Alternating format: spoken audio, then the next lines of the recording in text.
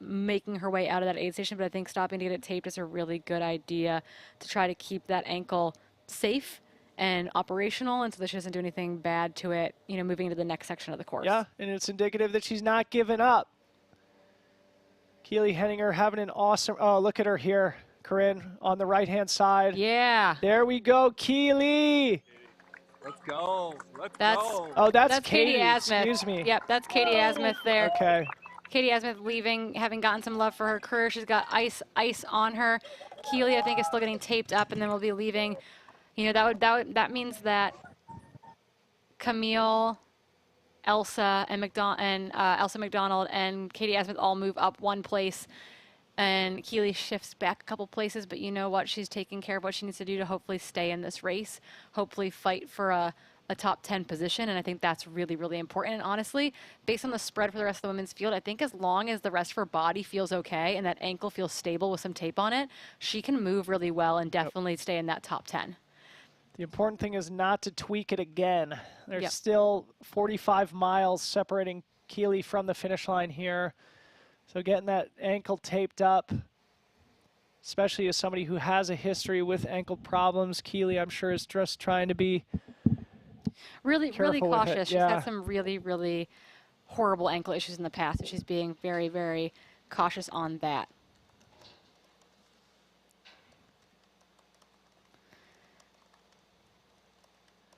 Okay, so we are going to be making a split here to our new feed.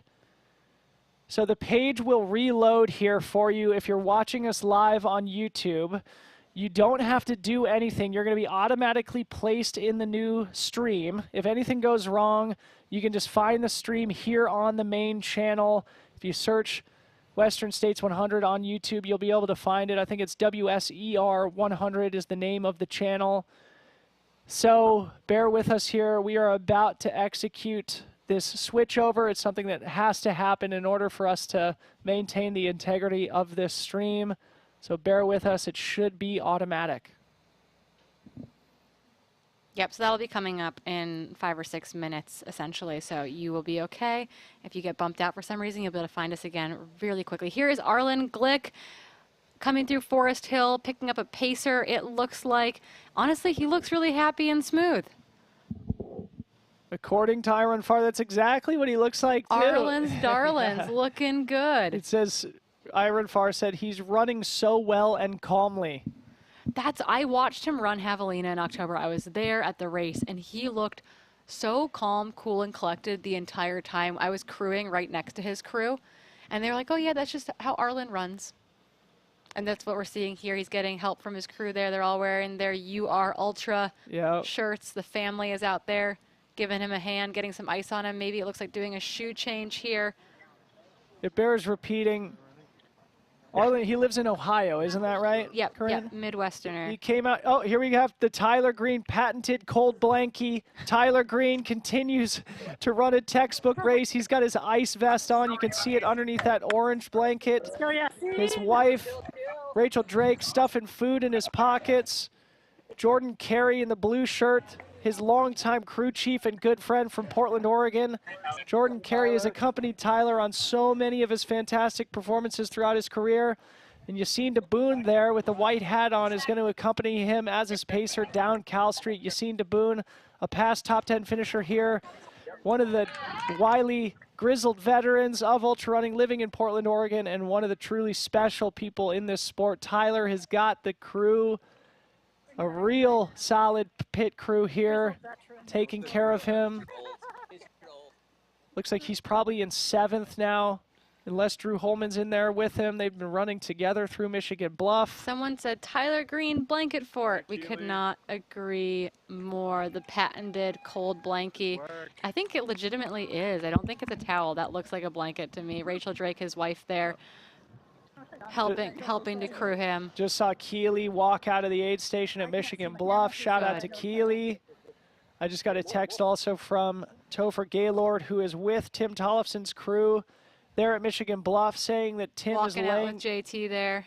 Yes, go giving her a little bit of love before he sends her off down the trail here so she can make that trek over to Forest Hill. by herself, where she will get to see JT and her crew again Yep. in only about 6 miles. Yep. Going back to what I was just saying, text from Topher Gaylord saying that Tim Tollefson's going to lay down with the med team for a little bit at Michigan Bluff, trying to regroup.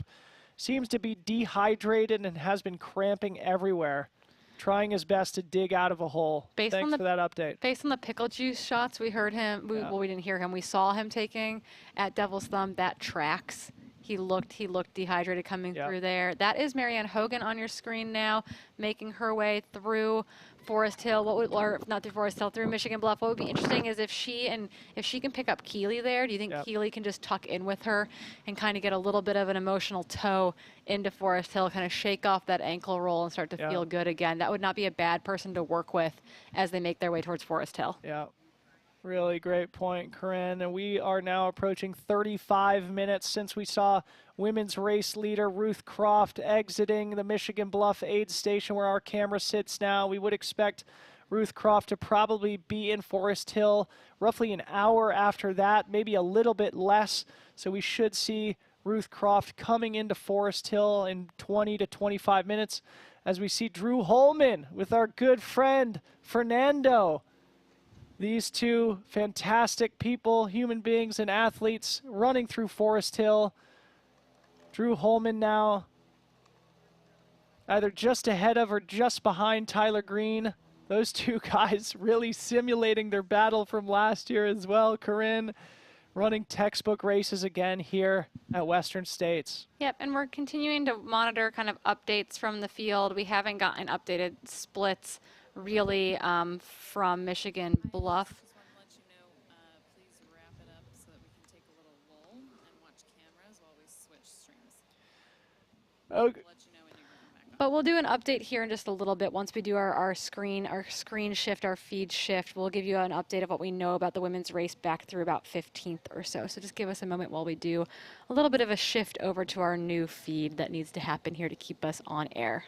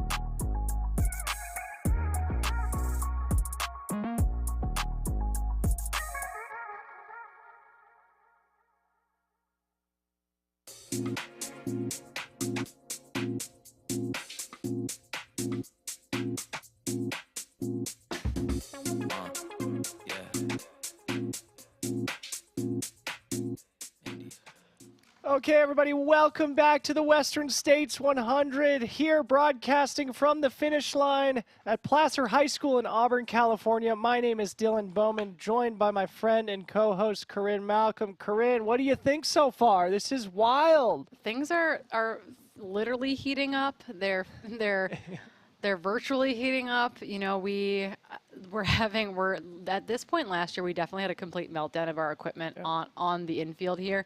And there's definitely a little bit of what's going on in the field there too, trying to bring you some of that camera footage. It's really hot out there, and there's a lot of other people using the bandwidth out there as well. It's just the nature of a digital society. Everyone's got to share. Everyone's Instagram stories are out there with us too. So bear with us a little bit. We got some updates from you though. We are following. It looks like I think Alex Nichols out of the 8th station there. That looks like Kyle Pietari with him. You know, giving him some sage words of wisdom. I am sure they know each other super well.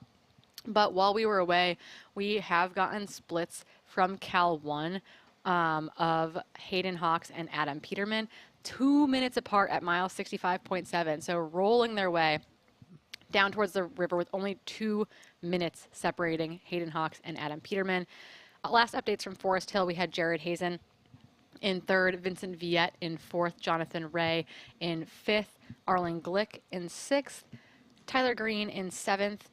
I know that Ludo came in there in 8th. Drew Holman was also in there in 9th. I have not seen Sebastian come through. It's possible that we missed him during that little lull. He could be in 10th, or Alex Nichols could be moving his way into 10th, and we'd also be looking for Scott Schreier and Cole Watson in that group. We are going to kind of also pivot over towards our women's stuff.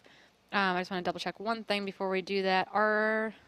Nope. Scott Schreier is on his way into Forest Hill is the update that we just got from Skylar out in the field. Our women, officially, it sounds like Keely Henninger has gotten her ankle taped up at Michigan Bluff. It sounds like she rolled her ankle both at mile 15 and at mile 45, so she stopped to get her ankle taped up and is back out on course. But again, Ruth Croft is leading Emily Hawgood by about 4 minutes, and then additionally about another 4 or 5 minutes back from there is Camille Herron. So interesting to see what that split looks like at Forest Hill. They are all moving really well.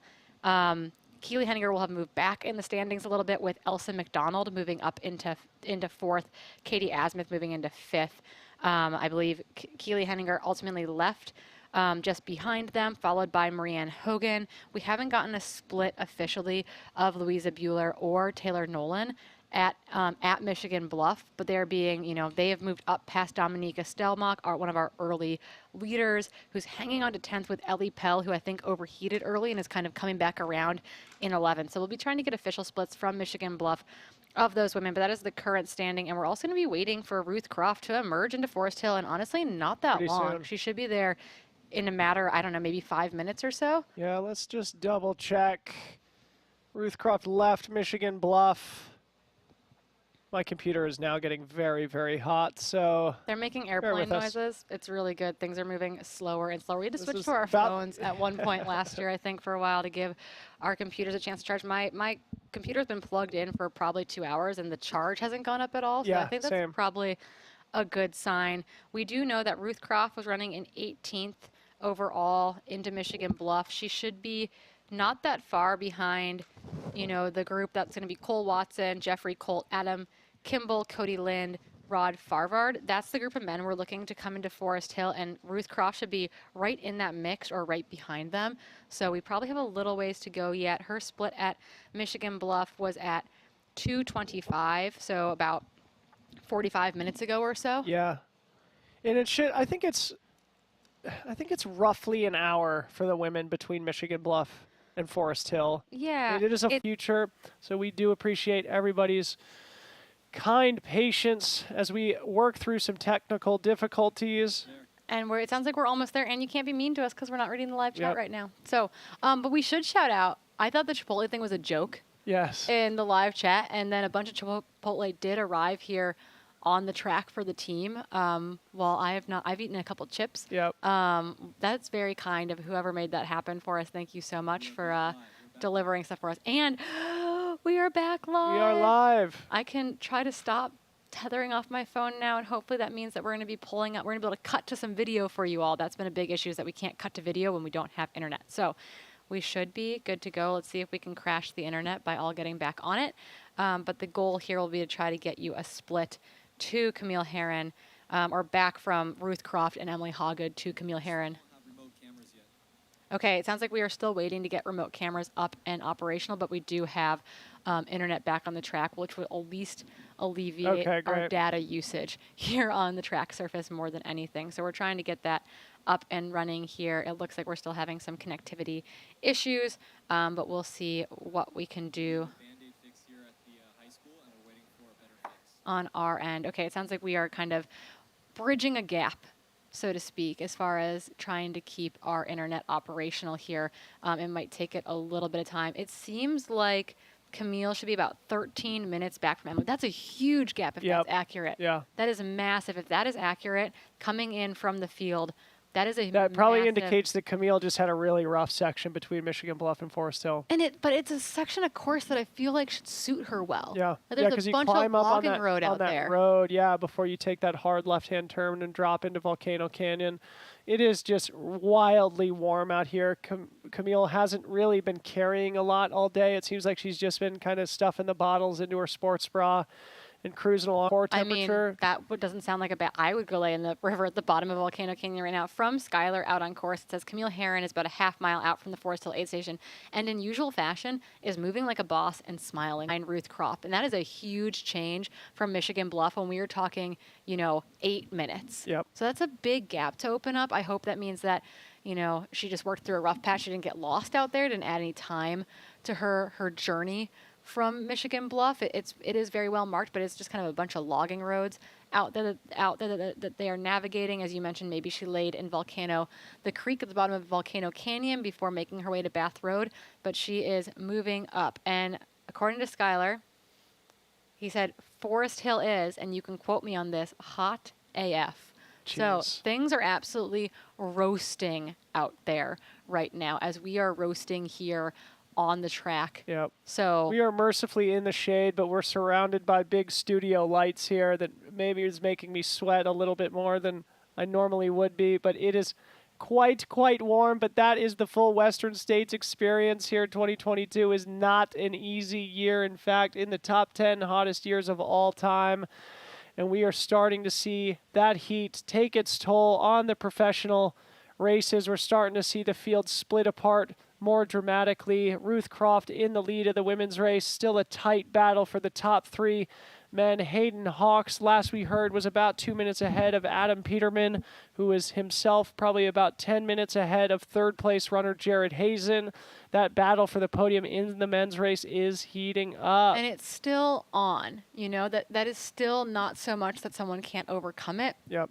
The next interesting gap in that men's race. If anybody falters, it's anybody's game. 100%. Yeah. And even in that back 2/3 of the men's top 10 as well, while they are 13 minutes or so back from third place, there are, 4, 5, 6, 7, 8, 9, 10. There are 7 men, essentially 6 men that are within 6 minutes of each other. So spots 4 through 10 are very much up for grabs at this point, with 1, 2, and 3 kind of in the mix together. Yep. I don't know. I think something big would have to happen in that top 3, or someone in that 4 through 10 position would really have to start hauling at this point, but it's not impossible by any means. Lots of things can happen. In fact, last year we saw lots of things happen at this point. Yep.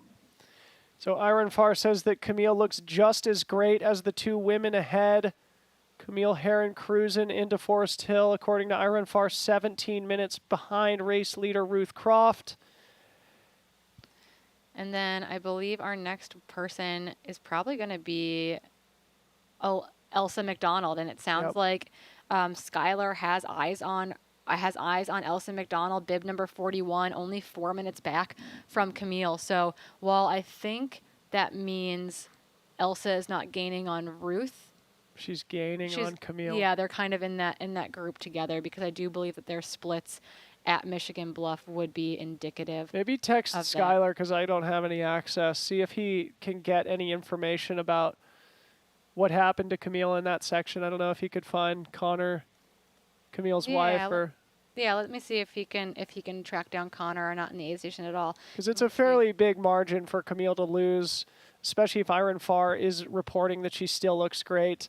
I do know a couple of people who have missed that left-hand turn off that dirt road, dropping into Volcano Canyon on the single track. Hopefully that didn't happen to Camille, but it could explain her losing so much time and still looking phenomenal according to Iron Far. So yeah, which is great. We love to hear that she's moving well and looking phenomenal, but she has lost a good chunk of time at that point. So like 2 minutes a mile type which time is loss. Yeah, it sounds like Skylar's going to go try to track down Connor if he can, see if he can get a quote from Connor in Forest Hill once he's set Camille out towards Cal 1. It looks like Elsa McDonald was about 6 minutes back on Camille in that last section, or at Michigan Bluff, rather. And so she gained 2 minutes on Camille, yet they both lost a bunch of time on Ruth. So it sounds like there's a little bit of movement there in which Ruth might be running that section just better than everyone else around her.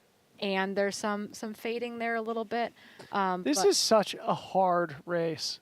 Like sitting here on the track and just like watching. Yes, it's just like, geez, just watching these updates and just knowing what it takes to get through this course and how hard it is to put the whole 100 miles of this course together in a single run. There's so few people that have been able to do it and do it consistently. Ruth Croft well on her way to here last year, 5th fastest time ever.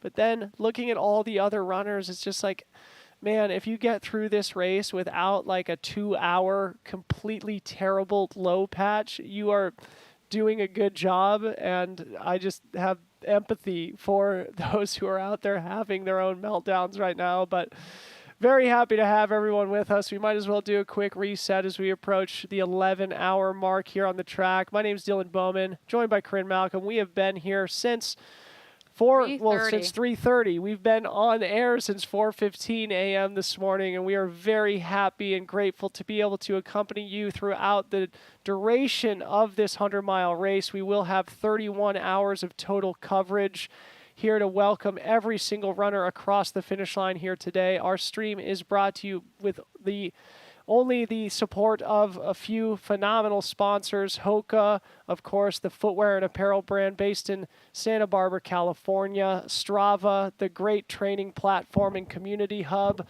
for all sports, especially trail running. They've been rolling out a lot of new features recently. Buff, the great head wrap company that you can use for multiple different applications. You see that behind the dummy here, behind us here on that side of the set.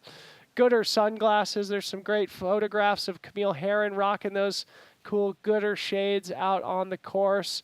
And I feel like I'm forgetting somebody. Inside Tracker. Big thanks to Inside Tracker as well. The great testing service where you can get an awesome blood test. We have breaking news. Please, go. We have breaking news. Hayden Hawks and Adam Peterman share the lead at Cal 2. Mile 70.7 in 10:44 elapsed. They ran in together. They both grabbed some ice and some water and left together. Folks, we have a race on our hands. This is, I think, also unprecedented. Corinne, is it ever? Two men together at Cal 2? I don't think that's ever happened. I mean, well, at least not in recent memory. Okay, let's qualify that a little bit. We've had a couple sort of photo finishes by 100-mile standards. I know the great battle between Jim Howard and Jim King. I can't remember what year that was, but sometime in the 80s, I want to say. We saw Rob Krar come onto the track only, I think, 4 minutes behind Timothy Olson, and Tim's second victory here in 2013. I can't remember ever seeing two men in the lead together at Cal 2. It's roughly mile 71. Is that right, Corinne? Yeah, 70.7 technically speaking. That was kind of a mean way to say that. But we are like a long ways off course record pace at this point too, which is fine. I think course record pace would have them through Cal 2 an hour ago, essentially. So they're about 50 minutes behind course record pace right now. So we'll be, my question is, are we actually going to see someone under 15 hours, or are we going to be just over 15 hours? Will these men hang together to fight off Jared Hazen? Are they going to try to break each other? According to Hayden, he's not going to race for second. So I imagine this is going to become a battle. But when are the tactics going to play out there? When do you think one of them is going to try to break the other? Adam Peterman is now in uncharted territory. He's never run this far before. He is now, almost 10 miles past his furthest run ever. So what does that mean? Well, the truth of the matter is that Adam Peterman has made up time on race leader to this point, Hayden Hawks. He left Forest Hill about 3 minutes behind him. That means in the last 9 miles or so, Adam Peterman has made up a 3-minute deficit. That's a fairly substantial lead to make up on Hayden Hawks. Again, this section of the course, Cal Street, is known for carnage. It's known for attrition. Adam Peterman just showing his tenacity and his maturity, only 26 years of age, running in the lead of the Western States 100 with one of the great champions of our generation, a few years his senior, 31-year-old Hayden Hawks from Cedar City, Utah. Folks, this could be a battle for the ages. And oftentimes, Corinne, as you know, when you get caught from behind by somebody like Adam Peterman, it wakes you up or it breaks you, I think is the thing there. It's either the Claire Gallagher, Brittany Peterson scenario where it woke Claire up and she ran the fastest last 5K the race has ever seen, basically, or it catches you off guard in a way where you like second guess yourself and it takes you by surprise. So curious to know what they do. They both, I believe, have a pacer with them right now. How is there? So there's 4 men kind of mobbing along the trail together. Is someone just going to tuck in? Yeah, it's indicative of Hayden's competitive instinct, though, I think also. I mean, to get caught from behind by an athlete of Adam Peterman's caliber, and then to not let the elastic break, to stick in there in his hip pocket, running together, probably a group of 4, including their pacers, like Corinne just mentioned. I wish I could be a fly on the wall of the canyons of the American River to watch. So we've got something going on here in the aid station. This is an ultra crew, which makes me worry that Keeley is still in Michigan Bluff potentially. We're getting word that she wasn't confident on that ankle, and we're not sure if she's made it out of there or not, if she's trying to make a decision about her ankle. Those are a bunch of ultra shirts right there. Can't really tell what's going on. We're looking at Michigan Bluff right now. So hopefully that means that she has gotten out of there, but we don't know what's happening. But we do have video back, which is really, really exciting. And I'm wondering, I think the next place we're going to catch our leaders we're going to catch our men at the river crossing. And my guess is that's kind of where we're going to pivot as well to...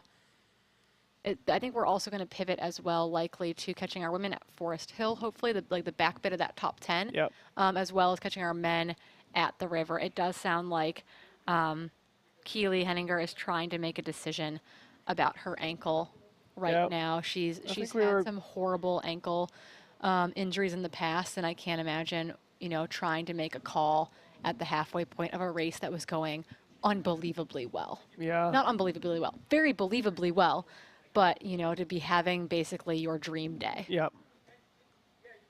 Rooting for Keely Henninger from Portland, Oregon.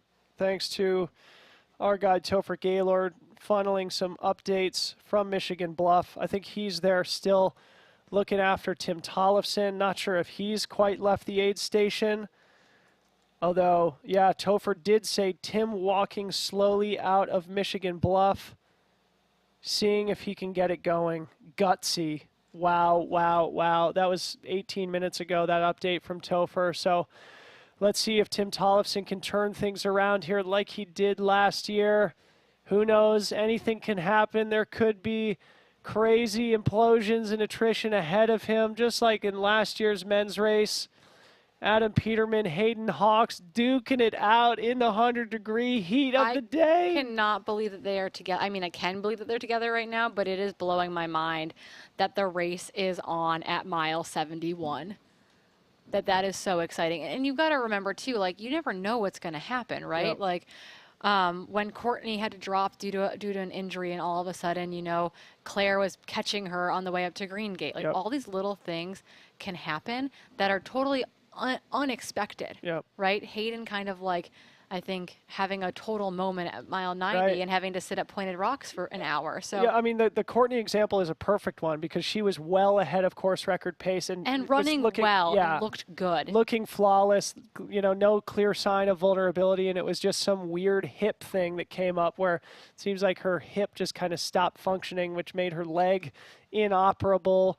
And it wasn't even really like a serious injury. I know it took her most of the summer to kind of figure it out and get back after it. But then not long after that, she still won UTMB. Yep, So, exactly. So, yeah, anything can happen out there. That example of Courtney Dauwalter is really an astute one from you, Corinne. So, Oh, don't- we have footage at the river. It looks like our men are not yet to the river crossing. The rope has been set up, but we will be waiting to see our men come through there. They still need to come through Ford's Bar, which is Cal 3, on your way to Rucky Chucky. So we don't have splits yet from them at Cal 3, but honestly, Cal 3 is 2 miles away from Cal 2, so we should be getting an update from our lead men at Cal 3, and we should have an update from Jared Hazen, I imagine, at Cal 2 as well.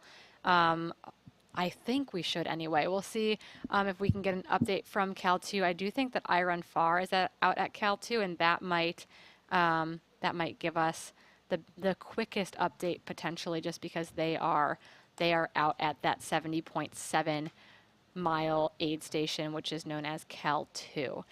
They came through, it looks like, you know, almost 10 minutes ago, 12 minutes ago. So if that's the case, I think Jared Hazen should be in there momentarily, Yep. and that would give us a split to our third place male. So if you're Jared Hazen, basically what you're hoping for is that Hayden Hawks and Adam Peterman deal each other mutual knockout punches here, and you can clean up the carnage. Those two great champions going at it here, almost 3/4 of the way through the Western States 100.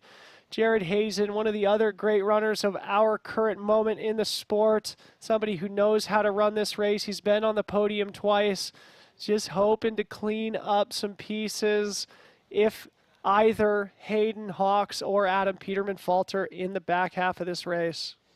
Yep, so it'll be interesting to see what is going on out there. We're going to kind of keep an eye on that split, looking for Jared Hazen to come through Cal 2, and then they'll go to Ford's Bar, and then we will be looking for our first men to cross at Rucky Chucky River Crossing. They got the boats out there just in case, but everyone will be crossing on foot this year. No swimming, like Jim tried to do a number of years ago. Yeah. You got to hold on to that rope. The water's not moving very fast, but you want to hold on to that rope, be safe, move across the water with your pacer, and get over to Green Gate, where you can get your next aid just about 2 minutes up the river from there. Okie dokie, I am surrounded by screens here. Busted out the iPad to see if I might be able to have a little bit more luck there. My computer is still somewhat useless here. Trying to pull up some information for our friends at home. We haven't been able to get in the chat for a long time. Hoping our viewers at home are... There we go. Okay, our footage for a while at Rucky Chucky was sideways, but now we are facing the right direction here. We're going to be waiting for our lead men to get there. Someone asked if Jared Hazen has a pacer. Honestly, when he left the river, it did not look like he had a pacer, and it sounded like he was going to try to pick up a pacer at Green Gate or at the river crossing, but he was not going to have a pacer from Forest Hill down to the river, essentially. So we will see if that is changing at that point. That seemed to be what was happening in the chat, but I don't have confirmation on that. But I believe Jared Hazen left Forest Hill without a pacer, which is definitely different than the men ahead of him and the men behind him. Yeah, that's a gutsy move from Jared Hazen. Tim Tollefson did the same thing last year. He went without a pacer this year. I know Tim was planning to run with Jimmy Elam. One of the adjustments he wanted to make to give himself a better chance of performing to his potential here. Unfortunately, Tim still seems to be struggling. We're still awaiting updates from further back on the course to see if Tim is continuing to soldier on. Last we heard, he was slogging it out of Michigan Bluff, trying to see if he could salvage some sort of momentum as he made his way towards Forest Hill. It's one of those things, though, Corinne, that once you get to Forest Hill, if your day is seemingly over, it's very hard to leave Forest Hill. And if you do, and you go on to Cal Street, it's very hard to extract yourself if you need to drop out. Yeah, it is. I mean, it's impossible. Basically, you have to make it to Rucky Chucky. This is Brittany Peterson on our screen right now. It looks like AJW. AJW coming through. It looks like, where are we? This Michigan looks like Bluff. Michigan Bluff, right? Yep. Okay. So Brittany Peterson not having the day that she wanted, but clearly toughing it out, working through some things out there, coming through Michigan Bluff. Hopefully they're going to walk her, to her crew and then straight out the aid station, get her back out on course. It is kind of nice there that you can have kind of an escort to get you back out on the trail, because sometimes it's hard to get moving if you stop. There's Yep. Paul Lind, Cody Lynn's dad. Actually, her longtime coach, AJW, started coaching her Yep. this year. Look at the Look two at of them. that. The two AJW coaches. and Paul Lind kind of looking over Brittany as she figures out what's going on here today. And just to bring us up to speed on the women's race, iRunFar reports that in 6th place at mile 61 at Forest Hill is Marianne Hogan in her huge and rambunctious crew. She's 35 minutes back the lead. Looks like a trail party. And we just got an update from somebody whose number I don't have saved in my phone. Tim on his way to Forest Hill after getting broth and other electrolytes/food. Yeah, we're getting a lot of different updates in here. Let's see what's going on. We can confirm that there's no pacer from Forest Hill for Jared, and it sounds like no pacer after River either, per Jason Coop, Jared's coach. So it sounds like Jared is running completely solo. Gotta this respect effort, that style. which is a style for sure. We're also, you guys can't see this, but our media team is currently building basically a blanket fort for our internet on the track right now, using random camping equipment. So we're doing well, I would say.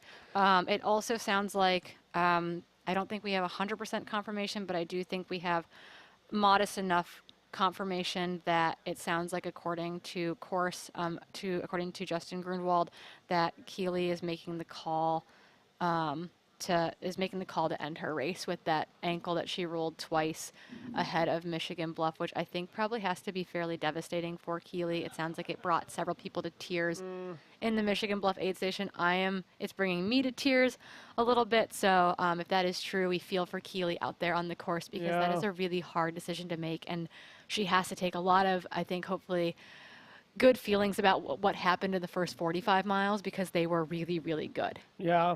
So I hope that she can feel good about that, because that has to be devastating if that is the call that is being made out on course right now. Couple updates here. That mystery text I just received is actually from Christine Gould, who is the wife of Tim Tollefson's coach, Mario Fraioli. Thank you so much, Christine Gould. I will make sure to save your number this time. So it sounds like Mario is running down from the top of Bath Road to try and find Tim Tollefson on his way to Forest Hill. Meanwhile, back in the women's race, Katie Asmuth from Mammoth Lakes, California, 7th overall at mile 61, 38 minutes back of the lead. Looks like she's feeling rough, iRunFar said. She is in an ice vest, though. So that makes Katie Asmuth 3 minutes back of 6th place Marianne Hogan. So we are really starting to see some shuffling happening here in the top 10 of the women's race. Still tons of action, still tons of miles to go, still plenty of opportunity for Katie Asmuth and anybody else in the race today who's feeling really rough to turn things around. Oh, interesting. So Adam Peterman is also, it sounds like, is pacerless. And so, whoa. Yep. And so according to iRunFar's update from Cal 2, we now have an update that Jared Hazen has come through Cal 2, that 70.7 mark, so essentially 71 miles. It sounds like cruising into mile 71 in third, Jared Hazen is 14:25 back. He looked fine, perhaps a touch hot. Asking how far the leaders are in front, he is pacerless like Adam in front of him. So Adam Peterman also running pacerless right now. I mean, that's quite ridiculous, isn't it, Corinne? Adam Peterman here in his first 100-mile race on the world's biggest stage at 26 years old, after just qualifying to get into the race like 8 weeks ago at the Canyons 100K, going pacerless beyond the 100K mark. That is a courageous move by Adam Peterman, who has shown nothing but discipline and maturity. You know, wisdom beyond his 26 years and beyond like the 1.5 years that he's been in ultra running. This is quite an impressive display by young Adam Peterman. He and Hayden do in battle here as they make their way towards the river, putting a little bit of time now into Jared Hazen, which is, I think, not something that we would, you know, it's not a surprising revelation given the fact that Hayden and Adam are probably pushing each other. Yep, and it sounds like we're getting more splits of women coming in to Forest Hill. It sounded like, what is happening on my screen, that we officially have Louisa is in there. It sounds like Marianne Hogan is in there with the big crew.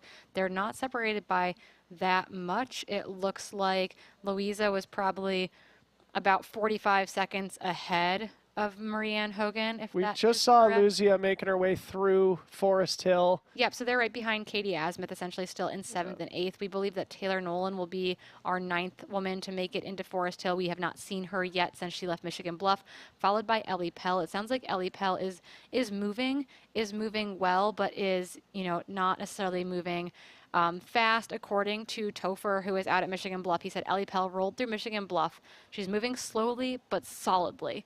She said she hurt, but that everything was fine, gave Ryan a big, long hug. So she's moving okay. Yep. But, you know, that's ultra running. Sure right? is, folks. That is ultra running as we look at the infamous Rucky Chucky River crossing, roughly mile 78 on the Western States course. An opportunity for the athletes to bask in the waters of the American River.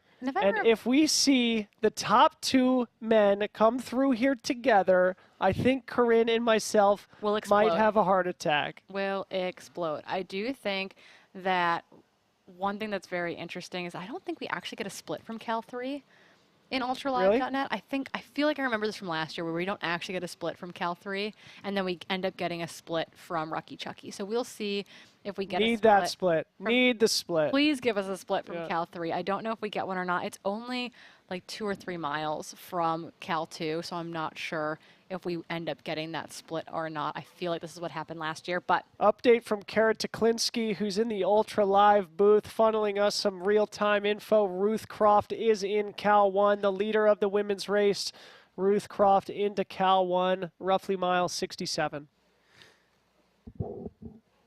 Yep, and more than one person can be on the river crossing at a time. Your race is not going to be won or lost on the river crossing. Both men will get down there, get in the river, and use the rope to walk across, taking some time to get cool as they make their way up the next 2-mile climb on their way to the Green Gate aid station, where you might be picking up a new pacer, you might be picking up a first pacer, potentially. That is kind of the goal at that point. But there's not going to be jostling for position to get to the rope. I think it's a little bit more awkward when boats are involved, because I feel like that is a slower, more tedious process to get across the river. But because they're crossing on foot, it's pretty straightforward. They're going to get in the river, grab that rope, walk across. They'll get a life jacket put on them before they cross the river. That is mandatory for all race participants, and then they will walk their way across using that rope to kind of guide them across the river safely and smoothly.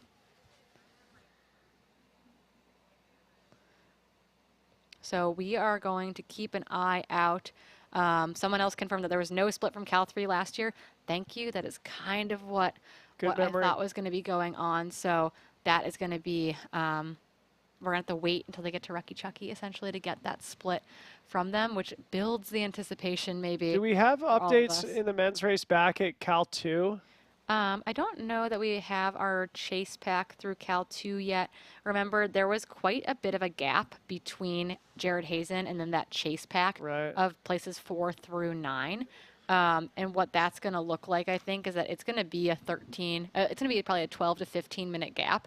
And then we're going to have 4, 5, 6, 7, 8, 9 come in pretty quickly through Cal 2. It does look like Jonathan Ray was 5 minutes behind Arlen Glick at Cal 1, which means he lost a minute a mile on Arlen Glick in that first section of trail outside of the Forest Hill aid station. So Jonathan Ray came into Forest Hill ahead of Arlen Glick. I think left the aid station ahead of Arlen Glick, and now Arlen Glick sits in 4th place. Yep, and part of that might be picking, you pick up your pacer and you get really excited and you just kind of get rambunctious and charge down Cal Street. Yep. Sometimes charging down Cal Street can come back to bite you. I think that's what Katie Asmuth said happened to her last year a little bit there. So I think there might be an air of caution there. I do know that Jonathan Ray has a pacer to leave Forest Hill with and Elon, and so we'll see kind of how they're moving. But Arlen Glick is moving well, and honestly, we said once again, if he isn't within contact, the last 40 miles of this course suit him really, really well, and I wouldn't be surprised to see him run away from that chase pack.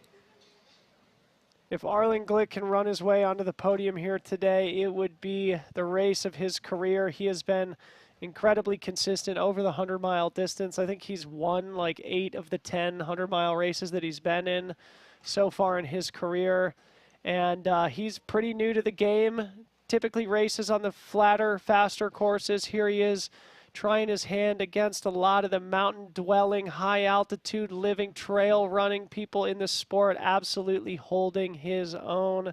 Shout out to Arlen and Arlen's Darlings here in the chat. We love Arlen's Darlings. I think that is maybe one of my favorite things that will come out of this weekend of racing. But yep, so we're going to be waiting for those Cal 2 splits from our chase pack of men that are falling between places 4 through 9. There seems to be a big gap back to 10th at this point, with Alex Nichols being that 10th place person into Cal 1. He is approximately 8 minutes back of Drew Holman, who is in 9th, but then he's in Alex Nichols is finding himself firmly in no man's land. He is 8 minutes back from Drew Holman in 9th, and he is 10 minutes ahead of Scott Schreier, who's in 11th. So Alex Nichols is really just kind of out there by himself right now. Where's Tyler? Tyler Green is sitting in 8th, just ahead with Drew Holman. Okay, Drew and Tyler are running together in 8th or 9th. So yeah, check this out. I mean, Tyler's now breathing down the neck of Ludovic Pomeray and Jonathan Ray, not far back of Vincent Viette. So Tyler,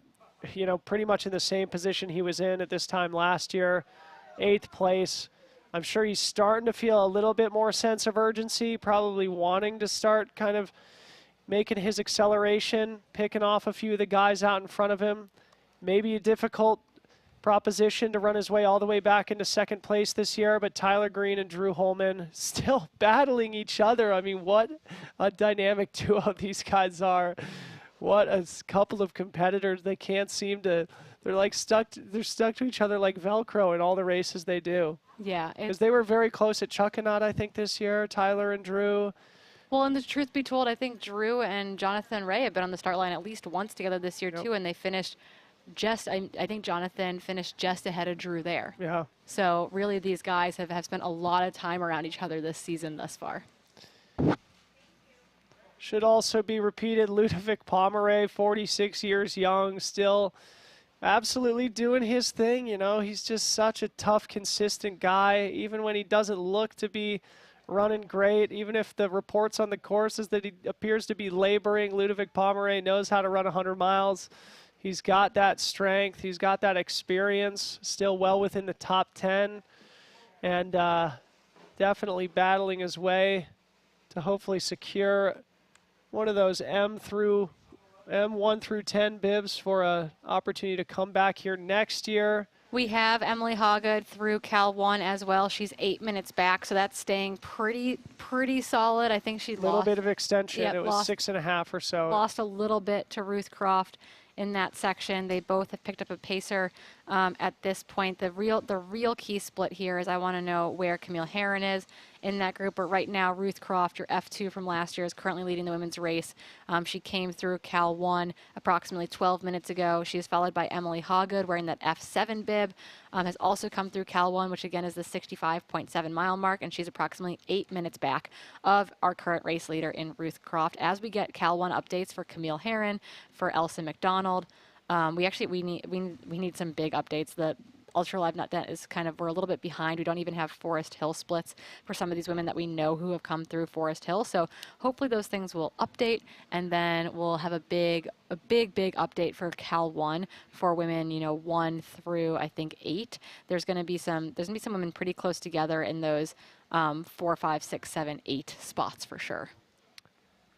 So maybe just to give a couple updates on some of the people, some of the popular characters in the race. Keely Henninger has unfortunately pulled out of this year's Western States 100. Unfortunately rolled her ankle, we heard twice, including one that seemed to be more serious, somewhere between Devil's Thumb and Michigan Bluff after running in the lead. Those 3 women coming through Devil's Thumb together in what was one of the most traumatic scenes that I can remember seeing here at Western States. Keeley now out of the race, unfortunately. I'm sure she's going to be looking for an opportunity to grab a golden ticket and avenge this disappointment next year. Tim Tollefson also having a rough go. He seems to be continuing along the course, hoping to turn it around. We heard that his coach Mario Fraioli is going to greet him on Bath Road, try and coach him up as he comes into Forest Hill. Also, unfortunately, fan favorite Lucy Bartholomew dropped out very early in the race after what was an early fall, we heard. Yeah, it sounds like a fall with a little bit of a head or a face smack involved in it, which I think rattled her, and she ended up dropping at Robinson Flat. It sounds like she left Robinson Flat and maybe returned to Robinson Flat, like recognized that she was not feeling up for the task. Yeah. The next bit of update is that Arlen Glick has made it through Cal 2. He made it through Cal 2 at approximately 9 after 4, so about 11:09:42 running time, about 5 minutes ago, and it looks like he is about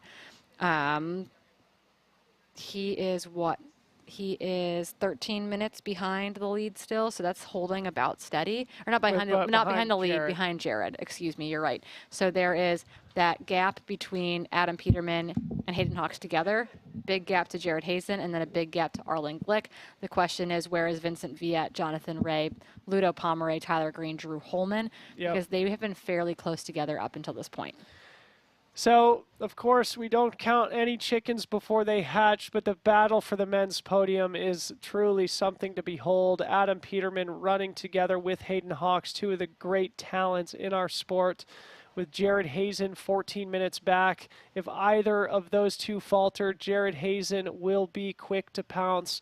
The most experienced one of the bunch for sure. All 3 of them, some of the great talents that we have in the sport right now. And with Arlen Glick 13 minutes behind Jared Hazen, that's a big enough gap that it'll be very difficult for Arlen to bridge to Jared unless Jared falters.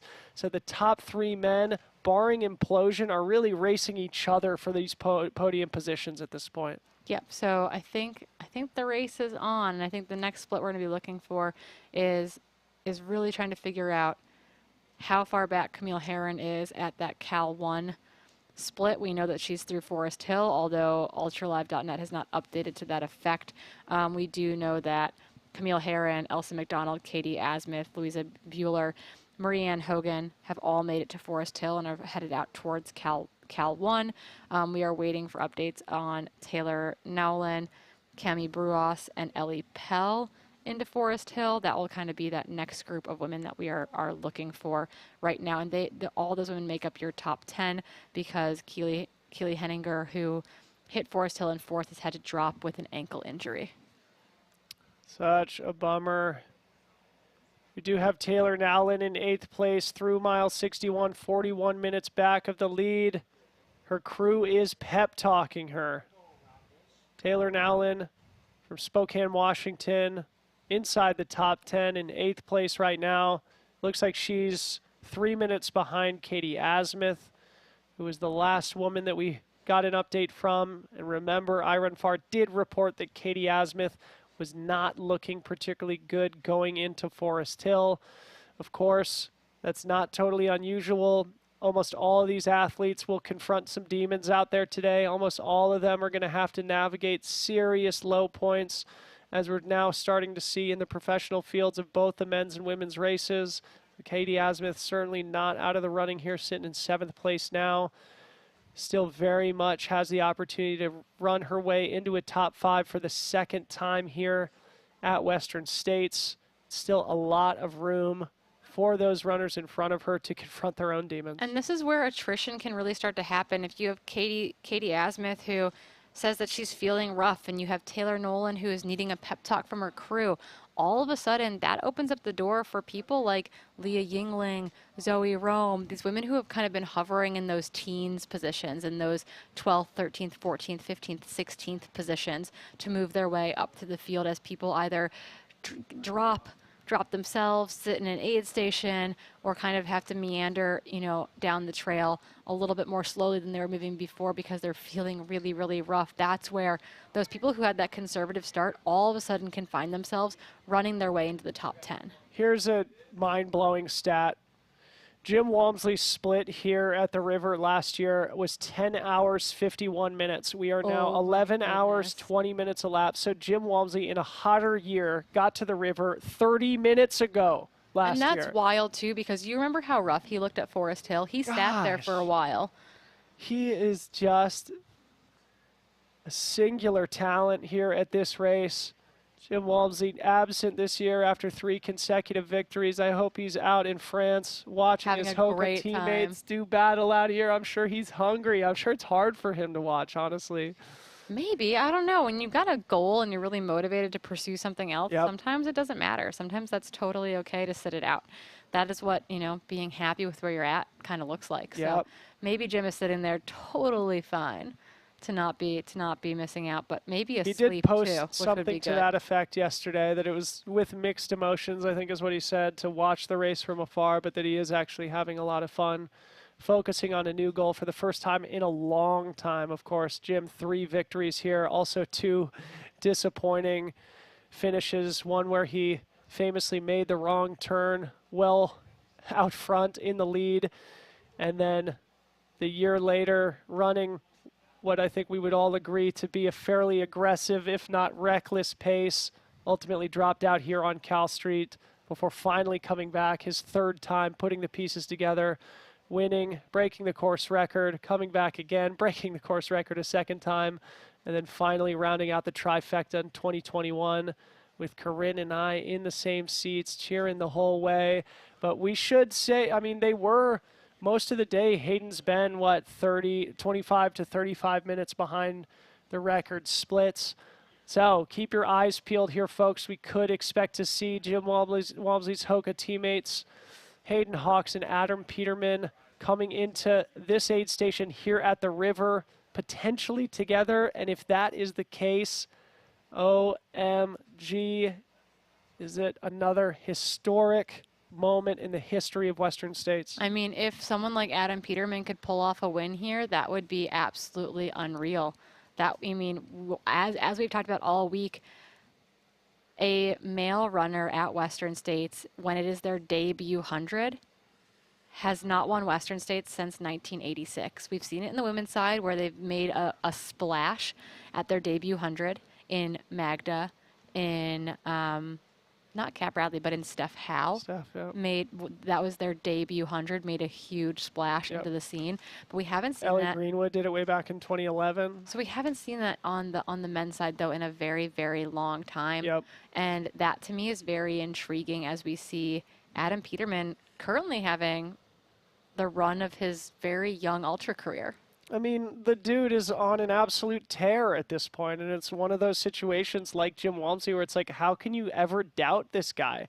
And throughout the course of today, he's displayed nothing but calm and maturity on the world's biggest stage in his first 100-miler in very difficult conditions, running without a pacer, making good decisions, running within himself, not being immature, not running unintelligently. But we have an update. Tell. So we'll start with the women's updates through Cal 1. And that is we have Camille Herron now 18 minutes back of Ruth Croft. So that's holding very steady. And 10 minutes back of Emily Hawgood. So honestly, still anyone's race. But guess who is only 2 minutes behind Camille Herron? Tell. Elsa McDonald is in 4th place, 2 minutes behind Camille Herron. So the race for the podium is very much on, and it is still very much any woman's race. We also have an update in the men's race. I believe we have that whole train of men that have come through Cal 2. Yep, everyone down through 9th. And we've got some movement there. So it looks like, again, Arlen Glick came through in 4th, about 13 minutes or so down on Jared Hazen. It looks like about 3 minutes behind him was Vincent Viette.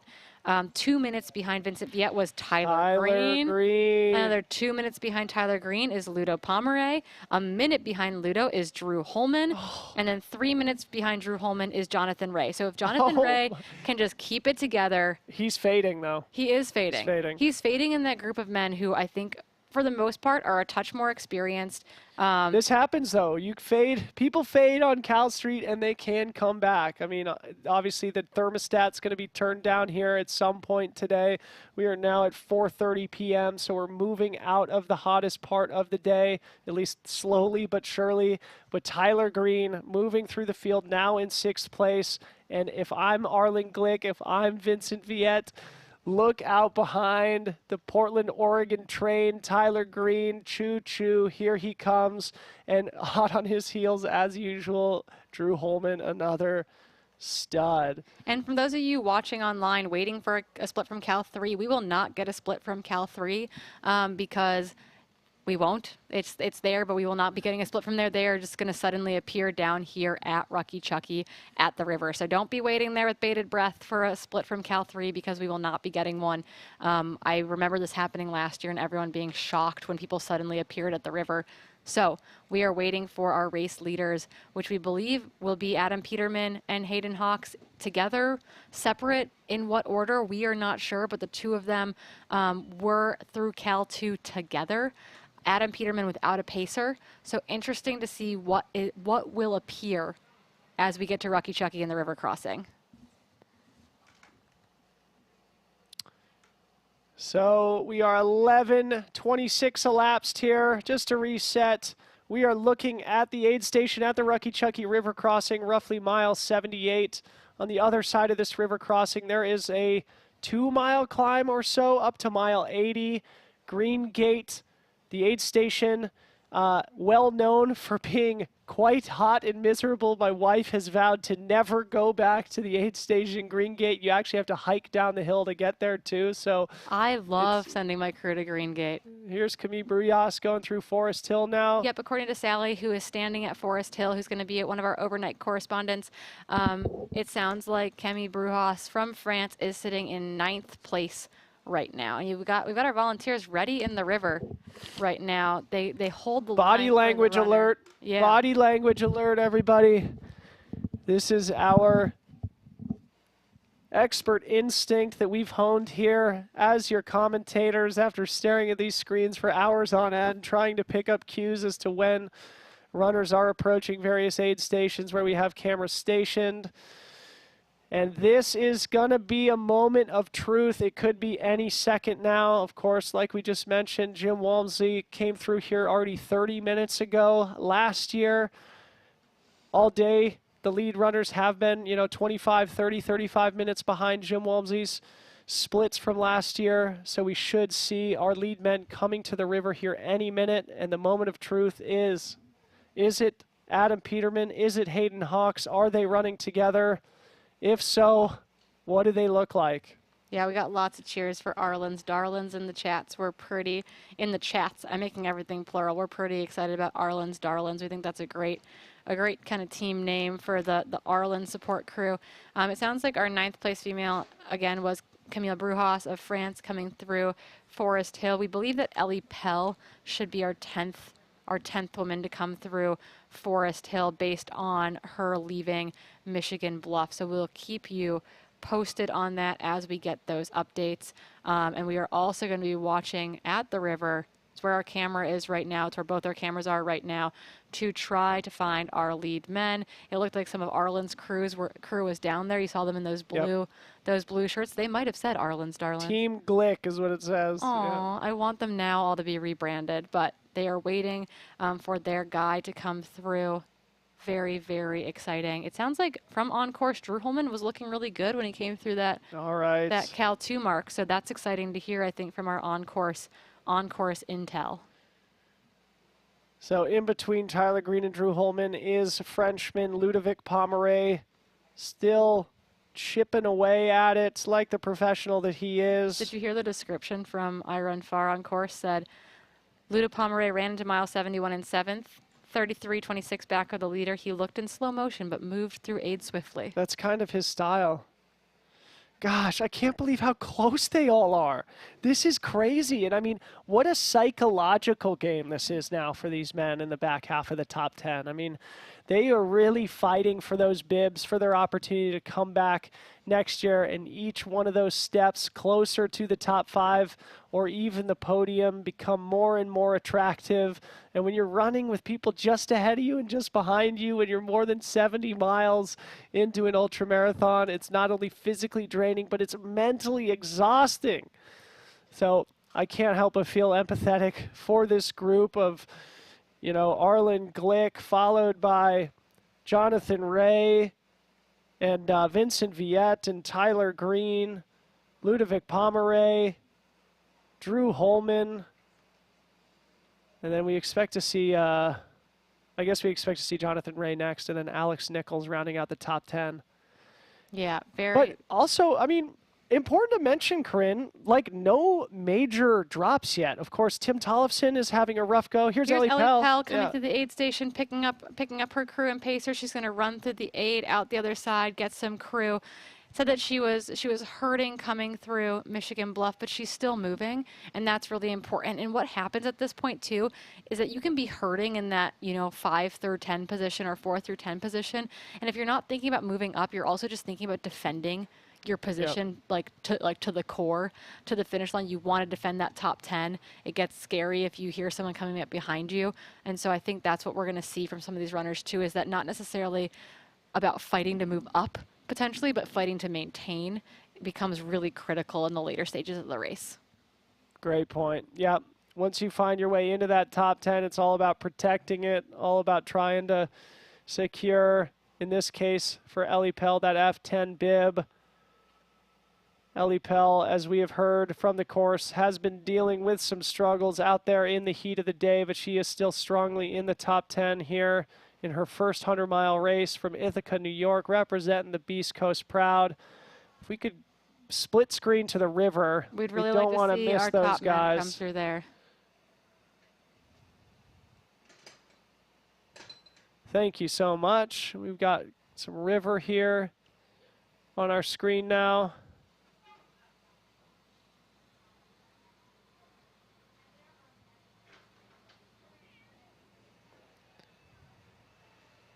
I hear noise in my ears, which means I think we have men coming into this aid station. Come Otherwise, on. I'm going absolutely crazy, which is decidedly possible. At least the car alarm has stopped. We haven't heard a train scream by in a little while, so I hope you guys all appreciate, though, that we had to have the police involved in order to take care of the car alarm earlier that was going off for hours. So hopefully that's not any of your cars that you left in town here before heading out on course, because we had to take care of it. Okay, so we now have a photograph of Tim Tollefson coming through Forest Hill. Seems decent again, Iron Far says. I feel like I just saw Elon in that aid station, so I wonder if Elon has bumped down to Rucky Chucky to pick up John Rea there. I swear I just saw Elon in our screen here, and he's well, Pacers do run down from Green Gate to the river. But he's on the other side. He's on the Rucky Chucky side of the river. If that's Elon, is in the that orange, allowed? Just on course to pick up a pacer at on the Rucky near Chucky. side of the river. Yeah, I think it's fine there. So he would have come down from Driver's Flat. Yeah, he would have taken the shuttle and come down from the road. Yep, the thing is that then if you pick up a pacer there, you make your brand new pacer get wet immediately. Yeah. Is why I before always you get warmed up, which is why I always set my pacer to Green Gate. Yeah. But that is, you can definitely pick up a pacer here at the river. That is totally fine. Okay, so just to reset here, we are now 11:33 elapsed into this year's Western States 100. I'm Dylan Bowman, joined by Corinne Malcolm. We are having such a ball here. Now almost 12 hours into our shift, more than 12 hours into our shift here. Slowly Time dying. is a flat circle. We are hydrating, caffeinating, occasionally trying to sneak a bite of food in. I'm feeling a little bit allergic to something in the air, but we battle through. You know, this is ultra running, and we are proudly brought to you by a number of great sponsors: Hoka, Strava, Inside Tracker, Buff, and Gooder. A big thank you to all 5 of those great brands without whom we could not present our coverage here today.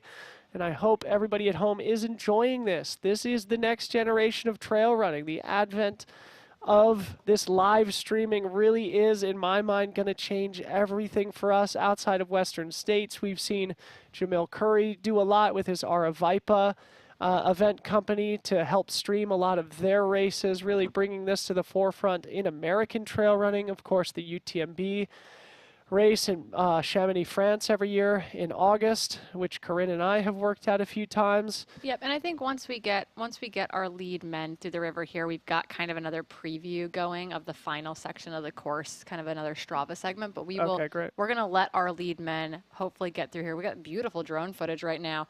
We're gonna try to get our lead men across the river. That being Hayden Hawks and Adam Peterman, and then from there we'll give you a preview of this next section. I wonder if our drone is trying to find those guys. I think we're both kind of, I don't know, I'm almost surprised that they haven't quite made it here yet. I am too. Again, they are now 44 minutes behind Jim Walmsley's split last year, if I'm doing that. So things are really, I think, falling off a little bit for them. And again, our last split from the women's race was that Ruth Croft had a 10-minute lead over teammate Emily Hawgood, and then another, I think it was 8 minutes behind Emily Hawgood was Camille Herron in third. So we've got, you know, the women are kind of separated by 10 minutes almost each for the 1, 2, 3, but right behind Camille Herron was Elsa McDonald in fourth, and we're really curious to know if she's going to bridge all the way to Camille Herron before they get to the river. Yep. I've had to chase Elsa McDonald on the Western States course before. It was not very fun. It took me all the way past Hal Corner's aid station, I think, to to finally catch her. Yeah. She is fast. She is strong. She is tough. If anyone can make her way onto the podium, I'd bet on Elsa McDonald. Yeah. She has been running strong all day, quietly but methodically. And, you know, at this point, I think it's fair to say that Camille Herron is having finally a race at least close to her potential here on the Western States course, still running in third place, so with Elsa McDonald breathing down her neck. But Camille Herron still very much in podium contention, even if it might be tough for her to bridge back up to race leader Ruth Croft. Either way, we are looking for our men's leaders here along the river section, and as Corinne and I said a little while ago, this section of the course seems to just go on forever. You're running along the edge of the riverside, and you think every corner you come around, you're just looking for that quick drop down to the river so you can make the crossing and make your way up to Green Gate on the other side, and it never seems to come. There is kind of a mean little climb over there where you see the river, and then you have to go up this hill before descending and finally getting into the flat that will take you to the Rocky Chucky River crossing. But oh man, when you're getting tired, they're in the full sun on this section. Like, it is just beating down on them. It gets a little bit better as the day goes on for the runners that come through here closer to dusk, but it's not an easy section. They say, oh, it's all downhill to the river, and if you run that section on tired legs, you know that's not true. There's the spot they specifically call 6-minute hill. We have to replay the Hoka spot of the foothills with Magda. Okay, folks, we are going to see our leaders come to the river here pretty soon, and then we're going to throw it to something that we want to show you highlighting this section of the course. But we don't want to do that until we see these guys. We should see them any second now. They're definitely bleeding time relative to Jim Walmsley's splits from last year. Hayden Hawks, Adam Peterman, we do expect to still be competing for the lead here at the front of the men's race. The drone operator. Oh, and we've got a runner, folks. Oh, cut back to the drone. You just scared me. Who is this? Peterman. It's a lone wolf, so that's got to be Adam Peterman unless Hayden has dropped his pacer and Adam Peterman. Oh my goodness, the 26-year-old rookie. That is Adam Peterman. We'll get footage of him crossing at the river, and we'll get a time back to Hayden Hawks. I am curious to know how much time, if much time at all, he's been able to put on Hayden by the time he gets to the river there, and to be doing it without a pacer is silly. Yep. I think Jeff is pacing him for the later section. His last name? Mogavero. Yes, I think he's supposed to be pacing him. Well, so that's going to be a sight for sore eyes, probably running solo here about to mile 80 to pick up a pacer for those last 20 miles. That could be just the wind in the sails that Adam Peterman needs to sail his way to victory here in his first Western States 100, 26 years old. This kid has been on a rampage recently, exploding out of nowhere into the sport. Has now won the JFK 50-miler, the Chuckanut 50K, the Canyons 100K. He's won the Moab Trail Marathon, I think 2 or 3 times. Speed Goat 50K. Yeah, he broke Jim Walmsley's record there. Everything he touches turns to gold, and we're trying not to jinx this man as he makes his way to the river to pick up a pacer. That's Adam Peterman, and he looks really, really controlled. What an athlete this kid is. Oh my goodness, I'm sure all his friends back home in Missoula are watching and cheering. I know his friend and mentor and former cross-country coach Mike Foote, a veteran of the sport, who has nothing but nice things to say about this kid, has seen him develop as an athlete from a high school cross-country runner to a D1 athlete at the University of Colorado. Now here he is at the Western States 100, giving it a go at the 100-mile distance, running in the lead in one of the hottest, hardest days ever, making his way to the oasis of the American River crossing at Rucky Chucky. He can smell it. And let's see how far back Hayden is. This is going to be very, very interesting. But either way, you know, Adam Peterman has now caught Hayden from behind and opened up a gap. When that happens, it's very rare for somebody then bridge back up and repass. Not saying that's never happened in the history of sports, but Adam Peterman has made the pass of Hayden Hawks, and it looks like he is firmly in control of this race. Yep, so we're going to try to find Hayden here as they make their way to the river. We're probably going to flip down to the cameras that are going to be at the Rucky Chucky aid station. There we go. So we've got our camera across the river where he's going to make his way. It looks like the river is fairly low. The people in the middle are about waist deep. So he's going to make his way through this aid station, probably not stop for too much, and then he's going to get into the river and make his way across to go up to Green Gate. But here comes your race leader, the young Adam Peterman in his debut 100-mile race. And Cody Jett said, powered by Pop-Tarts. You are right, Adam Peterman loves Pop-Tarts. He eats a lot of Pop-Tarts, apparently, according to his crew. So I mean, maybe it's a Pop-Tart sponsorship waiting to happen. Okay, so this should be, okay, this is going to be fascinating. So look at your split there.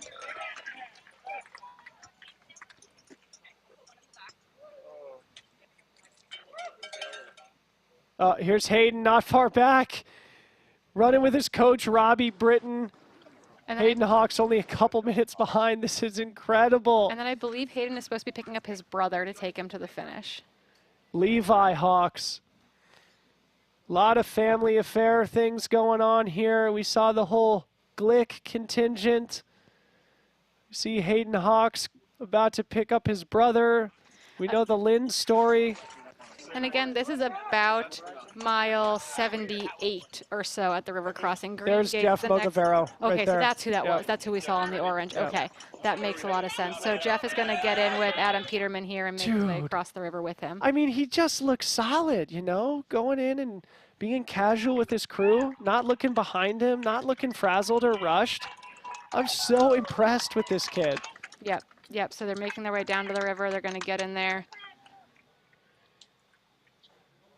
Man, I'd be a nervous pacer. No kidding. Right? No pressure, Mr. Mogavero. Pressure, Mr. A really Mogavero. solid runner in his own right. I know those guys have been doing some training together. I ran with them in on Missoula. Monday. They Oh, were really? a hoot and a half to run with Adam Peterman's they? crew. I got all sorts of weird inside Really? scoops on Adam Peterman. Yeah. Yes, I just got a text from Seth Swanson from Missoula, Montana. Seth himself, a two-time second-place finisher here, came up short behind the great Rob Crar a couple times, but Seth Swanson has some of the fastest times on this course. Also a Missoula, Montana native, giving a shout-out to young Adam Peterman, the next generation from Grizz Country. 26-year-old Adam Peterman making everybody back home super proud as he traverses the river crossing. Cool angle here on the right-hand side. Hayden Hawks now in the 8th station. Oh my goodness, Corinne. So it's close. It's really, really close right here. So he's going to get a new ice bandana. He's going to pick up his new pacer, and they're going to hopefully motor up that climb. So he's taking a moment to fully submerge himself right there. This is really, really smart. I think that was a wise decision. Take a second, get completely soaked down. It's worth it because you've got a 2-mile climb up to Green Gate, and truthfully, they're not going to see much in the way of water for the rest of the race. So the river crossing is really your last chance to get completely soaked. So until you get to the finish line, essentially. And Adam clearly now knows that Hayden's not far behind him. You can hear those cheers. And every year when you cross the river and start making your way up Green Gate, every one of those runners is listening for cheers behind them and getting the timing. Hayden Hawks, you know, what I just said, it is difficult when you get caught in past. It is difficult to then re-bridge back up to the lead, but Hayden Hawks, one of the true competitors in our sport, a guy who is driven by excellence and a will to win. He is not going to give up, and I can't wait to see how this materializes. Hayden Hawks only a couple minutes behind race leader Adam Peterman now as they make their way through mile 78. And now what awaits Adam and Hayden on the other side of this river is a 2-mile, very runnable climb up to Green Gate. It's very exposed. A lot of people can run it. It's usually only about a 20-minute climb, I think, from the river for these front runners. We should get a good split from Green Gate, and then I think the next time we're going to have cameras is at ALT, mile 85. Okay, that's good to know. We'll have to wait a second. We're getting some more aerial footage there. Curious to know who we'll see next. We should be looking for Jared Hazen, followed by Arlen Glick in 3 and 4, but it should be a pretty good gap between our lead 2 men and Jared Hazen, and then a pretty good gap between Jared Hazen and 4th place Arlen Glick, but we'll give you a full rundown of those splits in just a second. But first, we're going to throw to the Foothills preview of this course just to kind of, once again, describe what the runners are about to experience out there.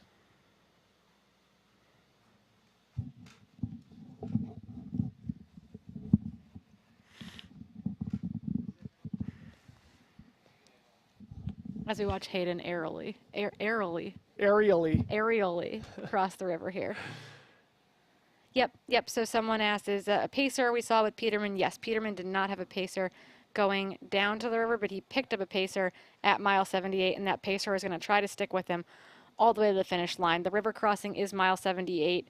Our race lead, Adam Peterman, has made it across the river and is heading up towards Green Gate. It's about a 2-mile climb. Behind him now you can see Hayden Hawks in the river. I don't know if he picked up his brother there, or if he still has his coach, but I believe Levi Hawks will be pacing him to the finish. We'll see if Hayden will take a moment to get dunked the strategy is here, you need to let your feet go and use only your arms. It's much, much quicker, much more efficient to just let the feet just kind of float. drag yourself Yeah, and then across. just fireman pull yourself across the rope. Then you keep your whole body submerged the entire way. But who am I to tell Hayden Hawks what to do? This man's running strong in 2nd place, probably about 3 minutes behind now, race leader Adam Peterman. And Adam might be feeling the pressure to start trying to put this one away on this climb up to Green Gate. If he can manage to put another minute or 2 into 2nd place runner Hayden Hawks, that could be the nail in the coffin. But again, never say never. Still 22 miles to go for these runners. Gosh, brings back so many memories, doesn't it, Corinne? It really does. And there are moments where I'm like, oh, I really want to do this again. And there are moments where I'm like, I don't know that I want to do it again. It's kind of a real mixed bag of emotions up here right now. Just got a text from Rob Crar, totally validating my strategy, going arm over arm in the river. Shout out to Rob Crar, 2-time champion, one of the all-time legends of the sport. Also from Flagstaff, Arizona, the home of many Bronze Cougar trophies. Good to hear from Rob and Seth Swanson, 2 guys who've done battle against each other here on the course. One time I even had the pleasure to be their 3rd runner-up way back in 2014. One of the true highlights of my career. As we wait for Jared Hazen, speaking of Flagstaff, Arizona. Jared Hazen, we expect to be our third place runner. And again, if either of these two guys falter, neither one of them look to be in too much, you know, suffering. But if either of them falter, Jared Hazen coming through. But either way, he's looking well poised for his third podium performance here at Western States.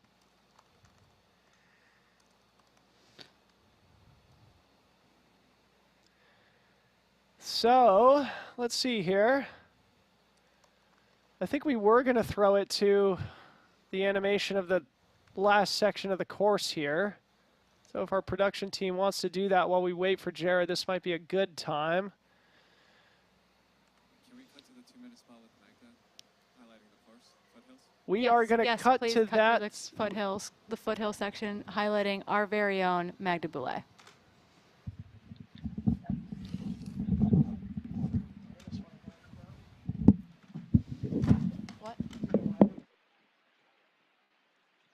Of the race, and you have just finished running the canyons. Really, the race starts right here at Forest Hill. I got so much energy from the people at this aid station, from the volunteers, crew, the community that shows up to watch it. It's a really exciting aid station. Here we are, minutes away from Rocky Chucky aid station and about to cross the American River. From here, 2 miles up to Green Gate. But first, the river crossing.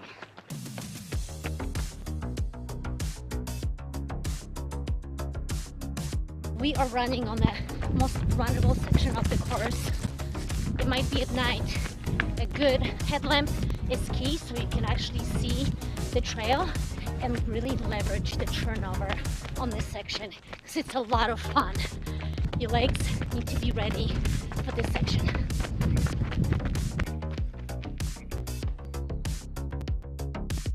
No hands bridge, 3 miles to the finish. Home stretch.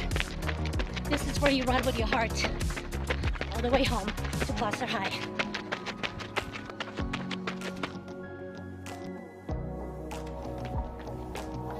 And here we are, Placer High, after traversing the high country, suffering in the canyons, and rolling through the foothills, about to experience the glorious Western States Endurance Run finish.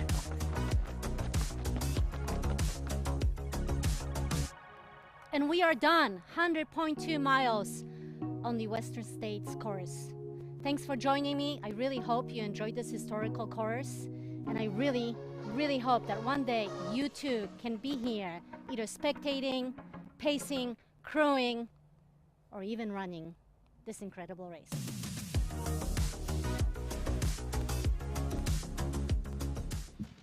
Okay, and welcome back to the 2022 Western States 100 presented by Hoka. We are back at mile 78, the legendary Rocky Chucky River crossing. If you're just joining us, the top two men have crossed the river. In first place, the 100-mile rookie from Missoula, Montana, Adam Peterman, now in the lead of this race.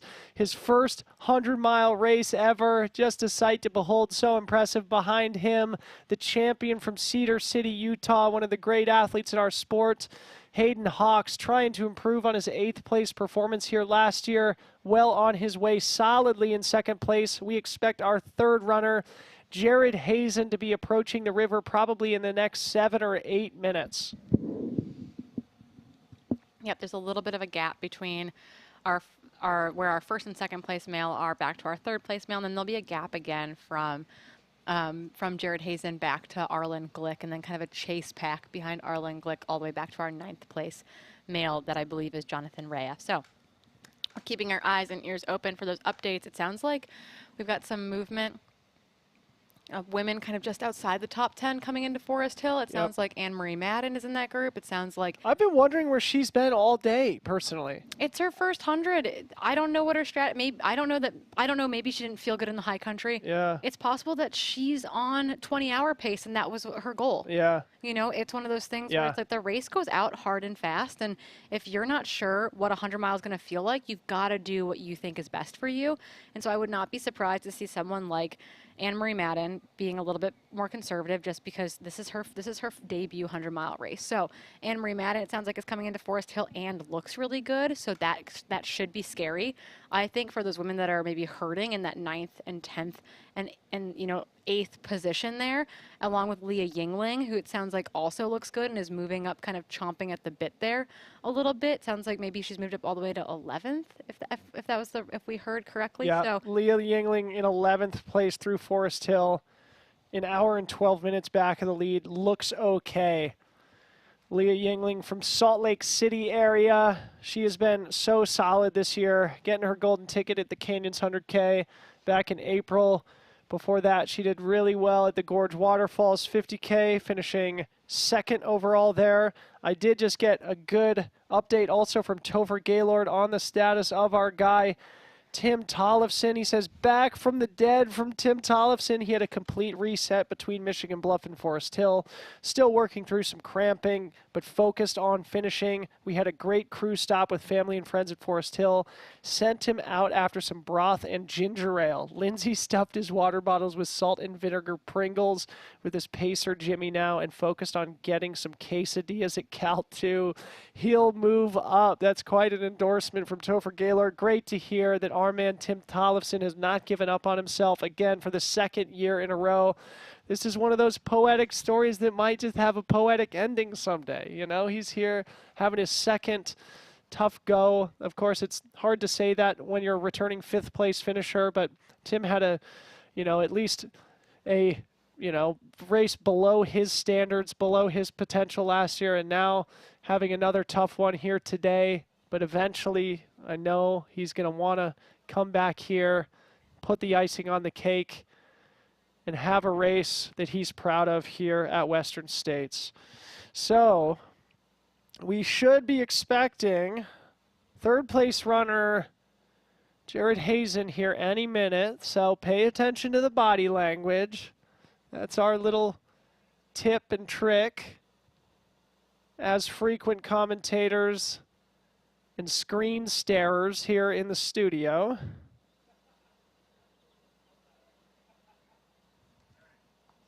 And we should start to get some updates on Ruth Croft, race leader in the women's race.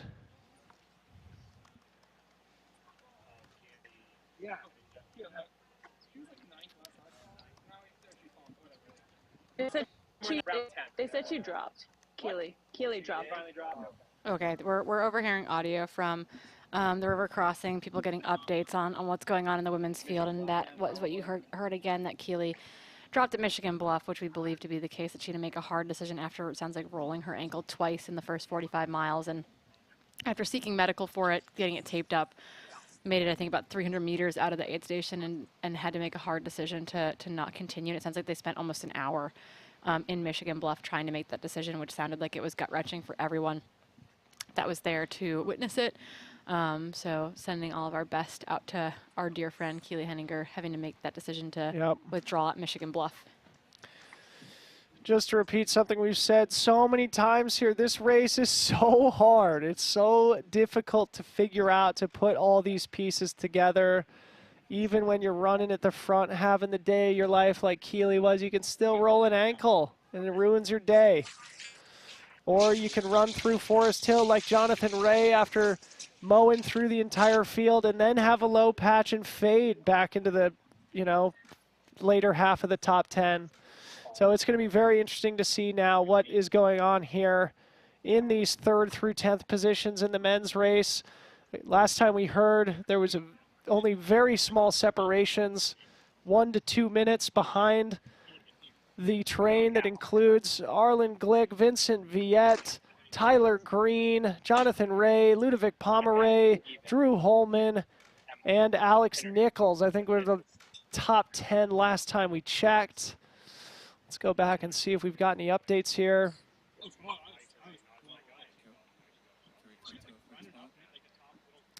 We are going to take a quick break here in the studio. We'll be back in just a couple minutes with Jared Hazen crossing the river. 3, 2, 1. Left foot, right foot. One breath, one stretch. On Strava, the only rule is to let it all out. It's not always pretty. But here, there's no judgment. No, really. That walk around the block is a win. And your next activity might be your next best adventure. So, are you ready to join? Make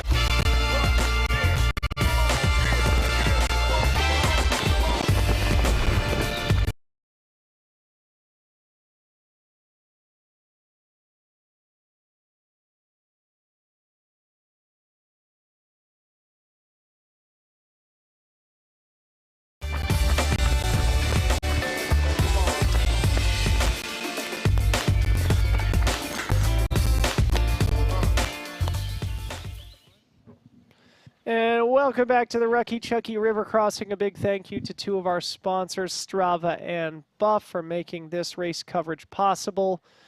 As we continue to wait for Jared Hazen crossing the river, let me just do a quick estimate. Let's see, Hayden Hawks came through. I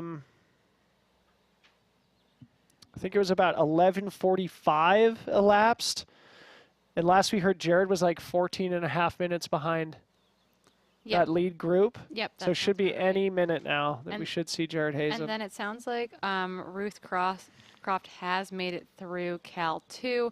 Again, we will not get a Cal 3 split, but she made it through Cal 2 about 8 minutes ago. So we should be expecting Emily Hawgood to come through Cal 2 probably in the next 2 or 3 minutes. And then 8 to 10 minutes behind that, we do expect to see Camille Herron. So again, right now, our top 5 women, actually we can go top 8 women through Cal 1. Ruth Croft is through Cal 2, mile 70.7. Emily Hawgood, we are still waiting for a split there, but it should be any moment now. Emily Hawgood in second, but about 10 minutes back. Another 8 or 9 minutes behind her is Camille Herron, followed closely at the last checkpoint. Only 2 minutes behind Camille Herron was Elsa McDonald, followed by Louisa Bueller, followed by Marie Ann Hogan, followed by Taylor Nolan and Katie Asmuth. So Taylor Nolan has actually passed Katie Asmuth between Forest Hill and Cal 1. So interesting to see what's going to happen Last we there. heard, Katie was looking pretty rough at Forest Hill. So. But Taylor Nolan also needed a pep talk at Forest Hill. Yep. So I think we've got some women. I mean, everyone's struggling at this point. I think it's hard to make it look perfect when you're this far into the race, Yep. but we believe that Ruth Croft should have about a 10-minute lead over the second place female, and we think that's going to be Emily Hawgood, with then a gap to Camille Herron and Elsa McDonald, who might be running together at this point based on their last checkpoint. I'm going to make a statement here, Corinne. One of the stories of the day, lack of attrition. We've seen Keely Henninger drop out. We've seen Lucy Bartholomew drop out. We saw Tessa Chesser drop out early, but not much. I mean, in terms of the historical context of this race, typically we see more attrition by this time in the race. Of course, we've talked about Tim Tollefson at length, but it seems like he is committed to getting here to the finish line, not dropping out of the race. Of course, things can change. I don't want to jinx anything with these athletes, but it seems that, there is a distinct lack of carnage and attrition, even though some athletes are fading. Obviously, some people are struggling. It seems like Jonathan Ray might be moving backwards. Seems like Katie Asmuth is losing ground. People are freaking out about Jared Hazen. Jared Hazen is on his way. He was almost 13 minutes back at that last checkpoint. It's going to take a little time for him to get here. Okay, but he should be here shortly. My guess is that the front 2 men have opened up a little bit more time over him, but I bet it's fairly similar. I think he still has a couple minutes to get here before we have to really start worrying about Jared Hazen falling off. At this point, you got to remember that he is running this section solo, and he'll be running to the finish solo, but we should be seeing our third place male, Jared Hazen, who had quite a good lead over fourth place Arlen Glick. So I don't think there's too much of a risk there for that change to happen too quickly. But it does sound like Arlen Glick was kind of chomping at the bit, trying to move pretty rapidly through those previous 8 stations. So interesting to see what is happening as we get down to the river crossing. But we still have time for Jared Hazen to get here before people completely throw a conniption in the live chat. Yeah, and it's not unusual for these times to start, these margins, these spreads between the lead athletes to start really growing here. You know, we really are starting to move into the latter stages of the races. The aggregate toll of the miles and of the heat starts to really take its toll. And also, it's worth mentioning that Adam Peterman and Hayden Hawks have the benefit of pushing each other. Jared Hazen is, the elastic is broken between he and those top two runners, which makes it a little bit more difficult to motivate, makes it a little bit more difficult to try and hang on to those athletes in front. Adam Peterman is going to be running scared, knowing that Hayden Hawks is breathing down his neck. Similarly, Hayden Hawks is wanting to not let that elastic break, so he still has an opportunity to win. It looks like we do have Cal 3 splits, but Jared Hazen isn't one of them. But I wouldn't, we didn't have a split for Katie Asmuth for a long time this morning. We didn't have a split for Tim Tollefson for a long time this morning because bibs don't get put in right. Oh my goodness, though. But if that is accurate, here we go. Jared Hazen, just when we almost got everyone nervous. in the live chat. Jared Hazen didn't get picked up in the Cal 3 split because the Cal 3 split isn't reliable, like I said. You should have just seen Corinne, Malcolm, and I just sink back into our poop about it, okay? I'm not going to swear on air. Jared Hazen still in third, not getting a Cal 3 split because I told y'all there wasn't going to be reliable Cal 3 splits. It does look like Jared Hazen is still in third place. Now solidly 20 minutes or more back from the lead, though. He is definitely bleeding time against race leaders Adam Peterman and Hayden Hawks. But Jared Hazen cruising down along the river here, just waiting to jump in the river, have his opportunity to cross. He's still solidly in third place, looking for his third career podium performance here at Western States, trying to think of other men who have had 3 podium performances here. Rob Krar comes to mind, 2 victories and a second place behind Timothy Olson. Of course, Scott Jurek with 7 victories, Tim Tweetmeyer, of course. Any other men with 3 podium finishes here at Western States? Podium or wins? Those are 2 different stats that are hard. Well, if Jared hangs on to third, he will have had 2 thirds and a second in his career. That'd be pretty darn good. Solid. He looks okay here at the river. I don't think he looks bad. It looks like he needs some ice for sure. That's exactly what he's gonna do. He's gonna get some ice into that pack there. He's kind of looking back, being like, where is fourth? Is Arlen coming for me? That is a question I think we all have. But he's doing everything right. He's getting a bunch of ice. He's putting that on his neck really quickly. Volunteers are going to help him out there, get some water. I mean, it could be that these guys, though, are starting to make up some time. It very well could be for sure. And running this section alone definitely is hard. I think that's really, really challenging. It's not something that I've done. I've always had a pacer because it definitely makes it a little bit easier, and they're available to you. But you know, bravo to Jared for doing it solo. That is no easy feat. There will be people that will applaud him for that for sure. And I hope that, you know, he can move up that Green Gate climb efficiently and have a really great last 20 miles. It's difficult to really communicate just how tough this is. Yeah, 78 miles into the race, losing ground on the guys ahead of you, knowing that there's people behind you that are going to be running hard, wanting to capture a podium position here, and still knowing that you have 22 miles to go between you and the finish line.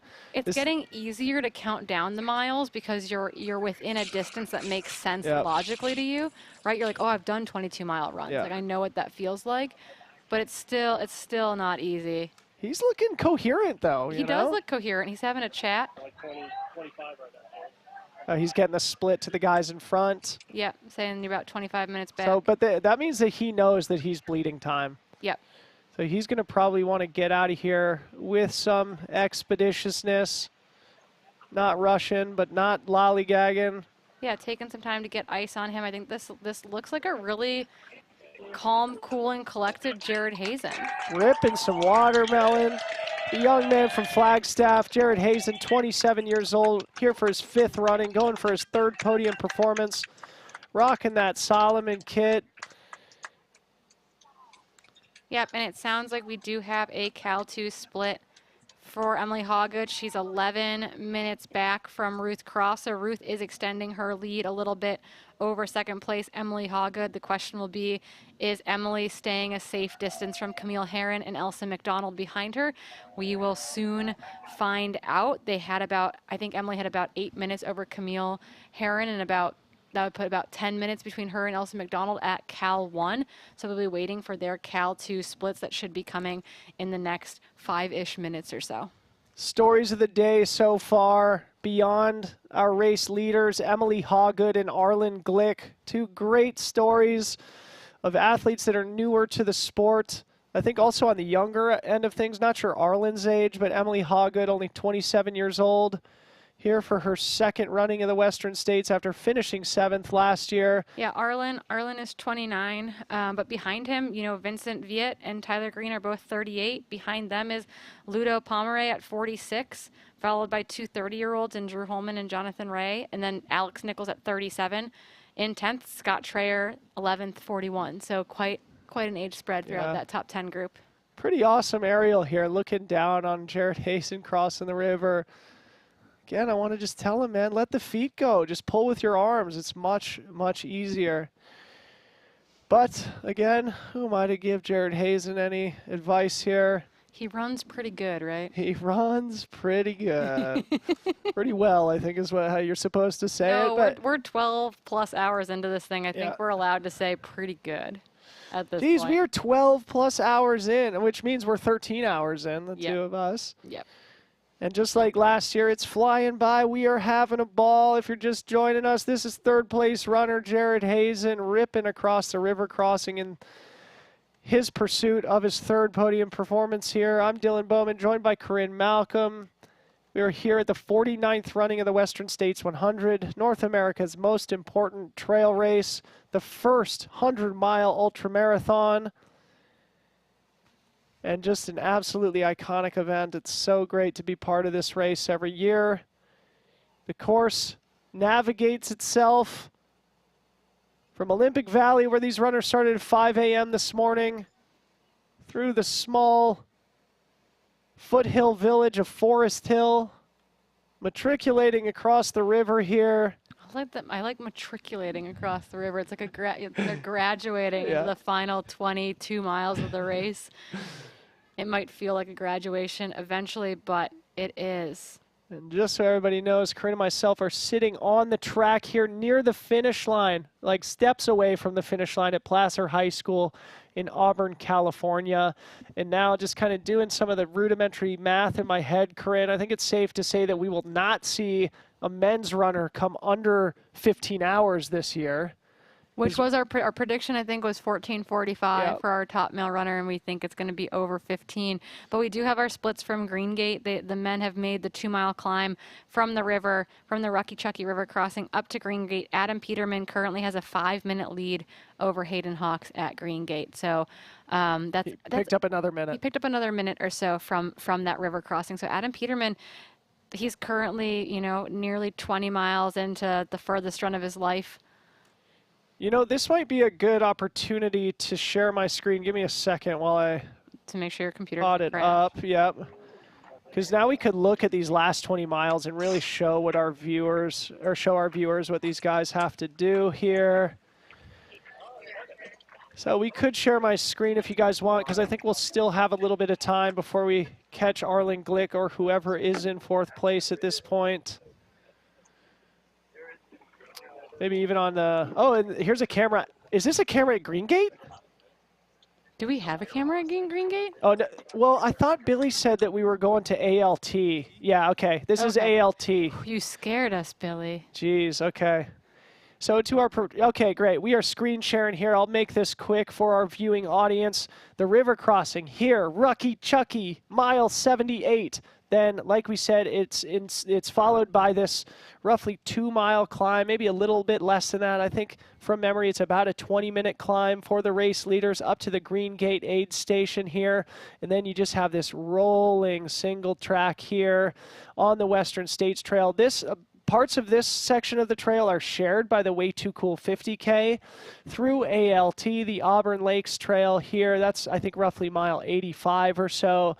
Cruising through this rolling single track down to Quarry Road. This is Hal Kerner's aid station, the two-time champion and legend of the race. This sort of what looks like a big, though absolutely mostly runnable climb up to the Pointed Rocks aid station, screaming fast downhill to the legendary No Hands Bridge, where you just saw Magdu Boulay finish up that cool video that we just put together before this final kick up to Roby Point, and where we sit here at the finish. Mean finish up to Roby Point. But at that point, you're just like, okay, we're there. I can make it. But Yeah. if you were in the position, you know, where you were only a minute or two, I feel like off in that section, that game of cat and mouse would be very stressful. I irrationally feel like someone's only about 2 minutes behind me whenever I run that section, but to actually have someone only 2 minutes behind you feels very, very stressful. Yeah. But definitely this section of the course is the fastest, least technical, least challenging terrain on the entire course, though it's still oppressively hot for the runners here in the heat of the day. Should also recognize that most of the runners will be traversing this section either in the dead of night or early tomorrow morning, the heroes of the Western States 100, those who are chasing the cutoffs. And a huge percentage of the field relative to the total number of 383 athletes finish in the last couple hours of the event. So even though we're seeing these heroic professionals here putting on a show for us, making this look easy, most of the runners won't finish for another, 15 hours. So hang tight, folks. We still got a lot of fun presentation left. Here we go. Looking down, is that that's Arlen Glick, 4th place, running with his pacer. Arlen Glick has made up time on Jared Hazen. I think so too. I think that Arlen Glick is moving really, really well. I think that initial split we had back to Arlen Glick was something like 13 minutes. We'll see what that official split is when we get down to Rucky Chucky, because the men 1, 2, and 3, Adam Peterman, Hayden Hawks, and Jared Hazen were not given Cal 3 splits because they're entered manually, so they don't always get entered. So we will try to get a Rucky Chucky split there. But I think you're right. It does feel like Arlen Glick has probably made up time on Jared Hazen. Look, he's flying, man. I think he's dropping. It looks like he's dropping his pacer, but I feel like it's just the angle that we're at. Arlen Glick, one of the stories of the day from Ohio, coming out here to the Sierra Nevada foothills, doing battle with the altitude dwelling, mountain shredding, trail running population of the sport. Of course, he has made a name for himself in the last couple of years, dominating a lot of the flatter, faster 100-mile races, trying his hand here at the harder trail races, and absolutely holding his own on the world's biggest stage.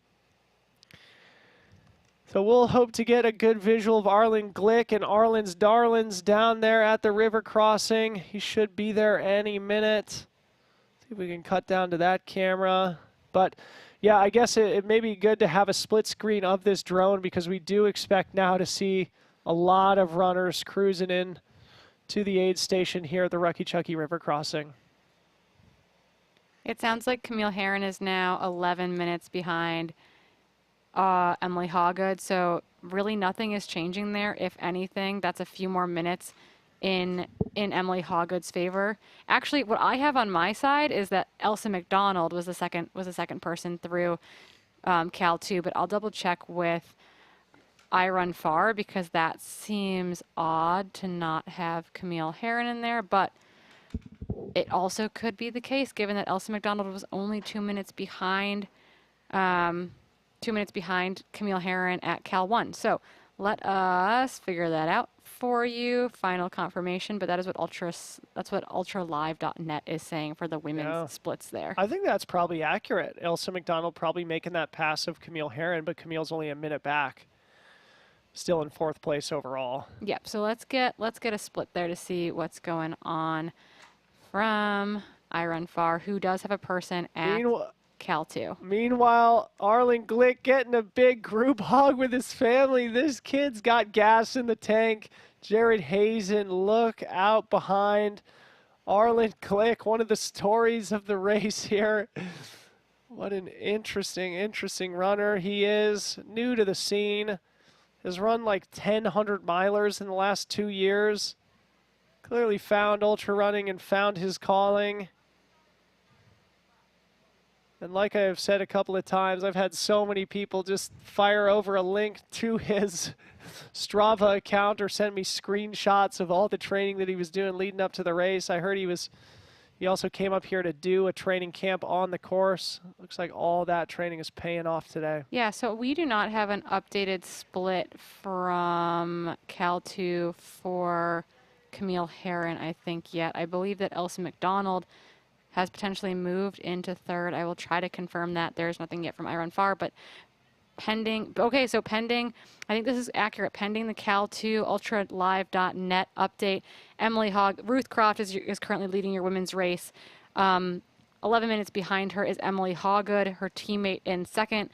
Behind that, another 11 minutes behind her is Elsa McDonald, and a minute behind Elsa McDonald is Camille Herron in fourth. So right now it looks like Camille Herron has moved into fourth place position while Elsa McDonald moves forward. That means she's made up about 3 minutes on Camille overall. And I'm wondering, how much more forward momentum does Elsa McDonald have in this section? This kind of reminds me a little bit of Katie Asmuth last year, who made big moves on Cal Street only to end up finishing fifth. So will be interesting to see what officially happens there, because you can overcook it on Cal Street a little bit, but I think that they're probably moving well. We've got footage right now of Arlen Glick, our fourth place male runner, making his way across the river.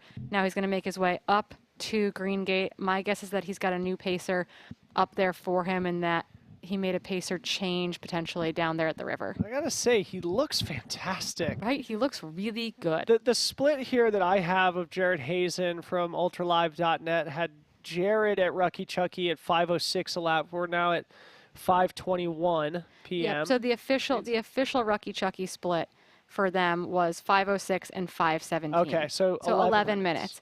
But Vincent Viet is also at Rucky Chucky right now. I'm going to have a heart attack, Corinne. Yeah, so Vincent Viet. Tyler Green's going to be just behind him, and then we expect Ludovic, Drew Holman, Jonathan Ray, Alex Nichols, Scott Trayer. Oh, you guys are making us work for it today. This the is battle for excellent. the top 5 is on, maybe even for the podium.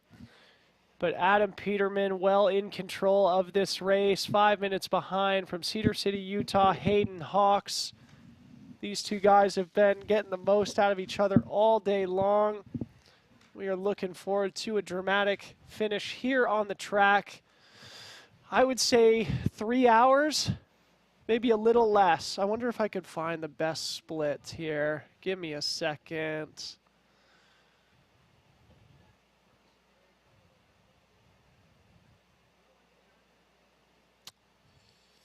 Let's see. Yeah, saying about 3 hours until we see Adam Peterman or Hayden Hawks get here on the track. So probably between 15 hours, 15 minutes, 15 hours, 30 minutes maybe. But I do think it's probably safe to say we won't see either of these runners duck below that 15-hour threshold. Not surprising given the heat of the day today. Historically tough conditions here at the Western States 100. No one was under 16 hours last year besides Jim. It's true. So if we get men under 16 hours last year, we will have had a technically better men's race. Yep. Particularly with the chase pack holding it together a whole lot better. There hasn't been a lot of attrition on the men's side that I'm aware of. I think there's some people that we would like to see in that top 10. But we've, honestly, it's a really solid group of 15 guys. Yep. Things are. We're going to take a quick commercial break. We will be back in 2 minutes. Gooder, $25 active sunglasses for anyone. That includes you, Wildcat. We see you out there bringing the fun to the starting line. You're the life of the party, whether there's a party or not. you making sure everyone matches. That's important. No, go back. Hooligan, Yahoo, troublemaker.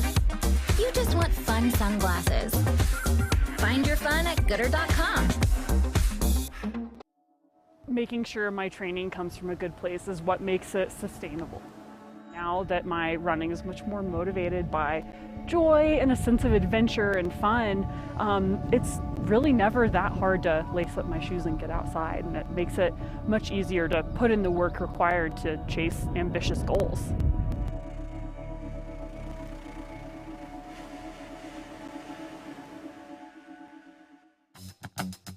So Zoe has that X factor that you see in a lot of elite athletes, this ability to put herself out there, get vulnerable, and bounce back. And it's this incredibly unique thing where she has a killer instinct in this mindset where she is ready to go for it. So I love the way Inside Tracker provides data visualization and context for athletes. So you don't have to do so much guesswork with like, oh, was that the workout that we did the other week that's screwing us up? Or is this a bad training approach? Or is it much more simply that your vitamin D is just below the optimized level, even though it's within that reference range? So iron is still creeping up, and there's like when you have enough tests, they kind of predict how things are going to go, and they were like, yeah, if you keep doing what you're doing, by the year 2023, you might have optimized iron levels. So I really like the Inside Tracker is set up to be your partner in a years-long health and wellness journey. They're there to hold your hand and walk you through this every step of the way for as long as it takes to get things where they need to be.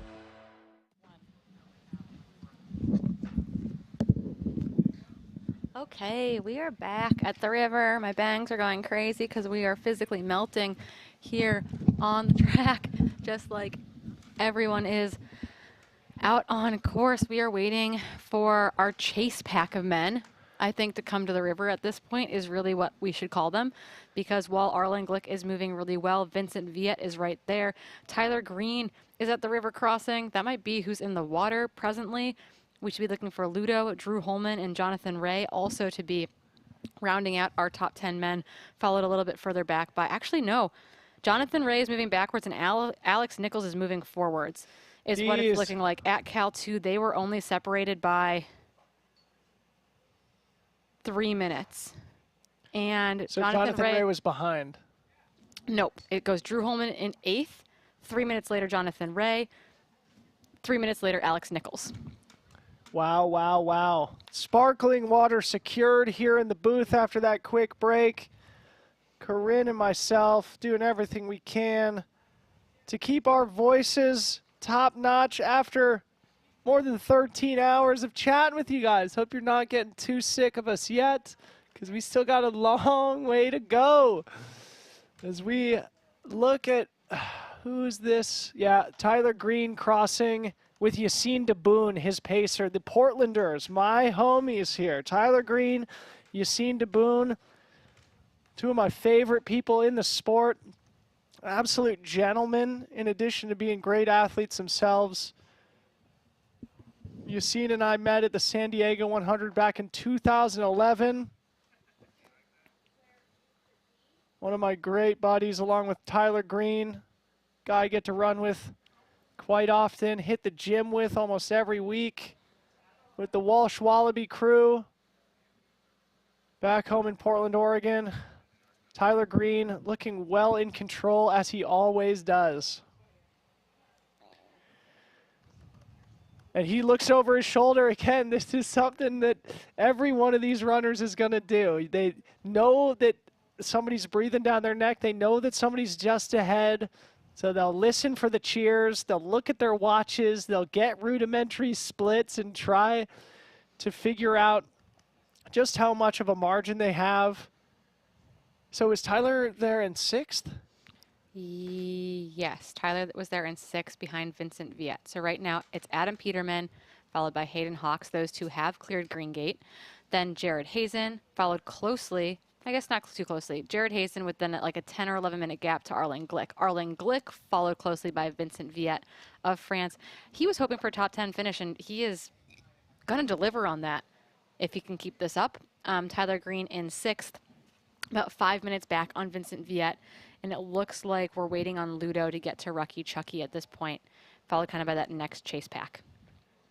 Did you give this update that we got from Kara about Ruth Croft from Cal 3? No. It just came just to me. So Ruth Croft into Cal 3 at 5:21 p.m. Ruth Croft 7 minutes ago clearing Cal 3, making her way to the river. Here's Drew Holman rocking that ice vest. Has he been wearing that the entire way down Cal 3? That would be Or aggressive down Cal if Street? that's the case.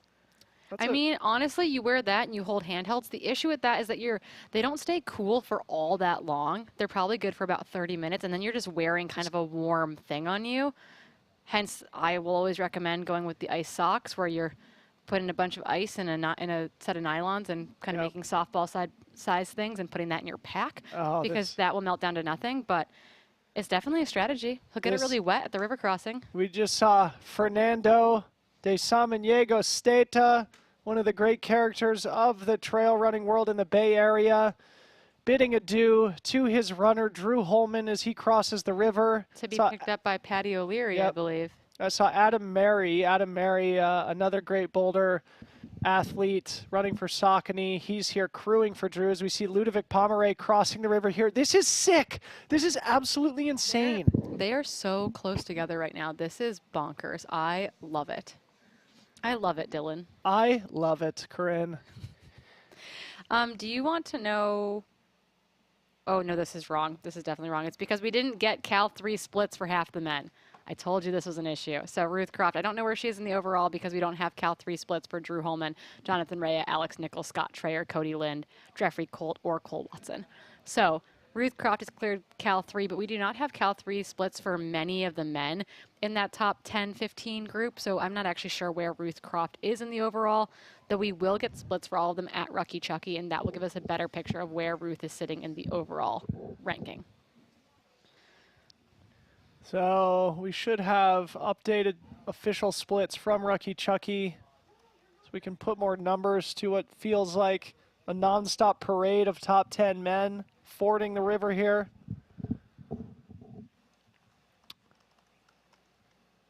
Drew Holman taking his time, really cooling off here.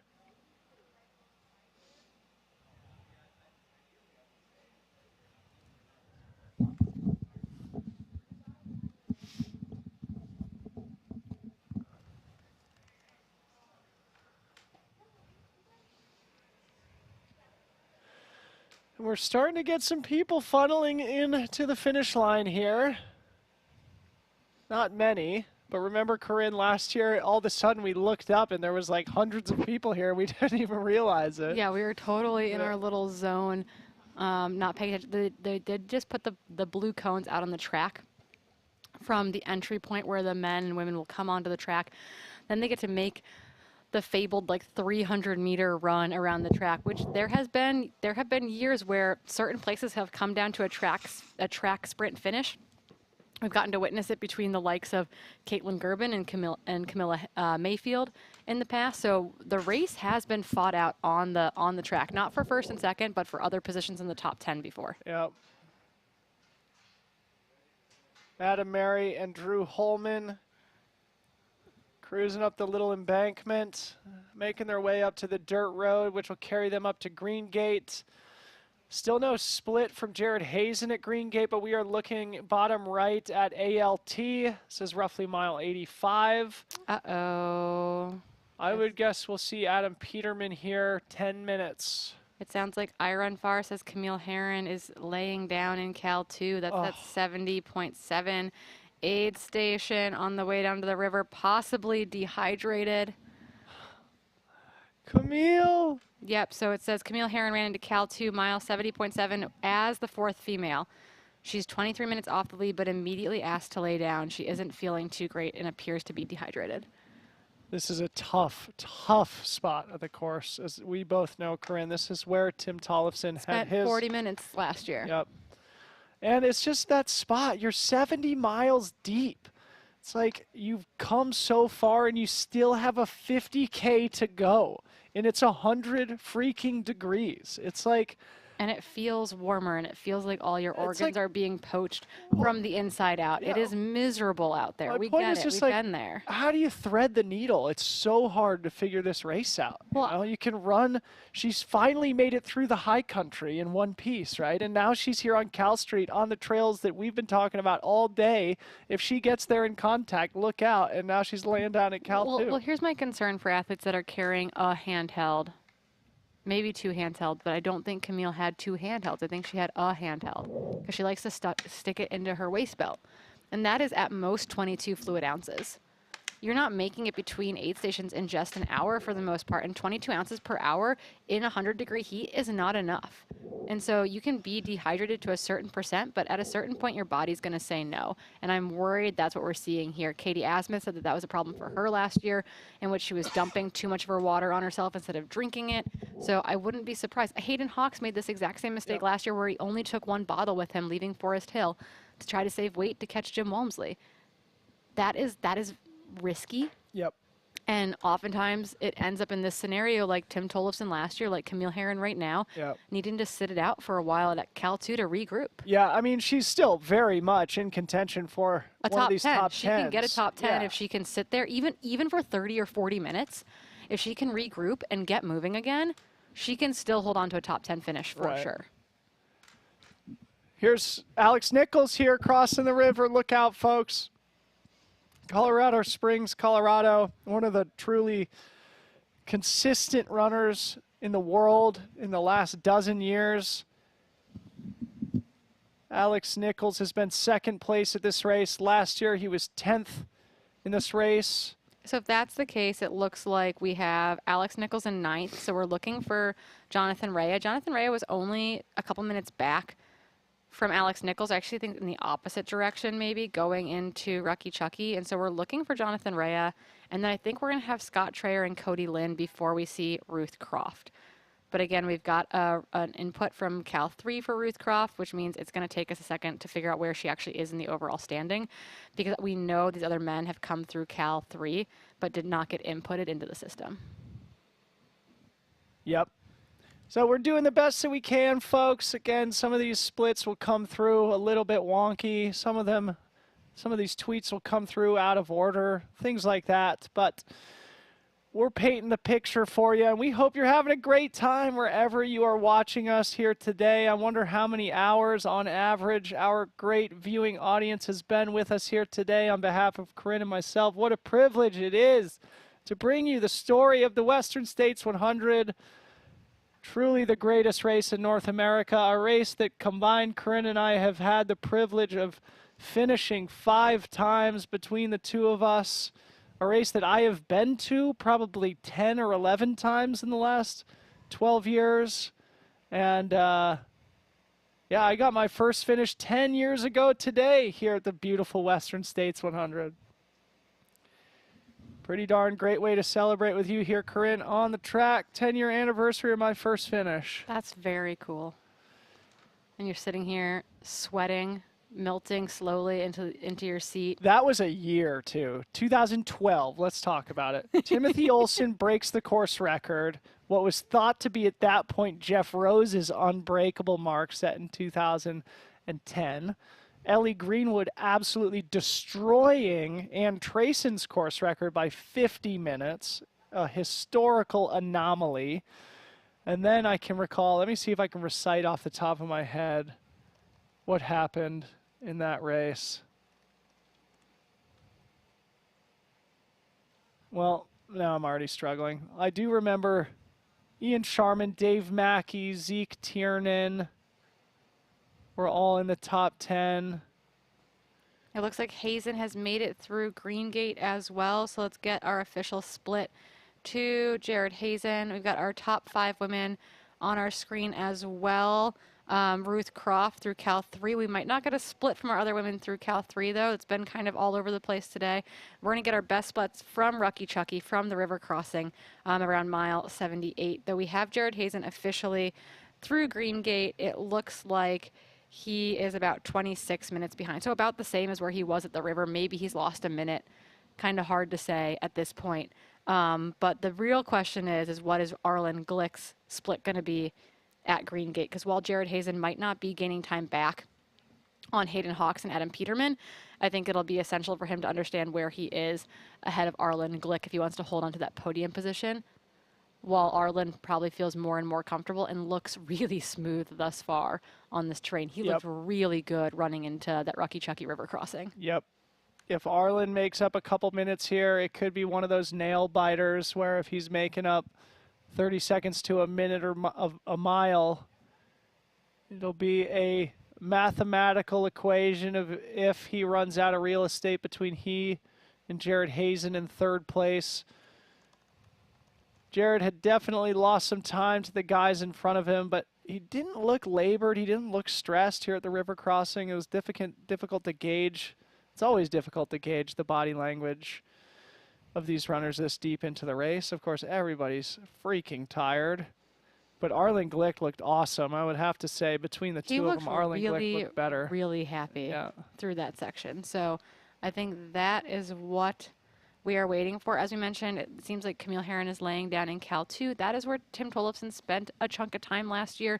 And they've got a good crew there. Hopefully someone's going to get some ice on her, get some water in her, get some food in her, and give her 30 minutes and then get her back out the door, because she can hold on to a top 10 in that position, but she just needs a moment to reset, and she needs to take help from that aid station, which can be really hard to do for many runners when you're in that position.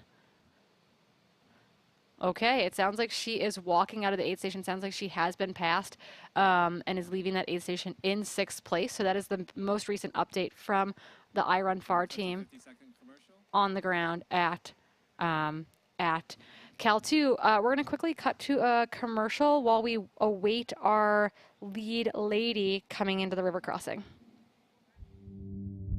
He got a lot of things to show other people because he was growing up having a challenge every day, and he overcome all that.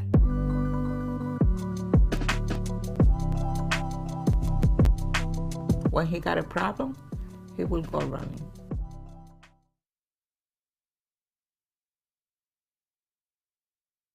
Skyrunningって比較的新しいスポーツで、究極その山と向き合うっていうところって自分と向き合うというか、まず自分自身と競争してそれを達成する。この道のりを辛いと思うのも楽しいと思うのも結局自分次第。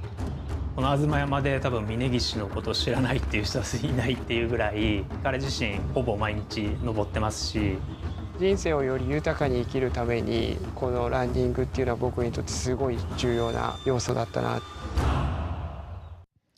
And we are back here in studio at the 2022 Western States 100 live at mile 78 at the Rucky Chucky River crossing, awaiting women's leader Ruth Croft, the pride of New Zealand, the Kiwi champion, last year's second place finisher, well in control of the women's race, trying to secure a victory here at the Western States 100.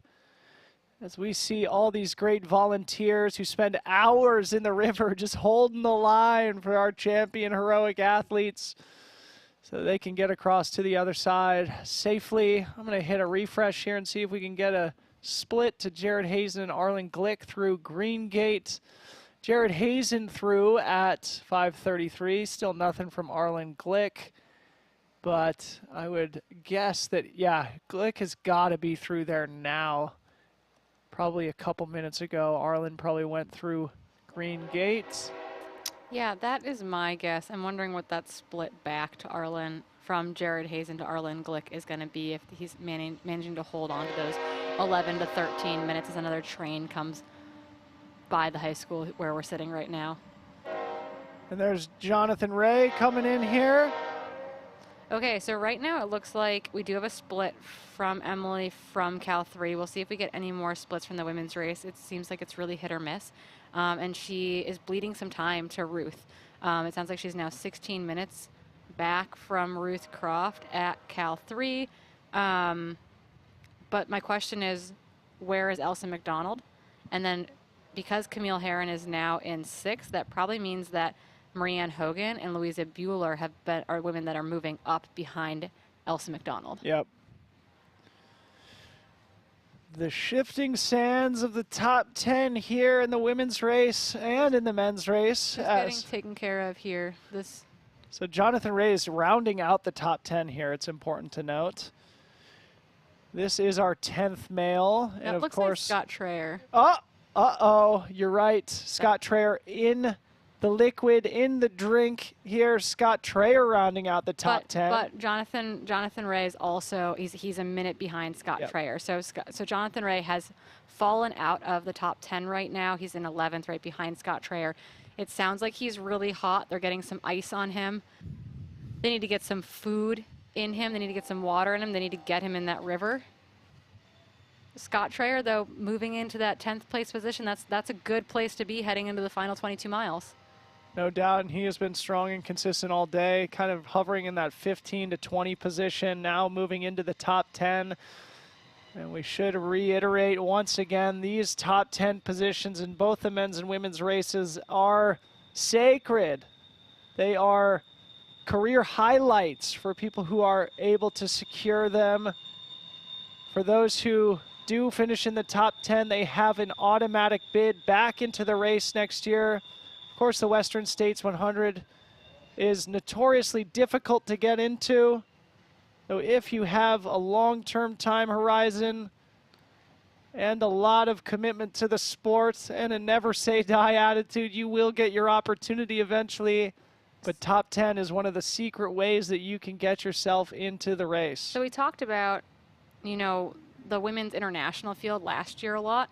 Right now, as it stands, at Cal 2 and in Cal 3, you've got New Zealand, followed by Zimbabwe, followed by Canada, followed by Switzerland, followed by Canada. Yes. In the women's race, in Ruth Croft, Emily Hawgood, Elsa McDonald, Louisa Bueller, Marianne Hogan. We believe Camille Herron left Cal 2 in 6th. Behind her should be Taylor Nolan, Katie Asmuth, Camille Brujas in 9, and then Leah Yingling in 10th at Cal 1.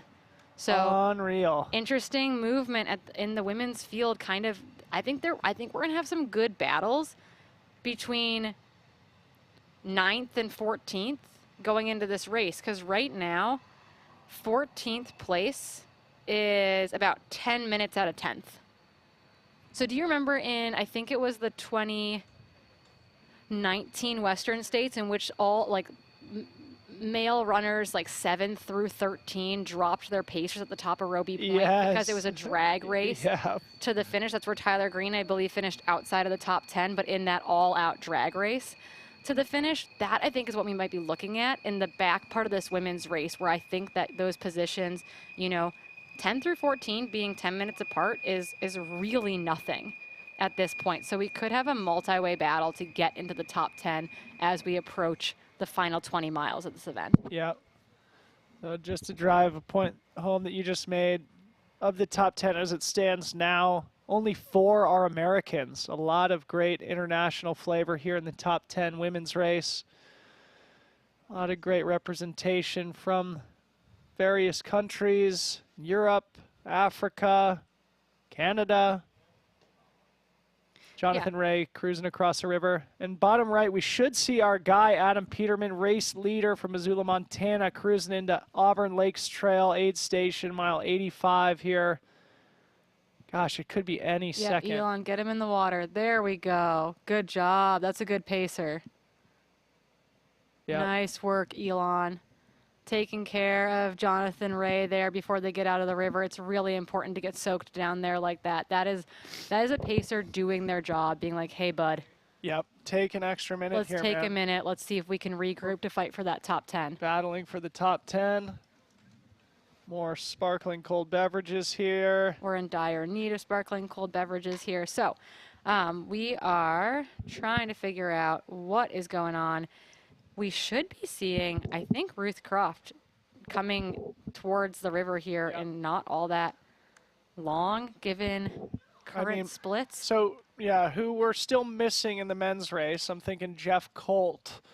Yep, Jeff Colt, Cody Lind should be in that group. It does sound like Tim is moving, and he's back in like 22nd or so right now with Tom Owens. Tom Owens is back there right behind him too. So right now we're still, who we need to see come across the river are Cody Lynn, Jeffrey Cole Watson, Adam Kimball, Tyler Fox, Rod Farvard, Kyle Curtin, Reed Coolset. Seb is still hanging in there. He's back in 20th, but he's still hanging in there. Michael Dubova, Tim Tollefson, Tom Owens, Brandon Benefield, Jean-Francois Munez. Those are that's the top 25 right there. We do believe that Ruth Croft is at the very least is in that mix as well. Likely Emily Hawgood, likely Elsa McDonald are also in the top 25. Yep. So we'll be waiting to get those splits as we get them. But that is a good race going on right now on both sides. Yep. So again, awaiting Ruth Croft here at the river. We should start to see some of the other sort of runners in the top 15 to 20 here in the men's race too. Thinking Cody Lynn, Jeff Colt, Cole Watson, Adam Kimball, Tyler Fox, Rod Farvard. All should be getting close. Kyle Curtin's moving up. Reed Coolset, Sebastian Spaler still in the race here. And I just got a cool text from Jenny Jurek. Aww. The wife of 7-time champion Scott Jurek, who she reports is at Hal Kerner's aid station on Quarry Road, mile 91-ish, I believe, is where the aid station is now. 9 total victories between the two of those legends, Hal Kerner and Scott Jurek. And a big shout out to Jenny Jurek and the Jurek family. Jenny just finished the Bighorn 100 last weekend in nail-biter fashion, so shout out to Jenny. It's important to note that Arlen Glick is only 8 minutes back of Jared Hazen now at Greengate, so Arlen Glick is making up time on Jared Hazen. We thought he looked good coming into the Rucky Chucky River crossing. In fact, he is moving really well, moving up those 2 miles to Greengate. So curious to know what happens there. I mean, Arlen, I think, has a pacer with him who's going to be pushing him. We know that Jared Hazen is running alone. There is a bit of a, will Jared go backwards? I don't know. Will Arlen move forward? Maybe. We might have a real battle for that 3rd place position, and then it'll be interesting to see where Vincent Viette is, where Tyler Green is, where Ludo and Drew and Nick and Alex Nichols are. Those are kind of going to be those next guys that are really in position to move up at all at this point. Yeah, Arlen Glick smelling blood ahead of him. Jared Hazen fading at least a little bit, coughing up some time on that climb from the river. And we could have our race leader, Adam Peterman, here. I see movement in the shadows. Adam Peterman cruising into ALT in the lead. Wow. With Jeff Mogavero, his pacer, another great runner from the Missoula, Montana area. 26-year-old Adam Peterman in the lead and looking so smooth and solid here. 85 miles deep into the Western States 100. Our cameraman here keeping up. We'll sort of come around a corner into the aid station.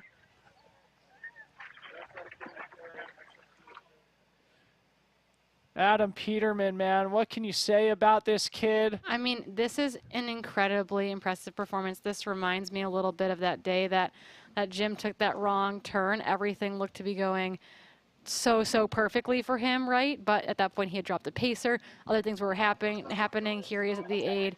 His pacer helping him get some ice in that pack. The volunteers helping get some ice and water for both of them.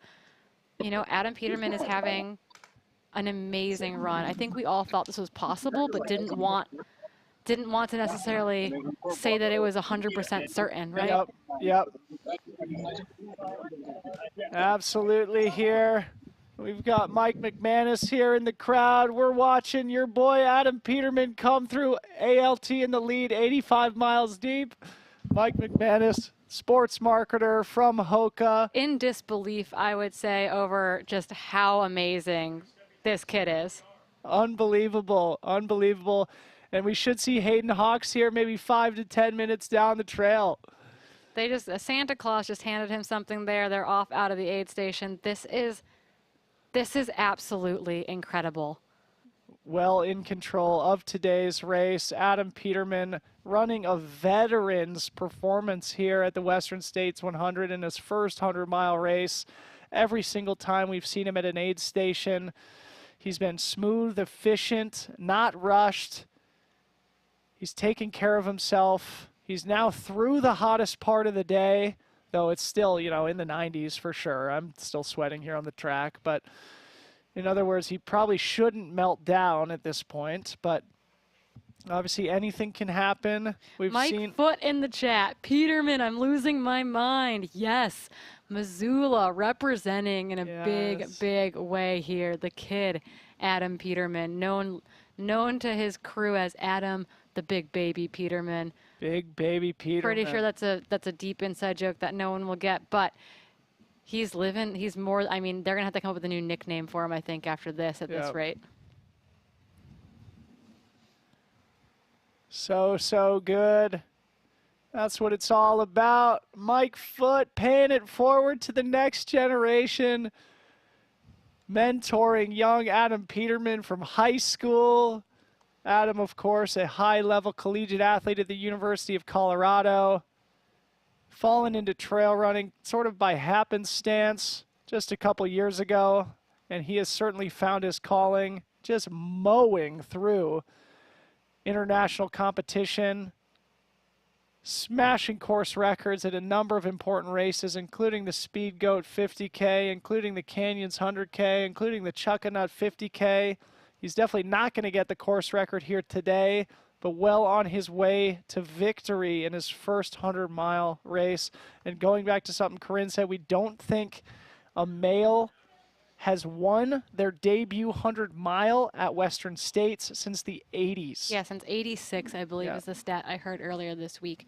So we'd have to double check that to be certain. Once you get back that far, it's hard to know 100% if they had run 100 before that, just because the data is harder to come by. But based on archive data, that seems to be our best bet was 86. There's Jeff Colt crossing the river here from Carbondale, Colorado. Yeah, we want to be keeping our eyes open for our first female to come to the river crossing. We're looking for Ruth Croft. Honestly, we should be seeing this, I think, in the not too distant future, based on when they projected or where they put her through Cal 3.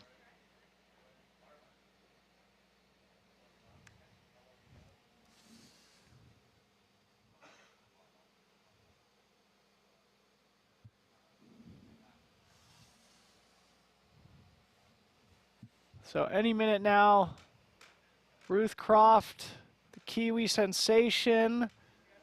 Oh, we do have a split from Cal 3 from Elsa McDonald. Elsa McDonald is now Elsa McDonald is charging forward in this. While Emily Hawgood is losing a little bit of time to Ruth Croft, Elsa McDonald is now only 6 minutes behind Emily Hawgood in third place.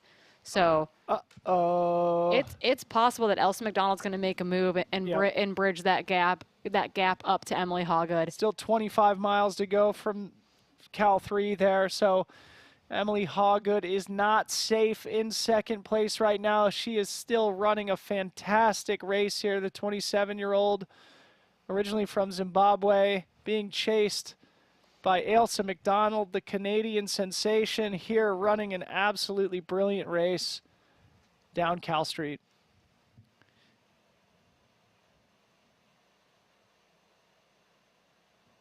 Yep, so we're going to be keeping our eyes open for our more runners coming across the river here. Again, we're going to be keeping an eye open for our leading female wearing F2 from last year, trying to better that this year and bring home the F1 title in Ruth Croft. She's come through Cal 3. We have an official split from there, but we're looking for, honestly, she's been about 10 to 15 minutes back on Ellie Greenwood's splits up to this point. Ellie Greenwood's course record split for the river crossing is 5:48 p.m. It's now 5:57 p.m. Yep. So I imagine we'll be seeing Ruth Croft in the next 1 to 5 minutes or so coming into Rucky Chucky if she's holding on to even splits. I believe this is Cole Watson making his way across the river here. Hoka athlete Cole Watson. Cole Watson from, I think, Folsom, California, not far from where we're sitting here on the track in Auburn. So we are looking bottom right still at ALT. Let's see. Next up is going to be Hayden Hawks. Cameraman walking backwards against the grain on the course here. We're going to start to come cruising down this hill. Adam Peterman came through 7 minutes ago here at ALT, so Hayden Hawks should be coming through any minute, but it's clear now Adam Peterman is extending his lead over second place runner Hayden Hawks. The last update we had from them was at Green Gate, and the gap was 5 minutes, and it's now at least 7, getting close to 8. Yep, and we're looking for that split at the Auburn Lakes Trails, or ALT aid station, which is just over 85 miles into the race. Adam Peterman came through there approximately 7 minutes ago, so he's already extended that lead over Hayden Hawks. We'll hope to see Hayden Hawks soon, his Hoka teammate, who should be running in second at this point, with a pretty safe margin over Jared Hazen, I think. Yep. We can say at this point. I think Hayden Hawks would have to have an episode like last year in order to lose the second place position. But he's been there before, right? That's gotta feel, you gotta feel a little uncertain, I imagine, about that. Yep.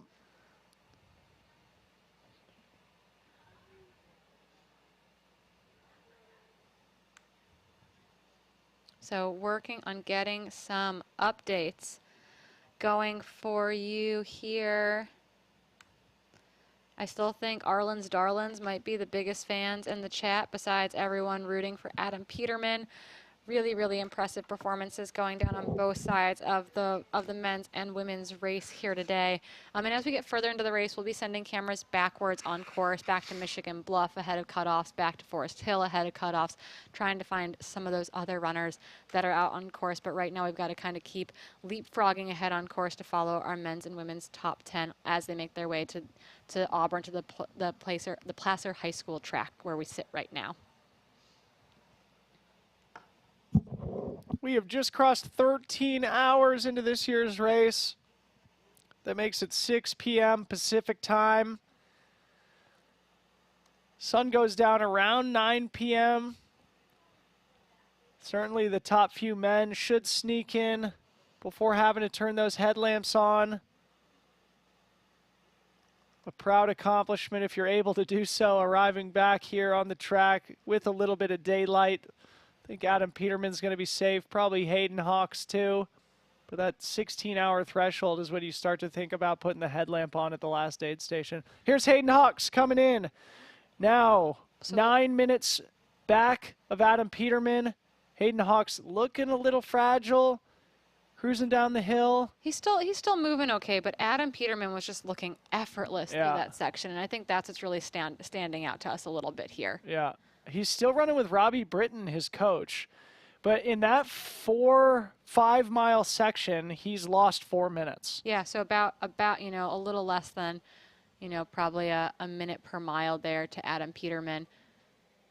Yeah, Hayden doesn't look like he's moving terrible, but he does look like he's moving a little bit off, right? Looks like his a little banged up to me. His stride looks a little bit off, I would say, coming in here. Just not quite as poppy and smooth. I mean, he's 85 miles deep. We should not be criticizing his any form fingers. because I'm sure we look horrid 85 miles deep. No doubt.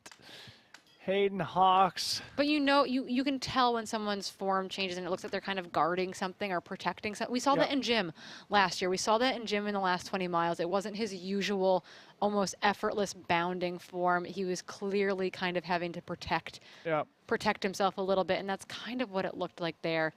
I don't know if he's warm or if he's got a niggle. He's also just moving quite slowly, gingerly. He's kind of got his head down. The body language, not so hot here. Hayden Hawks, again, last year got to mile 90 before having a little bit of an implosion, so still a ways to go here. Nothing's over till it's over. Of course, Hayden Hawks, one of the great athletes of our generation, one of the best athletes in the world, trying to put together a solid 100-mile race for the first time in his career here. Or at least a 100-mile race to his potential. Of course, he finished 8th place here last year, so many would consider that a solid performance. But an athlete of his caliber, he absolutely has everything it takes to win or at least finish on the podium here today. He's doing everything he can to get here to the track, holding on to that second-place position. Looks like he's waiting for his coach and pacer, Robbie Britton. Oh, look at him stretching it out. Yeah, he's protecting something there. Yeah, he's definitely moving a little gingerly out of this aid station. I wonder if it's those those adductors that are starting to give him a little bit of trouble. What was the gap back to Jared at the river? Like It was like 26 minutes or something. Okay. So he's got time, but Arlen Glick was moving better. He had closed down to only, 7-8 minutes behind Jared Hazen, really kind of closing that gap down. So if Hayden has to walk it in, for example, right? That's where those spots are going to bleed out to Jared Hazen, to Arlen Glick, to Vincent Viet, who are moving a little bit better. That's kind of what we're looking for there. So Hayden Hawks out of ALT, mile 85. And we are now in the home stretch here for our top 2 runners. A couple more aid stations to resupply. The next time Adam Peterman will resupply, he might have his bottles filled by the great Scott Jurek or Hal Kerner. 9 victories between those 2 legends of the game occupying the Quarry Road aid station. The Rogue Valley Runners, Hal's Running Store in Ashland, Oregon, I think sponsors that aid station as they have for many, many years.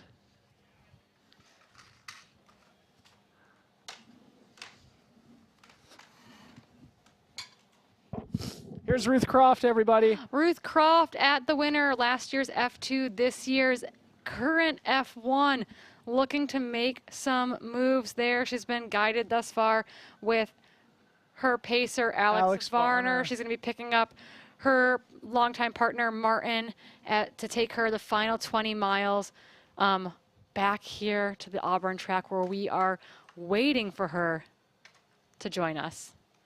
An excellent run thus far by Ruth Croft, and she had been gaining time over this last section, and we hope that that is going to continue to hold as she makes her way across the river and up to the Green Gate aid station at mile 80. Ruth well in control here. Last split that we had, again, back to Emily Hawgood, who we expect to still be in second place, was 16 minutes at Cal 3. So Ruth Croft continues to extend her lead. Very much in control of the women's race here. Thinking back several hours to when we saw Emily Hawgood, Ruth Croft, and Keely Henninger all together at the Devil's Thumb aid station. A truly unprecedented moment to have 3 women in that aid station 48 miles into the race. All together, the level of the women's competition continues to blow our minds, but Ruth Croft, who many agreed was the race favorite coming in, proving that to be the case.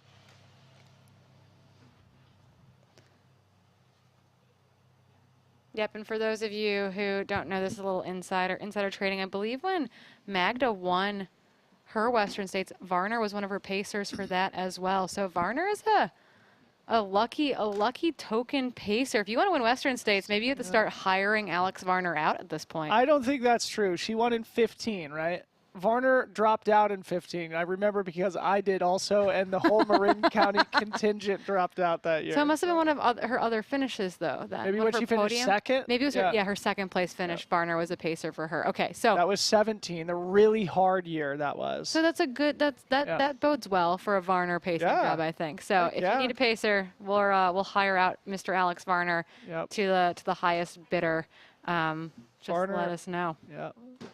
Great That's friend. us assuming that Ruth doesn't want to come back again next year. We'll give her the benefit of the doubt that she wants to run this race for forever.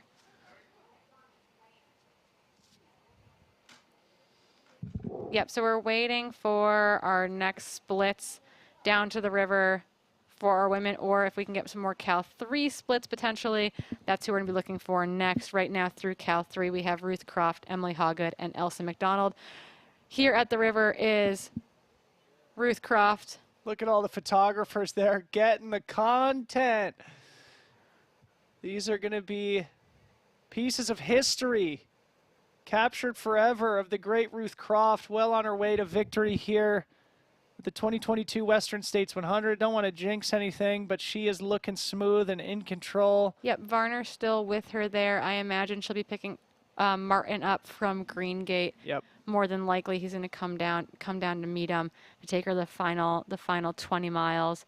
into Auburn. So behind Ruth Crawford, we're looking for Emily Hawgood, but a hard charging Elsa McDonald could be slowly closing down on Emily, and I'm wondering how tight it's going to be by the time they get to Rucky Chucky. Behind Elsa McDonald, we're looking for Louisa Bueller and Marianne Hogan. And then we believe right behind them will be Camille Herron, who had to take a little bit had to find some respite at Cal 2, came in there a little dehydrated and asked to lie down. But she got up fairly quickly. Yep. She wasn't down for too long, so we'll see what that means for her as she makes her way down to the river and what those splits ultimately end up being at Rucky Chucky as we wait for those splits to come in for us. As we play the refresh game here in the studio, we're going to be joined by a special guest here pretty soon, Mike McManus from Hoka, a person I can't wait to talk to about how he's been able to build such a phenomenal team of athletes, including finding and recruiting young Adam Peterman at the perfect moment in his career. So stick with us. We're going to have a fun in-studio guest here momentarily.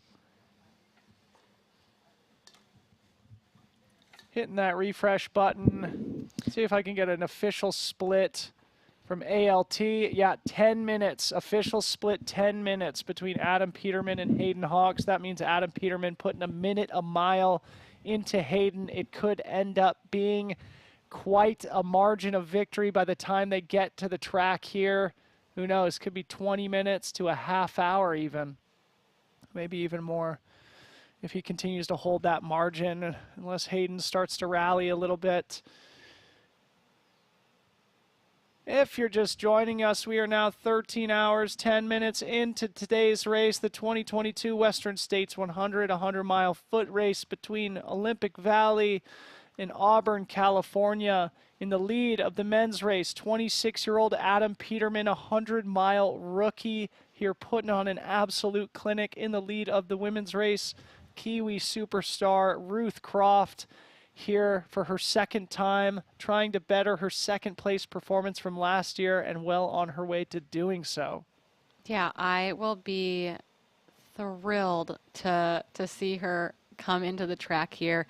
I imagine she has, I don't think anyone's feeling good at this point, but they're managing. I know that she suffered mightily in the final 20K last year, that Martin had to push her pretty hard. I have no doubt that the same thing will be going on this time around, but, hopefully there's some, I don't know if it'll be confidence or fear trying to defend F1 as she makes her way to Auburn. Adam Kimball here crossing the river. Just outside our men's top 10 is what that's going to look like. Question in the chat about who coaches Adam Peterman. We talked to him about it in our pre-race interview with him on Thursday. You could go back and listen to that. He is a self-coached 26-year-old. He has all the talent in the world and has the confidence to design his own training. He's got plenty of friends and mentors to look up to.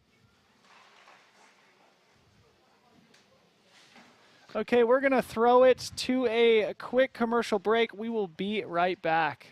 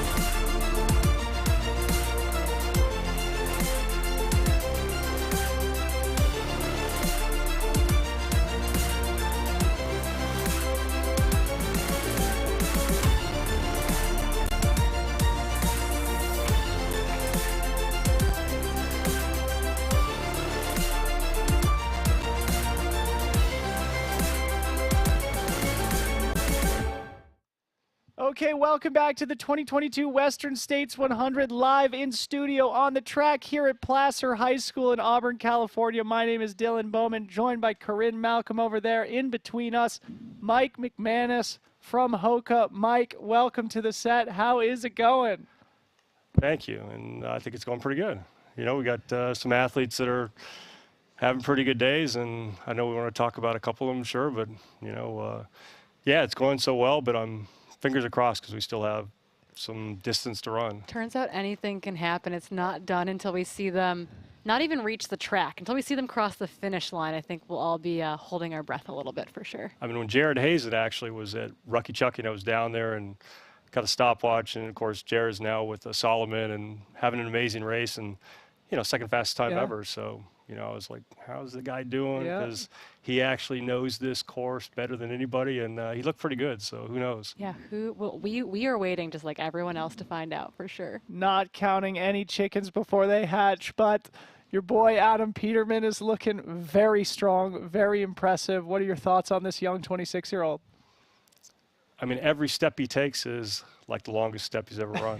So the first thing, I mean, the funny thing about Adam is, at the start of the year, we were talking about his schedule, and he said, hey, I'm going to run 100K at Canyons, dip my toes in the water. Regardless of how I do, I want to run CCC. And I was like, hey, that sounds fantastic. Of course, then, he gets through Canyons, has an amazing race, and, we talk a couple days later, and, all of a sudden his mind's swirling, and he's like, this, and my partner Erin Clark ran last year at Western. She had a crappy race, but oh my God, I think I have to do this. And I was like, remember that conversation in February? CCC is a really good race. And I said, look, we get a free entry with sponsorship, so you can run next year. Yeah, you don't have to take it. The irony is that I was the guy trying to talk him out of Western States, and here he is winning the race. So what do I know? No, but that's great to hear. I think as a team manager, it's important that we're kind of like helping nurture these young athletes into the sport, and you want to see them have a really long, successful career. So I really appreciate hearing that, knowing what happens amongst these different teams to have a little bit of caution when you're kind of nurturing like a future superstar. To almost have to hold them back here or there. I mean, and you can appreciate Adam. He's look, he was a very good collegiate runner at Colorado, cross country, good steepler on the track. But, he's a kid when it comes to ultras. And this does not happen. I mean, it does not happen. I mean, Billy was just mentioning the last person that hadn't run a 100-mile race that came out and won Western States. I mean, it's very rare. And 86. 86. That's the year I was born. And I would tell you, 36 years ago. But I would tell you, Corinne, I spend more time, and Hayden's a great example. I spend more time trying to talk the athletes off the fence, and Hayden's a classic one that he's running a phenomenal race right now. But Hayden, when he usually errs, it's that he gets so excited about what he can do and every race that he wants to run and all his invitations, and it's like 6 races later, he's like, maybe I bit off a little bit too much. So with Adam, he's phenomenal, but I don't know what to say. Well, part of your job is to just give advice, but it's their career to choose for themselves, I guess, and you have to be supportive of that one way or another. I was talking to Chris, one of your colleagues from Hoka, the other night at a little function in Olympic Valley, and I said, man, you guys landed Adam Peterman. You're so lucky. You got to do everything you can to hang on to him. He said, it was all McManus. So I want to ask you, how'd you find this kid? I mean, I did my homework, right? I mean, he wasn't, look, he has a very similar pedigree to Jim. He has the same similar pedigree to Hayden. I'll give you one more. He has a very similar pedigree to Ruth, and, and Ruth we had an opportunity to maybe do something with, and I blew that one. So, I've blown lots of opportunities, but, and I'll tell you, that similar pedigree is, all those athletes are actually very vertically driven. When you look at somebody like Adam, he grew up running high school cross country and track. And okay, that doesn't mean he's going to be a great trail runner, but, he has that pedigree, ran for an amazing program at Colorado. And then, sure, we followed him as he won a couple marathon championships in Moab. So he got his feet wet there, and that, caught our attention. And, of course, it's important for us to look at the next talent. You look at a guy who's an 840 steepler who seems like he could be a pretty darn good trail runner. You get on the phone with him, and he's living in Missoula, and he loves the mountains. And he's so solid. And similar to Jim, he's very thorough in his thought process. Most people, I'm not sure they appreciate with some of these athletes at that level how detail oriented they are. What a great point. Yep. And so, I mean, maybe we got lucky with Adam, but he's, I'm shell shocked right now that he's having the day down at Rucky Chucky. I couldn't believe how he looks amazing so he looked. Smooth. It's like we're in disbelief, I think. All day at every aid station, you're just waiting for him to display some semblance of immaturity or inexperience. Rushing through an aid station, not bringing enough water, not stopping for enough ice, and all day he's just been nailing everything, checking every box. It's been so impressive. Let's talk about Camille, another one of your athletes who is here having the best race of her career so far, trying to put it together, still dealing with some adversity on Cal Street. Camille, what can you say about her? First ballot Hall of Famer, multiple world record holder, trying to put it together here and doing solidly. I love Camille. Yeah. I mean, she's absolutely one of my favorite runners, period. I mean, look, the fact is, this is a huge challenge for Camille because she is not great at technical trails. You know, she's not going to go over to UTMB and get in the top 5. You know, that's not her wheelhouse. In the first half of this race, you know, I'll tell you, I guarantee you she's fallen at least 3 or 4 times. Yeah. She doesn't have an amazing gait for this style of course. But, you know, if you saw the look of the belt buckle or when she finished last year in the belt buckle, you would have thought she had won the race. Oh, she told us it was her like prized possession. Yeah. It's up there next to her comrade's gold medal, and I don't think that's cliche. I think that is so sincere. And she's a competitor, so you know she has gone out and done her homework on the trails much more. She's a lot better on the trails this year. She's having a phenomenal race, and you know I think she's still in 4th or 5th right now, but. You know, she's running an amazing race, and of course she's talking about Carmel. She's talking about going back now, and maybe even looking at UTMB. But you know, she is. What I love about Camille is she's so hungry, and she'll give it everything she fearless. has, and fearless, exactly. And so just relentless. And she's talked so much about how she's never going to stop coming back to this race until she figures it out. And this year she's still, exactly, still in the top 5 right now, fading a little bit, but still very much in contention to stay in the top 5 or get back in the top 10. And of course, we all know that means that she gets to come back again next year. Mike, let's talk a little bit about what we're doing right now. This live stream operation is many thanks to you and the team at Hoka. Maybe talk about how this all came together between Billy Yang, the team, the Western States board. I know Topher Gaylord has done a lot of work with you. Talk about how you guys put this together. You know, I think we're really going down the path of an amazing partnership with Western States and the board, and of course, you know, bringing on, you know, both of you to help out, of course, and run the show. Billy is off the charts, amazing. But you know, the board, you know, one of the big parts that we really spoke to the board about is like, let's bring this race to everybody. You know, this is such an iconic, phenomenal 100-mile race, and of course, we know the challenges of going from Olympic Valley to Auburn, and there's like 0 satellite coverage, and so how do you do that? And then, oh, by the way, look at a race like UTMB where they don't have that challenge, and the amount of people that are brought in all over the world that get to, you know, witness every year what happens at UTMB. So how do we figure that out? How do we make that happen, and how do we showcase to the world this amazing event? And it's happening. I mean, year 1 was phenomenal last year, and this year, you know, both of you have done a phenomenal job, has gone to another level. And I think, and kudos to Billy and kudos to the board for understanding that. And I think part of it's modernizing the race. But I will tell you, if you know your history, before 86, of course, this race, and, you know, mentioned my dad ran this in 81 and 82. And, you know, I grew up not necessarily wanting to follow in my father's footsteps, much more traditional, but I grew up watching this race, not through my dad, but also on Wide World of Sports. Jim McKay was bringing this thing, and so it actually was brought live for a couple years and then went away. And so, you know, our vision was always like, how do we bring that back? How do we show this race? And, you know, it's amazing to see it happen. So when are you going to pin on a bib, man? Still may happen. Who knows? Yeah. Well, yeah, I mean, this year's race has been one for the ages, and Corinne and I have such a fun time being able to sit here and bring the race to the world. Let's talk about the brand, Hoka, because I think this is something that, at least during the course of my 12-year career in the sport, has been pretty remarkable. The growth of the brand, the fact that it's sort of been able to grow alongside our sport as a whole. Talk about your experience working at Hoka, what it's been like to live through this age of exponential growth, and you guys bringing out so many great products to market. No, thank you. Thanks for saying that. I mean, look, it starts with Nico and Jean-Luc, right, our co-founders, and those two nuts, I mean that in an amazing way. They're so wonderful, and of course they had this passion for French Alps and trying to figure out a footwear, a shoe that would help them especially absorb all the pounding up and down, the quads, the hips, all those things that we're all well aware of that you experience in Western States. And that's how Hoka was born for sure. And, you know, so for us, it's the genesis of our brand. So I was fortunate to join the brand in 2016, and, you know, it was quite clear from the beginning that it's like, wow, this is our brand. We need to be proud of this. We need to help lead this. And fortunately, you know, this entire segment of running has just been blossoming. Yeah. And we've said, wow, we really need to embrace this and push this and help lead this. And, yeah, you know, it's super exciting. So this is part of Hoka. It's never going to go away. And we've been fortunate that, yeah, of course, people have come along and, you know, it's a fun category. Ultra Trail, you can't beat it. It's amazing. Yeah, so talk about some of the products you've just released. I've been hearing people rave about the Speedgoat 5. I think you just released the plated shoe, the Tecton X. What else you guys have coming out, and maybe talk about those two products?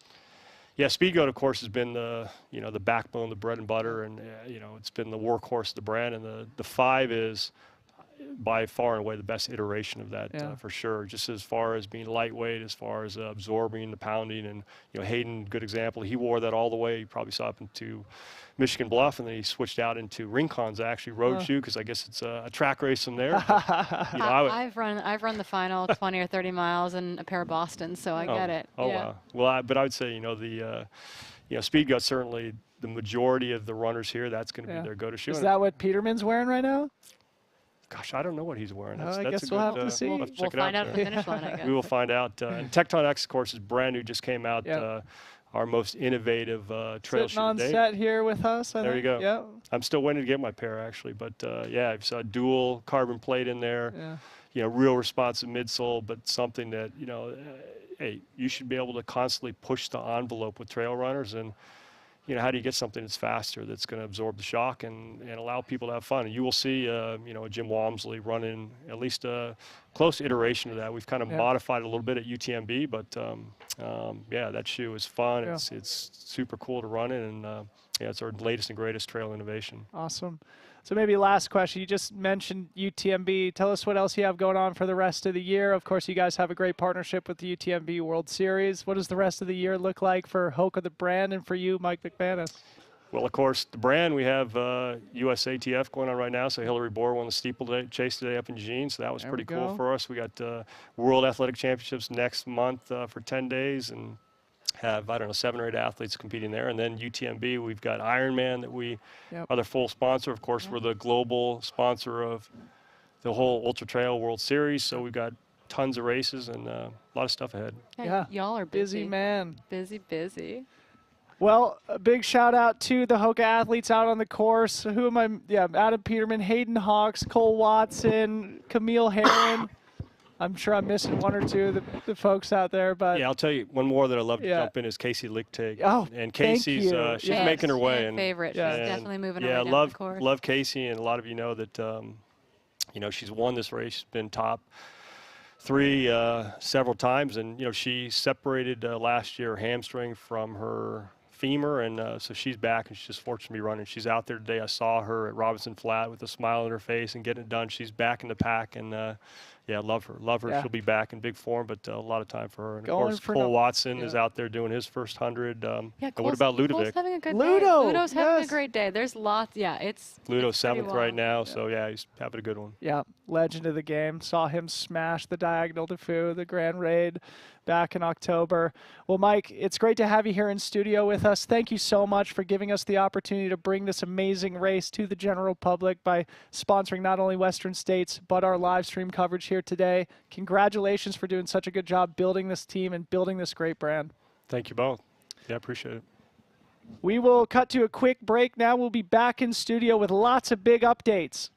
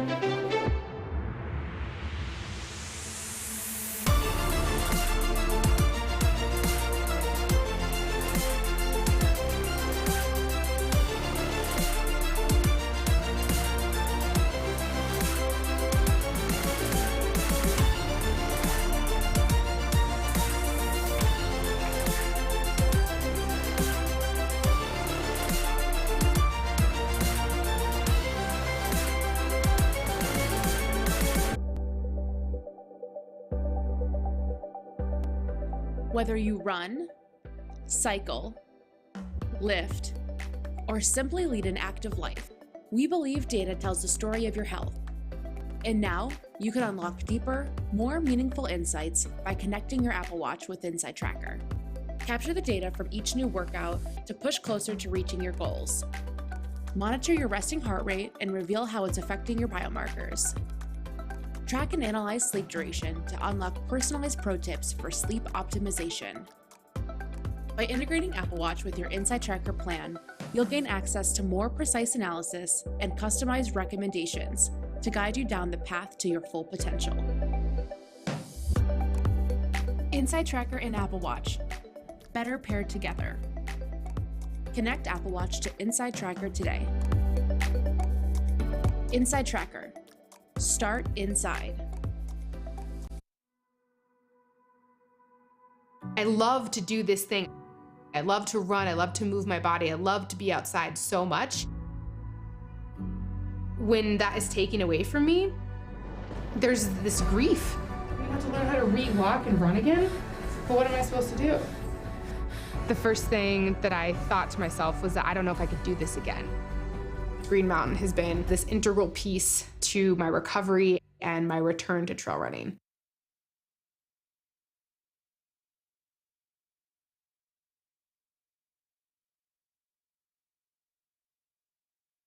At all now. Well, we need to get a split here is what I'm thinking, because we were waiting for Miss Emily Hawgood, who we were thinking might be in second place, and I don't know if we missed her just then in our changeover. I'm pretty sure we did miss her. Okay.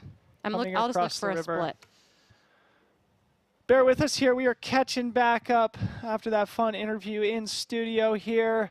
No, I have Elsa McDonald 3 minutes ahead of Emily Hawgood at Rucky Chucky, supposedly. So I think Greengate will be our best potential split. But right now it looks like Ruth Croft 23 minutes back. Elsa McDonald 3 minutes behind her, Emily Hawgood. So I imagine Emily Hawgood's in the river right now. Or approaching. And we hear the voice of Tropical John Medinger here in the stadium at Placer High School. The legend, the former president of the board here. Probably the inspiration behind our attire here today. John Medinger, the voice of Western States for so many years. Up in the press box. Not sure if you guys can hear that at home. Based on last year, they'll be able to hear Tropical John kind of reverberating in our background. You can see Emily Hawgood in a chair at the aid station right there. Paul Lind is down there, it looks like, trying to take care of her. They're getting some water on her. She looks warm. She's getting some food in. Emily historically relies pretty much on like what I would call normal food during races. She's not much one for sports nutrition. She's really about, our team jokes that she eats hamburgers when she runs, which isn't entirely true, but it's not entirely untrue based on what's in that bowl right now either. So looks like some chips or something, maybe some chips, maybe some fruit. Hard to tell from here.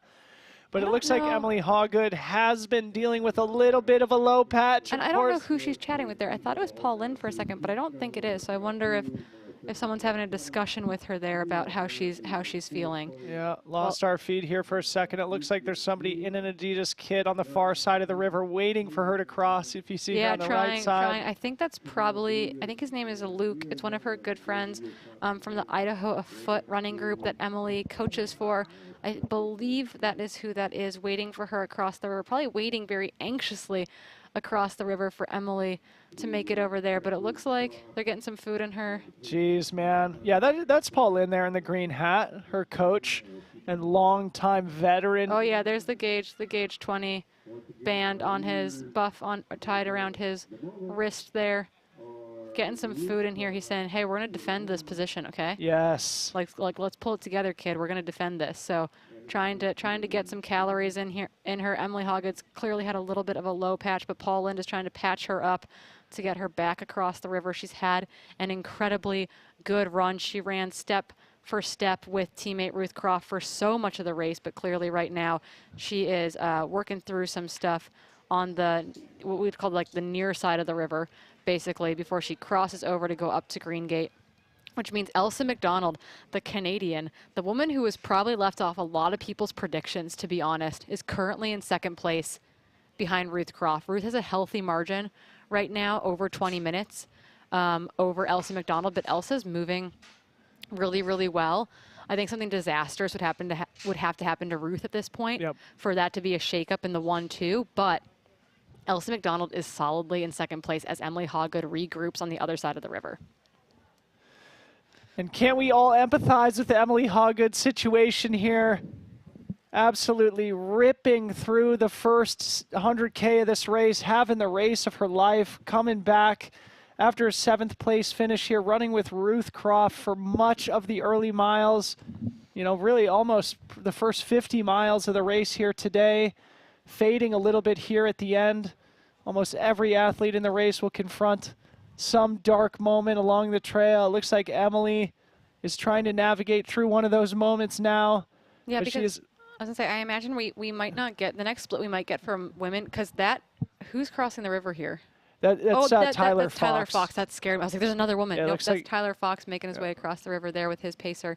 So what we're going to be waiting for, though, too, is Emily Hawgood can get up and out of here, go join her other pacer on the other side of the river, because behind her is going to be Louisa Bueller of Switzerland having a really solid run, followed by Marie-Anne Hogan as well. We think Camille Herron is probably tucked in behind them in 6th, so there could be a shakeup in the top 5 in the final 20 miles, which we have seen before. So the race is not over. And here she goes out of the chair. Paul Lind coaching her up. She is about to make her way down to the river. There's Jeff Browning on the left-hand side of your screen. That's one of the greatest 100-mile runners. Crew, yep. Right? One of the greatest 100-mile runners of all time. Jeff Browning in that pink singlet there, coaching up Emily Hawgood. And what great advice. I wish we had a microphone on there with Jeff Browning dispensing some knowledge. Probably all start crying. And just to give you an update of what's going on up at Green Gate, too, we still don't have our 3rd place male through Auburn Lakes Trailhead, but Arlen Glick, again, was only about 8 minutes behind Jared Hazen at Green Gate. So Jared Hazen still in 3rd, leaving Green Gate, followed by Arlen Glick. 7 minutes behind Arlen Glick is Tyler Green in 5th place. Been moving up all day, very solid. So he passed Vincent Viette is what that means. Yes, we don't have Vincent Viette for some reason at Green Gate yet, and I don't know if that's a mistake or not. So we will have to... We did see him cross the river. We did see him cross the river, so it'd be weird to not see him at Green Gate. So we'll try to double check on that, but right now what that looks like is Tyler Green in 5th, Ludo in 6th, Alex Nichols in 7th, Drew Holman in 8th, Scott Schreier in 9th, Cody Lind in 10th. But we think that Vincent Viette is up there in that group somewhere, so we're probably off by a position, and we're just not quite sure where it is. Oh, there's Vincent Viette. Speak of the devil. Speak of the devil. So he's doing super well. I mean, we haven't seen Jared Hazen come through here. Is that something that we should be concerned about? We haven't gotten yeah, this could be something. Well, no, because I'm confused now. Because bear with us, Auburn folks. Lakes. Yeah. This is ALT. Yep. This is mile 85.2. We do not have a split for Jared Hazen here. We do not have a split for Arlen Glick here. Has Vincent Viette suddenly made a charge all the way to 3rd? If he had, that means that Jared Hazen is probably somewhere along the trail having a very dark moment, because he was... But Arlen Glick looked phenomenal too, so I can't imagine that we missed him. So this could be the 3rd, 4th, or 5th place male here. We're going to work really hard to get a confirmation on that. So Let's bear with see us if here. Someone can give us an update. Occasionally we lose track of a couple of things here, but they missed Alaska. it is important to just realize Vincent Viette's having a solid day, cruising through ALT, 13 hours, 38 elapsed or so. He's got 15 miles separating him from the finish line here at Placer High School, where a steady stream of people is starting to walk in.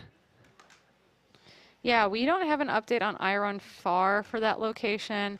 We'll try to get confirmation from somewhere else about what's happening at Auburn Lakes Trailhead, because we just saw Vincent Viette go through ALT, mile 85.2.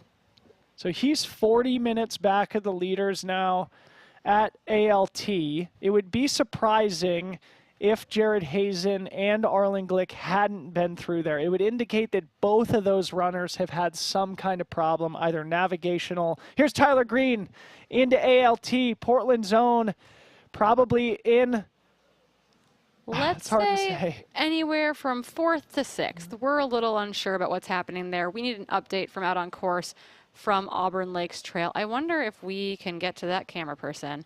That might be our inside scoop here. Tyler Green not far back of Vincent Viette.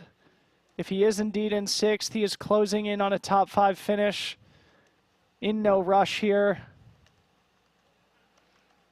Reminds me of back at the Black Canyon 100K last year in 2021, a race that Tyler Green won. Him just looking so patient in all the aid stations, not rushing through, taking his time to pass the guys ahead of him. He's about 2 minutes behind Vincent Viette's exit right now. With 15 miles to go, that's obviously a margin that can be closed. Vincent Viette looked pretty strong. I bet he has some awareness that Tyler's breathing down his neck here. As we see on the right-hand side of the screen, Emily Hawgood coming out of the river, getting ready to do the quick hike up to Green Gate, the aid station at mile 80, as Tyler Green walks out of ALT, mile 85. And now we're going to expect to see a couple more runners here, probably within the next couple of minutes. Drew Holman, we're expecting to see Ludovic Pomeray, Jonathan Ray, Alex Nichols, Scotty Trayer, Cody Lind, Jeff Colt. A lot of action still to come. And we're asking around on course because while we didn't have a camera at ALT going during that last section for part of that, ultralive.net nor iRunFar has splits for ALT either, which is, you know, so we can't confirm exactly what positions those are. Who is this coming in? Here's Jared Hazen. Okay, so I think we're right. I think that it's very. So where's Arlen is the question. Yeah, so where's Arlen is the question. Is Arlen ahead of Vincent? Oh, he looks a little banged Vincent? up. He does look a little banged up. You're 85 miles in. Ooh, that's a slow sit down right there. Oh, this hurts to see from Jared Hazen running so strong all day. In this section of the course, it's that situation, Corinne, where it's just like you miscalculate ever so slightly. In Jared's case, there's just a stream of guys coming past you in this section of the course. You know, it's like if you start to lose your legs on these runnable trails, you know there is a posse of fit, strong, world-class athletes chasing you down. And Jared Hazen is not looking good in the chair here. Looking like he really needs a break. Ordering some food. Getting some snacks on board, but again, too, being pacerless when you're feeling this low is not easy. It does not make running this final section easier. Yeah. You can kind of check out when you have a pacer and just like latch onto them and have them kind of almost drag you along in a way. Like they're not physically dragging you along, but it's definitely an emotional dragging for sure. That looks like Marianne Hogan there coming to the river. Okay, Emily Hawgood crossed not that long ago, so right now we've got Ruth Croft with a huge lead. So this is fourth place now. This is fourth place. Marianne Hogan's been chipping away all day, moving through the field. Now she's very much within striking distance of a podium finish here at the Western States 100. Shout out to our Canadian audience. A lot of fans of Marianne Hogan in the chat all day. She has been really a force on the scene recently, finishing second according to Walter at Ultra Trail Cape Town back in December. Then she came over and I think won the Bandera 100K in January of this year, and now here she is having that golden ticket in hand. And she came through that aid station right ahead or with Louisa Bueller of Switzerland, who is also at Rocky Chucky River Crossing right now getting some ice, getting some snacks. She's sitting on that team cooler right there, bib number 42, getting some things worked over. It sounds like people in the chat are pretty convinced that Arlen Glick is in third right now. That would mean that Arlen Glick's in third, Vincent Viette is in fourth, Tyler Green is in fifth, Jared Hazen is currently sitting in sixth and fading. So that is what it currently looks like. Look at Lucia Bueller. Speaking of fading, Lucia Bueller sitting on a cooler here at the river crossing, also looking like she has seen a ghost, potentially fighting off the demons. This is such a hard moment in any race. You've come so far, in this case, 78 miles down a trail, and you still have 22 to go.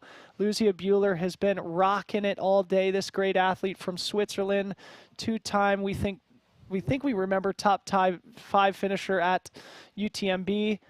Lucia Bueller having a chat with her crew here, regaining her composure. Yeah, so this isn't right either. Like, the current splits that we're getting off of Ultra Live are not accurate right now. It does seem like from I Run Far, our splits are going to say Adam Peterman, Hayden Hawks. 42 minutes back from the lead is Arlen Glick at mile 5. ALT, Arlen Glick in 3rd.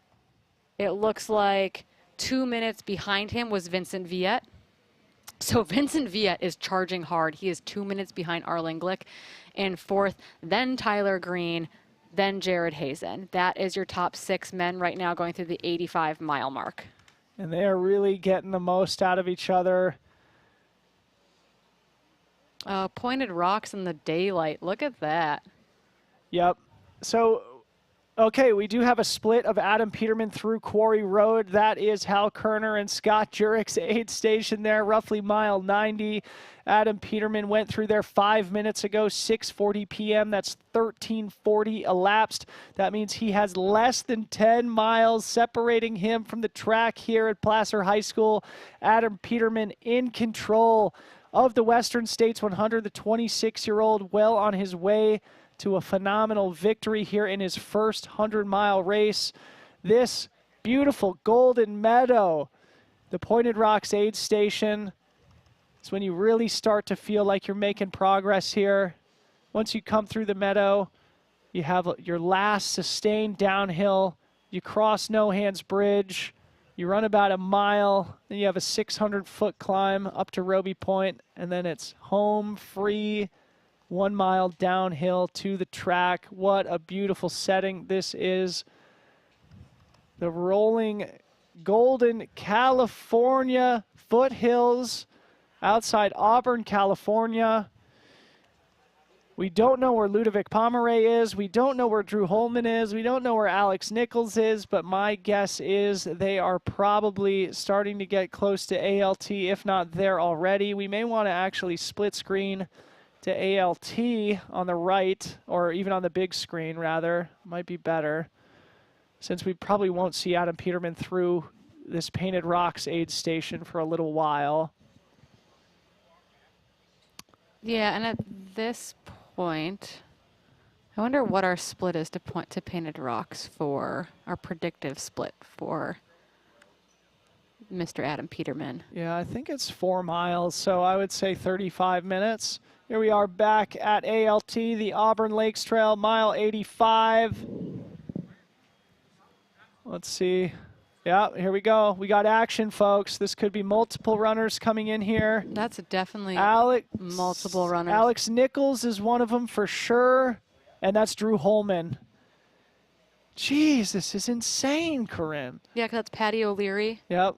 Who's pacing Alex Nichols? Did we see someone in there?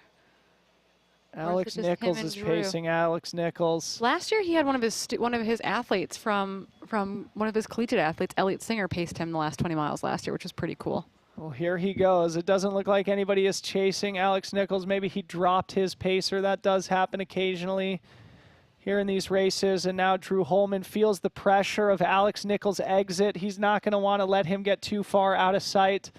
Drew Holman, your returning third-place finisher here with the great Irishman, Patty O'Leary, his pacer. Patty getting wet. To be fair, Drew Holman's pacers are doing a little bit better this year, too. He broke both of his pacers last year in a pretty big way during the hot year. He broke himself in a big way last year. Drew Holman arriving here on the track, absolutely stumbling to round out a podium performance. Put himself in the hospital here at Western States last year. Bouncing back, though, learning from that experience, taking those learnings into this year's race and having another solid one.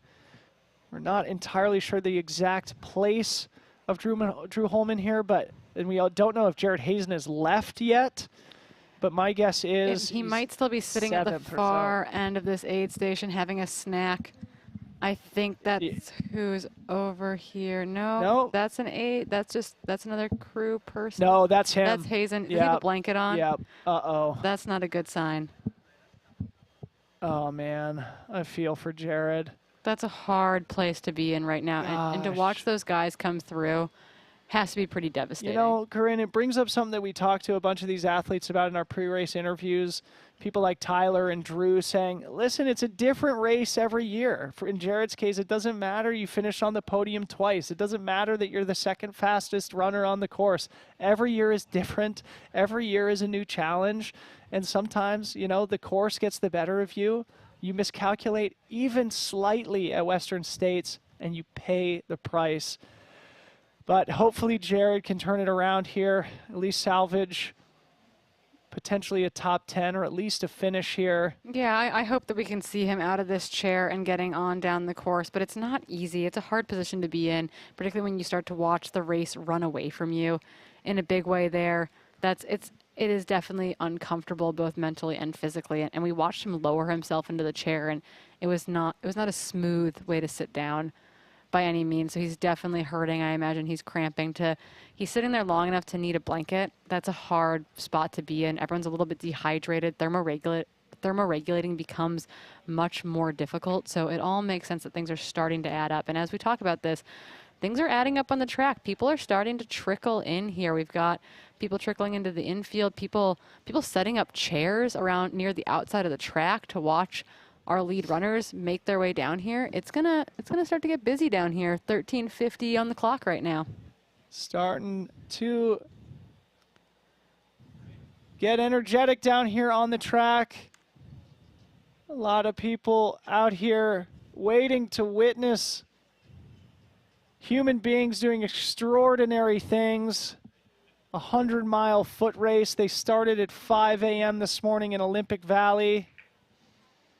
We've been here since 3:30 a.m., live with you since 4:15 a.m., going, I would say, relatively strong at this point. Trying to get updates. We don't have Hayden Hawks through Quarry Road yet. It does look like Jeffrey Colt and Jonathan Ray and Cole Watson and Adam Kimball have made it up past Green Gate. They're going to be working their way towards ALT if they're not close to being there already. My guess is they're there in the next 10 minutes or so. And honestly, in that group is going to be our lead woman, Ruth Croft, as she runs her way into, the top 15 at this point. Okay, we are going to take another quick break, and then we're going to be joined in studio by Mary Arnold from Strava. This is going to be a great chat. Stick around. The Schuylkill River Trail, also known as the SRT, it's ideal for that Monday run. If anything's on your mind, let it loose and just enjoy these miles. Little Monday night therapy. It's been such a blessing to be able to just hang out with my friends and go for a run. It's more of a family than just the run crew. I'm not gonna say that running is life, but running is a huge part of my life.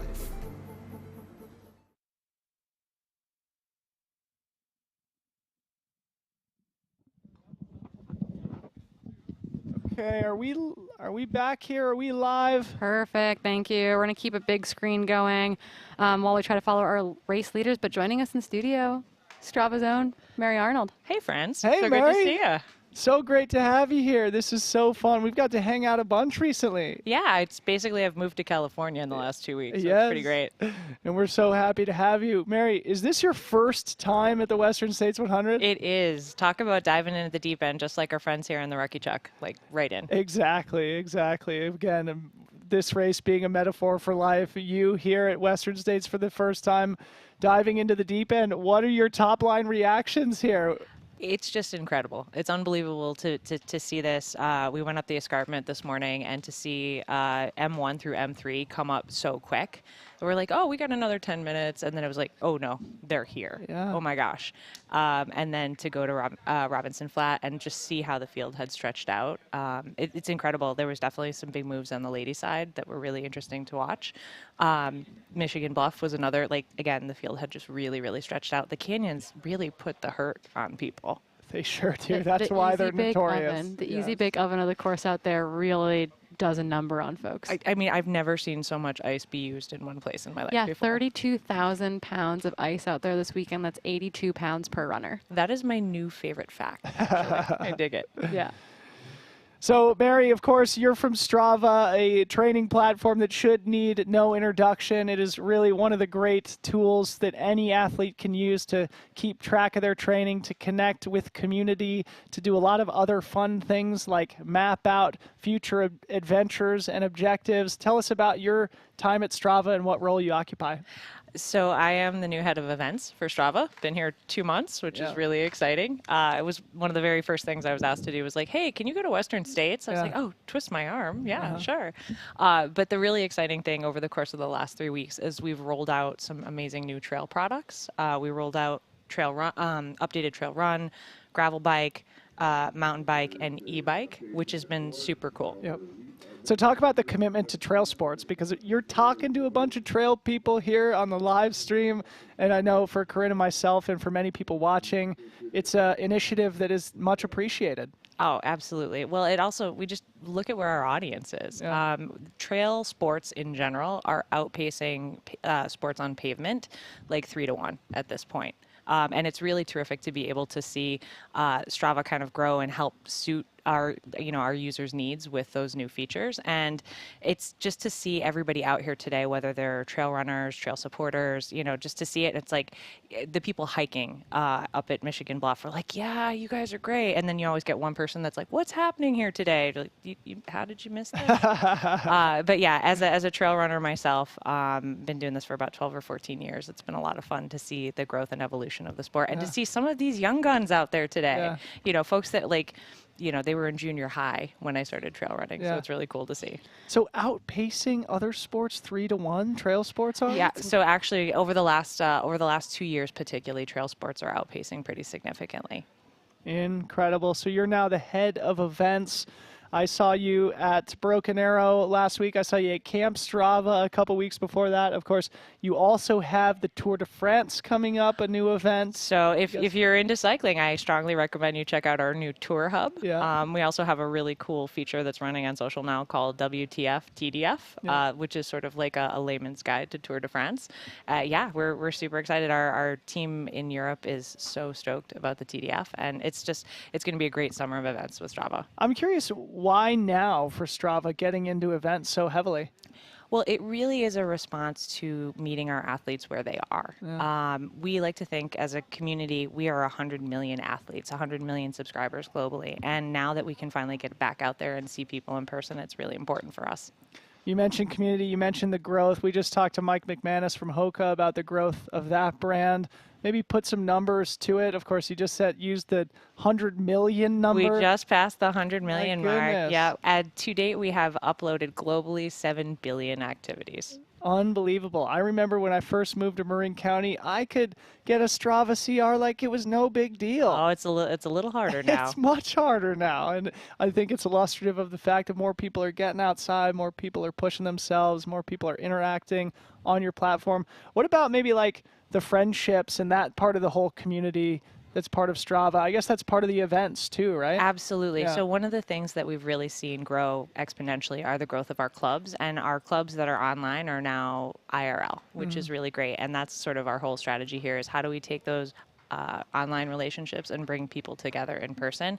Over the course of the last 2 weeks at Broken Arrow and Western States, we've seen people that only knew each other from the clubs. Yeah. And they're like, hey, you're so-and-so from this club. Or, we had a runner from a New Orleans club today that was like, hey, I know you from the New York club. Yeah. So it's just been really awesome to see people forge those connections in person, which just helps people grow exponentially. Yeah.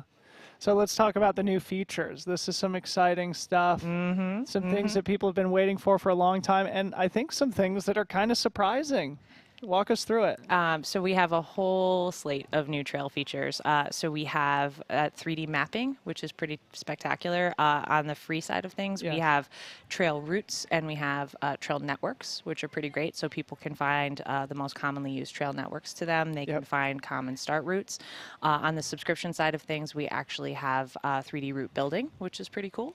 And we've really seen people respond very, very well to my personal new favorite feature, which is video. Yep. People love to see that activity in the feed. I uploaded my first video earlier this week. Thank you. And it worked like a charm, so very, very cool. And now we can all upload great snippets of beautiful vistas when we're out on our trail runs. The mapping feature, that's the thing that I was referring to that maybe I shouldn't have been surprised about, but when Michael Horvath, the CEO of Strava, talked about it at Camp Strava, I was like, this is brilliant. Like now, because I've always mapped my runs on Strava Route Builder, but then I would export that GPX and upload it into a different platform. Now you can I just don't stay have in to one do spot. it. It's pretty great, right? Isn't that fantastic? Yeah, and on the subscription side, we actually have a degree of difficulty. We have color coding for climbs, and we actually have community-based times. So somebody who's going out there for the first time can say, all right, well, the average community time is 2 hours on this route, so I know what I'm looking at. Yeah. So is this the first time that Strava's had affiliation with Western States specifically? And if so, what about Western States made you want, like of all the different trail races, made you want to be involved? Well, I believe that our history with Western States goes back a few more years than this, prior to my tenure and obviously prior to the blip. But it's the Super Bowl of ultra running. Why wouldn't you want to be here? I mean, look around. Everybody's so stoked. I've just never seen so many people that excited to hike up a mountain at 3 in the morning to cheer other people on. Yep. I mean, I know you guys saw it on the live feed, but there were more people at the top of the escarpment than I've ever seen on a live stream ever. Yeah. So what gets you excited about the future of Strava and the future of trail running, and how can more people get involved with the Strava community? Absolutely. Well, I think the thing that I'm really very, very excited about is the growth of our clubs and how people are connecting and using that really as their social platform. That's a thing that I've heard over and over again is people are like, you know what, I don't really use Instagram, but I use Strava. Like that's my social media platform. That's how I connect with my community. And when they come here, I've been called, hey, Strava lady, like 17 times today. But it's so great just to see people respond so positively. Yeah. I also heard Michael Horvath on a podcast recently, in addition to trail sports, saying that he wanted storytelling to be a bigger project or a bigger initiative within Strava. Maybe this is a good opportunity with Adam Peterman now shredding towards the finish line here. Just maybe absolutely smoking it. Dream up some cool storytelling that you could do around his phenomenal Strava file that I'm sure he's going to upload here. We're excited. We have a place for him to charge his timing device. We have a nice comfy chair. Please come on by and upload to Strava and make sure you use video. Yeah, absolutely. Well, Mary, thank you so much for the support of the live stream operation of Western States in general. Thank you for joining us in studio. It's been great to get to know you over the last few weeks, and thanks for your commitment to trail running specifically. I think I speak for all of our viewers in saying that we love Strava, and we're so grateful that you're investing in our community. Oh, thanks so much, you guys. We love being here, and we're going to be here from the first finisher to the last. We can't wait. Excellent. Stick around, everybody. We're going to take a quick break. We will be right back in studio with lots of great updates. Don't go anywhere.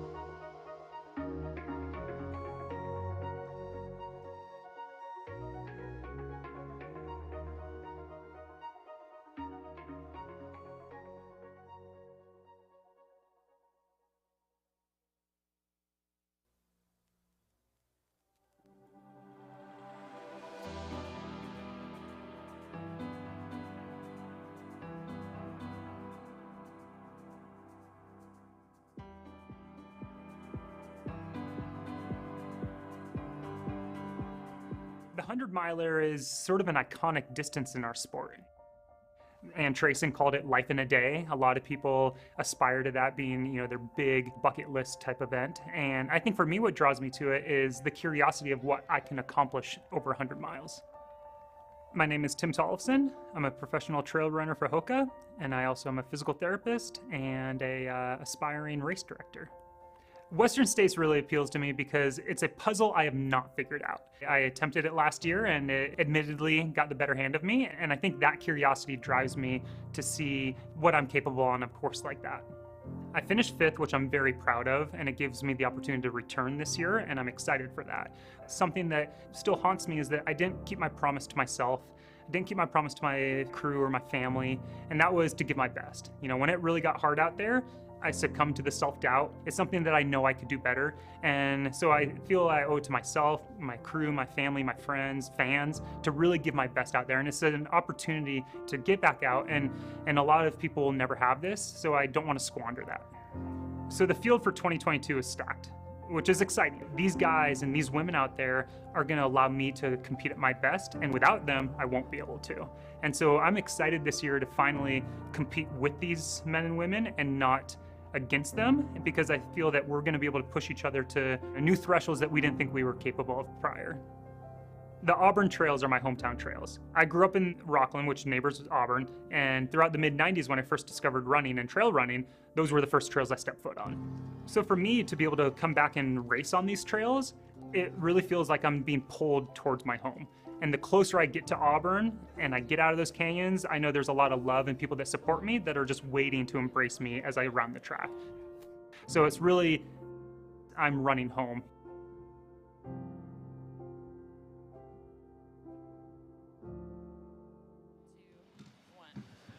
Okay, welcome back to the 2022 Western States 100. We are broadcasting live from the track at Placer High School in Auburn, California, more than 14 hours deep into this year's Western States 100. I'm Dylan Bowman, joined by Corinne Malcolm. Corinne, do you have any updates for us? I am trying to feverishly refresh everything. It seems like we're having a bit of a lag on ultralive.net, where you all can also find the runners that you are looking for. That link is pinned in our live chat if that is something that you are interested in. To find a loved one, to find a teammate, to find a good friend out there on course, you're going to want to go over to the ultralive.net website. I don't know that there's anything too big. I don't think Hazen has left ALT yet. He was not looking great there. He was in a chair. He had a blanket over him. That's not a great sign. I think we're still waiting to get accurate splits of what's happening in the women's race. It's possible Marianne Hogan was moving well across that river, and if that's the case, she could be closing that gap to Emily Hawgood, who is really taking a moment to reset on the near side of the river there. So I want to know what's happening in that top 3, that top 4 group in the women's race. We have been told that Camille Herron has also made it to Rucky Chucky. So right now there are 6 women who have made it to the Rucky Chucky river crossing at mile 78, that being Ruth Croft, your current women's leader, way out in front, followed by Elsa McDonald in second, Emily Hawgood in third. We believe that Marianne Hogan left the river before Louisa Bueller, and then Camille Herron has recently made it to Rucky Chucky as well, about maybe 12-15 minutes ago. So looking for some updates from them as they get up to Greengate. We do not yet have splits at Greengate, 2 miles uphill from the river crossing. So we're kind of in this waiting position, and I think we're also waiting for Adam Peterman to show up. The big image on your screen right now is Pointed Rocks, and that's who we're looking for. We're looking for the one, the only, Mr. Adam Peterman to come through Pointed Rocks. Race leader Adam Peterman, the 26-year-old from Missoula, Montana. This is potentially a don't blink situation here because the blur. Adam Peterman, big baby Peterman, might come screaming into our picture on the left-hand side. Blur might be his new nickname. They might have, Blur. The Missoulans in the audience might have to change his nickname from the big baby to the Blur, because honestly, he is moving so fast in his debut 100. Big baby Blur Peterman. He left Quarry Road. It looks like it's 6:40 p.m. We are now at about 7:10 p.m., and that is about a 4-mile stretch, I think, between Quarry Road and here at Pointed Rocks. So I would expect him to cover that distance in probably 35 minutes or so, potentially faster, a man of his talent. And this really is we will probably get a visual of him at No Hands Bridge, but this is the last aid station on the course for Adam Peterman. So once he comes through here, he is truly home free. And it feels like the race hasn't even begun yet. We've been here for 15 hours, but geez, it's almost over. Adam Peterman putting the icing on the cake of his first 100-miler, and it looks to be a victory, barring catastrophe, for this potentially generational defining athlete just starting his career in the sport. Yeah, someone put in the chat that Katie and Elsa were at Green Gate, but that is not accurate as far as I can tell. I don't think we've actually seen Katie come to Rucky Chucky yet. Elsa McDonald is second at Green Gate, 23 minutes off the lead as of 6 minutes ago, according to iRunFar. So we're waiting for that to update on ultralive.net. We believe that it will be Ruth Croft, Elsa McDonald, followed by Emily Hoggett and Marianne Hogan in fourth. Those are the names that we are looking for to come through at the Green Gate aid station, 2 miles uphill from that river crossing. As far as we know, Taylor Nolan and Katie Asmuth and Camille Bruas and Leah Yingling have not yet made it to that river crossing. Wow. Both races really very interesting. We're starting to see the accumulated stress of this race, the miles, the heat, the just constantly different terrain. It's so hard to figure this race out. We've been beating that drum all day. So when we see someone like Jared Hazen sitting in a chair, we're still not sure if he's stood up.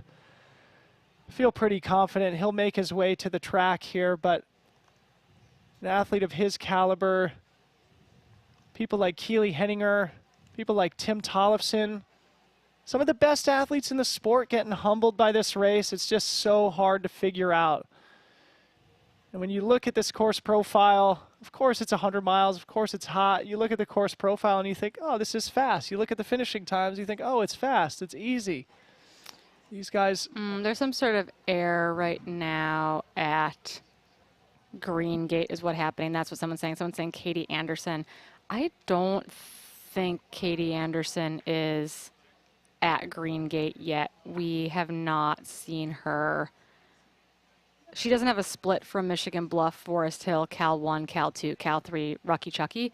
So my guess is that is an inaccurate input manually at Green Gate because we haven't seen that runner come through any of the earlier aid stations yet. So there are a lot of errors that happen with ultralive.net. So I would not put Katie Anderson in the top 3 right now. They accidentally put Katie Asmuth instead of Tim Tollefson several times earlier today. So we have not seen her cross the river. We have not seen her come through, I think, Forest Hill at this point. So I think that is an error from the ultralive.net manual entry. Yep.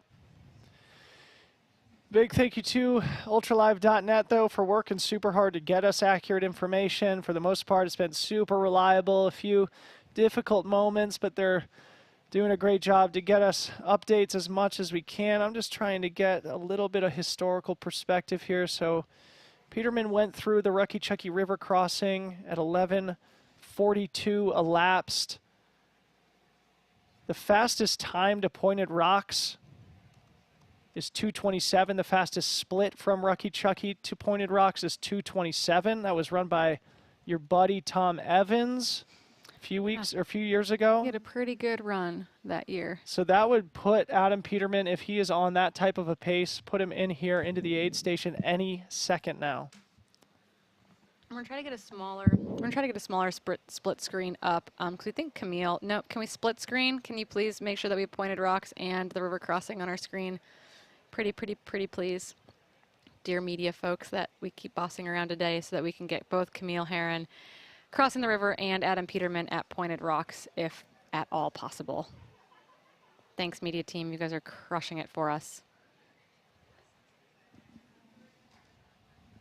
Great energy here at the track. More and more people streaming in here, finding the seats that they want to occupy to witness history as Adam Peterman and Ruth Croft make their way towards the track here at Placer High to etch their name in the history books here at the oldest trail 100-miler in the world, the race that started a movement, that started a sport, that changed all of our lives collectively.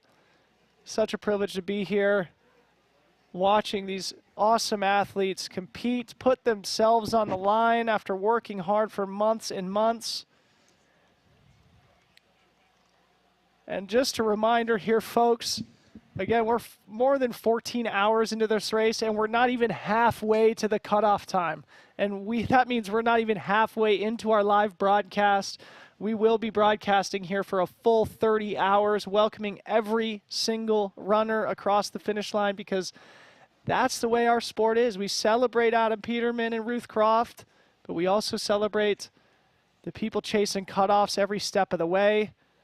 And if you haven't ever seen a golden hour in person or here on the broadcast, I urge you to not miss between 10 a.m. and 11 a.m. tomorrow. It's one of the most special things you will ever witness as the final finishers make their way onto the track here and complete their 100-mile journey.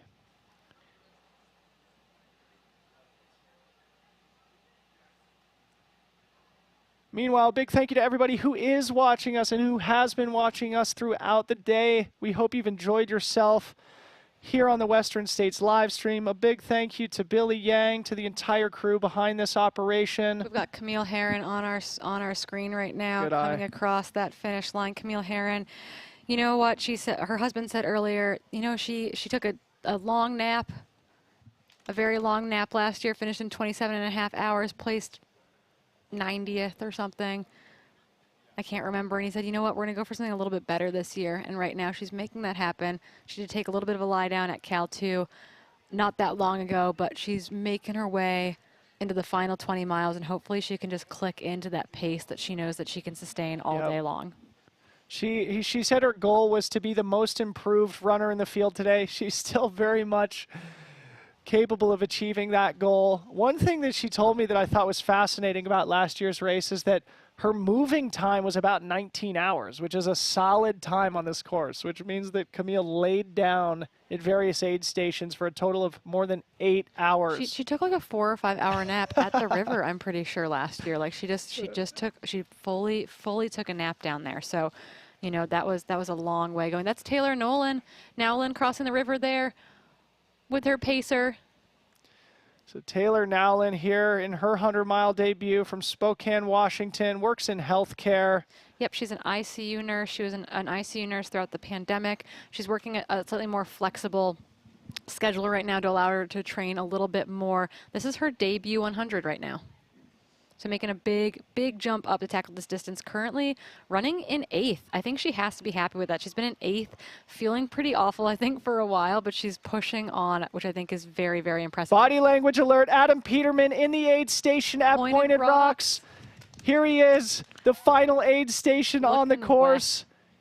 6 miles separating this 26-year-old savage from the finish line here. Oh my goodness, I think they're losing it a little bit. What do you think? He's got a good crew of Missoulans. Chris Brown is on his team. I can feel the energy from Missoula emanating through the computer screen here. Making quick work of this aid transition. Remember, we saw Jim Walmsley sit down here for like 10 minutes last year. This is bonkers. Gosh. I think we all thought this could happen, but at the same time, we were like, we can't jinx it. Okay, so while we're looking at this now, the historically fast split from here to the finish is 48 minutes. That's Pat Reagan from 2019. Walmsley, Jeff Browning, and Kyle Pietari all ran 50 minutes in 2019. I think this will be more like 51, 52 minutes for our guy, Adam Peterman here, though don't put it past him to run a little bit faster. That would mean that we would expect Adam Peterman here on the track a little after 15 hours elapsed. So if you're going to do anything, go do it now. This is your bathroom break. This is your shower. This is your dog walk warning, because you're not going to want to watch. You're not going to want to miss. You're going to want to watch. You're not going to want to miss Adam Peterman coming into the track here. I think that they do have a split to Quarry Road on Hayden Hawks, and it sounds like he was almost 30 minutes down or something on Adam Peterman. I'll double check that just to make sure I'm not totally erroneous there, but I believe that was the latest split that we saw for you all. Hayden Hawks came through at 7:10 just 7 minutes ago. So, or just 7 minutes. Yeah, basically just 7 minutes ago, 10 minutes ago. So 30 minutes behind Adam Peterman sounds about right. That is. Gosh. That's so, massive. I mean, that means he put 15 minutes in the last 5 I know, miles. but where is Arlen Glick then? Goodness Is gracious. Arlen Glick going to catch Hayden Hawks? Very likely he will. Is yeah. Arlen Glick going to move on Hayden? What about Vincent Viet? He was 2 minutes behind Arlen at that last checkpoint at ALT. Arlen's darlings are going crazy right now. Ohio proud is what happening right now. Midwest proud for Arlen Glick, who could be running into an M2 position. We will need a split from Quarry Road to confirm our excitement. Hayden Hawks is there, has already made it through there ahead of Arlen Glick, but we have to imagine that Arlen Glick is slowly closing down on the man Hayden Hawks. Unreal. So Hayden Hawks running another courageous race here today, running in the lead for much of today's event. Getting caught on Cal Street by Adam Peterman. And now, like last year, Hayden Hawks having a hard time with this last quarter of a 100-mile race. Hayden Hawks has all the talent in the world. He's proven it over 100K, 120K, and obviously over 50K, 50 miles, one of the best of our generation, really struggling with the 100-mile distance. Though, of course, we should say, still in second place right now, but won't be surprised to see Hayden get rolled up by at least one or two other guys ahead of him. And now the camera bottom right is at No-Hands Bridge. My guess, Adam Peterman to No-Hands Bridge will be 20 minutes, less than that. Yeah, so we should probably keep a camera at this point on maybe ALT. When will all top women come through ALT? We're gonna be looking for Ruth Croft. Ruth Croft came through Green Gate 52 minutes ago, so it might make sense to move a camera over to ALT to try to catch Ruth Croft there in just a little bit. We'll move on from Rucky Chucky for a little bit to try to catch our lead female coming through ALT. Let's see what we can get up on the screen there.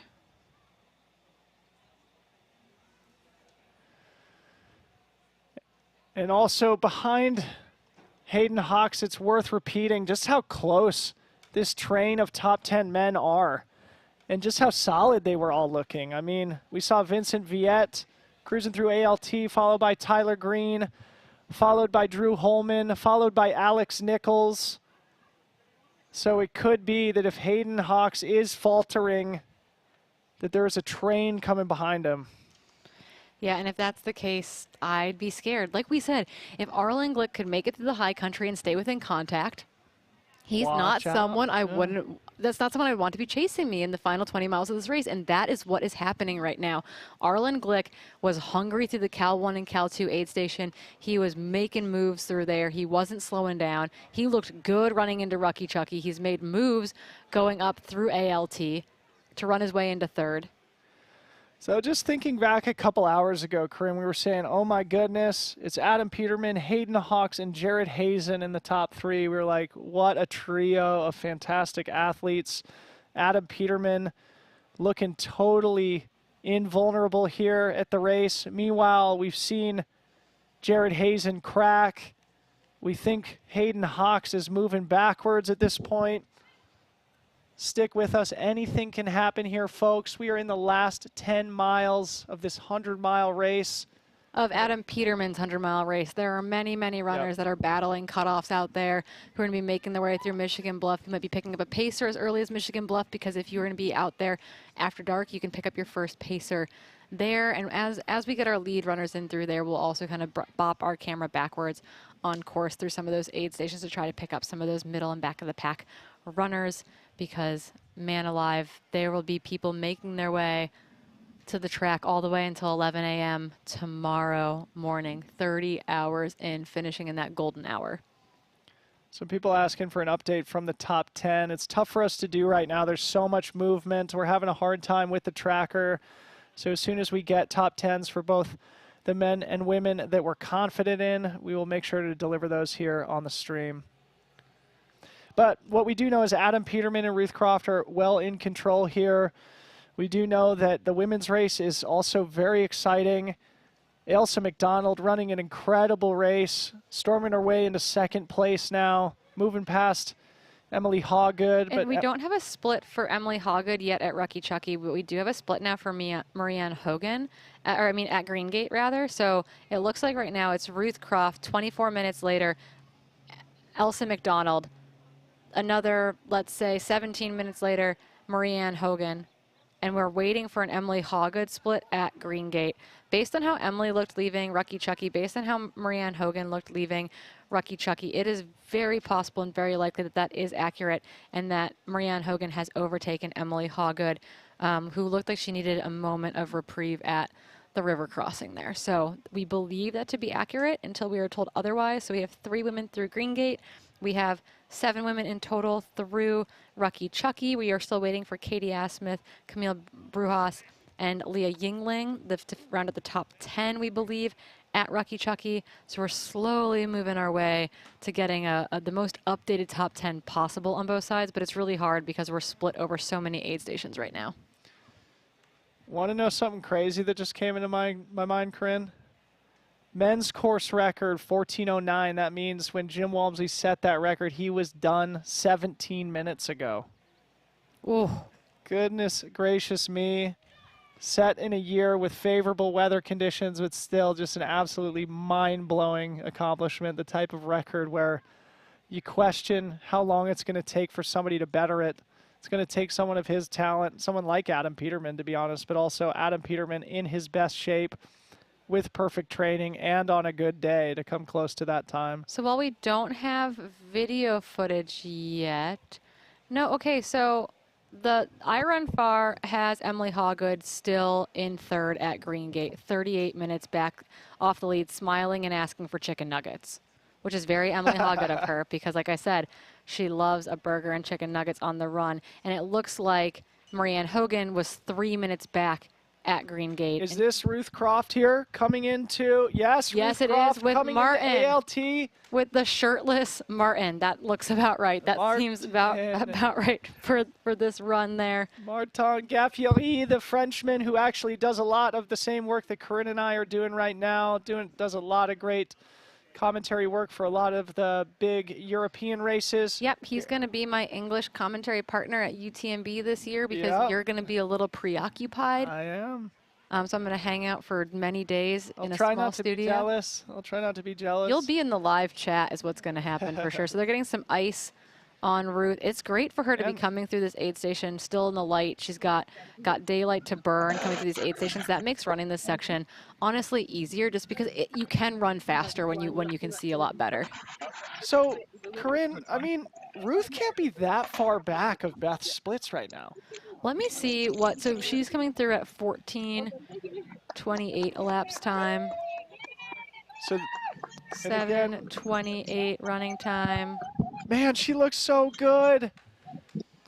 Ruth Croft from New Zealand here, understanding that she is in control. 15 miles separate her from a victory and a bronze Cougar trophy here as the champion of the Western States 100. So Beth Pascal came into Auburn Lakes at 14:27. She is a minute behind. Oh my goodness. Beth Pascal splits from last year. And Martin just had to sprint to catch up with her. Okay, so folks, we are witnessing a historically great performance here at the Western States. Ruth Croft already with the 5th fastest time ever. Your returning 2nd place runner here at Western States, potentially challenging the 2nd fastest time ever run on this course, which was set by Beth Pascal last year in also historically hard conditions. Ruth Croft putting together a masterpiece here. Her time to beat is going to be 17:10:42. That was Beth Pascal's time last year. That is the 2nd fastest time ever run on this course, and she is currently a minute and a half under Beth's splits from last year. And Ruth's time last year was 17 and a half? 17:33:48. So she should take a healthy margin off that, assuming she doesn't slow down much here in the last 15 miles. So Ruth Croft, somebody who I just think so highly of. I met her in New Zealand at the Tarawera 100K back in 2015. She put together a solid second place there. And I have a hard time thinking of a single race Ruth has had in her career that's been bad, right? Like, she's always in the mix. She's won Tarawera outright. She's won CCC. She's won OCC. I mean, hasn't she won the Golden Trail Series? She's won Les Tempiers. She's honestly, okay, Adam Peterman, everything he touches right now turns to gold. Ruth Croft has that quality as well. I feel like when she shows up, she knows how to race, and she shows up to race. And I mean, if we look at her running resume, that is more than apparent. Show up and blow up, Ruth Croft. No blowing up, Ruth Well, Croft. I mean that in a positive way. I guess Okay. the connotation of blowing up in endurance sport is often negative, but Ruth Croft certainly adding explosive power here to the Western States 100. Yeah, the Kiwis are going to start blowing up our live chat for sure. There's a lot of Ruth Croft fans in the audience here. So give her a big shout out. Her parents are here this year to watch her. They flew in. None of her dad's luggage arrived. They're here for basically a long weekend to watch their daughter run. That's got to be pretty special. Yeah. If you want to know more about Ruth, there's a really cool YouTube video you can find about her. I think it's called the Southsider, I think. You could probably just look it up in YouTube. Really great visual into who she is as a person. A humble, hardworking person who doesn't seek the spotlight. Blue collar, great athlete. And the mark of a champion, just so consistent. Incredibly consistent. So versatile. Can compete on any course, any distance. And here she is in only her second 100-miler. And she's going to probably, by the end of the day, have 2 of the top 6 fastest times ever on this course in 2 of the top 10 hottest years ever. Silly. It's completely silly. It's completely outrageous is what it is. And I think that we will be blown away and in awe when she makes it here to the Placer High School track in Auburn. Based on what we said in the chat, based on what we saw in I Run Far, and now based on what ultralive.net said, it is true. Emily Hawgood made it into that 8th station just ahead of Marianne Hogan. I'm not sure if they're going to be able to hold that 3-minute separation or not. I love that Emily Hawgood was asking for chicken nuggets. That seems to say that her stomach is still working, at least to some extent. I'm not sure if they're going to have chicken nuggets for her there, but that's a pretty close 3rd, 4th place battle right now. Okay, if this split is accurate, Arlen Glick appears to be 13 minutes back of Hayden Hawks at Quarry Road, mile 90. Tyler Green is now in 4th, only 3 minutes behind him, though. Yeah. Okay, so there is a race. That split is 22 minutes old, or at least Hayden came through 22 minutes ago from Quarry Road. So if he's moving at a respectable pace, he should come through the Pointed Rocks aid station in 15 minutes. And now we expect Adam Peterman, who went through Pointed Rocks 16 minutes ago. He should be coming into our view here at the bottom of this descent to No Hands Bridge. 5 minutes, I would guess, maybe less. It's bananas. That's all I can say. Is that what people call it these days? Bananas. It's definitely bananas. I mean, there is a legitimate race going on right now for podium spots 90 miles into the race, okay? We thought it was exciting when we had the Claire Brittany battle, right? That was a pretty tight 1-2 battle. But to have all these little battles well into 85, 90 miles into the race for other top 10 positions is incredibly exciting. So No Hands Bridge, for our viewing audience who might be less familiar, an iconic landmark on the Western States Trail, signifying you pretty much have a 5K to the finish line, a park run as they call it over there in the UK. And Adam Peterman, once he hits No Hands Bridge, at that point he knows he's basically home free, although you do have kind of an annoying 600-foot climb up to Roby Point. It's kind of a painful climb up to, and honestly, when you're only 1, 2, or 3 minutes behind someone, that's where that climb really can make a big difference, right? Moves can be made. in the final miles of this race course. And no one knows that better, honestly, than Tyler Green. Because Tyler Green's been in a all-out battle to the track before with a number of gentlemen. And so I think that, you know, if someone's here to really duke it out to the very end, it could be Tyler. And Arlen, while he is moving well, needs to be aware and cognizant of that, or he's going to have a Caitlin Gerbin, Camilla Mayfield sprint for the final 300 meters on the track type finish. Which is pretty much the worst way you could possibly finish an ultramarathon, but... Oh, 100%. We made jokes about that at the beginning of that race, where we said, why don't we just run together the entire time and then have a sprint at the finish line? And Caitlin Gerbin looked at all of us and said, I absolutely hope that does not happen. And not funny. And then it happened to her in that race. Wow. So just a quick correction of myself. I just lost the gentleman's name who corrected me. Paul Voren let me know that it's actually called the West Sider, not the, I can't remember what I said. West Sider is the YouTube video about Ruth Croft. Check it out. Put it on your notepad. Watch it after the live stream today. So here we are, folks. 14 hours, 35 minutes elapsed here at the Western States 100. In really fast years, we would start to see the lead men in the final miles. Here in one of the top 10 hottest years of all time, our lead male athlete, Adam Peterman, is getting close to No Hands Bridge, which means he's getting close to mile 97. 3 miles to go for him. I just saw Cole Watson coming into ALT. Cole Watson still moving well here in the top 15 or so. Wow, there's a bunch of errors right now at Quarry Road. So everyone should just ignore those. Like, it just went absolutely, once again, bananas. It now says that there's like 24 people at Quarry Road, all of whom are not at Quarry Road yet. So a bunch of numbers just got thrown into the Quarry Road ultralive.net. We're going to ignore those and hope for splits as they come because that is not an accurate representation of what is going on out there right now. So I've got some feel-good news for us here in the studio. I just got a text from Topher Gaylord saying that Megan Canfield, Erica Hoagland, and Casey Lichtai are all running together right now. That is the best news I've ever heard. Can you imagine a better trio than that? I think Erica probably has a couple finishes here. Megan going for number 13, Casey going for number 8. So between them, more than 20 finishes here at the Western States 100. Thanks to Topher Gaylord for that update. I'm going to send a text. Man, they're getting prepped there.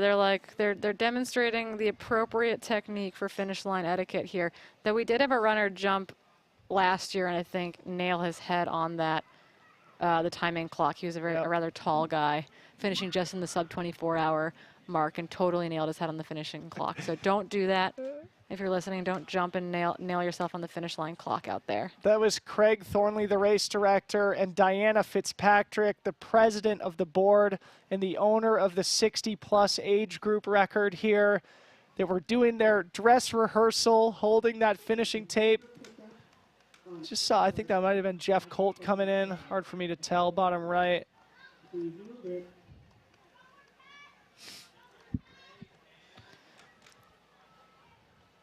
Okay, so we're waiting for Adam Peterman to come through here. We're waiting for ultralive.net to maybe figure out that they have a huge mistake on their hands in which they've put 25 people through Quarry Rock accidentally, none of which are the people that we're looking for, although Tyler Green and Vincent Viette appear to be part of that group.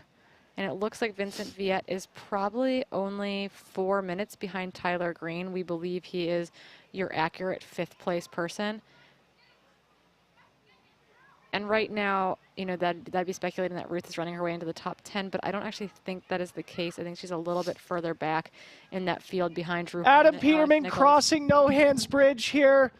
The blur enters the screen.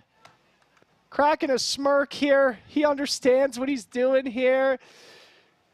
5Ks separating Adam Peterman from a victory here. The blur still has his pacer. Don't worry. He's got a very talented pacer on his hands, taking him home. This is Jeff Mogavero on his left here, a very talented ultra runner himself. Was just 3rd at the Broken Arrow 52K last weekend. Got to share some miles with him. on Monday. Great guy. Adam is in wonderful hands. Yep. These guys are training partners, and what a special thing this is. You know, the whole pacer phenomenon is more popular here in the U.S. than it is in Europe. But for somebody like Jeff, this is such a great learning and growing experience for him, too, to have a front row seat to this historic performance by his good friend Adam Peterman. And this will be a connection that they hold forever, these two buddies, a memory that they'll always cherish. Coming home to Auburn, California, as the champion of the 2022 Western States 100. And this is No Hands Bridge here. A beautiful, though hot evening here in the Sierra Nevada foothills, sloping towards the Central Valley here in California. And we believe he's got a good 30-minute or so lead over Hayden Hawks at this point, which is not only is bringing this home to win impressive, but bringing this home 30 minutes ahead. I mean, it's of your next closest runner is absolutely bonkers. I mean, it's dominant, you know. It's just, you know, outperforming everybody's, well, I don't know if outperforming everybody's expectations, but I think we had high expectations for him, but I also don't think we wanted to put that pressure on him. Yeah. Right? I mean, he really did just execute a fantastic race. In fact, I'm going to go back. Incredibly smart. Like, as we talked with Mike about this, like, we didn't see him making rookie mistakes out there. He was really methodical. He took good care of himself. He had a good crew around him. He didn't rush through aid stations. He didn't run hard out of the gate. He ran his own race, and he is running his way to the win. Unbelievable. So I'm pulling up his progression throughout the day to see how his placing adjusted. Okay, see, yeah, this is beautiful. Oh, my goodness. So Adam Peterman was 8th to the top of the escarpment, 7th at Red Star, then into 3rd at Duncan Canyon, back to 5th at Miller's Defeat, 6th at Last Chance, then back to 3rd by Devil's Thumb, 2nd at El Dorado Creek, and then 1st by Cal 2. And so it wasn't as if he went hot off the front to try and prove a point. You know, he came here to maybe learn from guys like Hayden Hawks, learn from guys like Tim Tollefson, learn from guys like Jared Hazen. And because he didn't come in here with an assumption that, you know, he was better than everybody, he's able to run a perfectly executed 100-mile race. I think when you get on the start line and you don't count anyone out, right? You don't count yourself out either. I think that's a really amazing attitude to have on the start line, is that, like, anyone can win, which means you can win too. Yeah. And I think he did exactly what he was supposed to do. He made really methodical moves, and things hopefully, I mean, I'm so excited to talk to him at the finish line and just be like, hey, was that easy? Because I feel like it's been a really smooth race thus far, and he's looked really solid the entire time.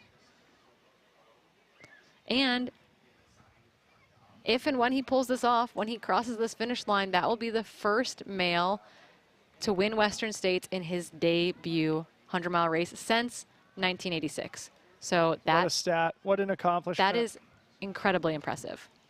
It is history-making. Okay, so just going back in Adam's results here, I'm on Ultra Sign Up. So back in July of 2021, this is when he landed on my radar, when the 25-year-old broke Jim Walmsley's course record at the Speed Goat 50K. Then a month later, he was 2nd in the Pikes Peak Marathon. I remember talking to him about that. Suffered with the altitude coming from Missoula. Still ran a sick 2nd place at Pikes Peak behind Seth DeMore. Then won and nearly broke the course record at the JFK 50-miler at the end of 2021. Started his year this year by smashing the Chucking Up 50K. I think he won by like 10 minutes in that 50K. A legendary, historic race in the Pacific Northwest, something that's been around, that many of the fastest runners in the history of the sport have done. And then in April, wins and smashes the course record at the Canyons 100K. And here, finishing up a victory at the Western States 100. Someone said, dude wasn't even born the last time this happened. That's incredibly accurate. He wasn't even 10 years away from being born. He was about 10 years away from being born. Oh, We're just going to date ourselves incredibly during this entire live broadcast. Yeah, I think we're all, Missoula is going to have a lot to celebrate. Yep. I'm trying to think of, I know Nikki Kimball is a Montanan. She's a 3-time champion here. Yep, she's in Bozeman, Montana. That's who introduced me to trail and ultra running. Yeah, 100%. Cool. I met her when I was a collegiate Nordic skier, and when I came back to school to finish up, she said, hey, you want to go for some long runs? And I was like, heck yeah. And so she totally took me under her wing. So aside from Nikki Kimball, any other Montana folks that have won this race? I'm recalling my guy, Mike Wolf, another legend of the sport, was second behind Killian in 2011. What about Seth? Seth was second twice to Rob Krar. So very close. Yeah. Proud runs for sure by a Montanan. What's Mike Wolf's best finish? Has he run? Mike Wolf was second. Mike Foote, I don't think has ever been top 10 here, though I could be wrong Mike about Foote, are you in that. the chat? Hit us up. Tell us we're wrong. Fix our mistakes, Mike Foote. Anyway, the proud state of Montana going to be even more proud when their homegrown hero, Adam Peterman, who born and raised in Missoula, coming down here. That is really cool. Yeah. Right? Yeah. I mean, Jim obviously has a Montana tie. While not from Montana, had lived there kind of early in his trail days. Has done a bunch of those, you know, quintessential Montana races. Don't Fence Me In, the Ridge Run, that kind of thing. We did just mention Mike Foote's name, and when I talked to Adam Peterman on the pod, he told me about an amazing story about how Mike Foote was his high school cross-country coach there at Hellgate High School, I think is what it's called, in Missoula, Montana. And in his senior year, he had to do a senior project, and Mike Foote happened to be his mentor for the project, where they rode their bikes to Mount Whitney and then summited. They rode their bikes through Death Valley to Mount Whitney and then summited Mount Whitney. That's when Adam Peterman was like 17 years old. Here he is 10 years later after a special collegiate career at the University of Colorado. Graduating, trying to find his way in the running universe, finding the trails, and I think he found his home.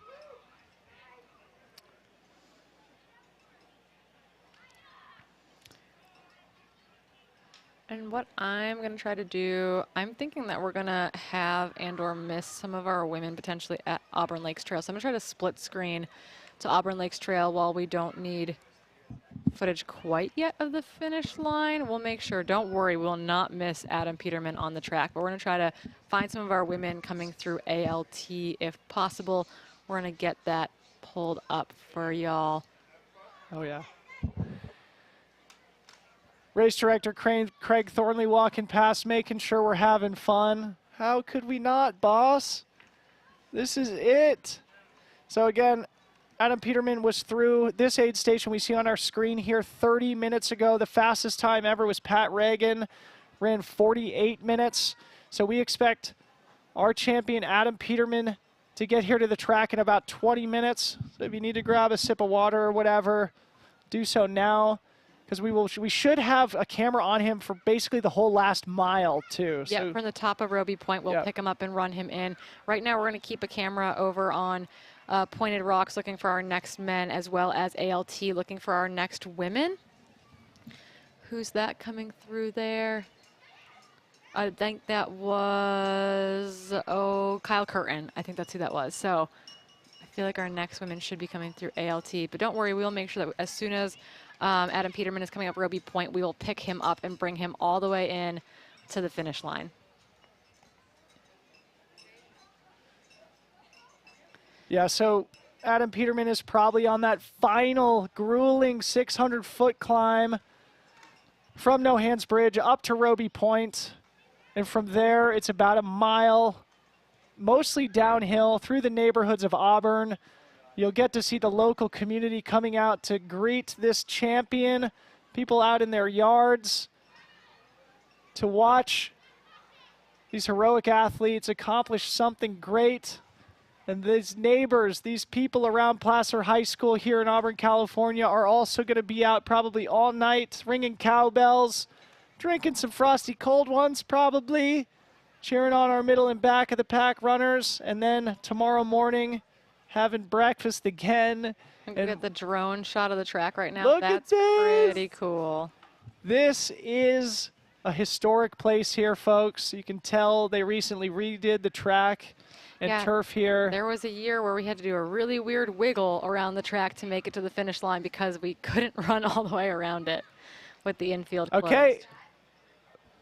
Body language alert. It's Hayden Hawks, folks. Your second place runner, 30 minutes back, 33 minutes back now of Adam Peterman through Pointed Rocks. He doesn't look smooth, but he's running. He looks better, I think. I think you're right. I think he looks better than he did when he came through ALT. It does look like he's probably been cramping. He's kind of got that gait about him, you know.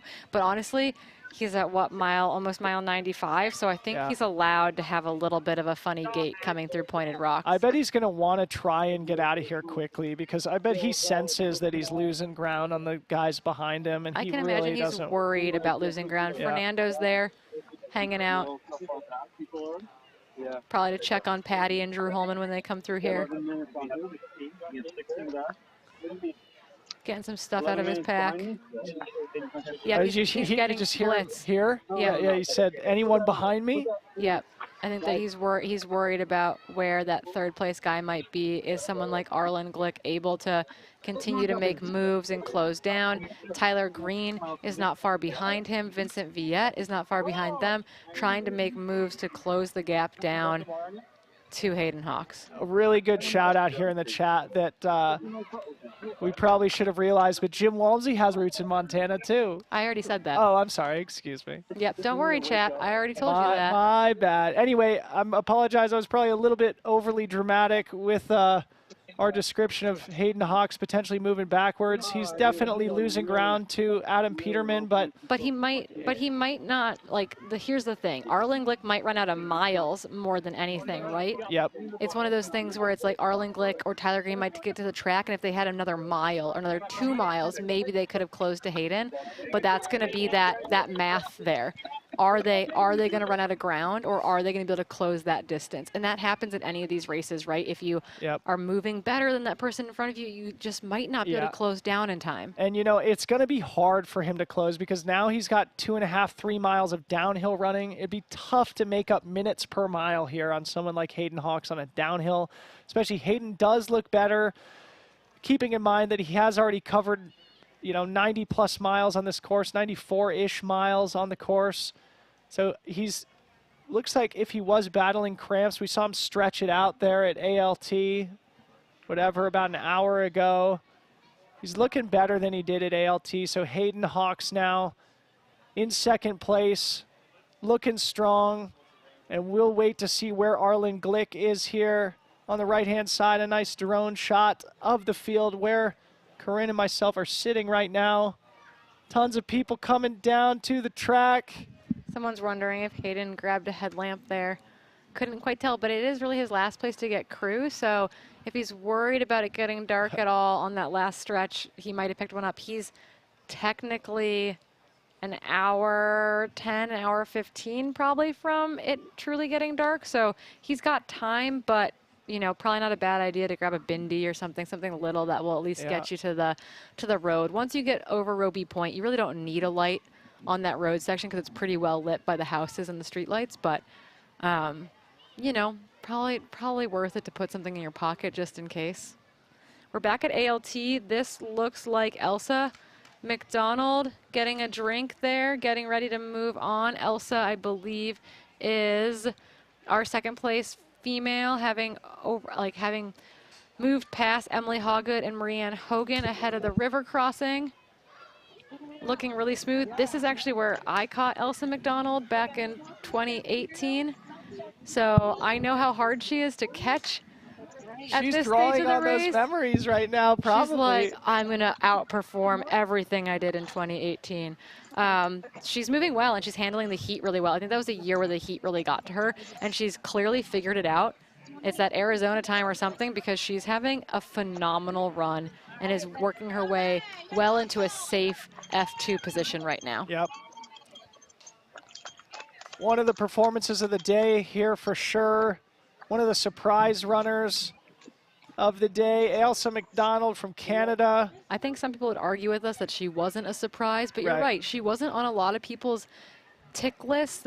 She wasn't on, you know, the top of people's minds. I'm curious to know what she got picked in the fantasy picks or in the I Run Far fantasy pick or the Free Trail fantasy pick, because, you know, I bet some people bet on her, and she was, you know, definitely undervalued. Yep. Whoever picked Ailsa is probably getting set up for a great victory in the fantasy draft.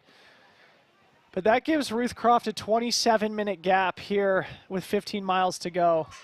A very comfortable lead here for the all-star Kiwi, who's just run such a fantastic race. Yeah, there's a great quote from her crew with Alex Varner coming across the river just being like, this is it. You know, she's just like, this is so solid. You know, kind of like really sealing the deal out there. This is Tim Tollefson making his way across the river again. People are asking what happened to Tim. Tim had a rough day early where he got really behind on hydration, it sounds like, and looked really rough coming into Devil's Thumb, so quite early in the race, well ahead of Michigan Bluff, and was dealing with just insane cramping.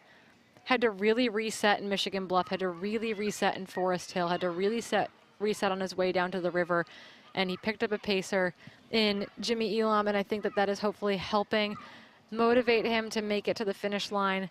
But, you know, I'm really proud of Tim for wanting to stick this out, even though it's clearly not his day. Yep. Is this Jonathan Ray here? Yep, that is Elon and Jonathan Ray. Jonathan's having... Jonathan, I hope I didn't curse you, man. You had a great run, and you're having a great run, and you've got a great partner in Elon helping you pace you to the finish line here. Really happy to see these two guys out there. Elon lives over in Berkeley with his wife Gabby, and they're two really cute Vishlas, and he stepped in kind of last minute to pace John all the way to the finish, if he can make it there, kind of is the goal. Yep. After kind of having his own disappointing race last year, so good to see that Jonathan Ray's got a buddy out there. Yeah, good learning experience for him. You know, he ran super well through. I would love to Forest see Hill. him come back next year, because he clearly has some talent, and I want to see him come back to this course. I wonder if he just got over-eager. You know that feeling when you start passing people and maybe you just go a little bit too hard, stop taking care of yourself. Because he was like moving up into the top 5 at one point before having... Yeah, no, moving well into the top 5. We were like, okay, Corinne bet on the right person here. And I still think that he should be incredibly proud of his race and proud of his finish, and they're going to keep on moving. It's probably not the ultimate race that he's going to have hope for. I definitely think that he's a sub 16-hour guy on this course, but he's moving, and that is okay. And the temperatures are going to be cooling down. He's still got a lot of ice on him, but he's going to start to feel a little bit of reprieve as the sun sets and it's not quite so hot, and hopefully that will help him through the final miles of the course. To our production team, I'm wondering if we should try and get camera up there at Roby Point. I wouldn't be surprised if Adam Peterman is very close to the top of that final climb. And probably best to split screen back to Pointed Rocks. Okay, just heard that we're working to get cameras at Roby, so stand by. And we hope to have cameras on our champion, Adam Peterman, for the majority of the final mile through Auburn down here to the track. And people are asking again for a Casey Lichtag update. So if you're looking for a specific runner, remember that you can always go to that pinned comment at the very top of our feed here. That is the link for all live updates for runners placement, and you can search for runners. But Casey Lichtag, we have heard is through Forest Hill on 24-hour pace with Megan Canfield and Erica Hoagland. So what a trio of women to be working their way to the finish line together. So Casey Lichtag is moving well on course, and I think she'll be very happy to once again make it to the Auburn track. Yep. A great feel-good story. You know, we should check in on Jim Howard too eventually. I think we could split screen back to Pointed Rocks. Okay, here we are at No Hands Bridge. It'll probably still be 10 minutes before we see Hayden Hawks come through here. But Pointed Rocks, we would love to see Arlen Glick, get some idea of how far back Arlen Glick is of Hayden Hawks there at Pointed Rocks. And we've got a drone looking at us here, Corinne. Look at this on our split screen. Hi, drone. Oh my goodness, it's literally hovering right there. It's gonna murder our friend Tony. Drones are creepy. but we get great aerial footage from them, so that's okay. Okay, so Hayden definitely has a margin here on Arlen, a margin big enough that it becomes very unlikely that Arlen will be able to bridge in the final 5 miles of the race. On the left-hand side, we are looking at the Pointed Rocks aid station. This is roughly mile 94.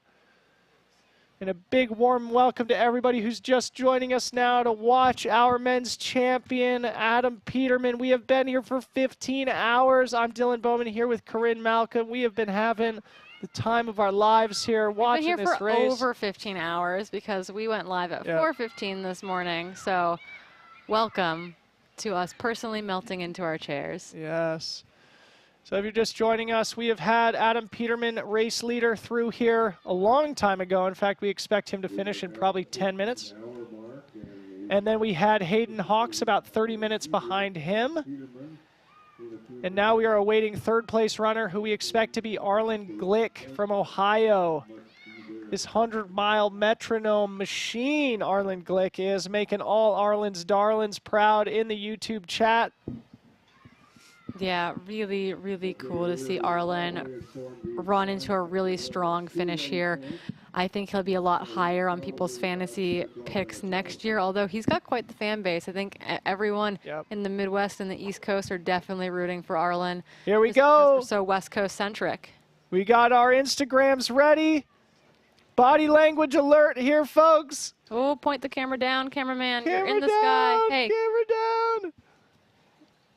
Okay, cameraman, your camera is in the sky at Pointed Rocks. And we're trying. There we go, just in time. Adam Peterman crests Roby Point. It's possible that they're on a bike going back and forth from the finish line. Yeah, and this is the final bit of incline. Clark with him too. Don't go anywhere, folks. We got a crisp feed of Adam Peterman. This is the final bit of annoying vertical once you hit the paved road. Soon as he comes around the corner at the top of this hill, it's mostly downhill all the way to the finish line here. Don't go anywhere. He is a mile away. I'm going to make a statement. It might be bold. They could be a couple that both take home a cougar. Come on. Because I think that Aaron Clark has that potential. Look at this. So just so our viewers know, the rules do allow you to have a pacer from mile 62 to the finish line. Jeff Mogavero in the orange represents that pacer, but then in the final mile from Roby Point, you're allowed to have as many people as possible. Corinne, Goosebump City here in the studio. Oh my goodness. Yes! I got to run with most of these guys on Monday that are crewing him right now, bringing him home. We're gonna get some amazing footage of him coming onto the track as we absolutely lose it. This is truly a performance. I don't know about you, but I've definitely been on this final mile before and been like, I am moving so fast, and look at one of the people running with me who's like running in flip-flops and been like, oh, maybe I'm not running quite as fast as I thought. But they are moving well. They're going to be to the track here in no time. This is the final mile of the course. They literally weave through, you know, this neighborhood from the top of Roby Point all the way down to the track, and then things are going to get crazy down here as he makes his way onto the track and then runs the final 300-meter victory lap on his way to the finish line.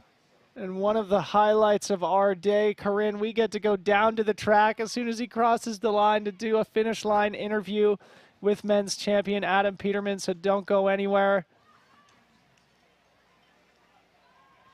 26 years old, Missoula, Montana.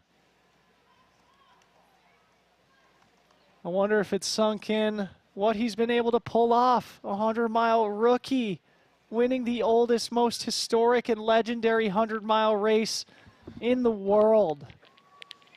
Yep, Monty Cole is with him as well. Monty's a great runner. He's in the stripes, running off on his right-hand side. What a crew. Yeah, this climb is much longer than you want it to be here. Yeah, it's possible that I've walked this climb before for sure. Definitely. Gosh, what a day. What a day for Adam Peterman. Little over 15 hours elapsed now. Expect to see him on the track probably 15:10 or so. 5-6 minutes to go probably for Adam Peterman. And we're going to have a great view from where we sit of him entering the track. And there are a ton of people lined up with their camping chairs. Oh yeah, people are gonna be on the track for a while. Camping chairs, sleeping bag, that's all gonna be coming out on the infield.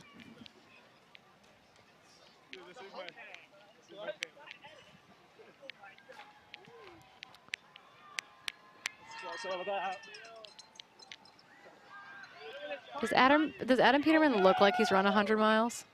Looks Sure like he's run does. 99 miles. He's moving pretty darn well. It looks like he's done this before. Look at the local spirit here in Auburn, California. One of the true iconic places in global trail running. Look at the fans greeting Adam Peterman. I don't think we've ever seen this many people at Roby Point. No, this is really, really cool. People get out in front of these houses. They've got chairs set up. They're camped out for the evening, welcoming our top men and women here. And then they'll be back out again here tomorrow. It's really very cool to see everyone out lining the track, lining the lining the neighborhood all the way into town. People are having parties out there right now. Missoula, Montana's gonna go crazy tonight. Another trail community celebrating their hometown hero, born and raised, Adam Peterman. Cruising through Auburn, California here with his closest friends, a memory he will cherish forever. Oh, are we gonna cry on the track, Corinne? Oh, we are gonna yeah, cry, we're on, gonna the cry track. on the track. Over 10,000 people watching us from around the world right now. If you are just joining us, please put your hands together for Adam Peterman, putting the finishing touches on an absolutely world-class performance in his first 100-mile race ever. Adding to his already ridiculous resume after only like a year and a half in this amazing sport, Adam Peterman. This is the tip of the iceberg for this guy. There's nothing he couldn't accomplish in this sport. He's like Jim Walmsley. He's got the talent to win Western States. He's got the talent to win Comrades, to win the 100K World Championship, to win UTMB. Here he is ticking at least one of those things off the list. Gosh, he's 26. Yeah, I mean, really, the world is his oyster, and we cannot wait to see what he does next. Talking to his manager earlier, it sounds like, you know, they'll try to temper him, but not hold him back too much. Clearly, they're going to let him follow his gut and follow his heart as much as possible. I'm really happy that he took his golden ticket and gave himself a shot here today. Yep. And I'm so excited to follow the rest of his season, even if that means he takes the rest of the season completely off, because honestly, he deserves it. Yep. Hopefully he gives himself a little time to not think about what's next, to enjoy this moment. Something that very few people can ever enjoy, to win the legendary Western States 100, to etch your name in the history books forever. Big smile from Adam Peterman. Goodness gracious.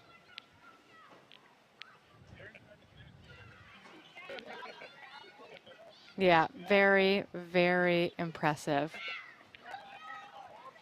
I think we all knew it was possible.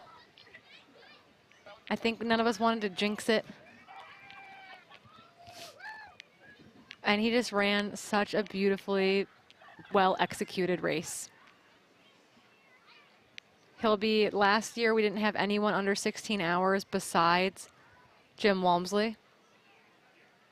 I think that he's going to have a very respectable time here. He's going to be under 15:15. Yep. Hayden should still be under 16. Arlen might be close. But again, one of the top 10 hottest years on record.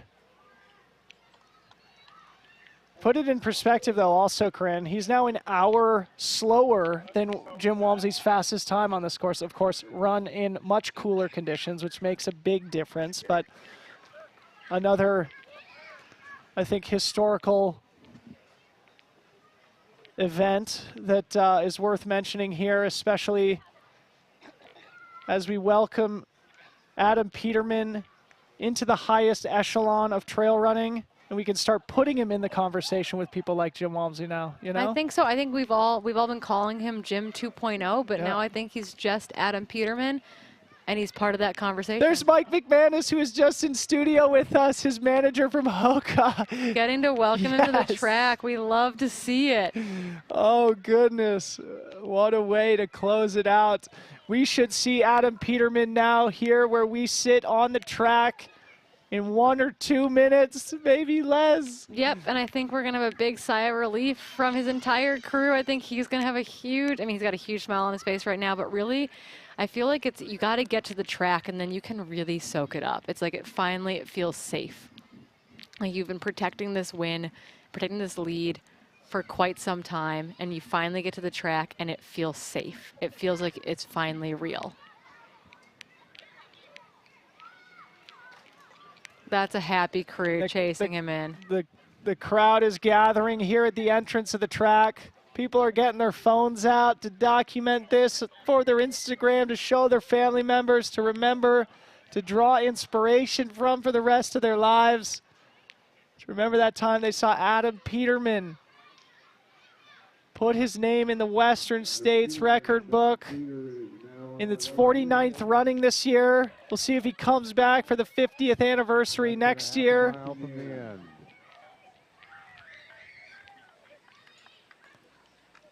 Yeah, that is going to be a special year. 50 that's a big deal. I'm very excited about that. It does seem like Arlen Glick and Tyler Green are both through Pointed Rocks as of 6 minutes ago.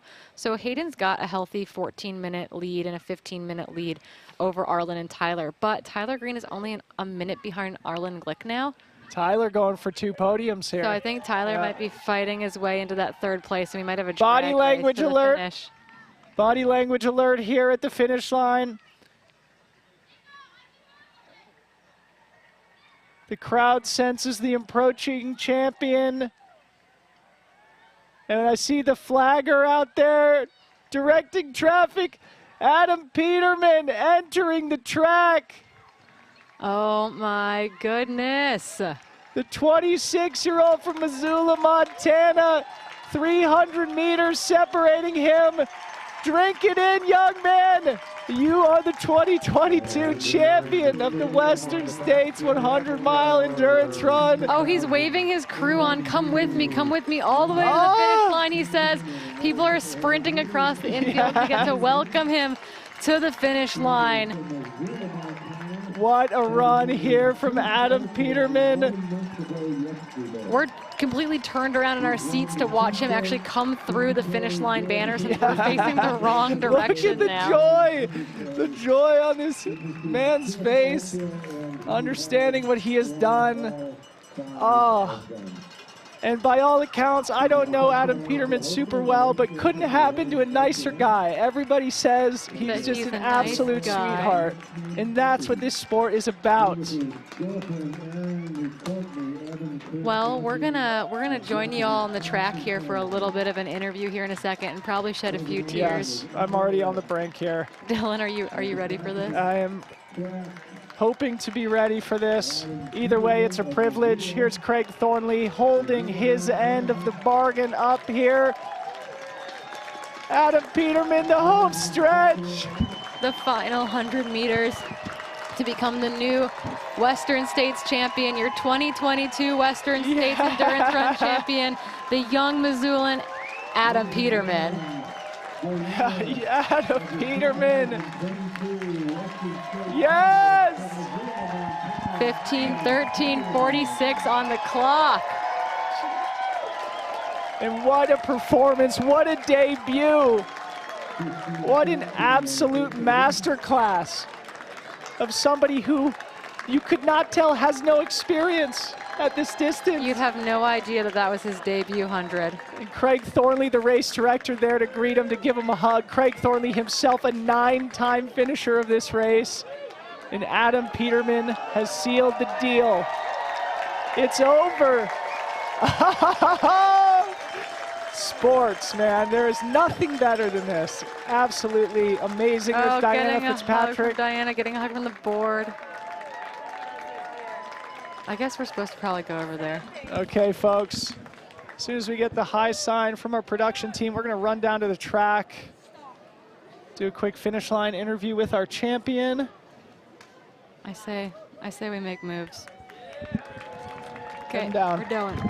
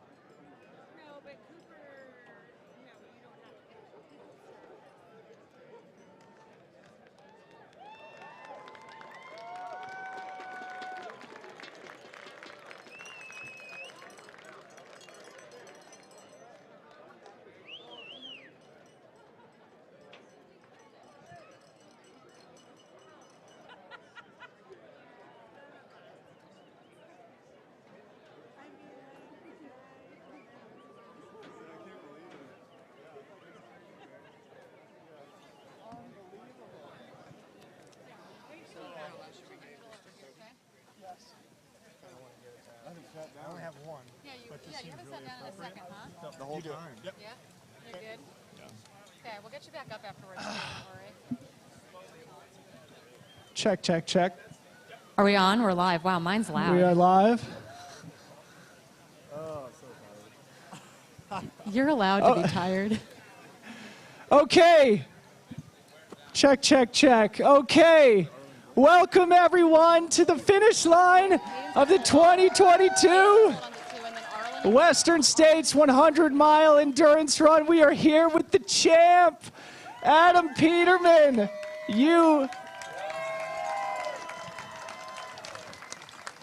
did it, putting together the most incredible 100-mile debut potentially in the history of our sport.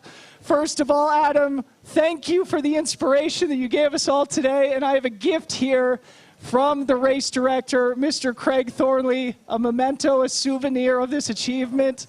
The shotgun shell that was shot at the start line today. Big round of applause for our champion here. Adam, first question for you. You just told Corinne and I that you felt terrible at the beginning. Oh, so bad. Tell us what happened. Yeah, I mean, up the escarpment, it was fine. But then I'd say, what was that, like mile 4 to 15? I was like, this is a bad day for me. And I had all these negative thoughts. I was like, Canyons was too close to this. Like, maybe I'm sick. But then I started running with Arlen Glick. He's like the nicest guy in the world. We started talking about hunting, all these things. And I just got so much better. Like, yeah, it just went up from there, really. We've had a number of discussions this whole week about debut hundreds and the fact that we're pretty confident that the last man to win Western States in his debut 100 was in 1986. And I'm wondering, to come into this with kind of a calm confidence, what it means to absolutely shatter that record. Yeah, it is hard to believe. Like, I thought I had a chance, but you never know, like, what's going to happen over 100 miles. So I just, tried to run my own race the whole time, and I hoped that that would make me podium at the end, and yeah, it worked. I felt like I was, within myself the whole time, and yeah, I mean, it was really hard, but, yeah, it's hard to believe, really. Adam, you said you wanted to run within yourself, and Corinne and I have been shouting during the live stream all day about what a veteran you appeared to be out there. Never once looking flustered, never once looking rushed, always taking the extra time to get wet, to put ice around your neck. truly looked like a grizzled veteran out there on debut. I'm wondering, to what do you attribute this fantastic 100-mile debut and your emotional composure throughout the day? Yeah, I had a great crew, like huge support staff, and it was so awesome. It was all my best friends. And like I just have a lot of really good friends who've run 100 miles and like great mentors in the sport, so they give me good advice. And honestly, it's like I couldn't even imagine like pushing really hard during that race because it's so far. Like I knew I had to run within myself. And then I live in Montana, it's not very hot, so I was throwing the ice on all the time. But fortunately it worked. Like I only felt hot one time really, and it's just because my ice bandana ran dry. So following the live chat most of the day and on our live coverage here, the Montanans were loud in the live chat. You can hear them here too, huh? So I'm wondering if you wanted to give a shout out to your support system, the people that you have here today, the people that you have back home who are clearly rooting very loudly for you, who you were clearly not a surprise for any of them. Yeah. Oh yeah, I live in Missoula, Montana. The trail running community is just amazing, and like the running community as a whole. But yeah, I have great mentors, Mike Foote, Anders Brooker, my high school coach, like great guys. And then, like I said, my crew is amazing. Like my parents were out here, my aunt or my uncle, my cousin, a couple friends from California, and then like all my training partners and best friends back home. Like it was really, really special. It was really cool running in with them the last mile. Memories you will savor for the rest of your life, young man. Oh my goodness. To add a little color to the story of your race, we would love to hear how it played out. You caught Hayden Hawks on Cal Street around Cal 2 aid station. This is roughly mile 70 or so on the course today. Give us the story of how it played out. Oh man, it's kind of funny because like I feel like in these ultras when you're passing someone, it's like an old man race. Like it just happens so slowly. It's not like track or anything. So I could see him up ahead. I could hear him talking with his pacer, and he was like joking around. So I was like, oh man, he's fresh. And that went on for like a long time. Like I would get updates from the aid station. It'd be like 3 minutes, 2 minutes, back to 3 minutes. And then finally I caught up to him and passed him, but he didn't, like he just stuck. And then I got a little gap and he caught back up. But where it really got pretty intense, kind of along the river, there's those climbs that are on the 2-track.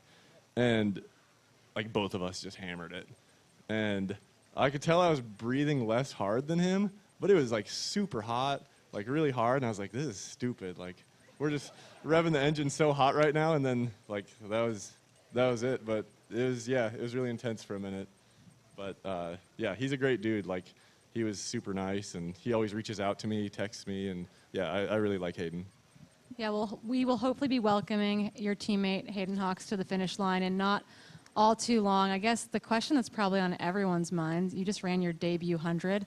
I mean, we should probably give you a little bit more time before we ask you this, but are we going to see you back here next year to defend that M1 bib? No, I don't know. Like that was such a great race. Yeah, I'd love to run a faster time. Like, if it's a cold year, it'd be like really cool to try to go for the course record someday. Like, I feel like that's something I'm capable of. But I was also just like I was an hour and 10 minutes slower, so it seems kind of far away right now. But yeah, I'll definitely be back eventually. Hopefully next year, we'll see. I don't know. Well, Adam, it's great to have you as the champion of the 2022 Western States 100. Everybody who knows you respects you and has nothing but great things to say about you. You fit so well in the Western States community. Congratulations on this achievement.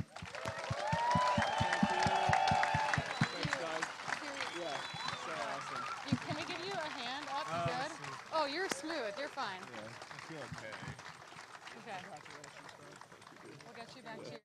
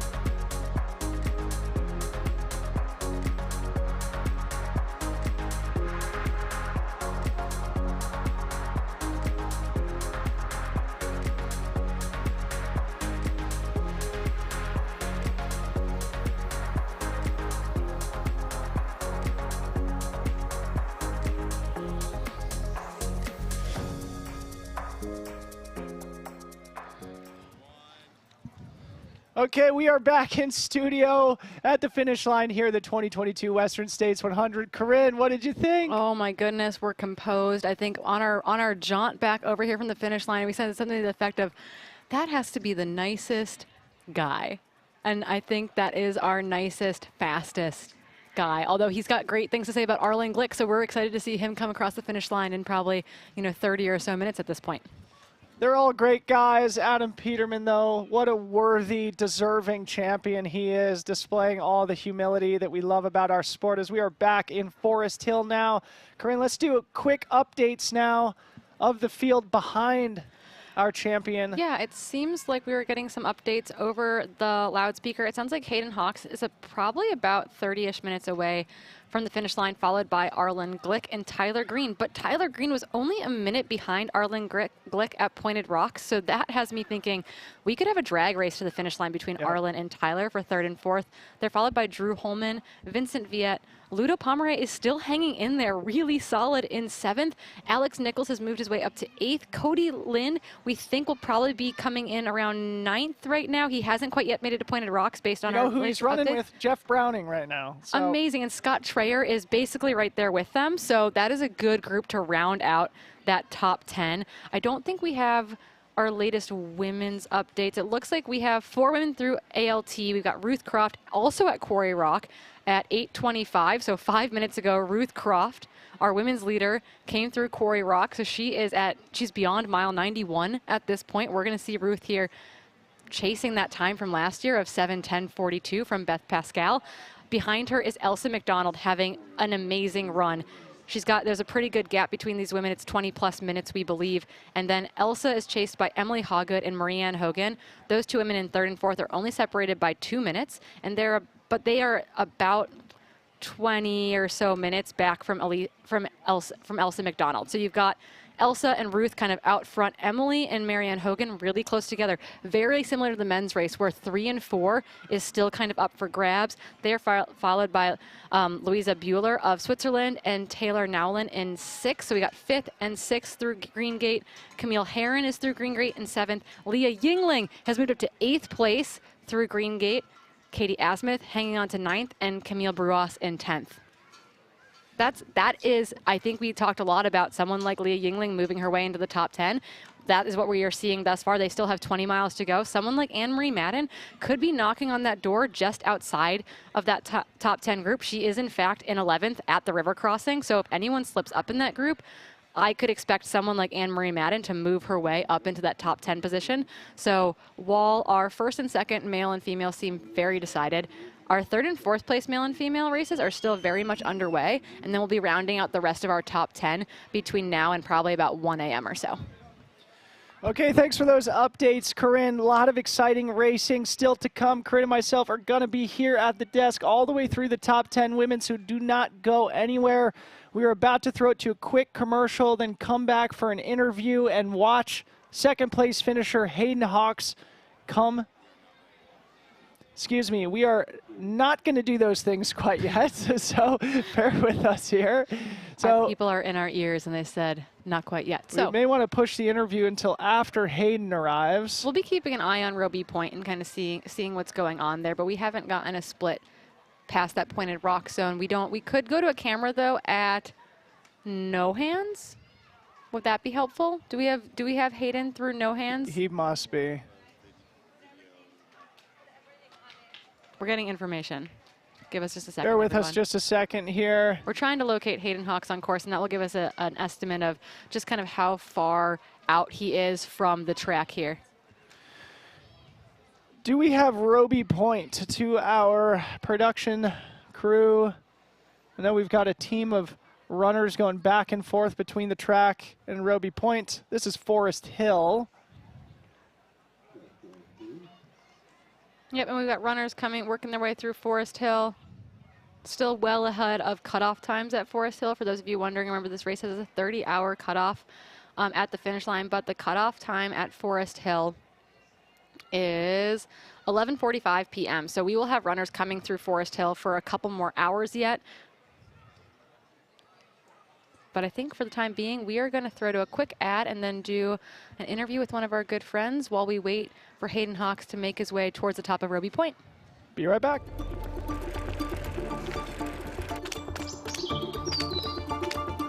When you do what you love, you want to do it for the rest of your life. So instead of sweating getting older, you sweat. Period. Instead of counting birthdays, you're counting miles and counting reps. Instead of only hoping to add years to your life, you're determined to add life to your years. This relentless drive to turn back the clock runs in your blood. At Inside Tracker, we designed Inner Age to reveal your true biological age and give you a personalized, science-backed action plan to help you get younger from the inside out. Because age is just a number, but your health is a science, and your best self isn't behind you, it's within you. Inside Tracker. Start inside. Okay, welcome back here, folks. My name is Dylan Bowman, here broadcasting from the finish line of the 2022 Western States 100. I am joined in studio by my good friend, Mr. Jonathan Levitt. It feels like we were just doing this a few days ago, buddy. We spun the mics around this time. We sure did. We sure did. It's my job to ask the questions this time. Jonathan, you are, of course, a representative of Inside Tracker, a great supporter of the Western States 100. Maybe tell our audience a little bit about the company you work for. Sure. So Inside Tracker is designed to help improve life, right? How do we know what our body needs?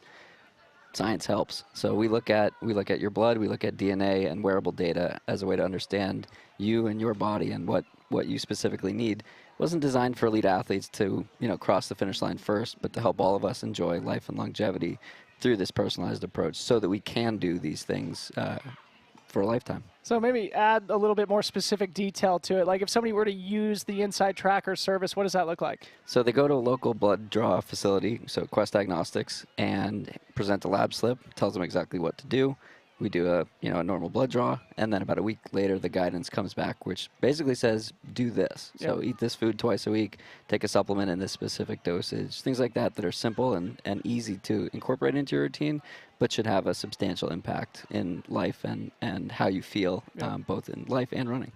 And it's great because you guys offer sort of a white glove service, or at least some advice from expert people who you guys employ to help you interpret these results, these findings, and then implement new, behavioral changes or dietary changes that can help you feel better in daily life. Exactly. So there's no bias because it's fueled by science. So we're looking at actual research to suggest what to do versus this makes me feel good, so you should do it too. Yeah. So how long have you been with Inside Tracker, and how long has Inside Tracker been involved with the greater endurance ecosystem? Sure. So I joined the company in 2014. It started in 2009, and my background was working with runners. So I said, this is probably something that runners might be interested in. And I quickly met Mike Wardian, Devin Yanko, and then basically the rest of the trail running community. And proud to be, a first-year sponsor this year and for many years to come to see what we can continue to do to help people feel and fuel their best. Tell me how proud you are of your friend Hayden Hawks here coming over Roby Point. Look at you. You get the front row seat. Hell yeah. All the action of your buddy. He's been using your sauna all week. This is awesome. Yeah. So I've been coming out here for a few years, and my goal by myself, and my goal has always been to have some sort of hospitality house to really give support to the athletes that we support. And so back maybe in January, I talked to my manager and said, I think we should do this. And he said, okay, let's talk about it. And then we talked about it, and I booked a house with a sauna. I said, I think this is important. One of the pieces of the puzzle is heat for sure. So Hayden came over 4 or 5 times since last Thursday for some heat training. So it's pretty cool to see him coming up the trail here, or coming up the road here. And he's about to cross that finish line. Yeah, so you can basically take full credit for Hayden Hawks' second place finish here. No, in all seriousness though, you have Hayden Hawks competing in today's race. Tell me who else you had representing Inside Tracker here today. So our selected athlete with the sponsor bib, Zoe Rome, she's out there crossing it somewhere around Green Gate. We have Camille Herron, Keely Henninger, who unfortunately had to drop. But I think she made the right decision, and she's going to take away a ton of confidence with that performance today. We work with Brittany Peterson, Cody Lind, a handful of other athletes out there, all doing their thing, and it's super cool to see. Let's maybe just sort of talk a little bit about a specific example about how we can take the findings from an inside tracker test and implement it into our daily lives. Any specific examples from your own experience? So from my own experience, my first test showed super low vitamin D. Yeah. We see 35% of our customers in their first test having low levels of vitamin D. Even people like us who are outside all the time, the sun is providing that. Apparently it's not. And so I started supplementing with vitamin D, and within about a week or so, my sleep had improved, and it was, it was like night and day, pun intended, of course. And a couple other, simple tweaks, adding more fish into my routine, some targeted supplementation, and as my time at Inside Tracker has gone on, I've got more serious about trail and ultra running, and it's really helped me and my coach David Roach to get the most out of it. Terrific.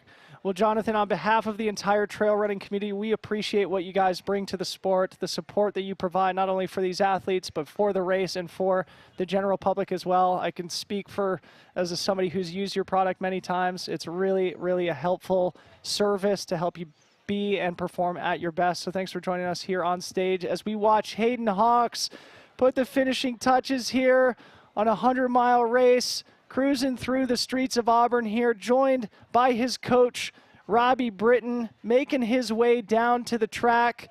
Don't go anywhere, folks. Hayden Hawks is just a couple minutes away here.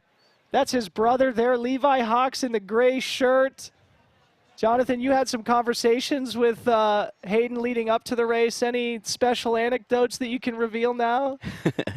So Hayden has been all in on this race. He's got a handful of years of experience with it, both doing well and doing not so well.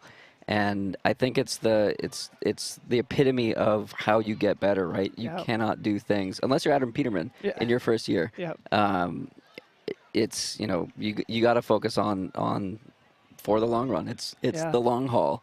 How do you do what you want to do? Well, you can't do it overnight. An overnight success is 10 years in the making. So exactly.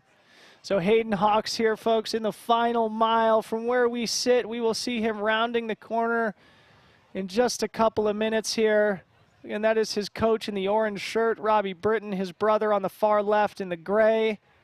What a special experience this is. Jonathan, when are you going to run this race? I stood on the start line of this race with Sally McRae in 2018, and she asked me, "Are you going to run this race one day?" And I said, yes.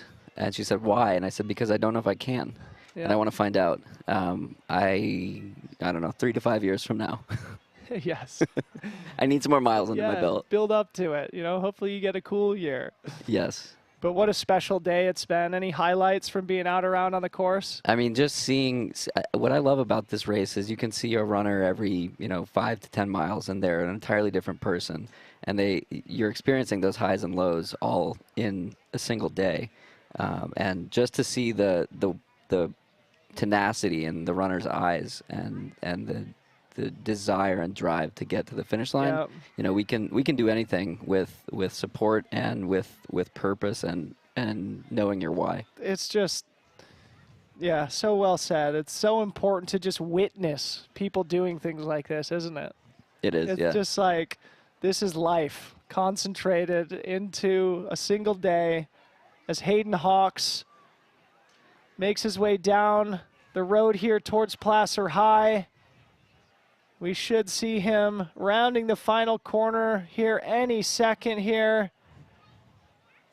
Hayden Hawks was 8th place here last year after a fairly serious collapse late in the race. Pretty good 92 miles. A pretty good 92 miles, followed by a bit of a devastating final 8 hours. I think it took him 4 or 5 hours to go those last 8 miles, excuse me.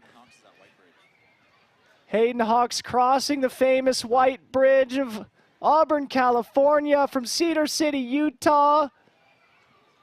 Such a good guy he is, bursting onto the scenes, winning the Speed Goat 50K back in 2015 or so. He has since become one of the icons of our generation. He has won the CCC 100K. He has won the Lavaredo 120K. He has won and been on the podium of so many shorter races, winning, I know, like Chuck and not being on the podium of TNF 50. Truly one of the great athletes of this era of the sport. Coming back, racing to his potential here on the course, though I'm sure he would not classify it as a perfect day. Hayden Hawks, second place here, something to be completely proud of. I hope he's thrilled. He's going to want more, though. Yeah, he's going to want more. We know him well enough to know that he's going to want more. It's that situation, isn't it? He doesn't go and he doesn't quit until he wins, you know. He sets the highest standards for himself. He believes in himself so deeply, Hayden Hawks. Every time I talk to him, I'm just like, man, if I had half of that just, and it's not cockiness, right? It's just like he wants to achieve great things. He's got the tools to do it, and he's doing it, and he has the knowledge with an exercise science background to understand when to push, how hard to push, and how to recover from it. And I think there's a lot to be learned there. He hasn't chosen to focus on a race like UTMB because he wants to nail Western States. I think it's a smart move. Yeah. No doubt, as our drone makes the circuitous route around the streets here. See them waving the orange flags as Hayden Hawks enters the track here at Placer High School. Hayden Hawks, your second place finisher here at the Western States 100-mile endurance run. Joined by his friends and family. Barely beating the headlamp hour here as we get close to 9 p.m. local time. Look at that smile on his face. He knows he's done it. He knows he's done it. A hard-fought second place for Hayden. A brave strategy, taking the lead in the middle of the race. Ultimately getting caught and overtaken by his friend and teammate Adam Peterman. Hanging on for second place here.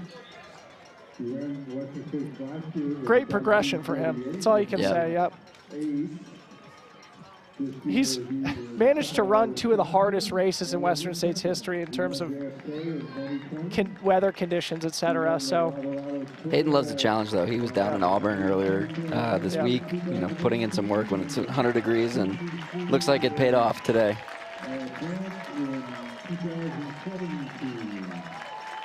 Yes. There we go. The pride, the relief. Yes. There it is. 15:47 and change for Cedar City, Utah's own Hayden Hawks. Yes. Gronk spikes it across the line. Gronk spikes it. Yes. He looks pumped. He did it. Yes. Stop that watch. I'm so Gotta happy go on he's Strava. happy. Yeah. Great work by Hayden Hawks. A big thank you to Jonathan Levitt for coming in studio with us. Thank you for your support of the Western States 100-mile endurance run and our live stream broadcast today. It's great to have you in the sport. It really does make a difference to have people investing in what we're doing here, bringing this story of this great race to so many people. Thank you to Jonathan Levitt. Thank you. We will be right back with an interview with Hayden Hawks down on the track. Stay with us.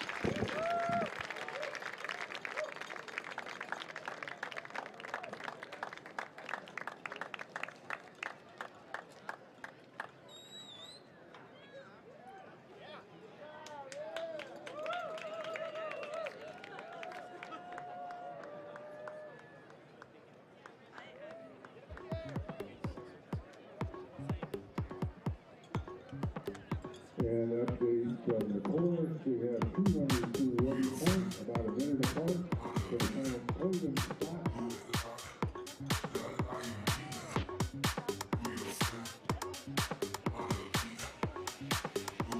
Arlen Glick, Tyler Green pushing it out for third place. They should be here in a few minutes, about 6 minutes.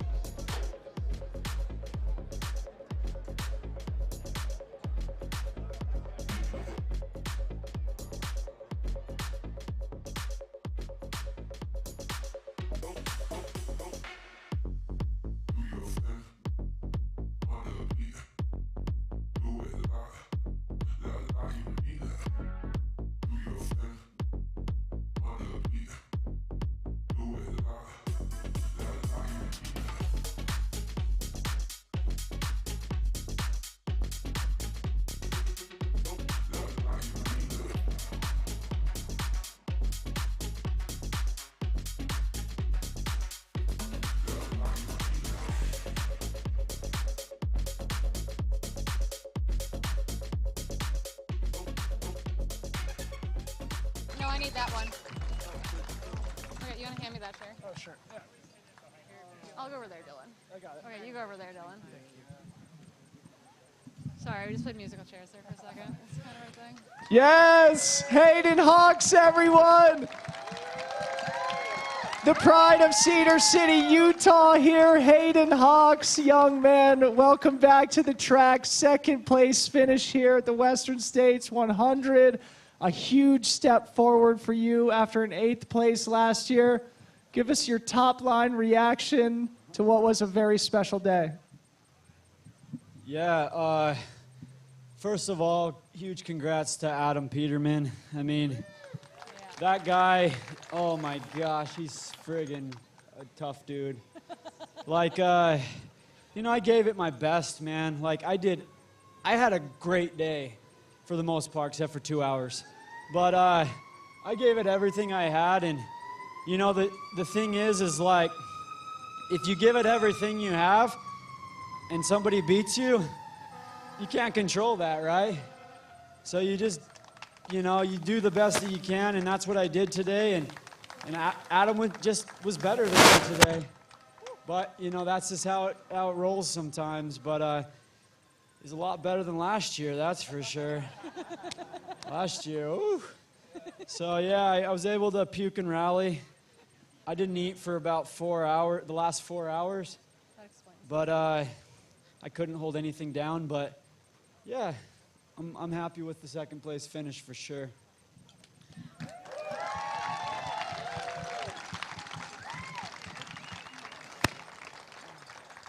We just had a great moment with your pacer and coach across the finish line here, and I said, how was it out there? And he said, Hayden's got a sore neck, because I think he looked over his shoulder about 9,000 times in the last 20K, and we sat down here, and you still kind of looked down the track just to be sure. We know Arlen is through Roby Point, and that he will be here shortly. I'm wondering what it felt like to defend that second place position all the way to the finish line here. Yeah, that was probably one of the scariest moments of my life. Kept hearing, you know, different things, like they were 5 minutes back, 3 minutes back, 20 minutes back. So I really wasn't sure how far back third place was, so I was like, I'm just going to give it everything I have, and hopefully it's enough, you know, and luckily it was. So, yeah, you know, I did probably look back about 10,000 times, I would say. But, yeah, huge credit to my coach, Robbie Britton. You know, I wouldn't have got to the finish line without him. And, you know, thanks for helping me, man. Like, that podium finish is for me and for you. Gosh, I love it. Hayden, I love how you immediately gave kudos to the champ, Adam Peterman here. You courageously ran off the front of this race through the canyons. Corinne and myself were speculating that you were coached to do so by 3-time champion Jim Walmsley. But maybe just tell us about that middle section of the race. And we asked Adam about the battle you guys had on Cal Street. So give us a few details about that. Yeah, you know, I ran early on with Adam, Tim Tollefson. We were chasing the French guys, Seb and Ludo, for a while. And then right before Robinson Flat, I kind of put a push up that climb. Was able to gain a lot of time and also, you know, drop some of the guys behind me. And kind of felt super strong all the way till about the river. And me and Adam ran... Adam caught me on Cal Street, and we ran a lot of that together.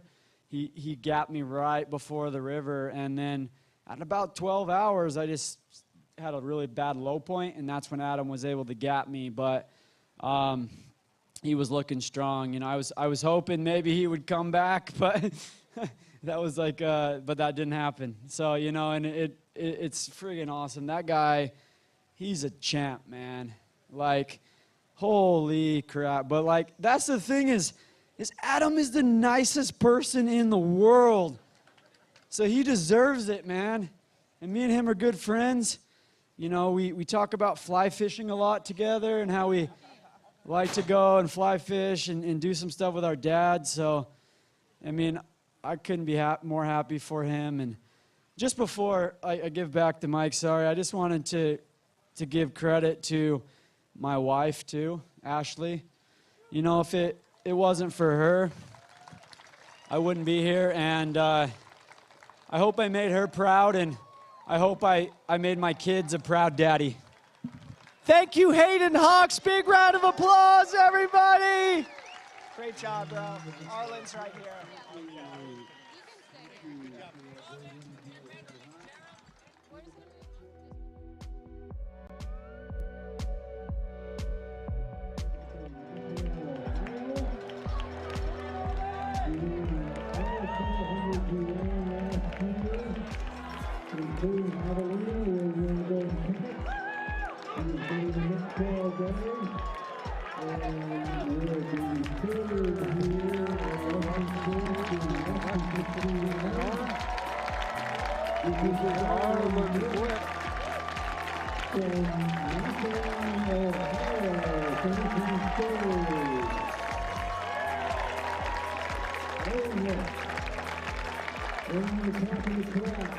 He was second here last year with his fourth this year, 30 years old from Portland, Oregon.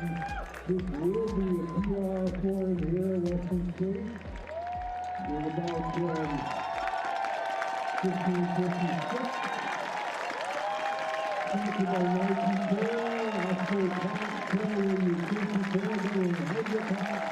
His left weight for Blake. His former partner. His Jordan Kerry, Coach Matt Ray, and presenting coaches Travis Love and Yaseen Gabon. This is Tyler Green from Portland, Oregon, finishing fourth.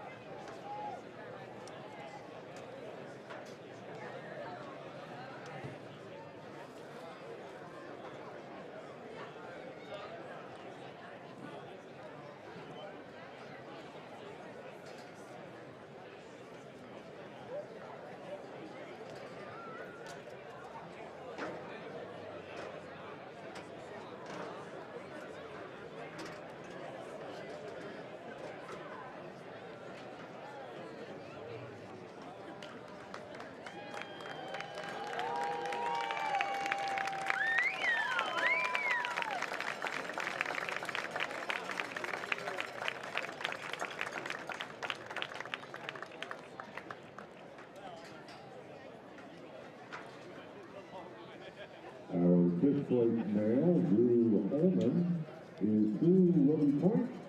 Should be here in 7 or 8 months.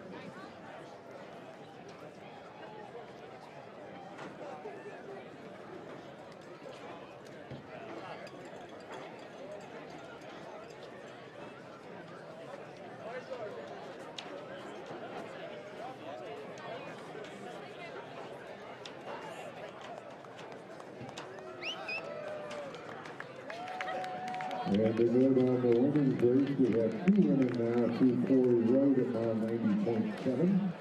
9.5 miles coming in. Ruth Croft of New Zealand has a 27-minute lead over Elsa McDonald of Alberta, Canada.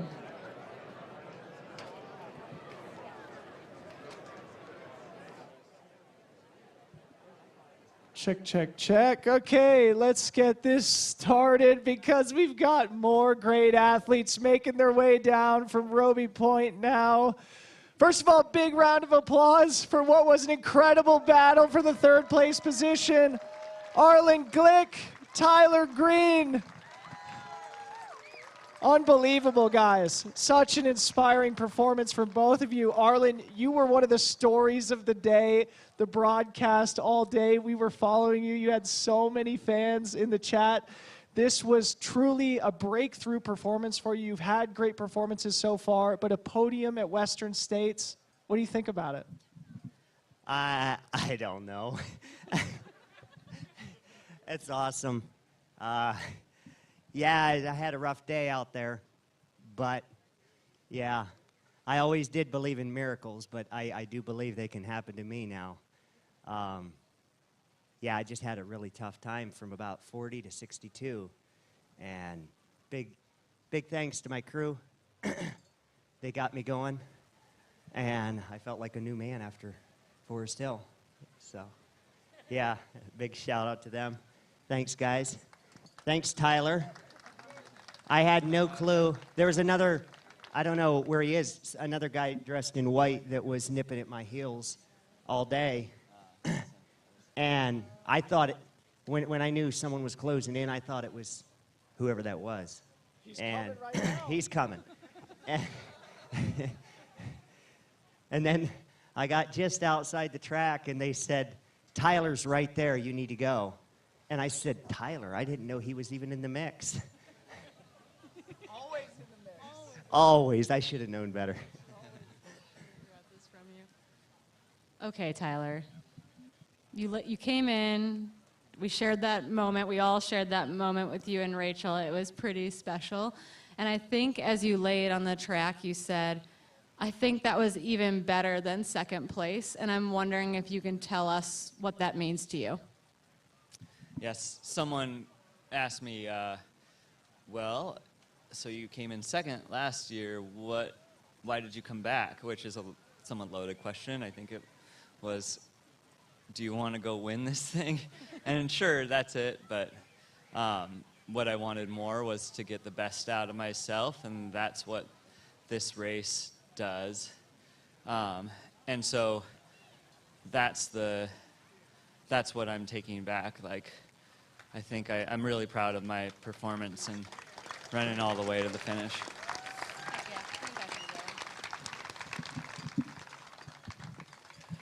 Arlen, you were representing more than just yourself out there. There's a lot of people who don't come from the Mountain West and the West Coast, giving a shout out to the Midwesterners. It's not easy to come to terrain like this, given where you live, and perform, finishing on the podium. How'd you do it? I'm sure there's a lot of other trail runners near where you live who'd love to get some advice. Yeah, go find Mount Deerfield and just run up and down. Simple. Simple. Tyler, we applauded your really methodical style of racing last year, and so when we saw you come up the escarpment, right with Camille Herron, when we saw you slowly work your way from 20-somethingth to 14th to 11th, and then finally all the way here in fourth. I'm wondering, do you feel like you were able to execute on that same goal that you brought to the race last year? Yeah, absolutely. I think I wanted to be a little bit more aggressive at the start, just to be somewhat in contention, and it was my plan to just hopefully be within striking distance when I hit green gate to chase for whoever, and that's what was cool is I had two guys, Vincent, who was running and Jared as well, and then Arlen.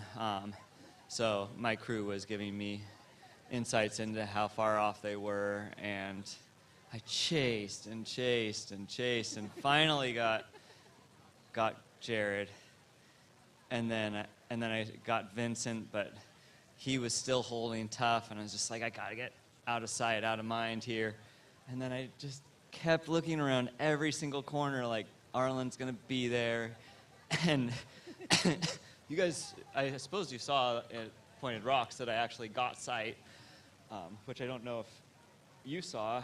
You spooked me. Oh, you saw, okay. And then I put in this great descent, and I lost 30 seconds on him, and I don't know how that happened. So that's all I have to say about that. A big round of applause for our third and fourth place finishers here. Arlen Glick, Tyler Green. Don't go anywhere. Drew Holman's right around the corner.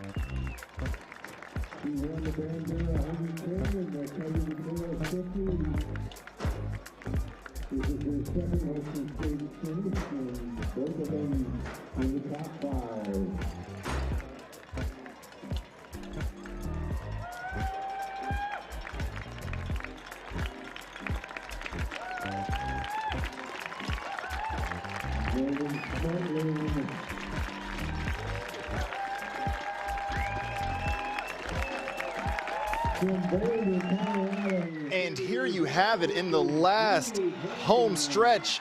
Your fifth male, Drew Holman, crossing the line, 16:08:58 unofficial. M3 last year, M5 this year, and coming through with a lot of energy. We'll pick him up here for a post-race interview in just a second. Let him catch his breath as he's taking it all in with race director Craig Thornley.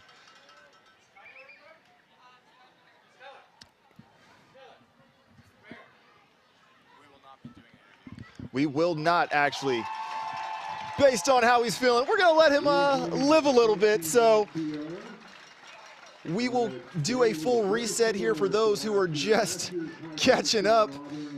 Kyle Patari is not here, but he is fulfilling the Kyle Patari dream. Drew Holman holding it down. Well, literally not, but holding it down in the race to take fifth male here. So to recap where we're at, just around 16 hours and 10 minutes in, we've had 5 men finish. Your champion, Adam Peterman, finishing in 15:13:48. About 35 minutes after that, Hayden Hawks in second. And then the kick down battle between Arlen Glick and Tyler Green for third and fourth, separated by just 37 seconds at the finish. And then you have Drew Holman here coming in just about 11 minutes after them to round out your top 5 here at the Western States Endurance Run. And you can't say that Drew didn't leave it all out on the course. So gotta give a shout out to him and his crew. I know a lot of the Bay Area faithful were rooting for him. A former Bay Area guy now representing Colorado.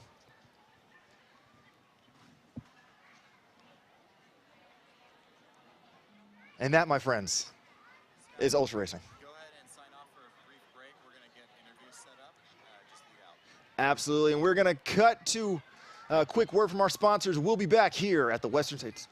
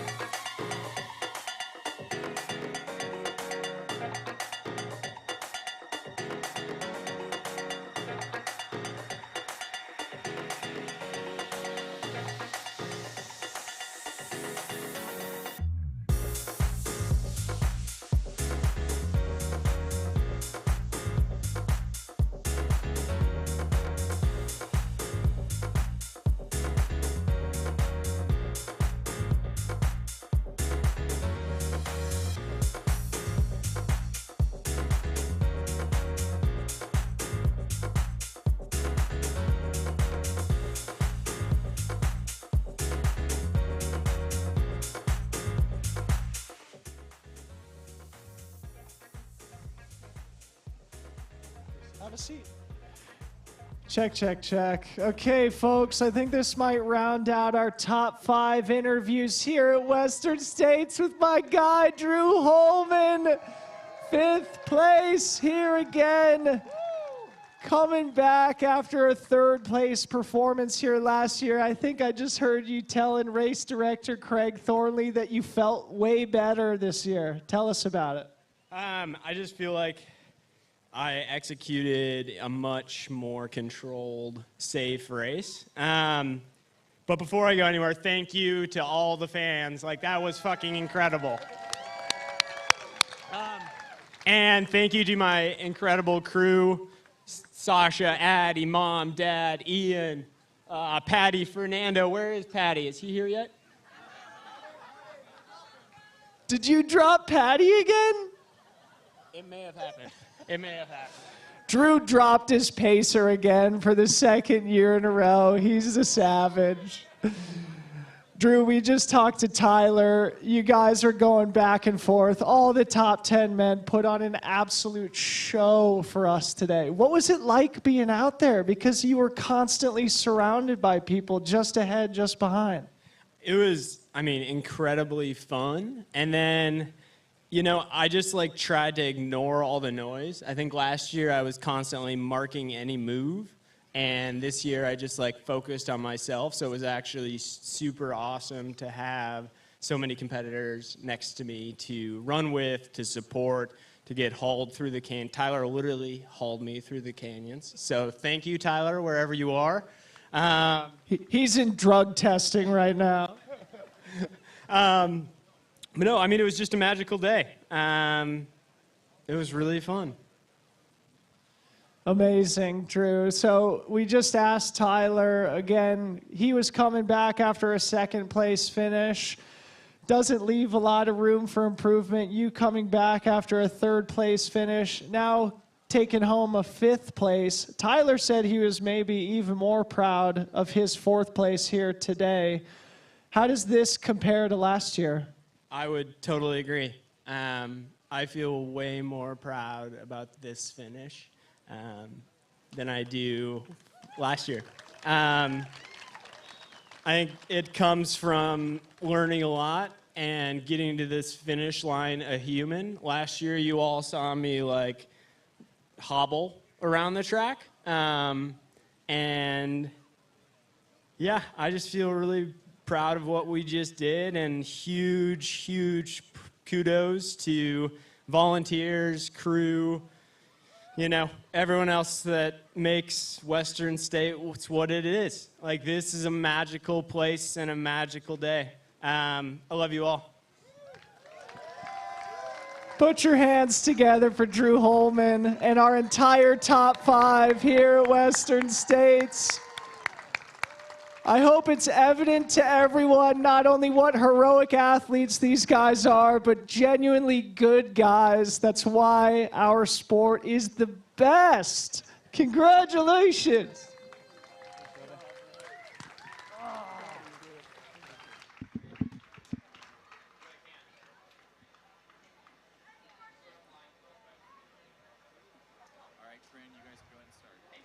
Okay, so that was your 5th place male, Drew Holman, last year's 3rd place male finisher. We are awaiting our 6th place male finisher, who looks to be Ludovic Pomeray. Honestly, he's moved back up in the field. I think he passed Vincent Viette. Indeed. That is pretty impressive. I think we all had not our doubts per se, but he looked rough kind of in the middle stages of the race, and now he's going to finish a very impressive, a very honorable 6th place here at Western States today. Absolutely, yeah. Ludo came through, looks about 4 minutes ahead of Vincent at Roby Point. So with this downhill, and it looks like he's getting pretty close to reaching the track here, should be safe in that 6th position. So a lot definitely happening in that last 10 miles. And we've seen some other movements on the men's side here as folks are getting through Painted Rocks towards No Hands Bridge. So I don't think we're done with some of these sprint finishes yet. It could be quite an entertaining rest of the evening. I think things are going to be tight. I think, you know, 9th and 10th, they're separated by 3 minutes. That's Cody Lind and Scott Trayer in 9th. In 10th, Alex Nichols is kind of maybe almost in no man's land a little bit in 8th, but he's going to be coming up to Roby Point pretty soon here behind Vincent Viette. And we do have our top female, Ruth Croft, has come through Pointed Rocks. That's that 94.3 mile aid station. She came through there about 4 minutes ago, so she's going to be very, very close to that Beth Pascal time of last year of 17:10, and that was the 2nd fastest time ever run on this course, which I think is particularly impressive. So we'll be waiting with bated breath to see how close she comes to that time there. And right behind her, we still have Elsa McDonald in 2nd. It looks like Elsa's got, you know, actually quite a bit of space now between her and Marianne Hogan. Looks like, what, 16 minutes or so. But Marianne Hogan's being pursued by Emily Hawgood. That has been a flip-flop. It looks like Marianne Hogan overtook Emily Hawgood on that last section, but they're only separated by 3 minutes. And then we're waiting for those next women to come through, being Louisa Bueller, Taylor Nolan, Camille Herron still sitting in that top 10 position. But we're waiting for those next splits after Green Gate, more towards ALT or Quarry Rock, which we do not yet have splits for those women, though I do believe some of them have made it through ALT. They're just not being updated yet. But on the track now is Ludo Pomeray, your 6th place male at this year's edition of Western States. Yeah, he looks good. And listen, is he our first Masters athlete coming through? I think that might actually be the case. The 46-year-old coming out of France, former UTMB champion, towing the line here for the first time. And when I spoke with him at the start line, he was calm, he was collected, he was ready. He said reaching the finish would be a successful day. I think he has had that and more as he comes through here as your 6th place male finisher here. Yeah, that is, I think, very, very impressive. Once again, as we mentioned earlier, Adam Peterman is a young 26 years old, and your 6th place male today, Ludo Pomeray, is 46 years old, finishing 6th, finishing well in the top 10. Just over 16 hours, and to be about 16:20 when he crosses the line here. very solid day of racing for the men. The men did not show up like this last year, and they came to fight this year. And there you have it, 16-19-57. The siren just happened to be going by at the appropriate celebratory time, and you see Ludo taking it all in with his family and crew. Oh my goodness, tears of joy for Ludo as he makes it across the finish line here. Cameraman Dan Davis making sure that that headlamp gets turned off so it doesn't blind anyone. Didn't actually work. Thank you for trying, Dan.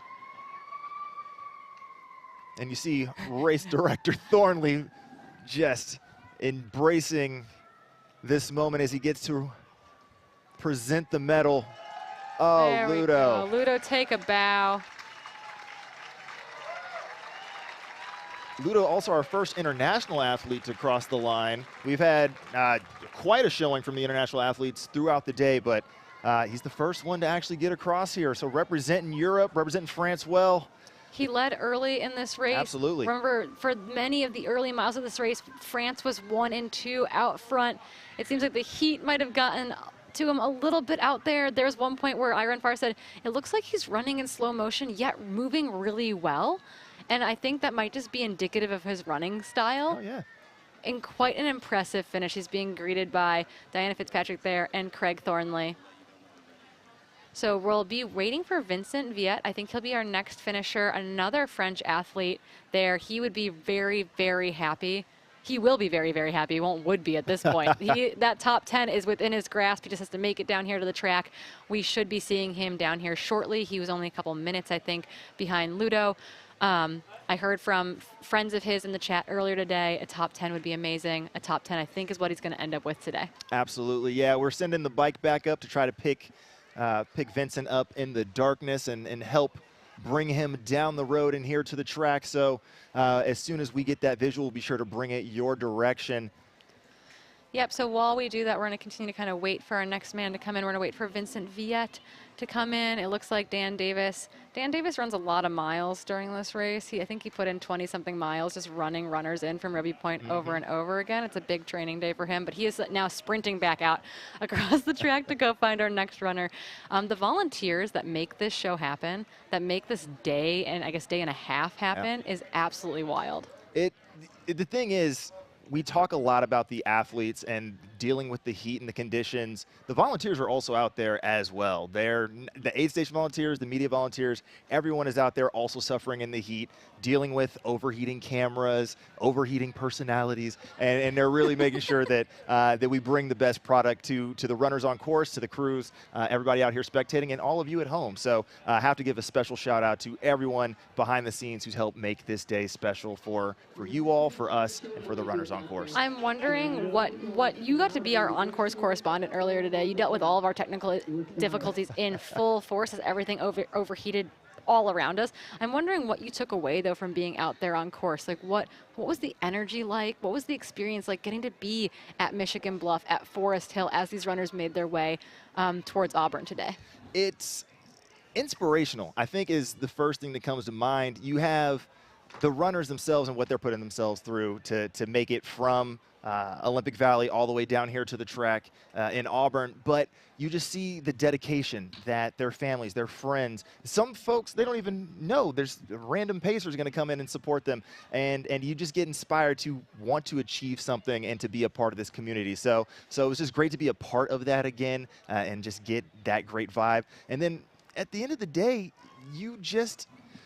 it's so draining, but it's so exciting at the same time. Like, you hit the highs of just like cowbells and everybody screaming and the high fives and the cheers, and then after golden hour, we're all just going to crash and nap so hard, and it's going to be glorious. I was definitely in tears when I made it home last year. On Sunday afternoon, I drove back to the Bay Area and got home, saw my husband and our dog and our two roommates, and just immediately started bawling because I was so incredibly exhausted. But the runner you're seeing on your screen right now, we were just talking about him. This is Vincent Viet. I feel like Europe is awake now. Europe, if you're awake now, I know we had some fans of Vincent, some friends of Vincent in the chat room earlier today. If this is your guy, give him a shout out, because I think we definitely had some of you in the chat earlier today. Vincent is making his way to the track, 38 years old, representing France, and honestly having an exceptionally good Western States. I think a top 10 was the goal. A top 10 is exactly what he's going to get. He's from Annecy.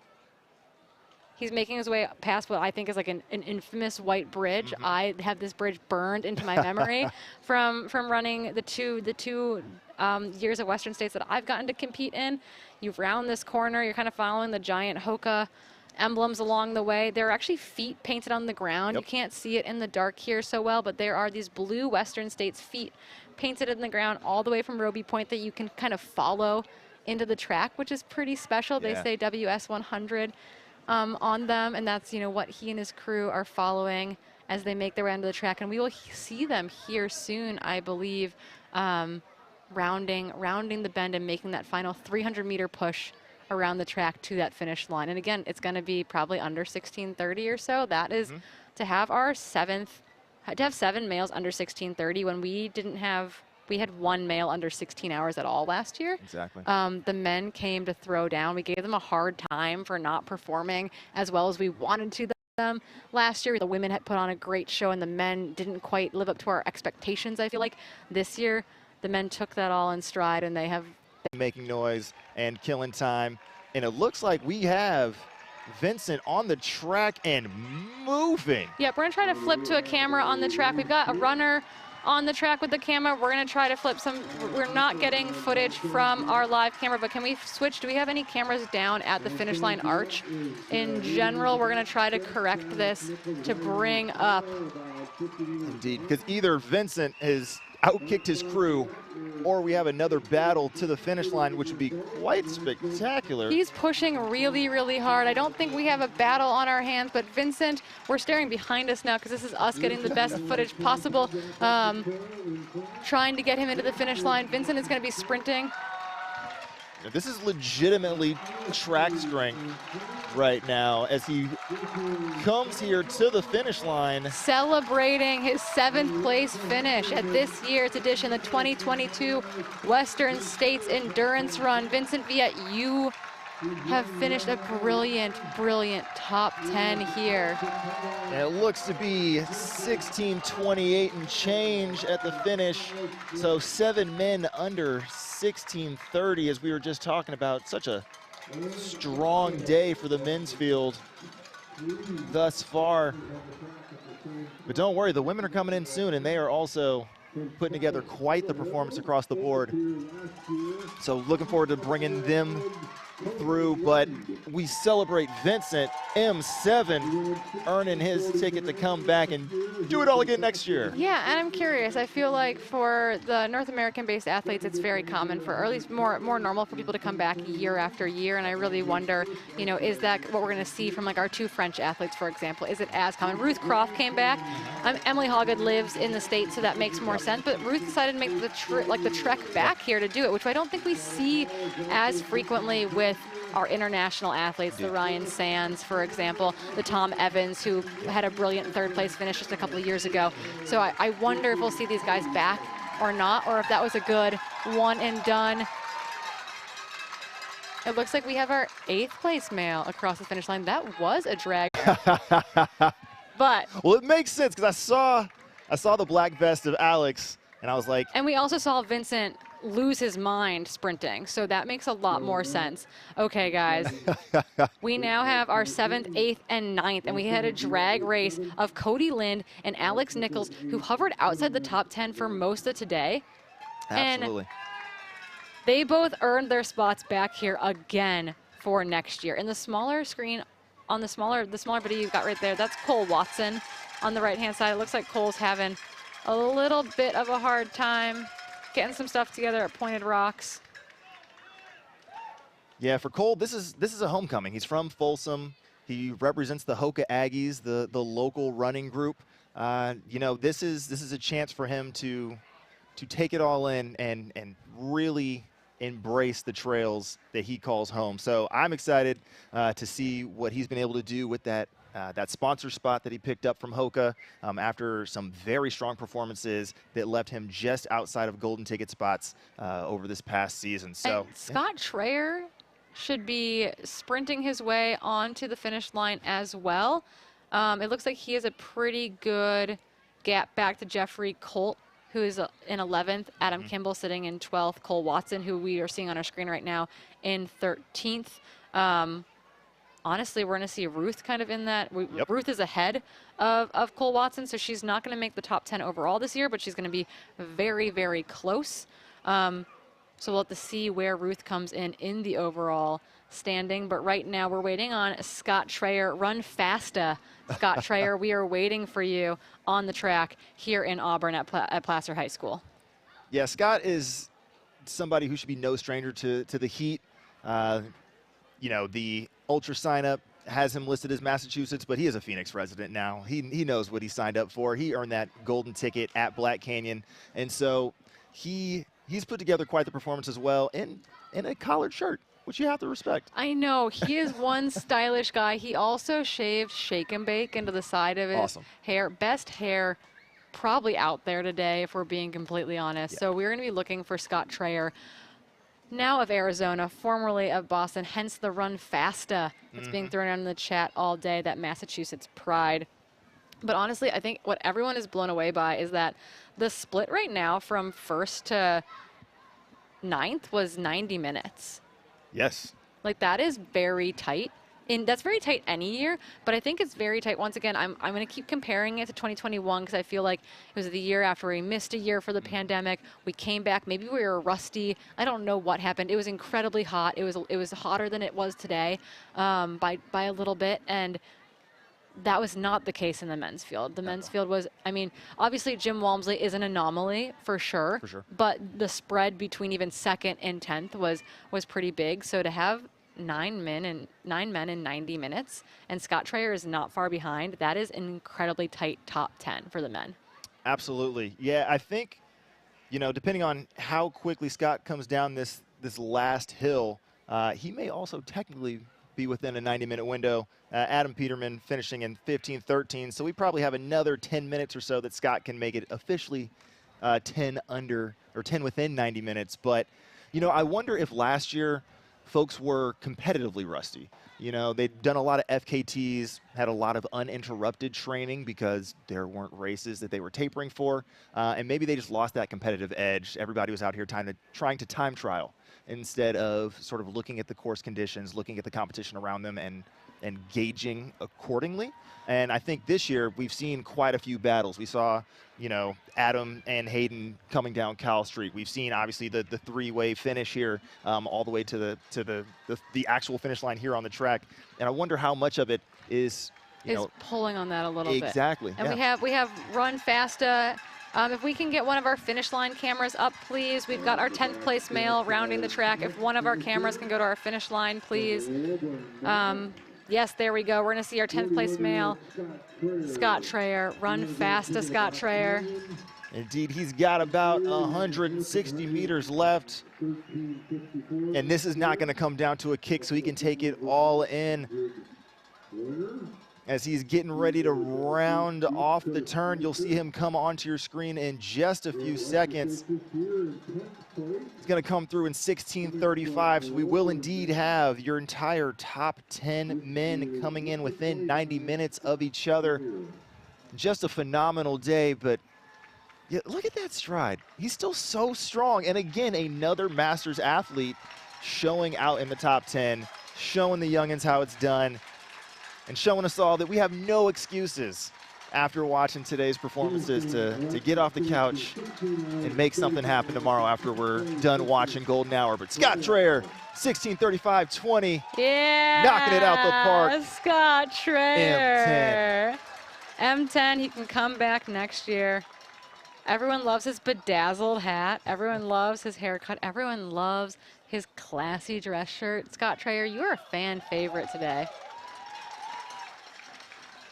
I mean, the bedazzled hat really is giving me like Sha'Carri Richardson vibes, but in ultra running. So I think, oh, and I wasn't even ready for that cowboy hat. Yeah. So we're gonna take this in for just another moment. And then we're going to have to, Scott Traer, congratulations, your 10th place male finisher at the 2022 edition of the Western States Endurance Run. We're going to take a quick break. We're going to push to a commercial here, and then we will be back to find Ruth Croft, because that is the next, well, we're excited by everyone, but that's the next person that I really want to find. We'll be back in just a little bit.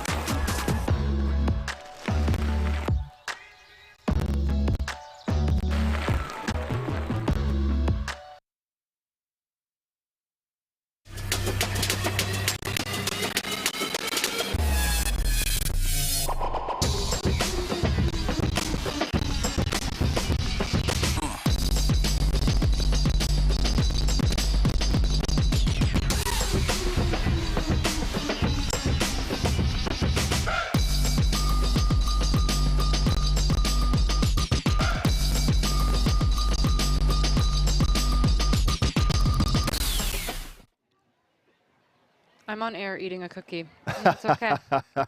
You caught me finally.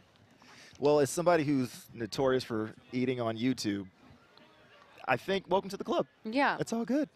Yeah, no, we were back here at the finish line at the Western States Endurance Run. Corinne.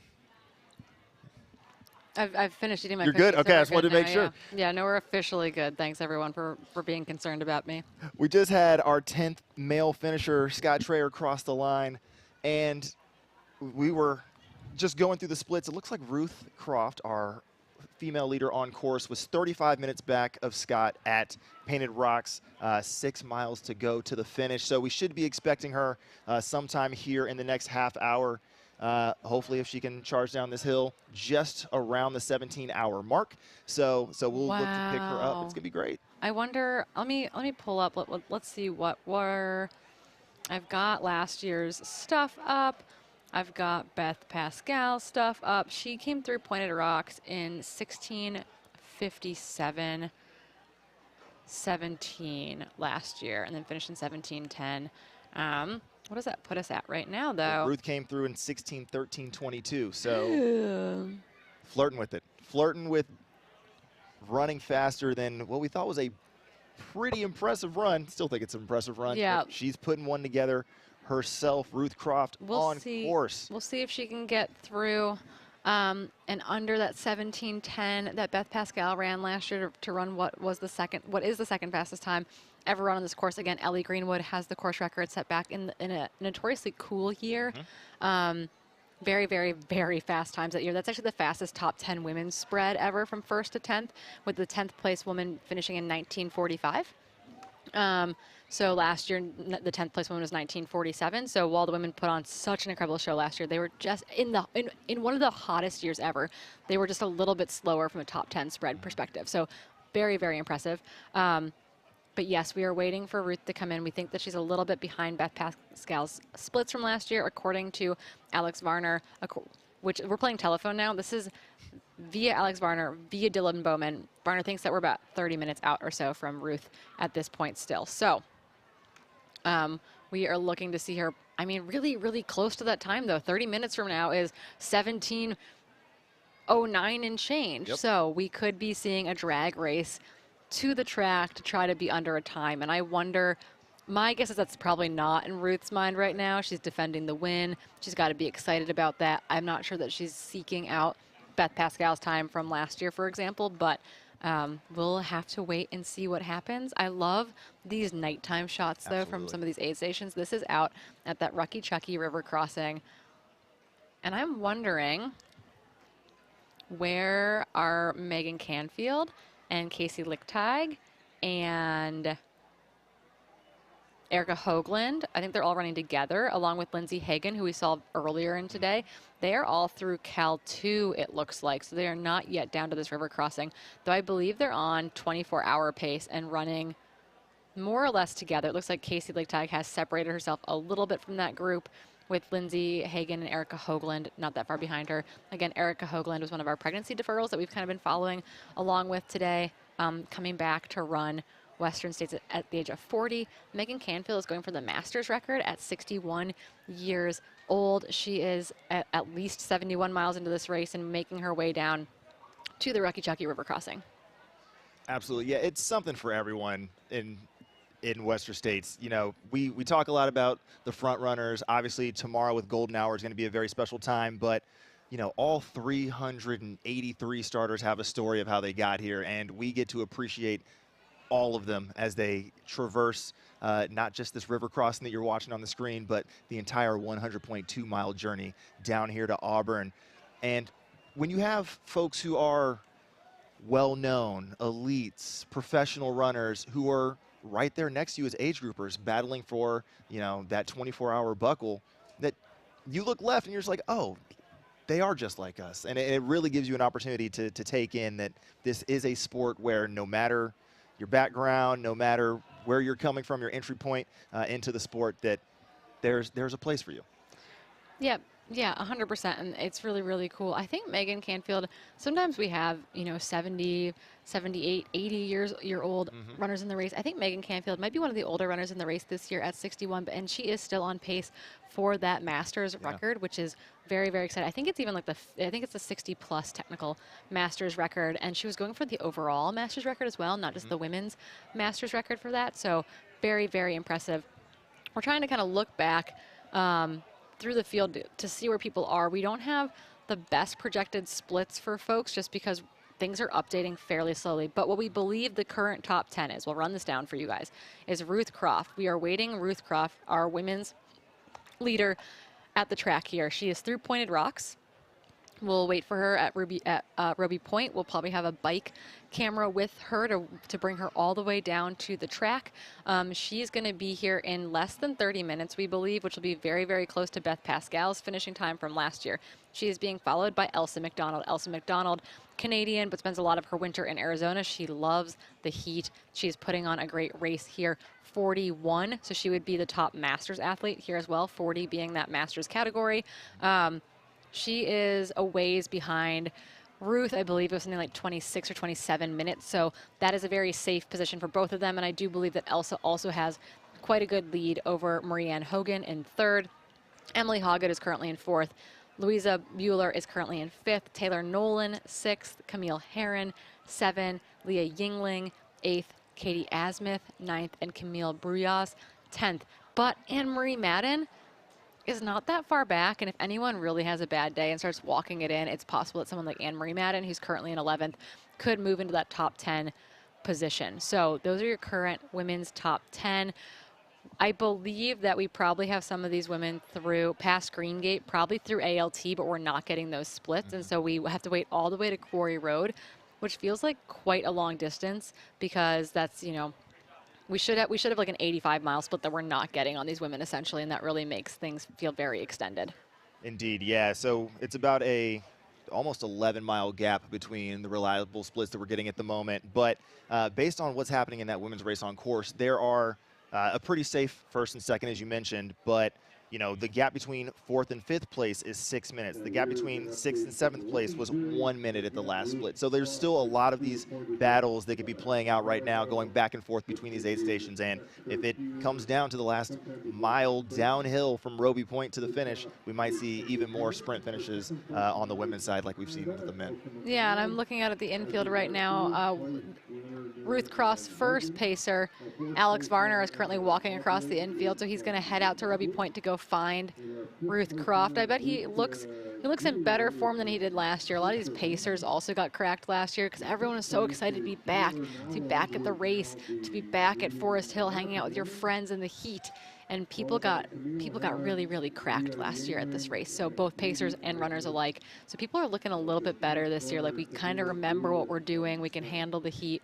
We can remember to use ice and hydrate. So things are looking a little bit better out there. And it's sometimes hard to know what's happening because there will be jockeying back and forth between aid stations, and we'll completely miss it. Of course. Right? Like, they'll have gone back 2 or 3 times maybe, and all we know is that they were a minute behind at this place and a minute ahead at this next place, and we don't know the drama that unfolds in between those aid stations sometimes. Absolutely. Yeah, going back to your point around crews and pacers taking care of themselves, when I was out at Michigan Bluff watching the leaders come through, I was actually having multiple conversations with different crews to ask how they were caring for themselves. Everyone was hiding in the shade.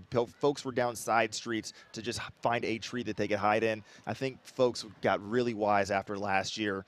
A lot of hydration, a lot of shade, and I think that that's showing not just in the runners' performances, but also most of the pacers making it along with their runners. Can't say that for Patty O'Leary, sorry buddy, but everybody else looks to have not cracked and been pretty strong for their runners thus far. Yeah, I think we're looking, we're in Forest Hill right here. Yep, that's the school behind them.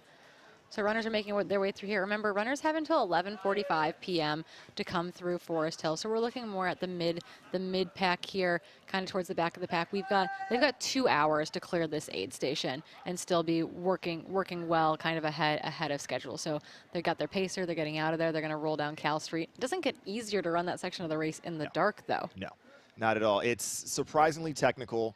Very easy to roll an ankle, do something, almost slide towards the edge of the trail. But, if you play it smart, you should be able to, use the cooler temperatures, compose yourself, get your legs back under you, and develop a little bit of momentum as you head to the river, and then ultimately the last 20 some odd miles here to the finish. Yeah, and I think, the last 20 is good for some folks because you can run every step of it, and also bad for some of us because you can run every step of it. And at that point in time, if your legs are shot and you can't run a little bit of each of those miles, it's a long walk. I have done that walk before, pacing from Green Gate to the finish line. It is a very, very long walk. We got the runner in under cutoffs. We got them in just before golden hour. It was like 28:59 or something, like really just before golden hour.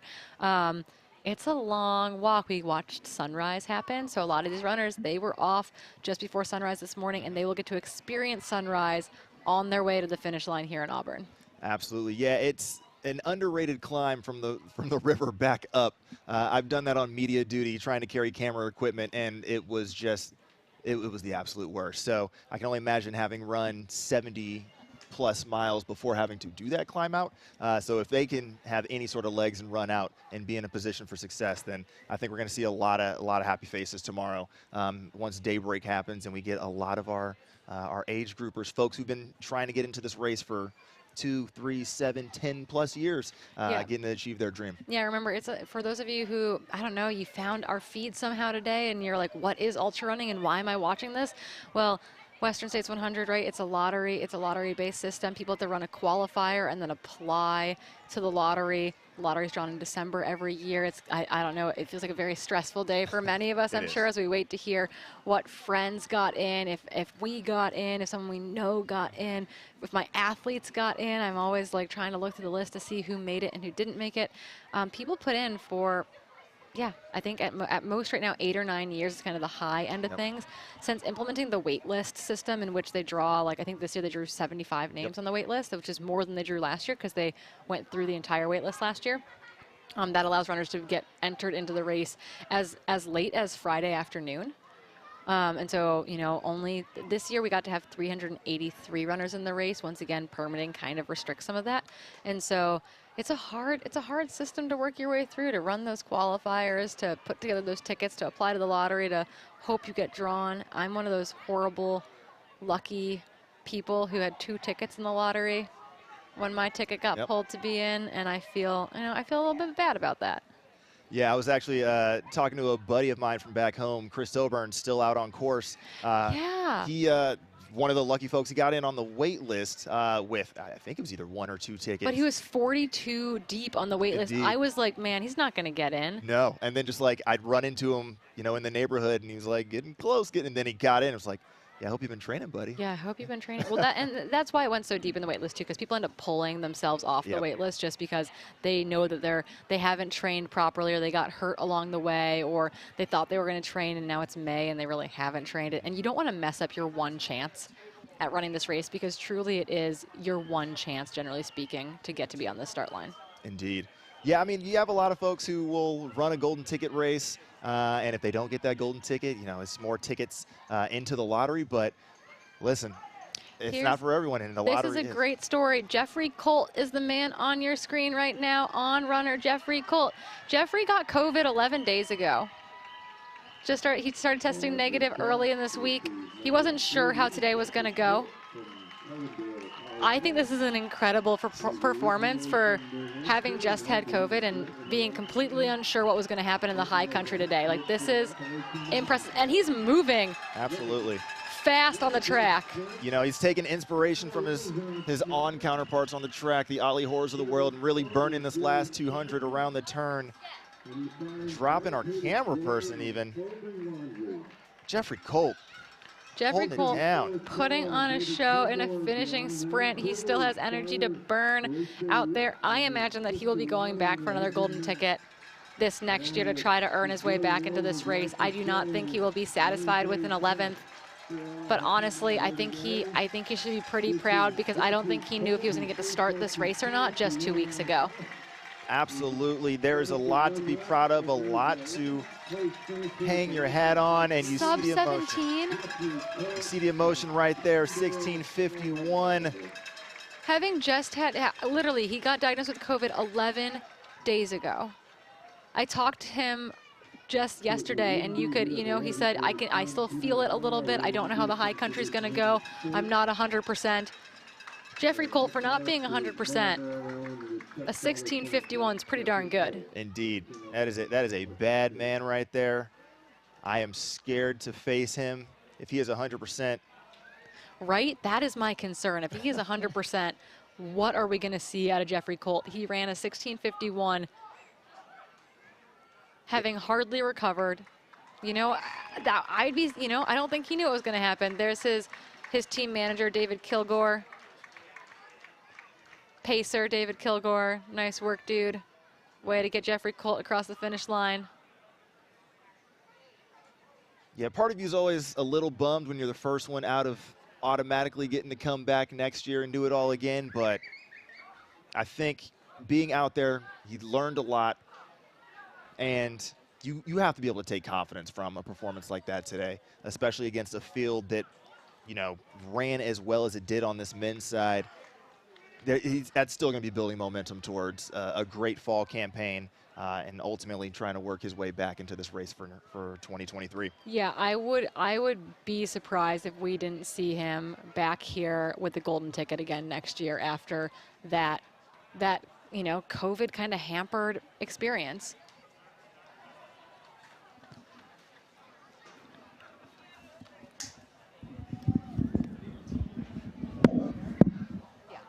All right, you're still getting some shots here down at Rucky Chucky. Just having a grand old disco party as folks follow the light to the cable and come across the water. Making a quick swap out here for the good man Debo. You weren't here with me at the table when all the Frenchmen came across. I was ready for some Tour de France references. What's up, Skylar Hall? Is this not the best day ever? What? It's so glorious. I feel weird sitting in Corinne's seat over here. We can switch if you want. That's all right. I don't know if you have a good side and you were trying to. You've got my my workstation there. How's it feel? I can't log into your computer, so I'm just looking at a black screen. I'm just flying blind, but we're making it happen. We can switch it up here next time we have a little second. Okay, so we got what do we have, 11 men through now? Indeed, yes, that was M11 Jeffrey Colt coming through, and that's 11. Carbondale. 11 folks within about 100 minutes on the men's side. So just sick race. Highly competitive. Yeah, what an amazing race here in the top 10 for the men. Expecting to see women's champ, the great Ruth Croft, finishing probably 20 minutes from now, maybe less. Sounds about right, yeah. So she should probably be a little bit over Beth Pascal's winning time from last year, I would guess. Maybe, I mean, she could still be challenging it. I wonder if it's something that's in the back of her head right now. Yeah, we were talking about the splits before you hopped up here. She went through about 90 seconds to 2 minutes faster through Painted Rocks, and so she's going to be right there threading the needle. Yeah. She was 2 minutes faster at Painted Rocks? Oh, wow. Indeed. And, you know. Either way, historic performance. This will go down as one of the best performances in history from Ruth Croft. Yeah, at worst, top 3 performance by time. And, you know, once you get to Roby, you got, what, 1.2 miles, and 600 feet of drop or something crazy. Downhill. So we'll see what she wants to put together. But it's been an incredibly strong performance thus far from her, as well as the rest of the top 10 women's field. And you know, it'll be great to see her finish it out and really get to celebrate, moving up 1 spot in the rankings, moving from F2 to F1, barring any issues here in the last 15 to 20 minutes. Tell me about your day, bro. How did it go? Dude, exhausting. It was great. No, I mean, it was awesome being at the start line. It's always so much fun, so much energy. And, like, being there as folks were starting to hike up to the escarpment. You guys were talking about it on the live feed. So many people were up there. It was so wild. 3:30, everybody's, like, already super hype. I'm like, you guys didn't go to bed? What happened? Michigan Bluff, so hot, so fun. A lot of energy from the aid station volunteers. You had everybody on the end. Here's Marianne Hogan here. Is this second place? That would be a come up for sure. Okay, this is Marianne Hogan, the Canadian Solomon athlete here. Marianne Hogan, what a day for her if she is indeed moving up. Oh no, Ailsa McDonald has gone through Pointed Rocks.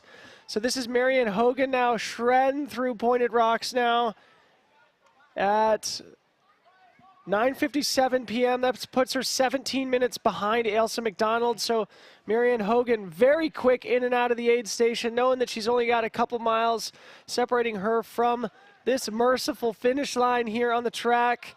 Marianne Hogan should round out a really, really strong podium performance here. And importantly, she was only 3 minutes ahead of Emily Hoggood at the last aid station. So we should hopefully see Emily coming through here very shortly and keeping the heat on here for the last 5 miles of this race. Yep.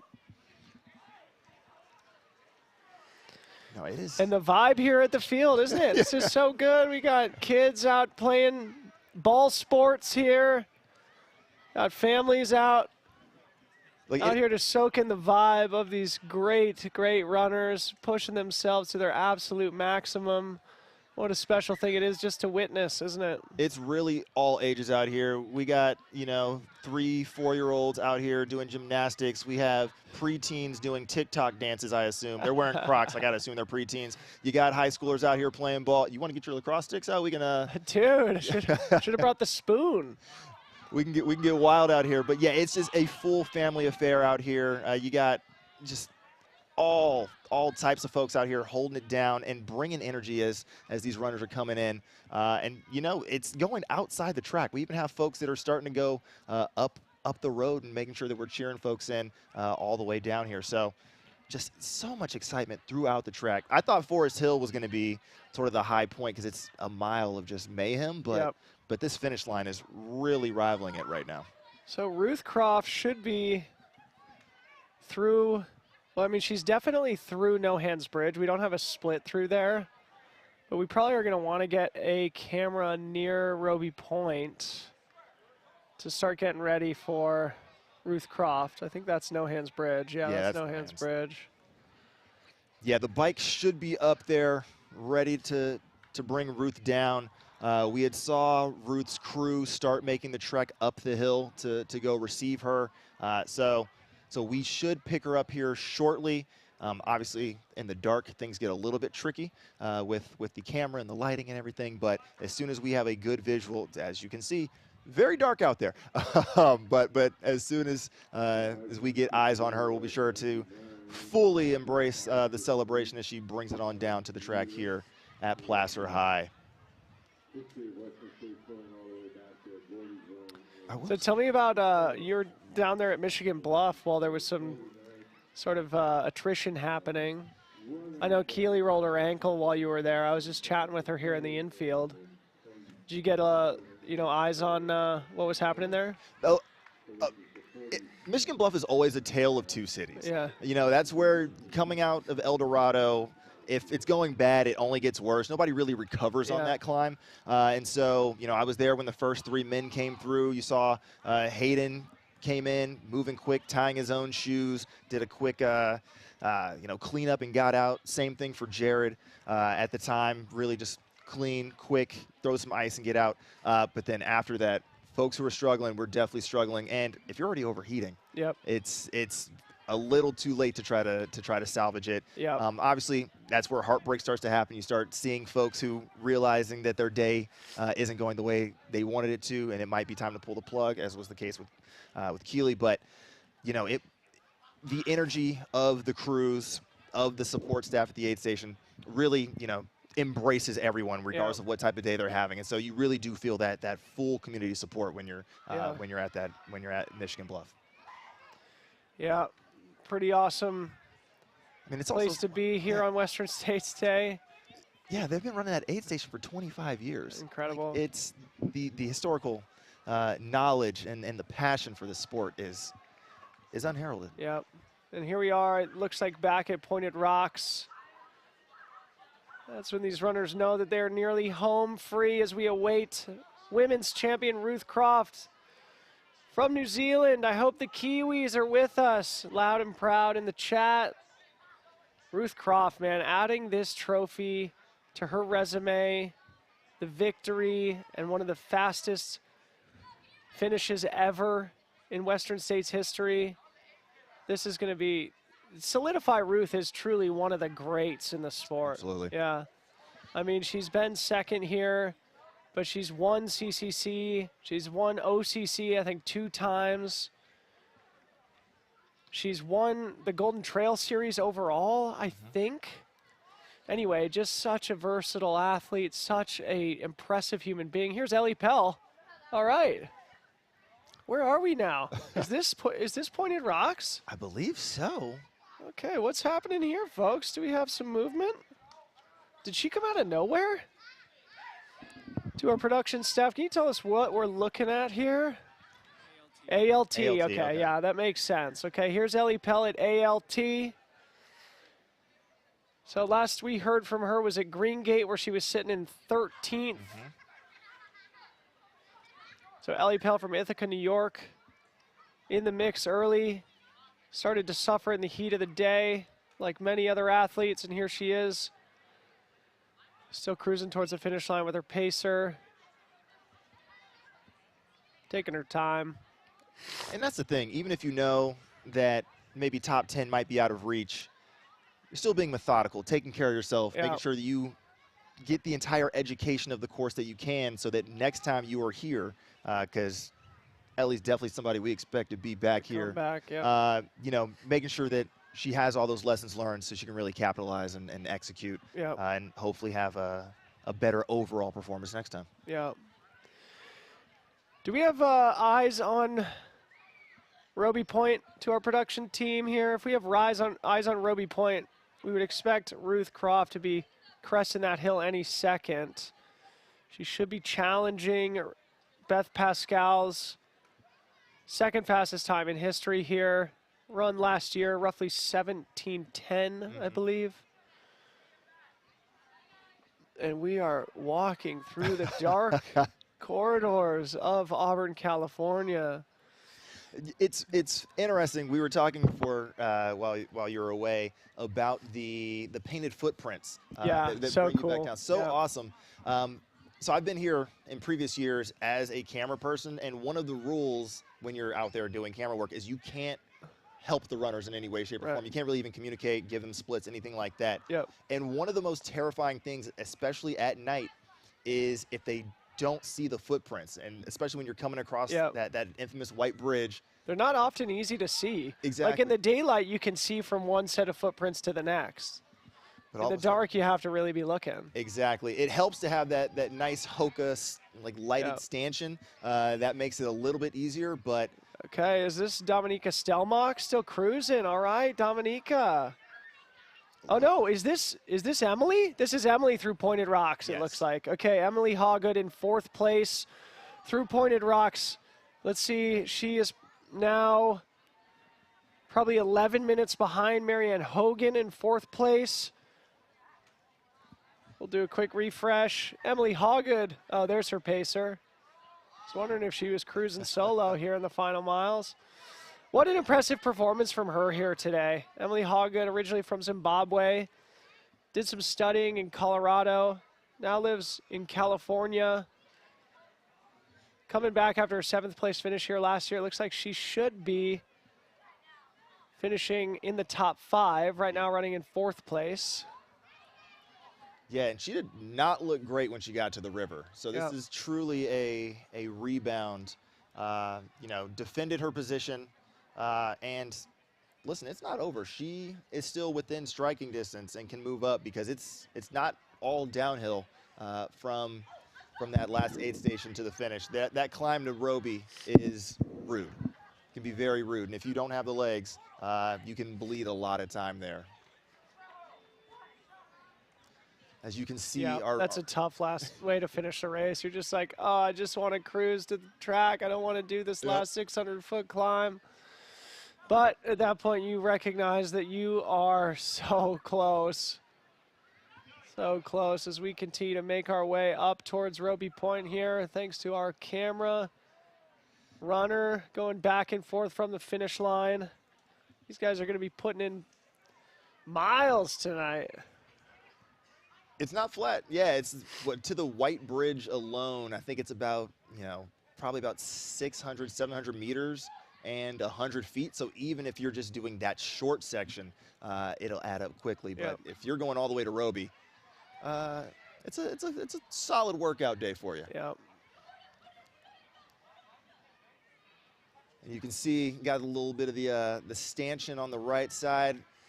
You got so much support coming from the community. Yeah, so many people in the chat dropping the Kiwi emojis, shouting out Ruth. So she will not be getting the 2nd fastest time ever, that's for sure now. If we are looking towards Roby Point here, Beth Pascal running about 17:10 last year, but Ruth Croft hopefully should sneak under her own PR. She ran an incredibly fast 17:33 or so last year. So Ruth Croft well on her way to a PR and, like I said, a historically great run here at the Western States 100. So she should, by the end of the day, have 2 of the top 6 fastest times ever on this course. Yeah, you have to ask, how much did she take from last year's race to improve and hopefully be a little bit more comfortable all the way through the finish line here today? Obviously improving by 1 place in the results, but you know, as you mentioned, actually being a little bit faster here. A big thank you to Strava here for this quick visual. Roby Point to Placer High, making it look a little more urban than it is here in Auburn, California. But yes, just through the neighborhoods. This is some of the only asphalt you have on the entire 100-mile course. Virtually the entirety of it is on dirt. This being a trail race, 1.19 miles. Elevation of 270 feet. They probably count that from the bottom of the aid station because you do have that last, you know, kick up before it starts going downhill. Ruth Croft here at Roby Point, everybody. Our women's leader, the Kiwi sensation. Ruth Croft, last year's 2nd place finisher here in No Rush. There with her partner, Martin Gaffioli, the Frenchman. There she goes, folks. Yeah, comfortably had a 27-minute lead at the last aid station. She's running up this hill, man. So just making sure she takes care of the little things. No need to inflict any unnecessary damage at the moment. She's a little confused why there's so much light behind her, but it's because we want to watch this all the way to the finish, Ruth. You got this. Go, Ruth, go. Bring it home, Ruth Croft. Man, she's so impressive. I had her on my pod probably 6 months ago or so, and you know, she's just the type of person who just won't brag about herself, but she's so consistent, so strong. She was telling me about a phenomenon called tall poppy syndrome, and I think it's a Kiwi saying that they try to avoid because the tall poppy gets cut or something like that, meaning like you don't stick your head out, you don't beat your chest, you just do the humble hard work. So Ruth Croft avoiding that tall poppy syndrome, but let's see if she can continue to do that once she's a Western States champ. Absolutely. Yeah, we'll gas her up so she doesn't have to do it herself for sure after this strong performance. And you see her still moving well. Like this is not a struggle bus situation up this last Oh, dude, climb. I mean, I've walked up this climb for sure. Yeah. Yeah, I've walked up this climb, not afraid to say it, not ashamed to admit it. It's the last 200 feet on the pavement before you start to sort of bend left and drop into town. This is pretty darn awesome to lay our eyes on the women's champ, Ruth Croft.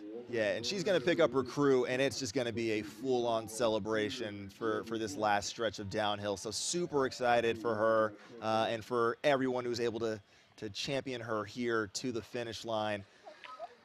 Time for a cougar on the mantle. Yeah, Dan Davis there, our cameraman. Dan Davis putting the cougar on the mantle. And I know for a fact that we might have a hilarious surprise for Ruth. Compliments of Alex Varner. Typical. I just saw him walking through the infield with just this big cardboard box. I was like, what's that, man? He's like, inflatable dinosaur costumes for when Ruth comes in. So I was like, are you sure? He's like, it was her idea. So, you know, I guess it's not a surprise. Yeah, embrace the Jurassic World element, you know. It's the full Kiwi spirit, I suppose. Listen, I'm not going to yuck anybody's yum. It's now cool enough in the day that you can get away with that dinosaur costume and not completely overheat inside. Yeah. So, barely. it's not cold here yet by any stretch, but significantly more manageable as you see these runners still smiling and having a good old time. We obviously had a lot of folks down at the river that were enjoying, still taking a splash. So it's just such a brutal day, but you see the success and manifesting itself here as Ruth continues along from Roby Point, and it'll be down here on the track in just a few minutes.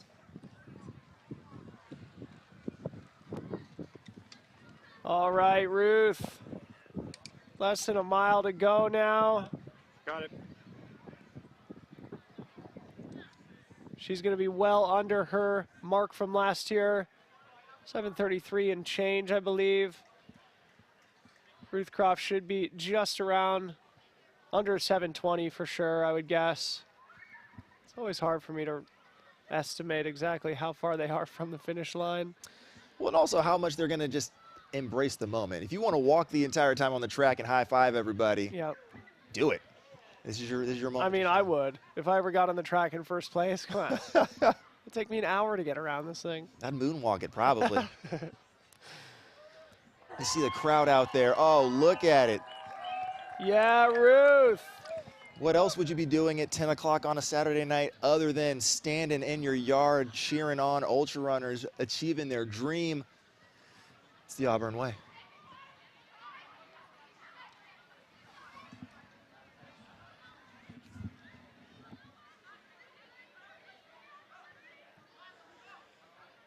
So after Ruth, we'll definitely have quite a margin back to second place, who we anticipate is Elsa McDonald, one of the stories of the day.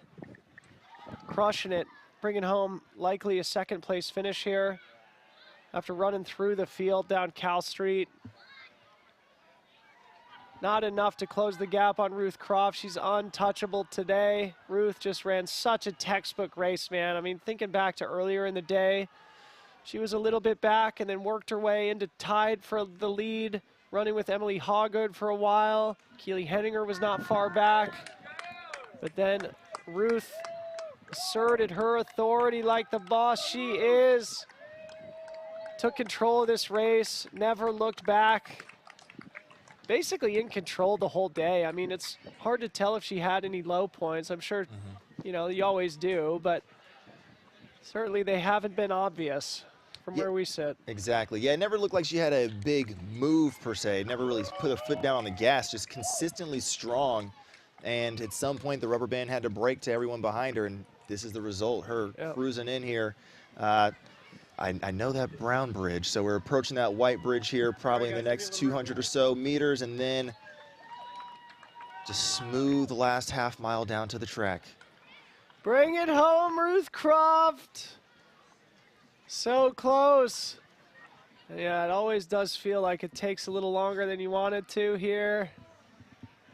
But once you see that gate, you're just like, oh my goodness, what a day. What a day. To those of us who have been privileged enough to finish this race, Ruth Croft is appreciating one of the greatest feelings known to man.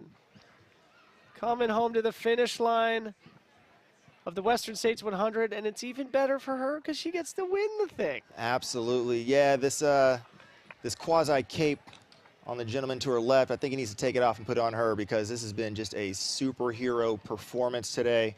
Throwing down, as you mentioned, a course PR for her for the win. And another top 5, top 6 all-time performance on another hot year. Yeah, unbelievable.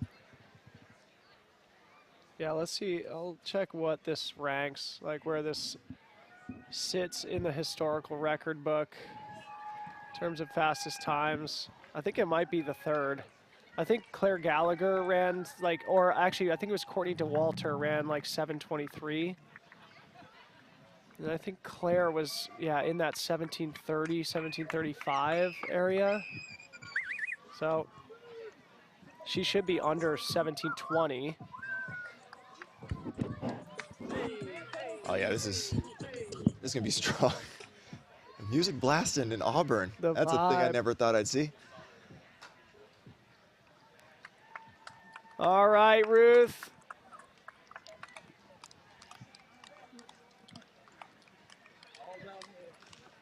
And you hear all downhill. Yeah, because that is like a little quick pop there.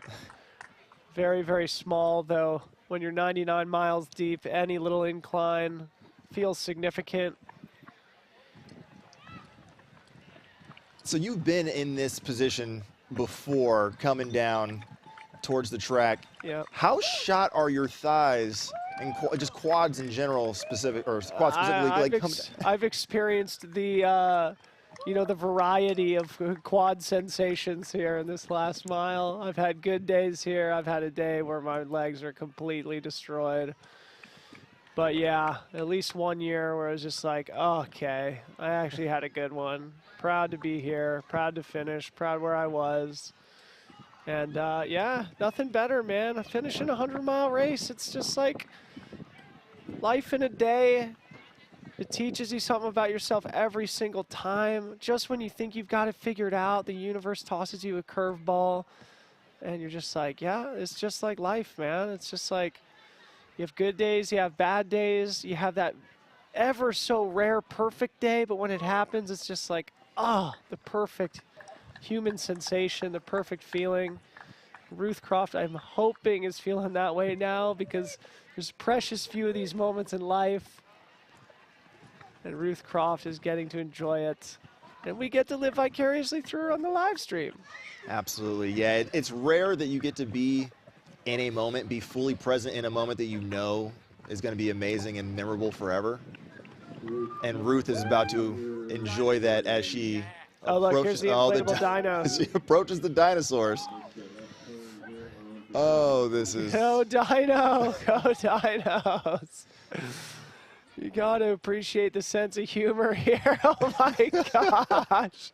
Does the dinosaur have a reflector on it? That's probably smart.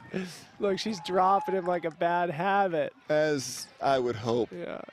Ruth Croft, everybody, big smile. A little laugh at her obnoxious friends, Alex Varner and whoever else was in that dino suit. This is why we can't have nice things as she is about to make this final chicane. The dinos behind her. Oh, my Lord. What is Western States if not an experience? We got flat dino here.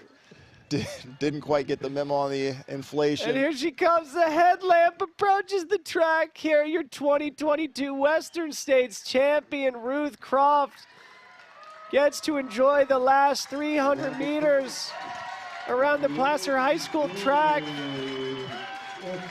The cowbells are out. The people are doing strides across the infield to appreciate this moment. And she will be celebrated all the way around. Ruth Croft. Potentially the highlight of an already very decorated career. I guess I should say definitely the highlight. Rivaled only by races like CCC, Lavaredo, which she has won in the past. Or OCC. There's Corinne Malcolm getting psyched for her friend and teammate. Ruth Croft, the dinosaur, still ripping a fast pace around this track. This is the best finish ever. This is absurdly amazing for the dinosaurs, but also just the overall performance that Ruth Croft has put together here. The clock has just ticked over to 17:21 and change, but here she is on the final straightaway. Ruth Croft with 3 Tyrannosaurus Rexes. Fastest time ever, according to Tropical John here from the booth. Excuse me, Skylar, I'm gonna go chat with Ruth. As you should. Ruth Croft, your women's champion here at the 2022 Western States Endurance Run. Taking it all in, waving to the crowd, showing love to those who've been showing her love all day. Looks to be in great spirits, if not mild disbelief, but Corinne and Dylan are about to pick up a chat with Ruth in just a second.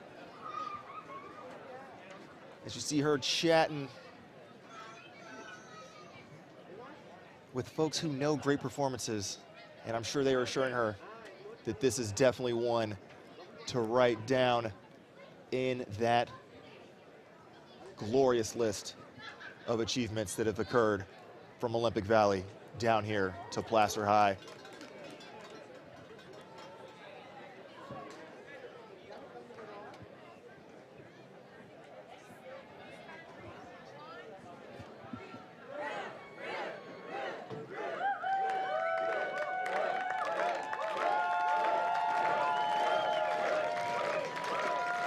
And the chance for Ruth ring out as we set up for this finisher's interview. Ruth did have about a 25-minute lead on second place, so we'll continue to monitor what's happening out on course. And as our camera team heads back up to Roby to pick up second place, who we believe is still going to be Elsa McDonald. They'll also pick up the gentlemen who are coming on down. See if I can get enough light here to figure out who it is. That looks like Adam Kimball, the Truckee resident. Got to sleep in his own bed last night, roll out to Olympic Valley, and he's going to be able to come through here. Looks like he'll, if he holds on, will be 13th overall, 12th male, which would equal his performance from back in 2018. So we'll go ahead and keep tracking Adam. And it looks like Kyle Curtin and Cole Watson should also be shortly thereafter, as well as our current F2 on course, Elsa McDonald.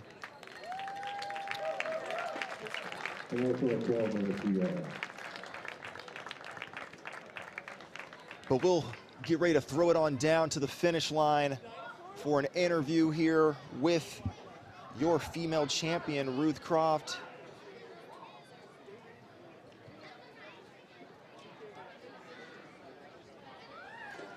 Make sure that Ruth is set up for success. Make sure she has everything she needs. As we continue to follow Adam Kimball. Overall, hilarious individual if you do not follow him. FKT holder on the Tahoe Rim Trail. No stranger to these parts.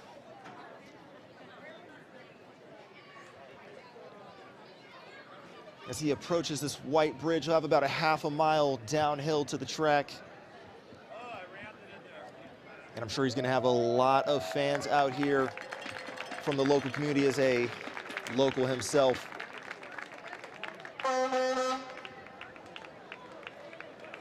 Check, check, check. Welcome back to the finish line of the 2022 Western States 100 with women's champion Ruth Croft. Big round of applause.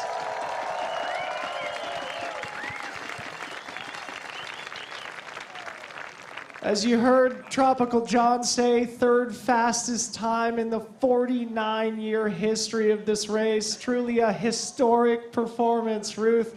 Does it feel like one of your best ever in a career that's filled with amazing accomplishments?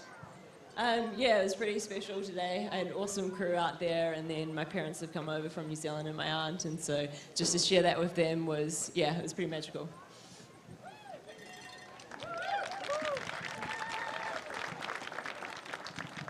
You're rocking that F2 bib. So you had a pretty good day last year, and you made the decision to come back and pulled off the women's win. And I'm just wondering, does this mean you don't have to come back next year? Yeah, I definitely won't be back. Too soon to ask, too soon to ask. You can come back and hang out with us, you know, we'll have a good time. Ruth, Corinne and I were losing our minds in the studio today, watching you and Emily Hawgood and Keely Henninger running into Devil's Thumb together 48 miles into the race. I don't think that has ever happened. Talk about the level of women's performance here today and how Emily, Keely, and the rest of the women's field pushed you. Yeah, it was actually, I caught up to Emily just coming up to Robinson Flat, and then we kind of teamed up and ran a lot together. So I think Devil's Thumb, Kelly just came up behind us. But it was, yeah, it's awesome sharing that with your teammate, and we were just checking in on each other, making sure each other was drinking enough, eating enough, and yeah, it just felt for a part of like a Sunday long run with your good mate. You've got two teammates that will be coming here in not all that long. Emily Hawgood, I think, is still in fourth, and Taylor Nolan in her first ever 100 is going to be in sixth. What does it mean to be kind of the leading light with a bunch of teammates coming in not that far behind you? Oh yeah, it's awesome, and just the whole day just checking in to see how they were doing, and then if we can get 3 Terex in the top 10, I think that's a pretty good day. Let's press pause here for 1 second before we get back with Ruth Croft. Adam Kimball here. Oh my God.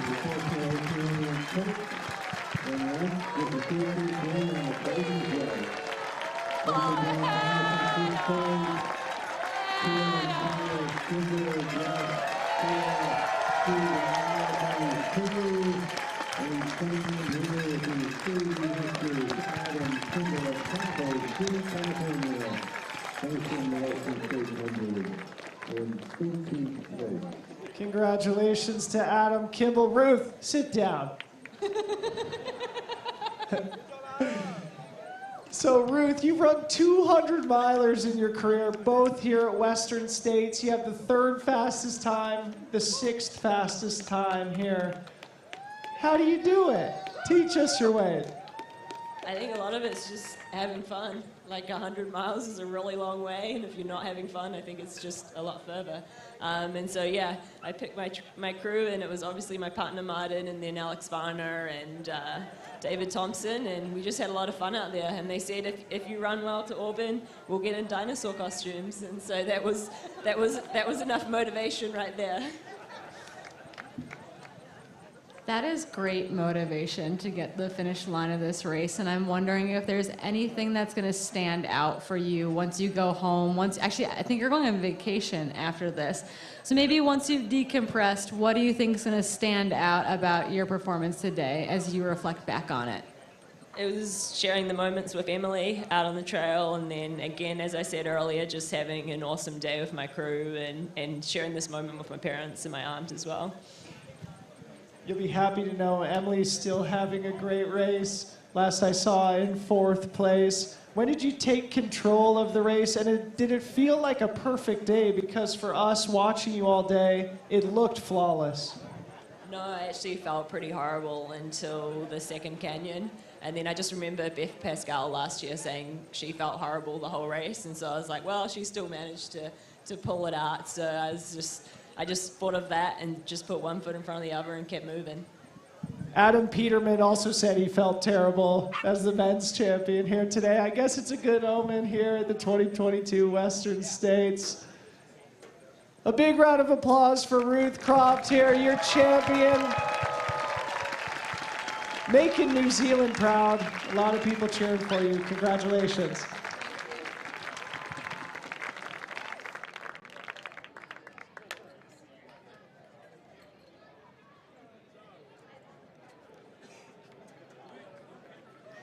All right. Ruth Croft, your 2022 female champion here at Western States. While she was getting interviewed, you saw Adam Kimball come across the line. 13th overall, 12th male. And at Roby Point, just 4 minutes behind him was Kyle Curtin. So we should expect Kyle to be coming down to the track relatively shortly here. We'll be able to welcome him in as well. And then it'll be a watch to find out when we have our second female coming on down on course at the last aid station, 94 miles in. It was Elsa McDonald with a 16-minute lead over Marianne Hogan, who then had about 8 minutes on Emily Hawgood. So a good battle for second, third, and fourth. Obviously, with 6 miles left in the race, anything can happen. You got a large climb coming on out of No Hands up to Roby Point. So if somebody's struggling at the wrong time, they might be moving backwards, but we will watch that race closely as things continue to play out. But the next person on the track should be Kyle Curtin, last year's 9th place finisher, strolling in here for a 14th place overall finish. And you're seeing this footage right here as he's making the wiggle through the Hoka stanchion, through the gate. And the crowd will start to make noise as Kyle Curtin steps onto the rubber with a huge entourage and finishes his Western States journey.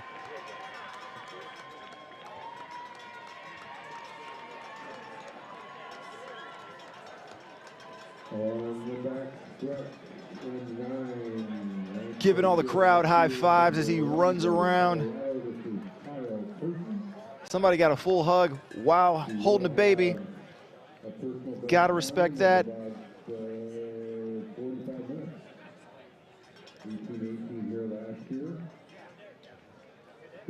And he rounds this final turn. And the crowd is still lined up against the fence all along this home stretch, cheering all these runners in. It's not just for the top 10. This energy, this crowd is for everyone, and you hear them making noise as Kyle's about to roll in here. 17:34 and change on the clock. A very impressive performance for your 13th male, 14th overall, Kyle Curtin.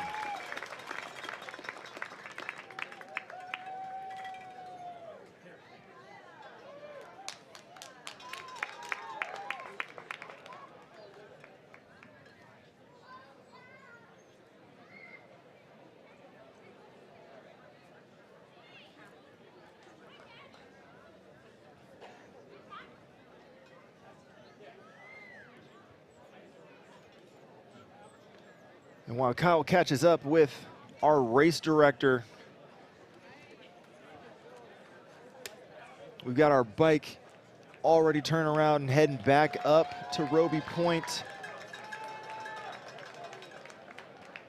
Getting ready to bring in even more finishers.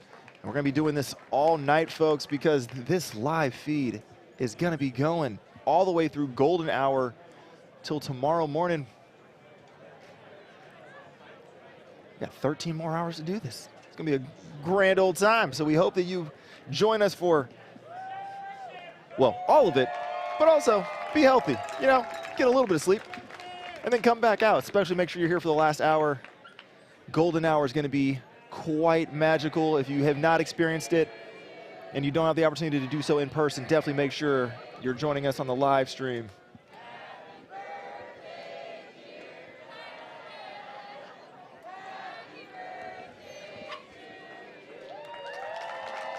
And a happy birthday celebration. Because nothing says, let's have a grand old birthday like running 100 miles and then celebrating with a bunch of your friends at the finish line. Got some views here back at the river. As folks are still trying to get that sub 24 belt buckle. Crossing here, got a little, what, 20 more miles to go.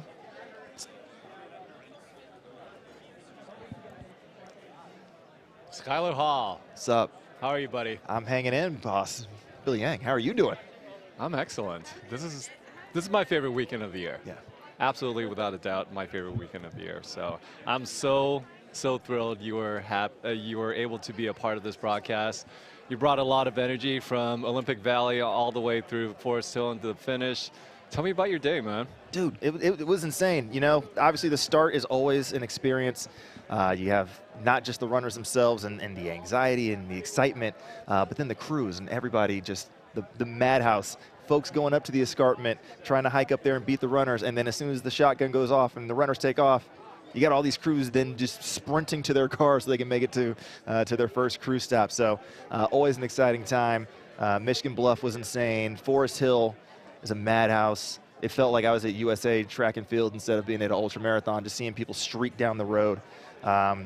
You know, I definitely got color. I'm looking at myself in the screen. I am significantly darker than when I started today. It was hot out there, and I got my tan on. But I'm excited to be here with you and these runners and sharing this moment because, you know, this is what the community is about. We're just having a good old time. And you know, tomorrow you're going to wake up and be like, I need to do more with my life. That's the energy I'm taking from today. So I'm happy that I was able to be a part of it in a special and small way. And I'm happy that you've taken on the role that you have with the board to make a live stream like this happen. This is insane, man. Yeah, well, look, I got to shout out the boys in the trailer, everybody from Studio 637 on to the volunteers that made this happen, the volunteers who are still out there working tirelessly through the night at the river, at Roby Point, in the canyons. I mean, you name it, these people have given up their Saturdays. Some are giving up their Saturdays and Sundays to be here just to help us document and tell the stories of everybody from the F and M1s all the way to the 300 plus people who we hope to greet here at Placer High tomorrow.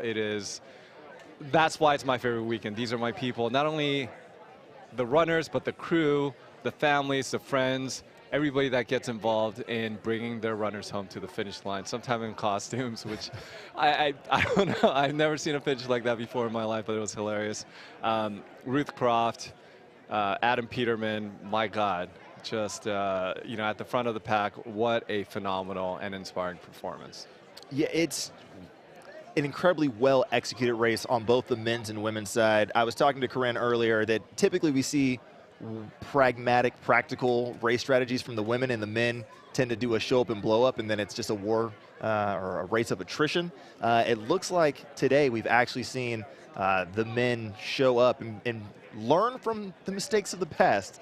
Not everybody needs to go with the Walmsley plan of success, and it seems to have worked out for, you know, our entire 12, 13 male finishers that have already come across the line. So super excited. And we got, again, just to echo what you're saying about the volunteers, there's, what does Thornley say, 1,500 volunteers on course. There's more than 4 volunteers for every runner, and that doesn't include crew, doesn't include the media component. So it really does take a village to get these 300 plus runners to the finish, and we could not do it without everybody out there. So a huge thank you to them, and a huge thank you to everybody giving energy on this live stream in the chat. Folks been with us for hours, giving tips, helping us identify runners, and, you know, bringing energy that we can then turn around and reflect to you and to these runners on course.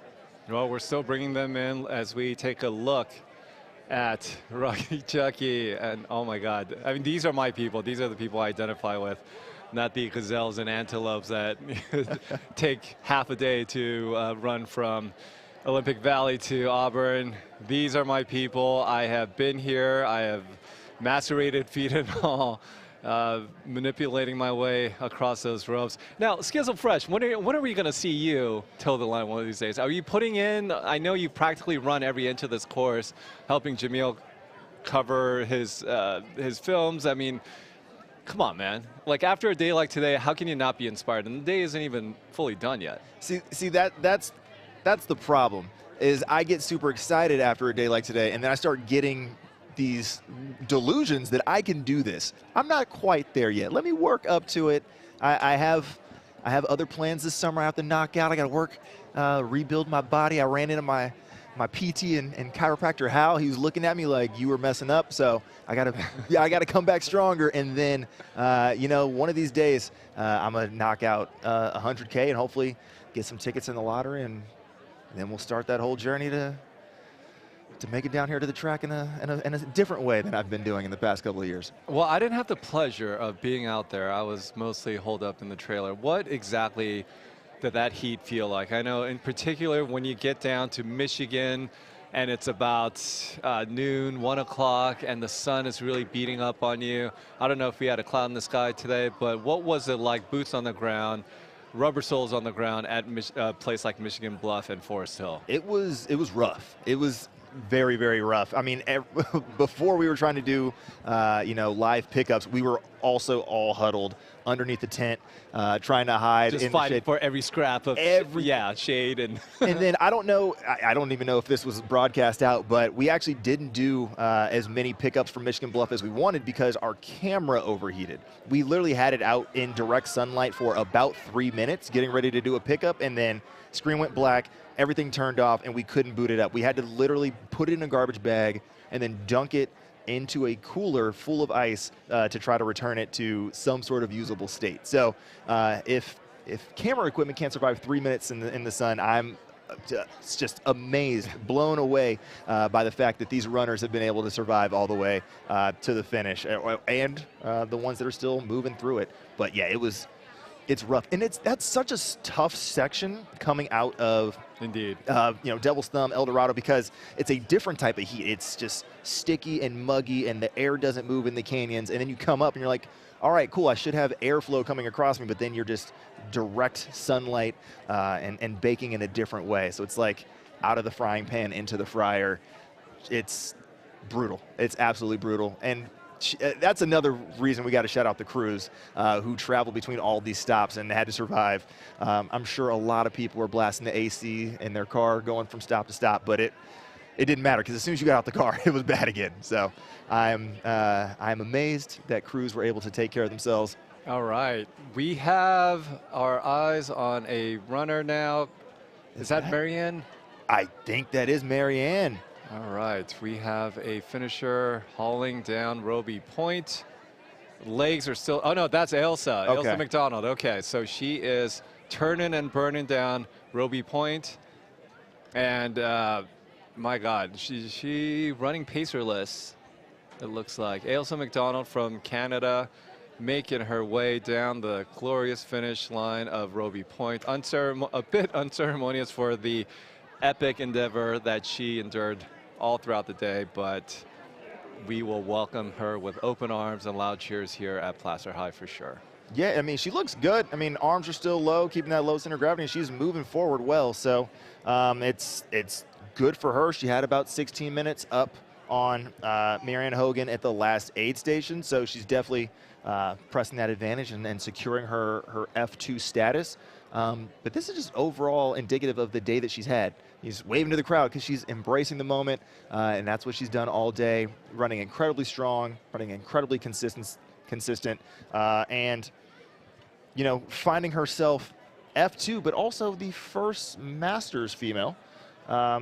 Just goes to show as she comes right here onto the track. There she is. Age is nothing but a number. Faster as a master as Ailsa McDonald makes the wiggle and steps foot onto the Placer High There track. she is, F2, newly minted F2, hitting the rubber here at Placer High. A master.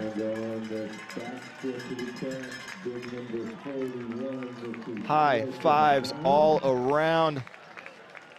Giving back the good vibes that everyone has been giving her all day. Yeah, I'm not even going to try to compete with Tropical John and his dulcet voice. Those sweet dulcet tones of Tropical John Mettinger.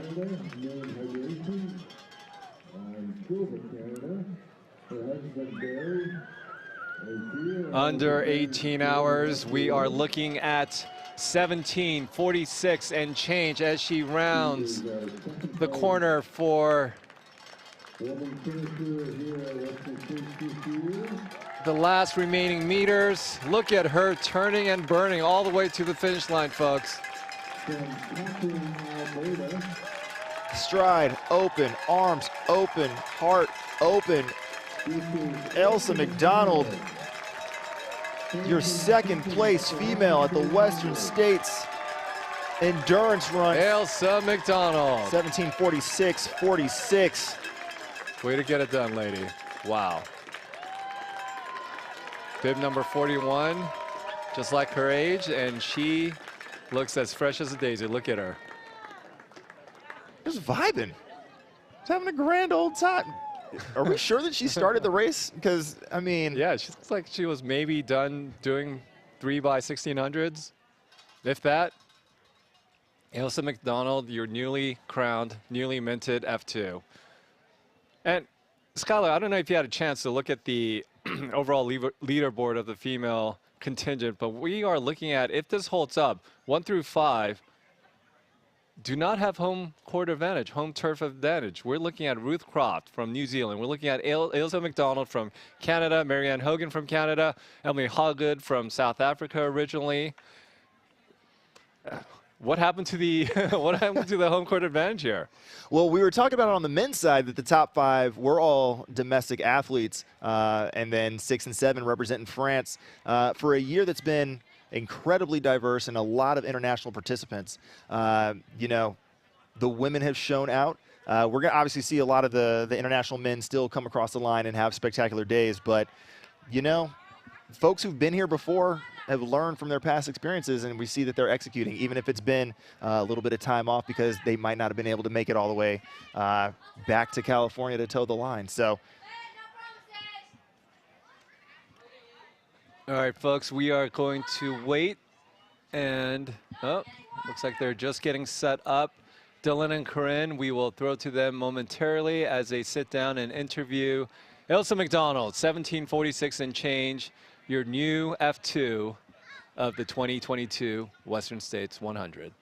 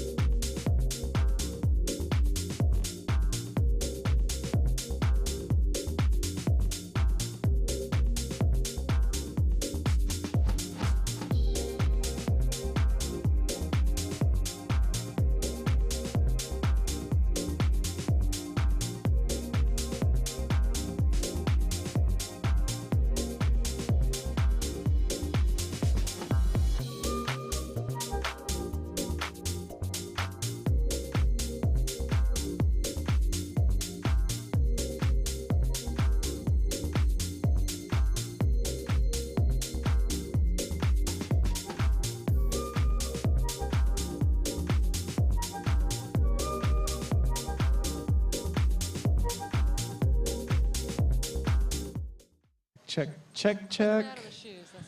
Okay, folks. Here we are back.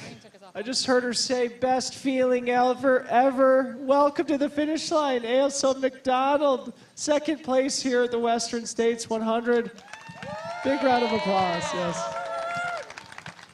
Seemed like a perfectly executed race, sort of storming through the entire field. Weren't able to catch Ruth Croft, but a second place finish here at Western States. How do you feel? Pretty proud. Yeah, my goal today was to come in and run a smarter race than I did in 2018, and I think I executed that pretty perfectly, so I was really happy. They are in agreement with you on that, so I think we're heading the right direction. In 2018, the temperatures, I think, were pretty similar to this year. Was there anything that you were thinking about going into this race that you really wanted to execute on that you were able to do clearly very well today? I just knew I had to manage the heat better. Thankfully, it was a little bit cooler today than it was in 2018, but I also knew I had to pace myself right rather than going out hard on the escarpment and destroying myself on the first descent and walking the rest of the way. So, yeah, I held back for the first good part of the race, and it paid off. Can you give us some of the details? Because it seemed like you just built momentum throughout the day. Was it one of those situations where you keep passing people and keep building momentum and sort of carrying that positive energy, or how did it play out? I just felt like I paced myself really steady and appropriate throughout the day, and I think a lot of people go out pretty hard, so once you start to catch them and when you pass them, it feels really good. So yeah, it does give you a bit of momentum and a bit of confidence. So yeah, a bit of drive, for sure. At 41, we believe you ran the 10th fastest time ever in not an easy year. I'm wondering how that feels. I didn't know that, but I was pretty happy to come in under 18 hours. Last time I ran this course, I was 21 hours, so a huge PR.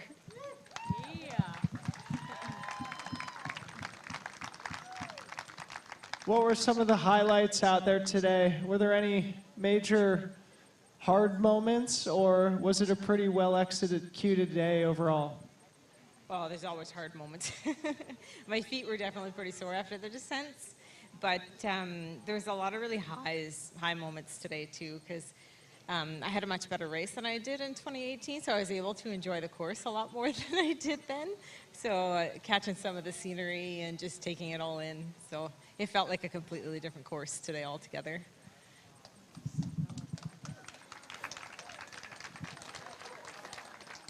While you had to run every step of the just over 100-mile course, I'm wondering if there's anyone that you want to give a little love or a shout out to that helped get you all the way to the track here in Auburn. Oh, definitely my crew today. My husband, Barry Green, and friends, Dave and Leslie. Actually, I wouldn't be here. I wouldn't have started this race if it wasn't for them. They really wanted me to come back and have a better experience than I did the first time. So thanks to them, I got my redemption. How great is that? Well, congratulations. You made so many people proud, making Canada proud. A fantastic performance. Congratulations. 10th fastest time ever and a proud second place. Ailsa McDonald, everybody. Yeah, congratulations. Thank you. Really fun to watch.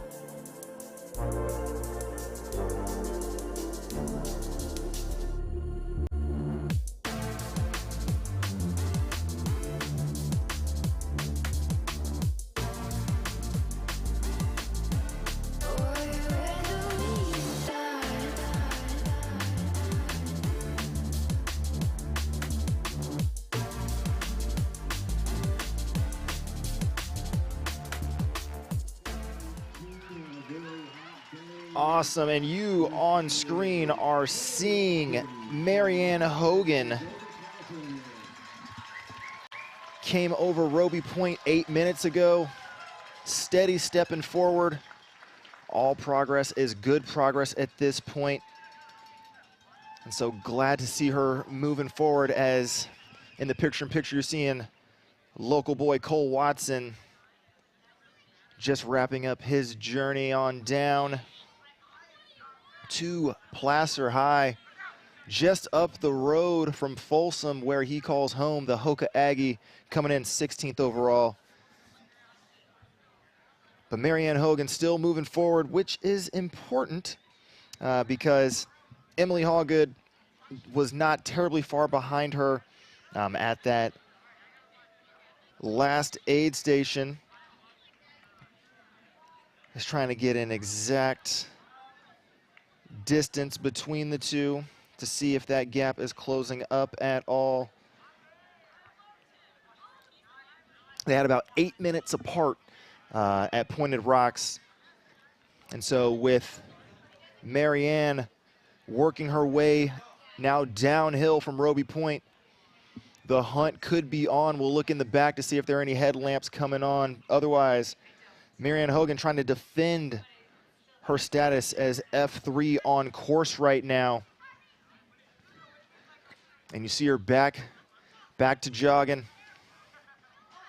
doing everything she can, muscling it out as she has less than 1 mile to go down to the track.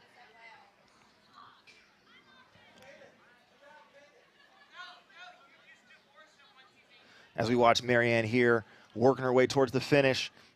Going back to Elsa McDonald, second female on course, first master. She was just 5 minutes back of that Masters female record set just last year with her 17:46 performance today. So 10th fastest ever female performance. Very close to securing that women's Masters title record. So strong performance from Elsa McDonald to secure F2, but we're watching this battle for F3 right now, as we're going in and out of the lights, seeing if we can look back at all and see any headlamps coming, as Emily Hawgood also on the hunt.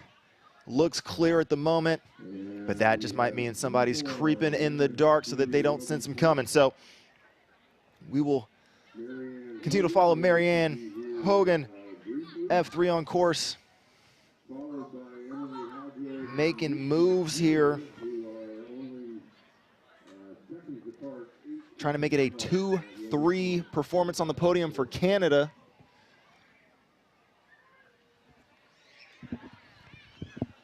Oh, Canada. Here we go.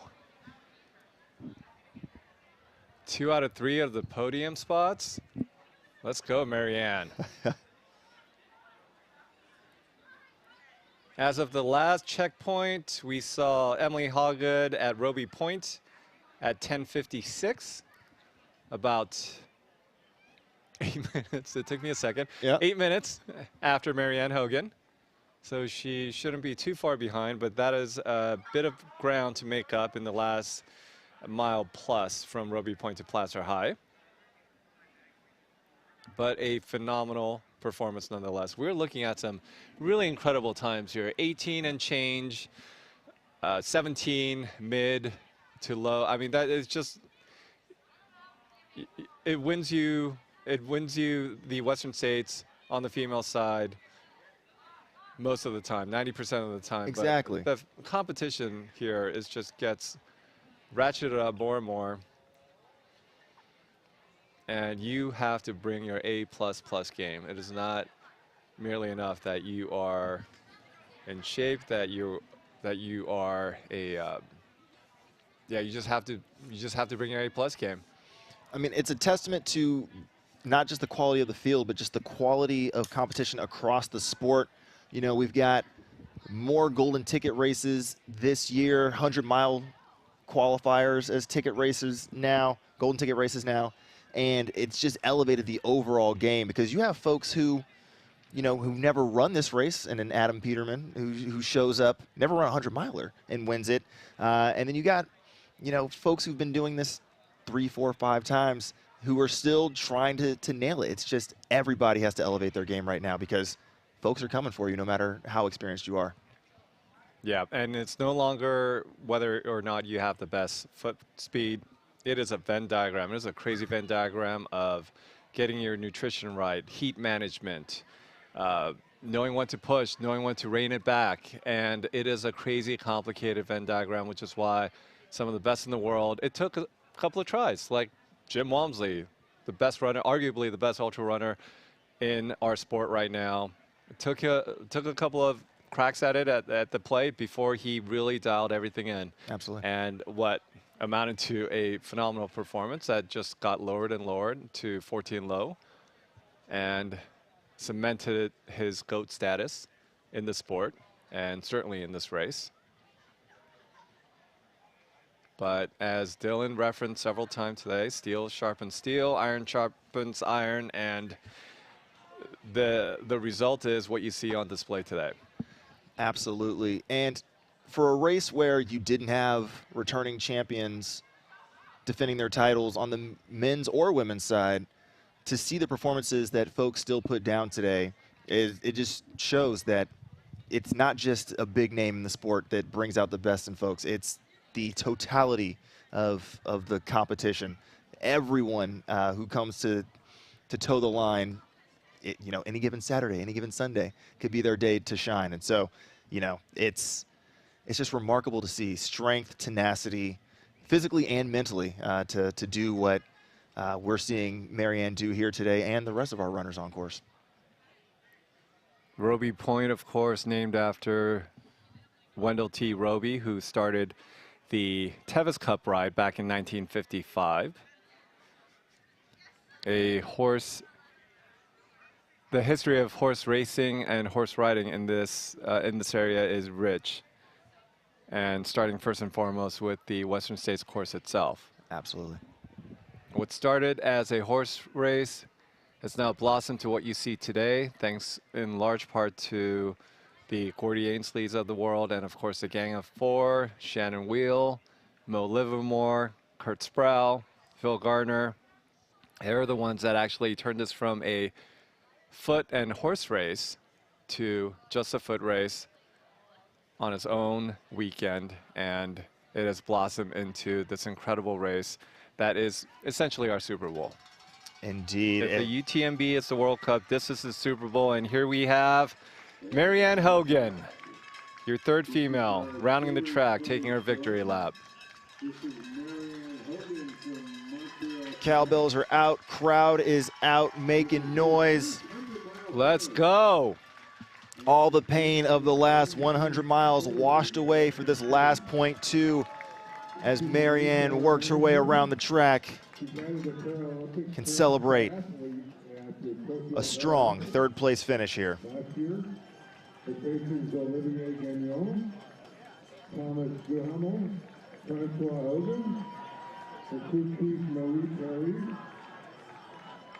And the rest of the crew, the entire Hogan family, our sister Catherine and brothers Francois and Dave, the parents Pauline and Patrick. That is quite the coordinated entourage that's running her in. Definitely points there. I was just thinking it's a little rude that they're cutting lane 1. You know, they could at least run behind her. You know, get the full 300-meter experience. Pick up lanes 2 or 3. Gal ran 100 miles. You're only cheating yourself. But here comes Marianne onto the home stretch. Barricades are full as people celebrate your F3. Slipping just under 18:06. Marianne Hogan, welcome to Auburn. Welcome to Placer High. What a run. Getting love from Arlen there at the finish and being bestowed the medal.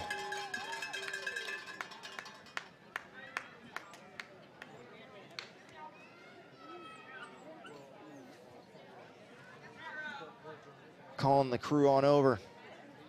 You can celebrate with her.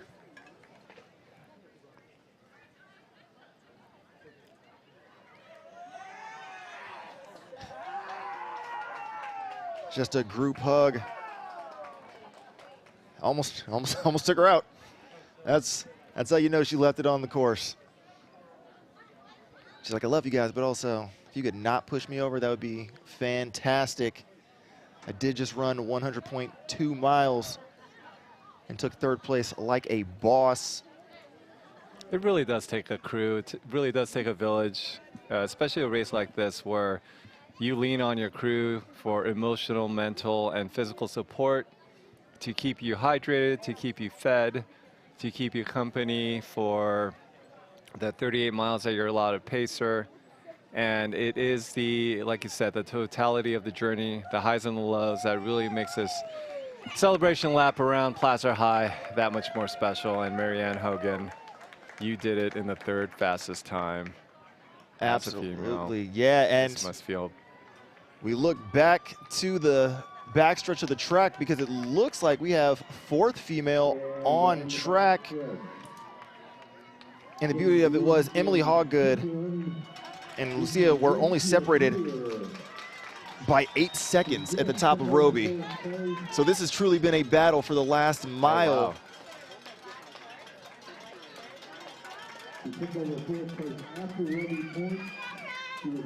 When it's that close, you don't get to fully embrace the joy around the track and all the high fives. It's all gas. You got to crank it. All gas. You see her leaning into the turn, as anyone who's run many intervals on a track knows to do. Throwing it down, having moved up. Yet another master on the top 5.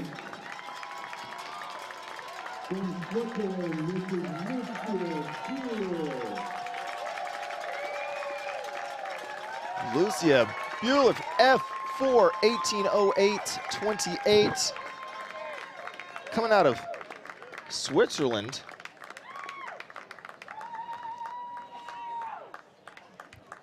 There's probably a joke about war and neutrality here that I'll avoid because she threw down from Roby Point. She was 8 seconds back from Emily Hawgood. Emily has not made her way onto the track yet, so she threw down the hammer in that last mile. She made sure she secured top 5. That's for sure. And you mentioned it, another Masters athlete in the top 4. Another master, another non-American. Got through the high country, figured out the canyons. As we cut to Emily Hawgood, hiking up Roby Point. This does feel like Everest. It can feel like Everest if you've had one of those days. And Emily certainly has. I mean, we saw the footage of her trying to regroup at the river, taking in food, taking in coaching from folks who've been here before. And she still has rallied to currently sit F5.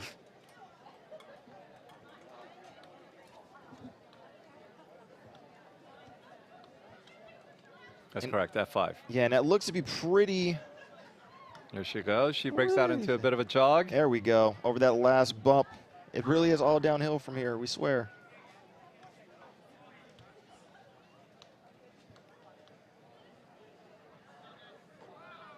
I'll tell you what, whatever it took, because I do know she was in that chair for quite a bit. And this is what we're talking about when it takes a village. Getting your crew to get you out of the dark moments, get you fed, get you cooled down, keep marching on. And Emily Hawgood caught up and out of that chair, and boy, what a day. She went big, she ran with the leaders until the wheels came off a bit, but she rallied again.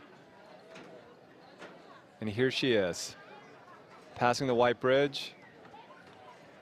It's a few meters from the glorious, glorious finish of Placer High.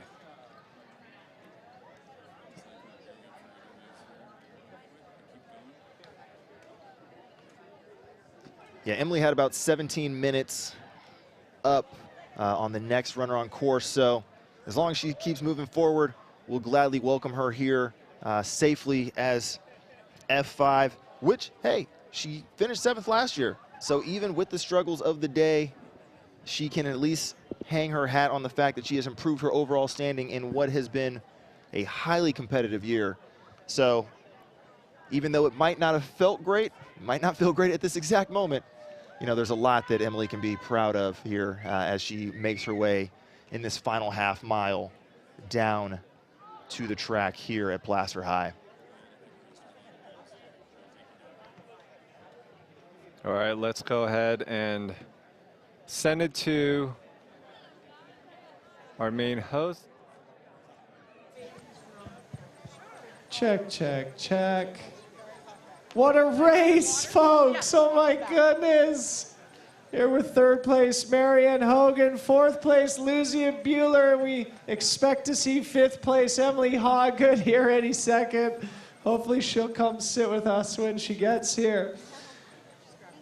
What a day. What a day. Corinne, maybe you start with Marianne. Marianne, I think we all had a really good time watching you take on what was your debut 100 and finish a very impressive 3rd. I'm wondering, what are the immediate emotions that you felt as you rounded the corner, came around here and got to see the finish line for the first time? I'm just so happy. It's crazy. It was a difficult last 4 years. I've had a lot of injuries, and it's just really nice to be able to share this with my entire family and some of my closest friends. So it's just, it's really nice, and to share some of the trails with the incredible people like Lucia here. She was so nice on the trail. It's just a really good experience for sure. And just for our audience here, I think it's fun to mention 1st place from New Zealand, 2nd place from Canada, 3rd place from Canada, 4th place from Switzerland, 5th place likely from Zimbabwe, of all places. A lot of international color here. So fun. Lucia, Corinne and I were on the live stream all day, watching you have a great race, and then we saw you sit on a cooler at the river, and we thought, oh no, she doesn't look good. It seems like she's struggling. What happened there, and how'd you rally? I really forgot that the section after Forest Hill to Rakechaki is so hot, and really, I had the really worst time there. So I believe after the 3rd canyon, now I got it. But I forget the section is more harder than the other section. So I struggled a lot there. This crazy guy, lady next to me was so strong. So keep pushing, and then I try to hold on. So we'll wait here for Emily to finish, and then she'll sit with us for a few minutes. We gotta cheer though now. Yeah, we're gonna wait for Emily, and then. Zimbabwe has also done UTMB and Arlen Glick, a professional athlete. She has an interest in high-altitude exercise physiology, and she just loves spending time in the mountains reading and writing. We love having her here, playing representative. Her 2nd straight Western States finish in the top 10.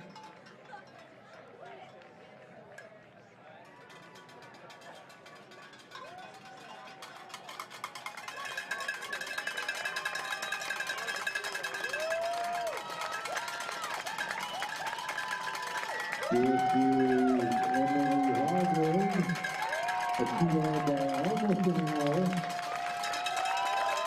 Winning up from 7th to 5th, Emily Hoggood from Peterman, Zimbabwe. 5th place in Springfield, starting for our first American woman. Peterman, Zimbabwe's Emily Hoggood.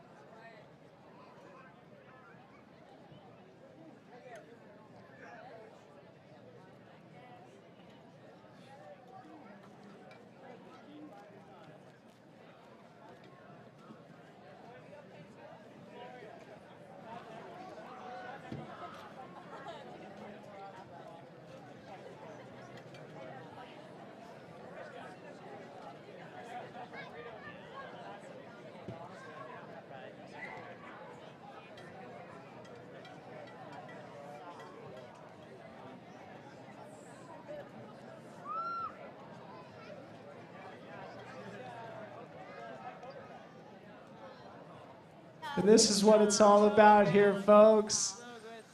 Sportsmanship after battle.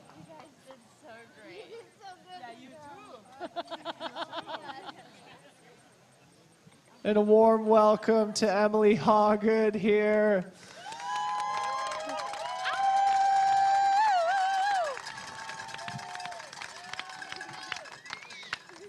Emily, what an incredible run from you today. Your co-leader for much of the race, Ruth Croft, managed to pull off the victory. What was it like running together for so long? Because for us, it was so fun to watch. We'd love to know. Well, we kept having to look down and make sure we were actually wearing bibs because it felt like a Saturday long run. It was so special. She caught up to me just before Robinson Flat, and I literally reached over and I was like, Ruth, this is a dream come true, running with you. Even if it had only been for 5 minutes, it was pretty special.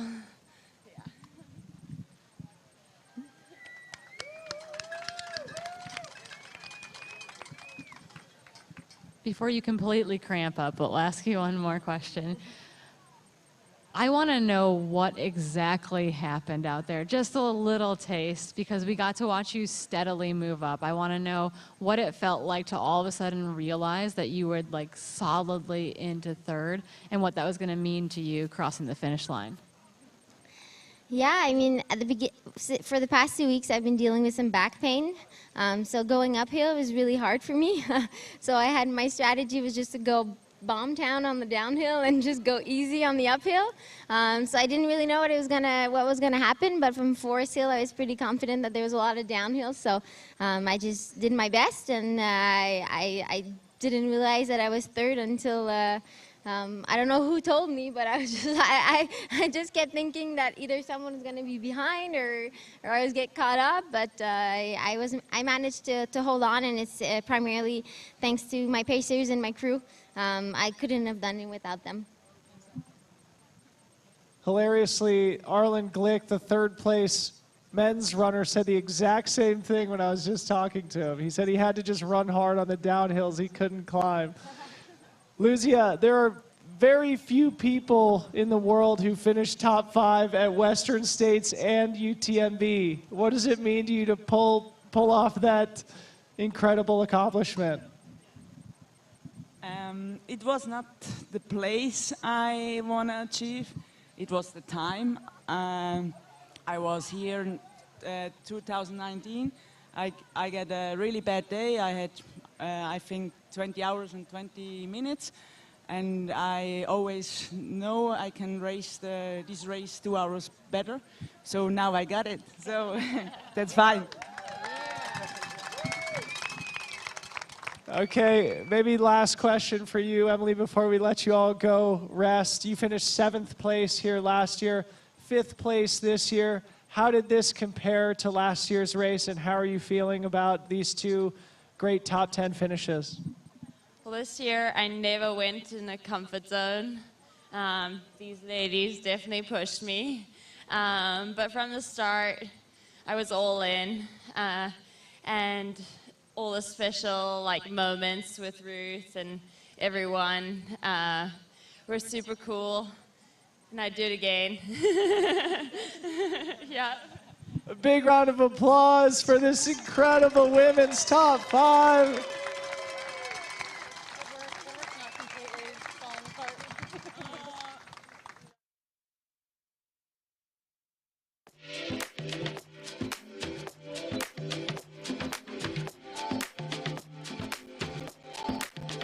Rahaf Khatib, 38, stay-at-home mom, athlete, and advocate. Running helps me shatter stereotypes about Muslim women by just showing up to the starting line. I don't even have to say a word. But when people see me covered from head to toe, and I cover my hair at the starting line, it's automatically stating, hey, I'm here, I exist, I deserve to be here too. And this is what an athlete also looks like. Running is my #1 sport. It's the sport I first fell in love with, and I want to be able to run smoothly without breathing hard or without feeling fatigued. And that's one way Inside Tracker helped me be more efficient with that. Inside Tracker goes above and beyond any other blood test I've ever done. I had no idea my vitamin D was severely low. My iron was also very low, and my cholesterol was actually really bad. And I didn't think that. I thought, well, because I'm a marathoner, I work out 5 days, 6 days a week, my health should be squeaky clean, but that wasn't the case. I was actually having trouble breathing on my runs, and come to find out that it was because my iron was really low.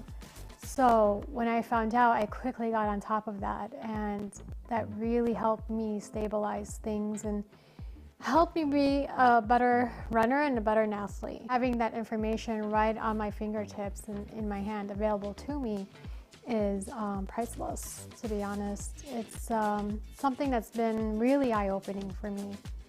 As a mom, as an athlete, honestly, as just an everyday person who's trying to stay fit, healthy, and happy, I want to be able to run 20 years from now and to continue running as long as I can.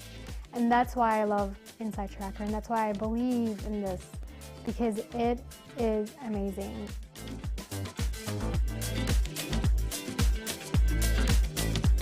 Gooder, $25 active sunglasses for anyone. That includes you, Wildcat. We see you out there bringing the fun to the starting line. You're the life of the party, whether there's a party or not. We see you making sure everyone matches. That's important. No, go back. Hooligan, Yahoo, troublemaker. You just want fun sunglasses. Find your fun at gooder.com.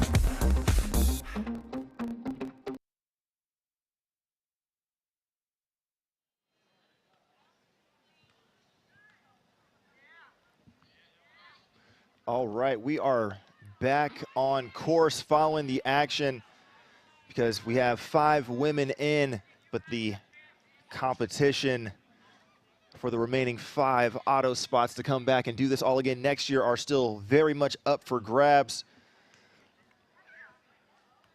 Next on course at the last aid station was Leah Yingling.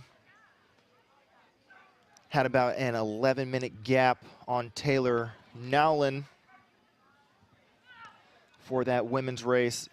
And Taylor had about 3 minutes up on Camille Herron. So definitely a lot can still go down here as we approach the finish. Also, just to put everything in context, we've had 5 women finish in the top 19. We have another 6 women that are currently in the top 30 overall, so between the 20th and 30th spot. So as we've been saying all day, the women have definitely shown up yet again. Going to be battling last year's even split 15 men, 15 women. Currently have about 12 women in the top 30 overall. Just a testament to the overall equity in competition we're seeing, regardless of gender.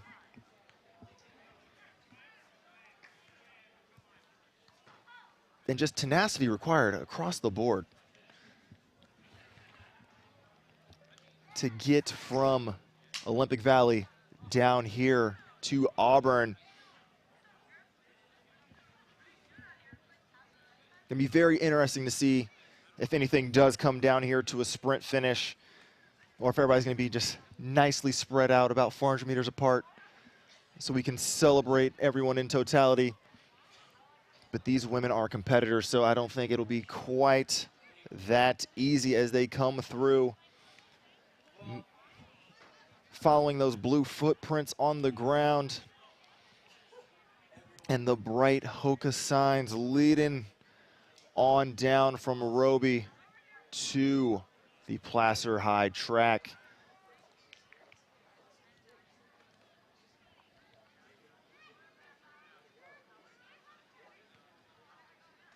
Speaking of tenacity, it's not just the sharp end of the competition that has shown their tenacity out here on course. Officially, we only have 44 drops out of the 383 starters who've come and towed the line at Olympic Valley today. So even in the rough conditions and the heat, folks are still out there absolutely battling cutoffs, battling their bodies, battling whatever demons they had to get here, and just a true joy to be able to welcome so many folks along this course down here as they try to accomplish their dream of finishing Western States.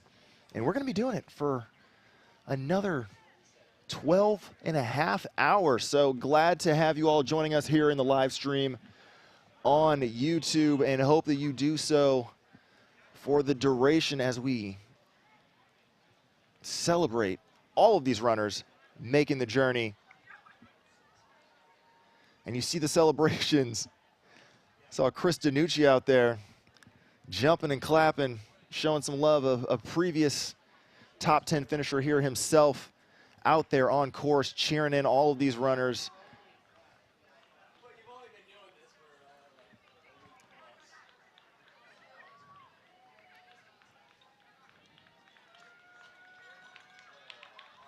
Getting high fives and celebration from passengers in cars. Gotta love the entire township of Auburn showing up and showing out as that white bridge signifies just a half mile to go down to the track as we get ready to welcome F6. Charlottesville, Virginia.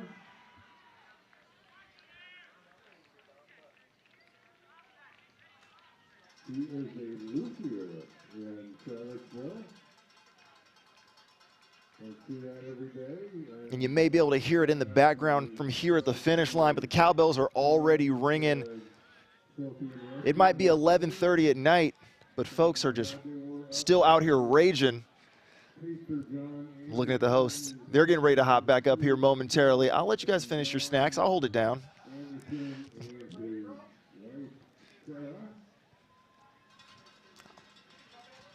Sure. Yeah.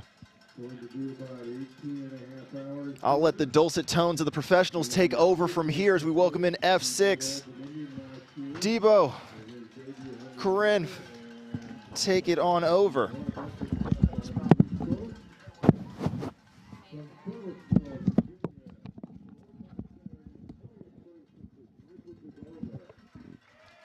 Okay, folks.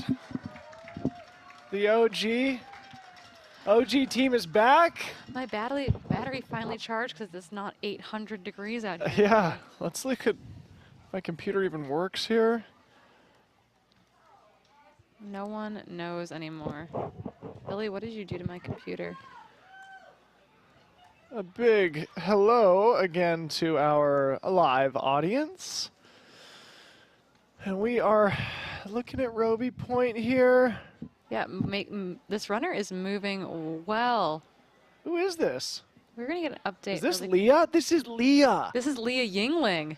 We knew this was going to happen. I am so impressed with her, man. Just like always cruises through. I told you this was going to happen. I mean, I told you this was going to happen. She's accompanied by a pretty good crew out there, including her husband, Mike. Mike's a really wonderful trail photographer who's been posting amazing images from races like Canyons 100K. So cool to see Leah Yingling making her way onto the track here shortly. Man, 18 and a half hours. Solid run here from Leah. Salt Lake City's finest. This is super solid. I know that she was aiming for 18 hours. I'm sure when it got warm, she wasn't sure if that was the right call. She's going to be coming in just over 18 and a half hours. This is a huge run for Leah Yingling, one of the women of the Wasatch. Yeah. She's almost like the female Tyler Green, just like super steady, always consistent. She's going to end up finishing 6th. She's overtaken Camille Herron and Taylor Nowlin to be our F6 coming to the track here. Leah Yingling, accompanied by her crew, including her husband Mike there on the track with her. She looks smooth. Top American. That's pretty darn cool, Leah Yingling. Yeah, a very international top 5, including 2 Canadians. Leah Yingling coming in at just over 18 and a half hours in her first Western States appearance. I am sure she'll be back next year to rep that F6 bib. Really solid season so far for her. Oh my goodness. She was second at incredibly Gorge solid. 50K. She was third at Canyons. She Now just missed a golden ticket at Bandera. Right. That's where Ellie Pell passed her late in the race. She was third at Bandera, I believe, and then got that golden ticket. She's probably pretty tired. That's been a big season for Big. her. She does race a lot, though. That is definitely part of her normal season. Looking at kind of her historical results there, so absolutely incredible finish for Leah Yingling in 6th place, making moves late in the race, moving from 8th to 6th, kind of in that final 20-mile section. So excellent work, Leah Yingling. About an hour and 10 behind women's winner Ruth Croft. Very respectable, impressive run. As we go back to Taylor Nowlin here at Roby Point. Now moving in 7th place, we believe, Taylor Nowlin from Spokane, Washington. So, Corinne, you said you thought the top 10 women would be over 20 hours total. Here we are at 7 at 18 and a half hours. I know. I might be totally proven wrong. My prediction for the 10th place finish, I think, was like 20 to 20:05. Yeah. We might be coming in under that. Last year's 10th place finisher was 1947. So we might be, I think 9th and 10th place were right in that 1947 mark. So this is Emily Hoggood and Ruth Croft's teammate Taylor Nowlin in her debut 100, where it looks like she's going to finish in 7th. That she's maintaining that lead that she has over Camille Herron. So we should be seeing Taylor coming to the track here soon. Honestly, that means that Taylor was likely overtaken just kind of before Roby Point. By Leah? By Leah. Well, Leah opened up a gap because this is still that climb to Roby Point. She still has 10 minutes before she gets there. That change between Pointed Rocks and Roby Point is maybe my... she spent a little time at Roby or something. Is Taylor Nowlin hiking it out. The strong power hike. Good to finally see somebody hiking this. At least when we've been at the desk, everybody's been running up this hill. Yeah, which makes me feel really bad because I'm pretty sure I hiked this Yeah, every I single definitely year. hiked this. Really solid 100-mile debut here from Taylor Nowlin. Running her way in at Black Canyon in February. Yeah, also she's accompanied by her partner Chris there, making their way into the finish. Nice work, Taylor. That's going to put 3 Adidas Terex women in the top 7. Not a bad showing for the team. I'm watching Abby Hall, teammate Abby Hall, who was here running Western States last year. There was a Taylor-Abby switch out in a lot of ways this year. Yep. She's going to go find Taylor and help run her in. Really, really great performances all around here. It feels like it's closer than last year. Men's race definitely was. We were just talking to Cody Lind before we came back on stage here. Cody Lind, he squeezed out 9th place this year, I think, saying that he just was suffering, not feeling great, but just dug deep. Said his partner Brittany Peterson is out there doing the same. We're just talking about the lack of attrition, especially in the men's race. But Almost honestly, nobody dropped out of today's race. Very limited attrition on the women's side too. Yeah. Keely Henninger probably being the most notable latest dropout in the women's side, and that was still, you know, just around the halfway mark with that ankle roll. Yeah. So really overall, both fields really holding it together today, and I think notably a big change in the men's field from last year, really putting together a super solid top 10 display. Did you talk to Keely? I didn't get to talk to Keely, but I got to talk to one of her crew members, Jeffrey Stern. It sounds like she's in a really good place and already talking about which golden ticket race to go to for next year. I think she recognizes that she had a really good first 45 miles and is pretty frustrated that she didn't get to continue on, but knows that she made the right call, given that she couldn't run normally. She was limping on that ankle. Yeah, I chatted with her briefly. Tough luck for our friend Keely Henninger. So close to having the race of her dreams. Sometimes you roll an ankle, there's not much you can do about it. I guess there is one question. Okay, there's one notable male drop really thus far, and that's Jared Hazen is officially officially listed as dropped at 85. At 85.2. So he put geez. together a really good 80-mile race, but the wheels came off there at 85, and I wonder if he just was unable to get back out of that chair. We saw him under a blanket. Jeez, it must have chair at gone mile 85.2. It must have gone from good to completely out of control very quickly. And if you don't have, I mean, he was one of those few runners that was pacerless, and it's really hard to keep the runner just even walking down the trail when they're completely solo like that. Yep. And I just think that is a very hard way to run a race like Western States where everyone else is taking advantage of having that person out there with them. Yep. So Hazen, the one, like the guy that we're seeing as kind of the attrition in the men's field thus far. So really both fields, once again, held together in a really good way. I think better than last year for sure on the men's side. Seeing that the top 10 spread of no more than 90 minutes is a really good top 10 spread. Yep.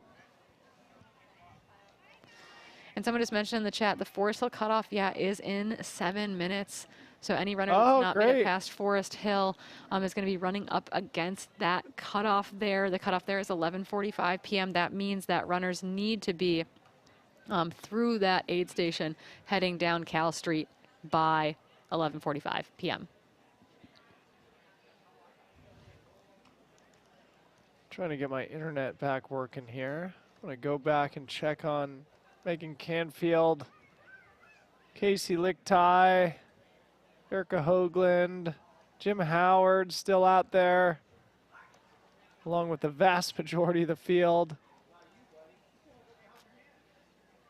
Such a special race here. Yep, Taylor still working her way to the finish line.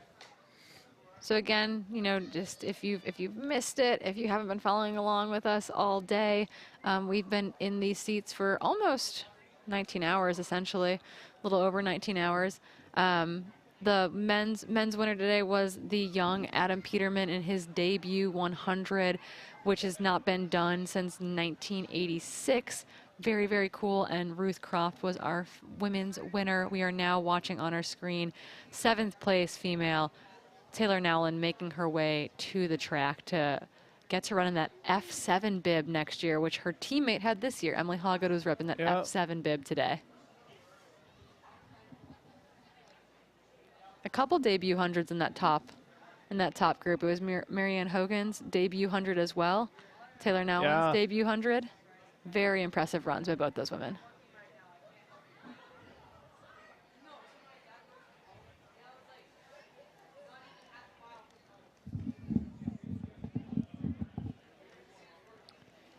And we'll see if we can pull up a split screen to show that Forest Hill aid station if we still have a camera out there to try to give us, kind of the last bit of the Forest Hill aid station.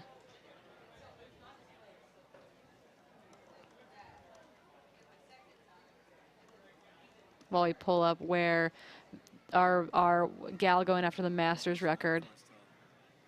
Going after the Masters record at 61. We're going to try to track her down. It does not seem like we have a visual at this point at Forest Hill. Our camera crew was out there looking for it, and I do not think we're going to be able to get a visual of the Forest Hill aid station before it closes in the next 5 minutes. But I know that there are runners that are definitely actively working their way through there, trying to get through there ahead of cutoff times. There definitely will be people that will get pulled at that point. It happens every year.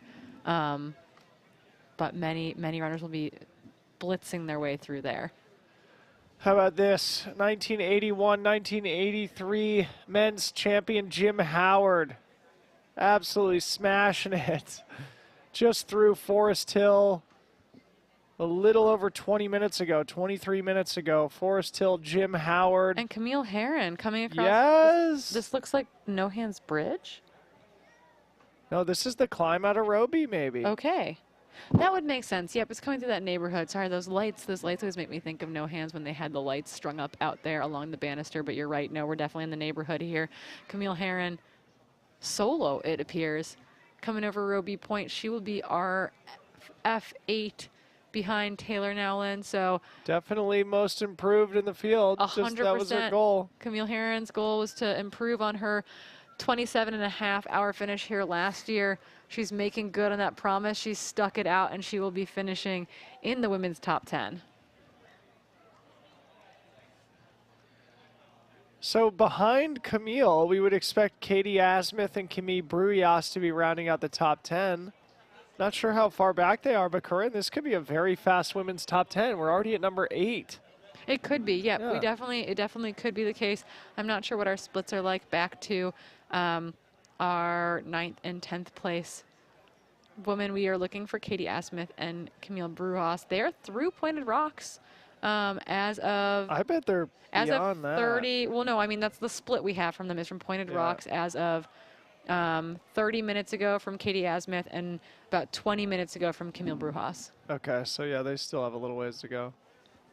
You know, so they both have about 6 miles. My guess is Katie is not quite to Roby Point, but is in that in between there. Camille Bruyas is probably 2 miles or so out of Pointed Rock right now. So we were waiting for splits for them from Roby Point.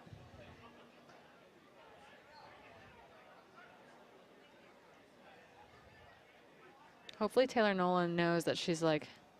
I don't think it's 4. They had a 4-minute split at Roby Point in between Taylor Nolan and Camille Herron, but you would hate to accidentally get caught up by surprise like Caitlin Gerben did a number of years ago while Camilla Mayfield came sprinting by her.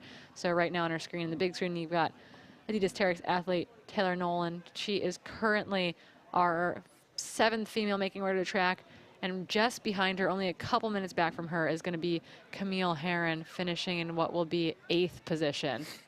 The Adidas team joining her there. It looks like we've got Abby and Jake and Chris, Jack and Chris, and Carolyn and Solomon there joining her. I think that might be Charlie, our team manager, as well, might be making the rounds out there. So Mike McManus finishing with Adam Peterman. The sports marketers are out there. They're that's true support. Practicing what they preach out there.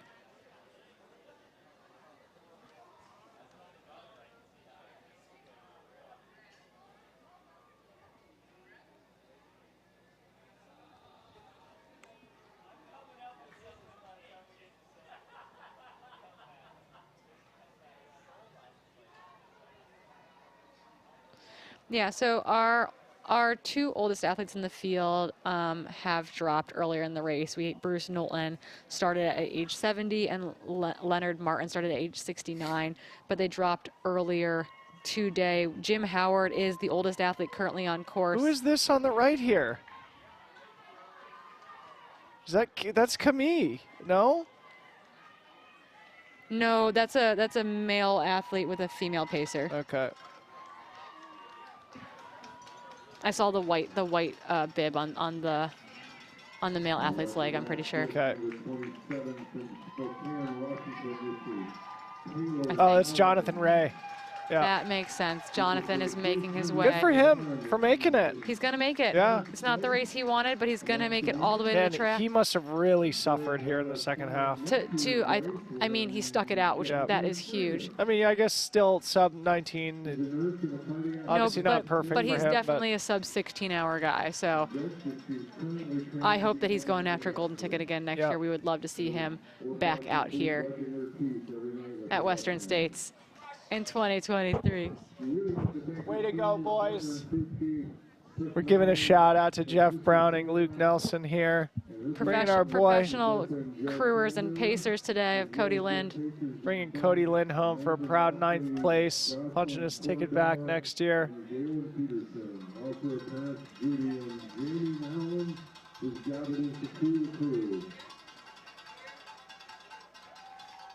Shout out to our sponsors, Adidas Terrex and all her Adidas teammates. Finishing 7th woman. Yep, so this is Taylor Nolan in her debut 100. I just saw teammate Steve Kirsch do a little heel kick there. Super, super exciting. Under 19 hours, 18:46:45 on the clock. Taylor has got to be happy with that. Getting hugs from her teammate, that's her partner Chris, making the jump over the fence there to greet her at the finish line. Taylor Nolan of Spokane, Washington. She's an ICU nurse. Yeah.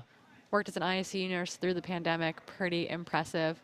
Working a little bit more of a flexible schedule right now so that she can run just a little bit more, particularly in prep for Western States. But Taylor, you have to be super proud of that finish. That was a great run, an amazing debut 100. Very, very solid. Getting a hug here from the race director, Mr. Craig Thornley. Something that everybody looks forward to at the end of this race. Great job, Taylor. Next up, we expect Camille Herron. Potentially preceded by Jonathan Ray here. Somebody who snuck all the way up to, I think he was in like 4th or 5th place at one point. And then it seemed that he experienced what a lot of people do. Oh, we got another lightsaber. Yes, Camille ran with a lightsaber in at the javelina finish. This must just be her thing right now. I kind of like it. I kind of dig it. Yeah, I dig it too. I dig it. Absolutely. You do you, Camille. Everybody's got to have a trademark, you know? You know, but that's a lightsaber. Yeah. I'm all for it. So Camille Herron is going to be making her way to the track. She'll be finishing in 8th place. A huge improvement, a 9-hour improvement or so over her finish last year, where she took about 8 or 9 hours of napping. Yep. So really, really excited to see Camille Herron coming in the women's top 10, having a guaranteed spot to come back next year. Very impressive. She wanted to be the most improved runner. Camille, I think you officially did it. We believe. And this makes me she's got an scared opportunity to come back, you know. She said she's going to keep coming back till she gets it right. This is already her 4th start, her 2nd finish.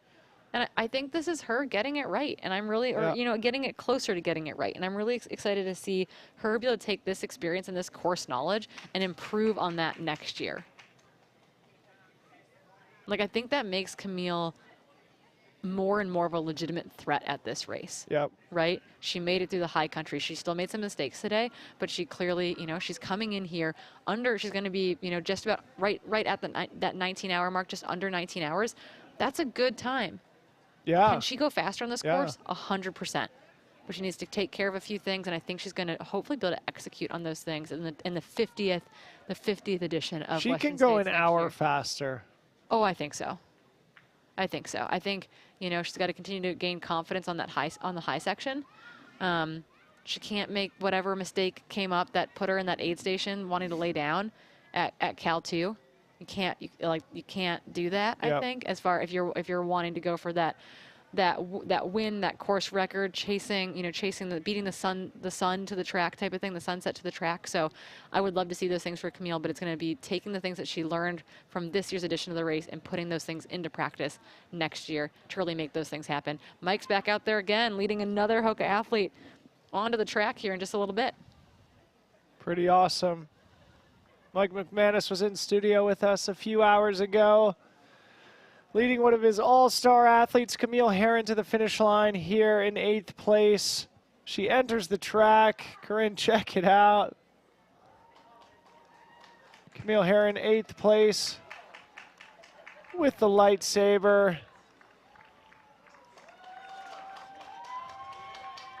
This is hilarious. We've seen dinosaurs, now we got lightsabers. What is happening this year at Western States? I don't hate it.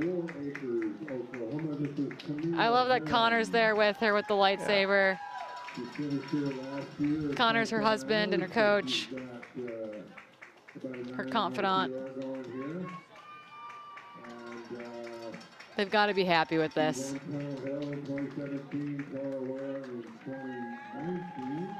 And then I think Jonathan Ray's made it to the track maybe. Yeah, there he is. Moving well. The track must be feeling okay. Kevin McGinnis, also known as Ron Pastor. This is Camille Herron, stepping into the top 10 Western State.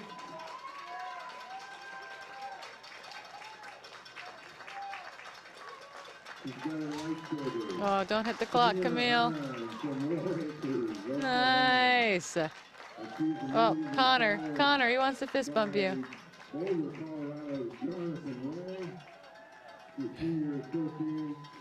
Camille just stormed through the press. Great job, Camille. Big smile from her. Congrats. I love her attitude, you know. I love how she's always like. I love this pause with Jonathan right Yeah. ahead of the finish line. Congratulations.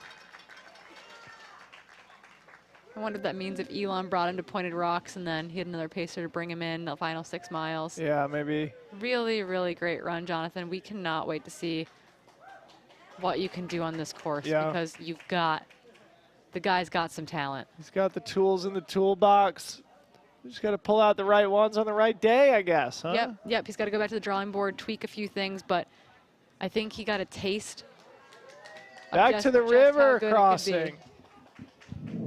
All right. These hardy souls crossing the river in the middle of the night here.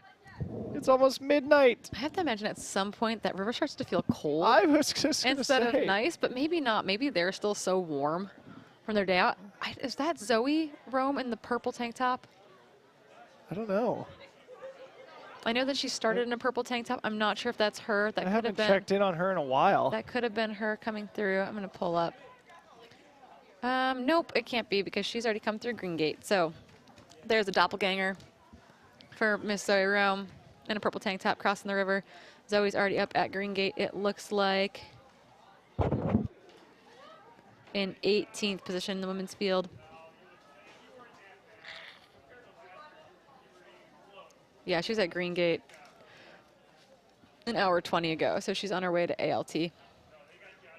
Well on her way to ALT. At Auburn Lakes Trail aid station. So the next, to round out our top 10, we're looking for 2 more runners. We're looking for Katie Asmith. One, maybe a fan favorite. Another nurse in the field, a nurse practitioner, a mom of 2 boys. Our 5th place finisher last year. Looking for Katie Asmith to come through Roby Point. We're also looking for Camille Brujas to come through Roby Point. They were only 4 minutes apart at Pointed Rocks, so if Camille Brujas is running well, it's possible that we'll see a little bit of a change there between what is currently F9 and what is currently F10.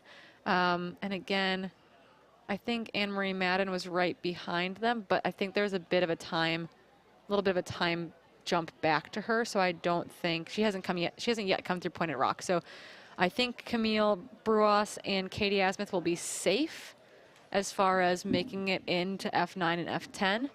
I don't think Anne-Marie Madden is going to be able to close down on them from the position that she's in currently, but it sounds like it looks like she is sitting right outside the top 10 in 11th place right now. So we're looking for Katie Asmith and Camille Brujas to come through Roby Point. And until then, we kind of wait with bated breath. Yep.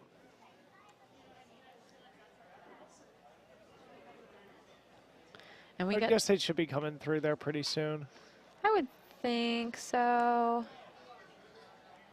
I do think that means that they've gotten a bit closer together. I think Camille Brujas has pulled back a little bit of time on Katie Asmith. I don't have 100% confirmation on that, but I do think that those are the next 2 women we're looking for, and they might be very close together at this point.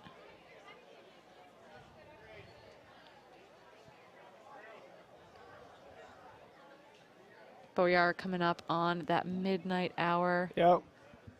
Runners making their way through that river crossing. I love a good midnight river crossing. It's runner 204. Let's find that person. Give quick shout outs when we can. We've, of course, been focusing on the front of the race. That's Karen Holland. That was someone who we were trying to identify earlier. There's runner number... From Canada. She was unable to start last year. So Karen Holland has gone through the river crossing. 4:10 is Chris Thoburn. Chris Thoburn. All right, Chris. Probably not having the day he wants. He is out of Oakland. He was 42nd on the wait list with 1 ticket in and got pulled into the race about a week ago. So I'm sure Chris Thoburn isn't exactly having the race of his dreams right now, but you know, when your ticket gets drawn, even if you're 42 on the wait list, you kind of got to say yes, I think. He's officially across the river. He's home free, basically. Basically, he's gonna make it. Is what we'd consider, I think, at that point. Man, this race is crazy, Corinne. Right?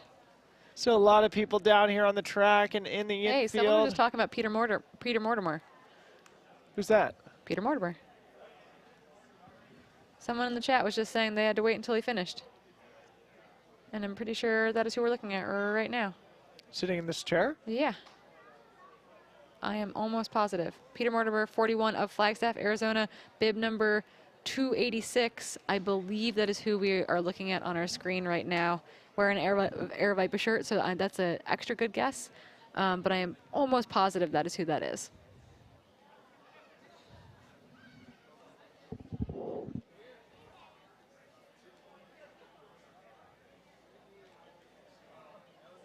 Yep. Thank you. I thought that was Chris. Or I thought that was, well, we knew that was Chris. I thought that was Peter Mortimer. So good to see him working his way through the race. Looking comfy, but just having a snap. Yeah. Nothing wrong with taking a little break. I think James Bonet texted me about him a little while ago. Did he win the Hurt 100 this year, I think is what he said? I think that's Trevor. Oh. Maybe Peter won this year. Trevor Fuchs has won Hurt in the past at least. Let me pull out my texts. And for those of you asking about Brittany Peterson, Brittany Peterson is in 15th position in the women's race, just making her way around the course. We saw her in. James Bonet texted me. We saw her at Michigan Bluff kind of having a hard time. Both her former coach, Paul Lind, and her current coach, AGW, kind of having a sit-down chat with her at Michigan Bluff. So Brittany Peterson, our F4 from last year, is out on course, currently in 15th position and probably somewhere between ALT and Quarry Road is my guess. We're just not getting great ALT splits this evening.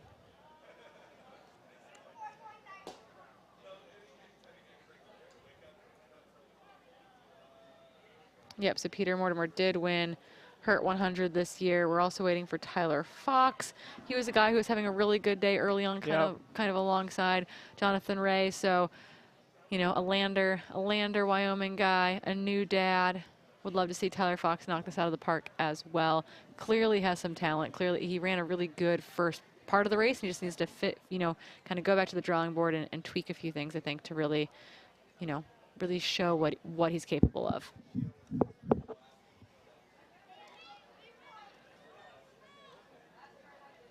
So we should get some kind of update from Katie Asmuth, Camille Bruyas, her 9th and 10th. Women we expect to be finishing up the race here. Beyond Camille Bruyas is Anne-Marie Madden, it looks like, but we don't have an update from her until Quarry Road. Yeah, so I think that she is far enough back that I don't think that she's within striking distance of Katie Asmuth or Camille Bruyas. So unfortunately, probably not going to move into that top 10 women's group, but we are waiting for Katie Asmuth and Camille Bruyas to come through Robie Point so we can get a good split time to them. And once they get to Robie Point, they're only about a mile from here, so they would be making their way, you know, in 10 or 12 minutes to us at that point.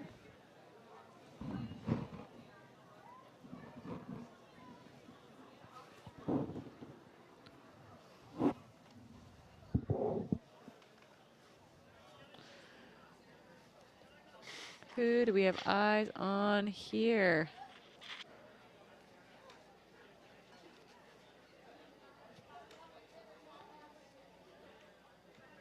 Coming through Pointed Rocks.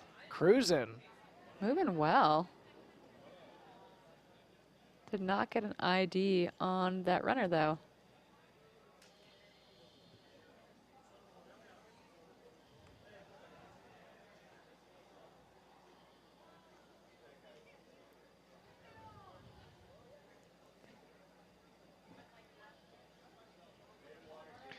Why don't we check on our guy Dendi, the first Indonesian runner to ever come here to the Western States 100? Yeah, so one that we believe that was Peter Mortimer again is who we just saw kind of run out of frame, which would make sense. I believe he's ultra affiliated and he had an ultra pacer there. Did you find that Indonesian runner? I'm looking. Yeah, here he is. He's on course through Cal 1. All right, Dendi. Dwitlandi, it looks like is his last name. Again, first Indonesian runner. A big shout out to Dendi. Cruising through Cal 1 on course. Mile 65.7. It's pretty cool that so our youngest athlete in the field, Adam Peterman, won the race. There were a couple other 26-year-olds in the field. Oldest athletes on course are going to include Jim Howard, who is on course. He is past Forest Hill, making his way. He won in what was it, 81 and 83? 81 and 83. So previous Western States winner from 1981 and 1983, Jim Howard at 67 is out on course. He is past Forest Hill, made it through Forest Hill ahead of the cutoffs. I believe our oldest female runner that is still on course is going to be Megan Canfield, and she is past Green Gate. All right. She's come through Green Gate, and she came through Green Gate in 18:37 run time, so she is moving along really nicely. And I believe she's still on course to break, or still like on track to break the 60-plus-year-old record, which is very impressive. Go Megan Canfield, the queen. Is that held by Diana? Yes. Okay, so Diana Fitzpatrick, who will be welcoming. She's still on track? I think so. Really? Yeah. Huh. I will double check some splits on that, but I believe going into the river she was. Maybe? Okay. Wow. And she should have Pat with her now. She should have Pat Reagan. We'll be cracking the coach whip. extraordinaire.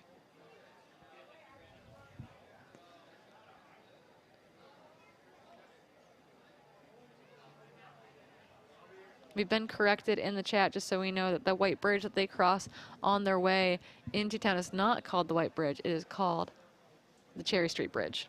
So, good update for the old noggin there. We're watching Cody Lind carry an exceptionally heavy-looking bag across the infield. Fresh. Looking Good totally Cody fine. Lind. Looks like he's about to go to the gym. Cody Lind didn't even run 100 miles today. He looks so fresh. He can't hear us at all. This is great. Okay. Really. Not going to lie. I'm starting to fade here, Corinne. I am too, but we are going to be here. But we are going to crush it. We are going to continue be to crush here it. Through we are waiting for our 9th and 10th place females. We believe that we will have them into the finish line within, well within the next hour, before 1 a.m. And then we will be handing off to fan favorite Sally McCrae, I believe, and Zach Marion. And then I think Billy Yang is also taking an overnight shift, because we will have live coverage all the way through the cutoff tomorrow at 11 a.m. Pacific time. That is that 30-hour cutoff. That is that golden hour window. And so Dylan and I will be here through that 10th place female finisher, and then we'll be slowly handing off to our overnight crew that's going to take you through until tomorrow morning.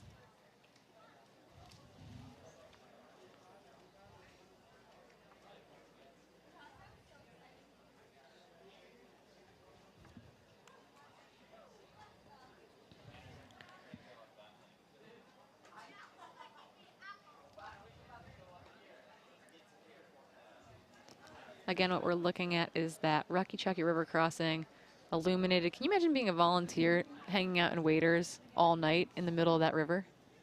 No, that would be quite a job. Just holding the big line. Thank you to those volunteers. Yeah, that might be, I don't know that it's entirely a thankless job, but they are really impressive out there.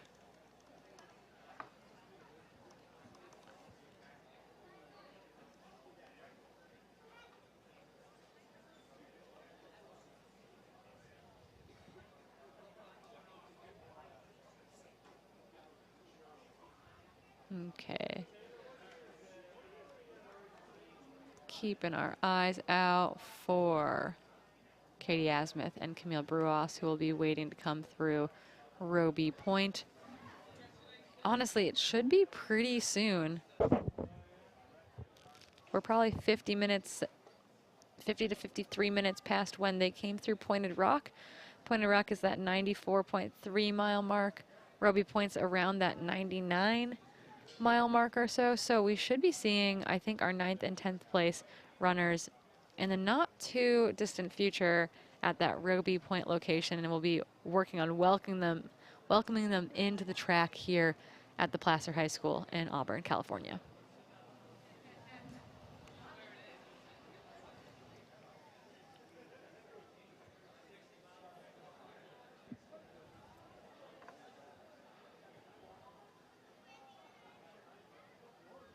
We'll try and get some bibs off these runners here that are crossing the Rucky Chucky River. Yep, and there's actually an interesting question in the chat here. So seeing Camille grind last year in 2021 to that finish, seeing Tollefson and Brittany, Tim Tollefson and Brittany Peterson kind of grind this year, even though they're not having great days.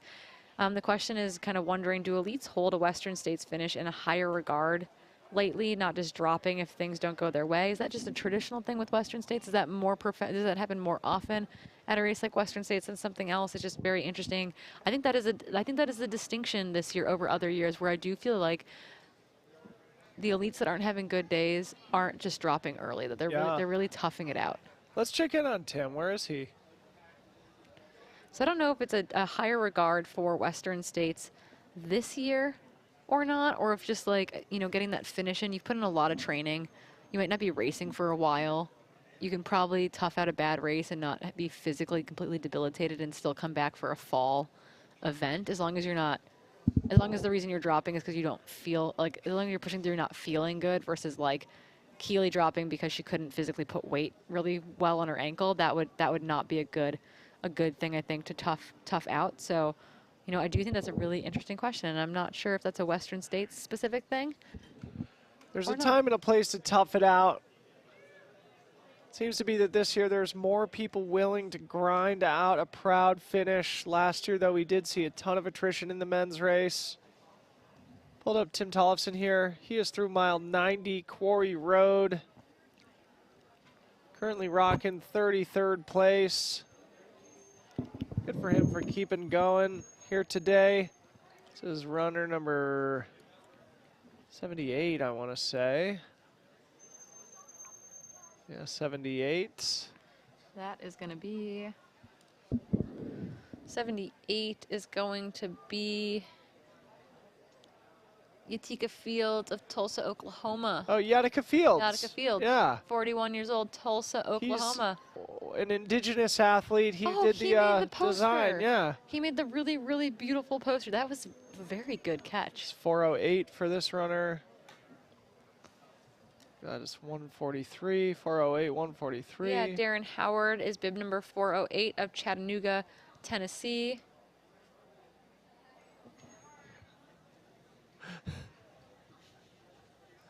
What was that other number, Dylan? I think it was 142. Let's see who that is. If it was 142, it's Martin Cox, 52 years old, raffle spot into the race, bib number 142.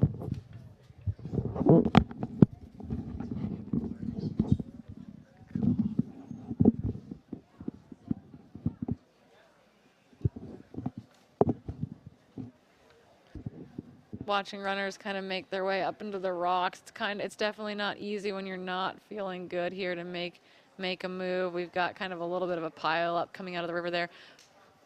We've got over at No Hands Bridge. What's happening over at No Hands Bridge? Just No Hands, or is this Roby? This is Roby. This is Roby. Do they have flashy lights at Roby? Oh, it's the gate at Roby.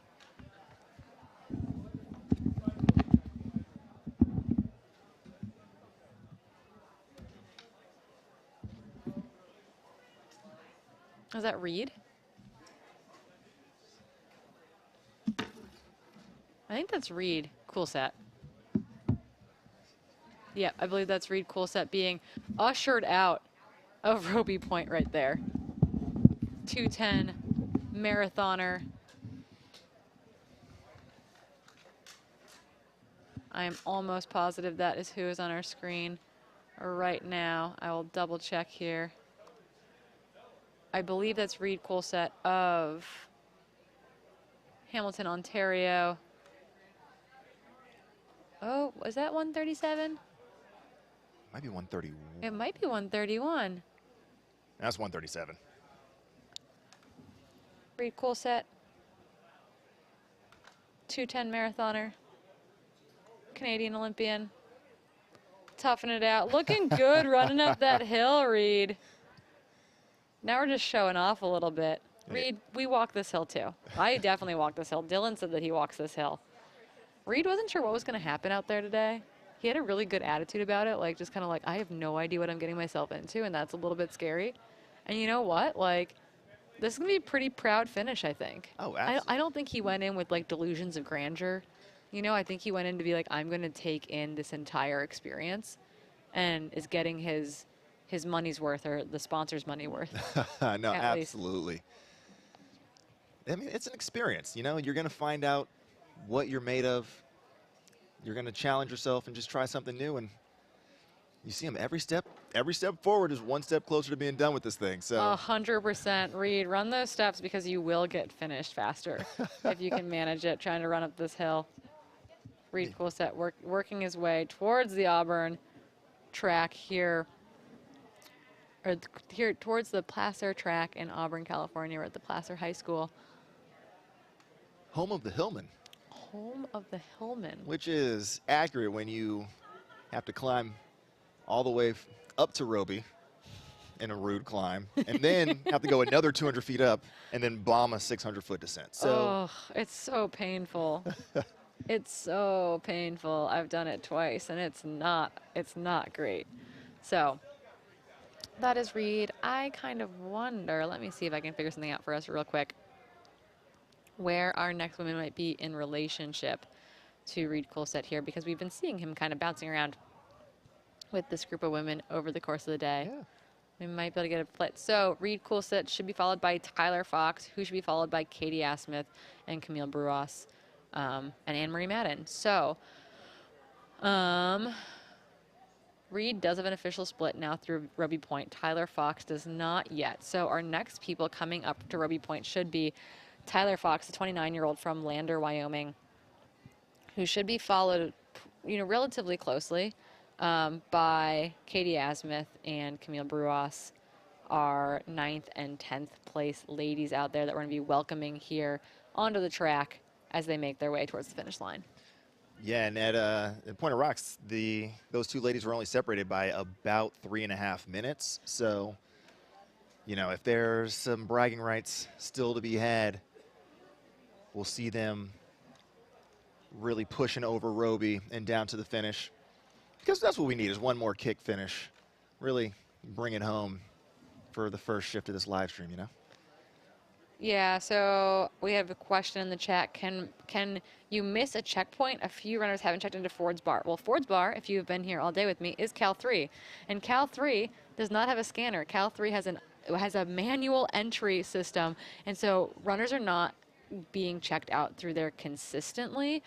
We've seen it all day long where people aren't getting splits from there. Actually, Ellie Greenwood herself, her course record, we don't have a split for her from that aid station because it never got recorded. Nice. So we're not going to see splits from every runner coming through that Cal 3, that Ford's Bar aid station. So if you're waiting for a runner to come through there, you might not get a split from that location, but you will get a split from Cal 2, and you will get a split from Rucky Chucky. So you will likely not get a split from Cal 3. I'm telling you that now. Runners aren't missing an aid station or not getting checked in at an aid station. It's just that they don't have a scanner at every aid station, and so they're manually entering this information into the system. Yeah, it just speaks to some of the technical elements that this race takes on. If you've been with us all day on the live stream, you've known that, there are some sections of the course that are just pretty much impossible to get good footage from, other than when we were able to throw up a Starlink. And so the timing folks have the exact same challenges to make sure that we're getting the best information on course. But, California, home of, Silicon Valley, but not everywhere in the state has broadband even. So yeah, turns out there's not a lot of service out there, and we've been boosting basically a non-existent signal. People are like, why is the photo so blah, blah, blah? And I'm like, well, we're boosting a non-existent signal. So we're getting what we're getting, and we're getting images at all, and that is really way better than we've ever done before. So, absolutely. We're working with what we have out there. Although I think our image quality of the finishers coming in has gotten better because there just isn't as much people out with their cell phones right now, just totally destroying the network. So we got some pretty funky imagery coming in through places like Forest Hill earlier in the day, and I just think it's because you know, we were overwhelming the cell towers Absolutely. Yeah, I was out there. I was there. You were experiencing it firsthand. I was trying to listen in to the feed to see what you all were saying and what you needed from me, and I was like, this is choppy. That's why I ended up, you know, half a mile up the road trying to get a slightly better signal to communicate back with you all. Yeah, and you were feeding us information, which is really helpful because I'm pretty sure at that point our internet went out altogether. also and correct. So that was a really good time. We built like a blanket fort for the internet thing, and then another internet box got put in a cooler for a while. Yep. It was a really good time had by all. Our equipment completely malfunctioned in the middle of the day yet again this year because it was really, really warm. Yeah, well, it was quite entertaining to walk back and just see like a Netgear Ethernet box just sitting on top of an ice pack that you would get from any food delivery service. I was like, okay, that is where we're at. We are MacGyvering our way through this live stream to give you all what you need and what you deserve. Yeah, so equipment is not designed to function in these temperatures. The human body might not be designed to function in these temperatures based on some of what we've seen making its way onto the track today. We also had a car alarm going off for like 6 hours here today. And I'm sure you heard it. I'm sure everyone heard it on the live stream. We actually had to get the police involved because we figured out what car it was because it kept going on and off. But then we couldn't find the owner for it. And so we ended up having to call the police to take care of the vehicle because it went off for like 6 hours. I mean, at some point, you probably did that owner a service because their battery would also just die. So really, you should just chalk that up to community service, and we appreciate that. I would like to think we helped someone out today, but I'm not sure if that's truly the case or not. So you're right. People were talking about like how we used to be like, I mean, we're still refreshing Twitter as kind of a mode of gaining information out there, but you know, we have a lot more information than being glued just to our Twitter feed trying to figure out what's happening out there. To get imagery from this race at all is really, really very special. Indeed. Yeah, it's Twitter's sort of a verification at this point. You know, it's trust but verify. We see it with our own eyes on the live stream, but it's nice to have some folks that are backing us up on the ground. So shout out to all the volunteers. Shout out to the team from I Run Far for doing what they've been doing for quite some time. And, you know, really making sure that we're giving you all the best information that we can as you are searching not only for the leaders on course, but also your runner that might be chasing a 24-hour buckle or just trying to get in under that 30-hour cutoff.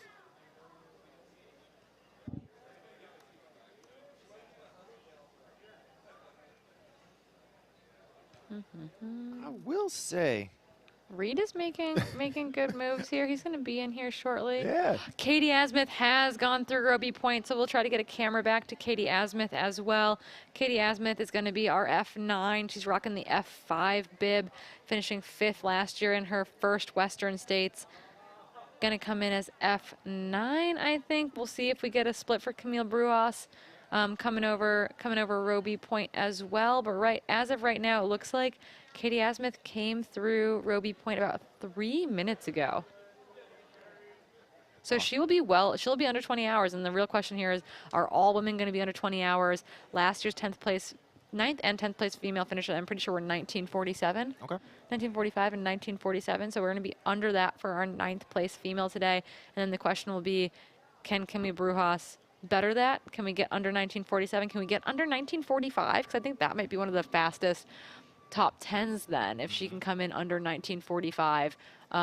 First to 10th, kind of the fastest spread we've ever had, which is just indicative of the field getting better and better every single year. Absolutely. Yeah, we were touching on this earlier, the overall competitive landscape. It's not just one front runner sort of stringing it out and lowering the average. It's the overall quality of the entire field has really pushed folks to be competitive, to be a little bit more tactical about how they approach the race, and it's really elevating the game across the entire field. I mean, even age groupers, I feel like, are running a bit faster than in previous years because they're looking around and seeing Masters athletes who are doing things that we had not seen possible before. Yep. And it sounds like we have official word from out on course that Casey Lichtag has come through ALT. Awesome. So that is amazing. Casey will be trying to go for her. What number finishes this for Casey? I should know this. I can figure this out. Casey had to come back this year. She had hamstring surgery. She basically pulled her hamstring off of her femur earlier this year and had to have major surgery. She is 7 finishes to her name. She'll be going for her 8th finish here this year at Western States, her 8th consecutive finish here at Western States. She's made it back. This will not be, she's had years like this in the past where she's come back from a big injury, but she loves being here. It's worth it for her to be here. She loves being part of the Western States Week, even if it's not a perfect race for her. Absolutely. One of the first times I was ever here on course, I remember her and Magda at the top of the escarpment, you know, one of the first times where everyone stopped and turned around and took in that sunrise. Her passion for this race is, it's boundless. Oh yeah, it does not. It knows no bounds. It's very, very impressive. We're looking for updates on Dominica and Ellie again. I don't know if it's still tagged at the top of this chat or not, but we had a pinned comment for a long time. You can go to ultralive.net if you're looking for specific runners, but we can also go back here and see where they are at. Dominica, obviously one of the early leaders in the race. Ellie Pell, also an early leader in the race. They are back right now. It looks like the last splits we have from them are at Quarry Rock for Ellie Pell in 14th. Quarry Rock being that 90.7 mark. She came through there 4 minutes behind Allison Baca. Let's say 50-ish minutes ago. So we'll be looking for a split from them from Pointed Rocks in not that long, very shortly. And then Dominica is back behind Brittany Peterson. So Dominica is in 16th place. We do not yet have a split for her from Quarry Rocks. Her last split is from the Auburn Lakes Trailhead. So looking for a split from Dominica to come through Quarry Road and looking for a split from Ellie Pell to come through Pointed Rock. But they are back in 14th and 16th with Brittany Peterson kind of sandwiched there in between them. Yeah, it's still sitting top 50 overall. So even on what I think they would admit were off days, the women are still absolutely crushing it out there.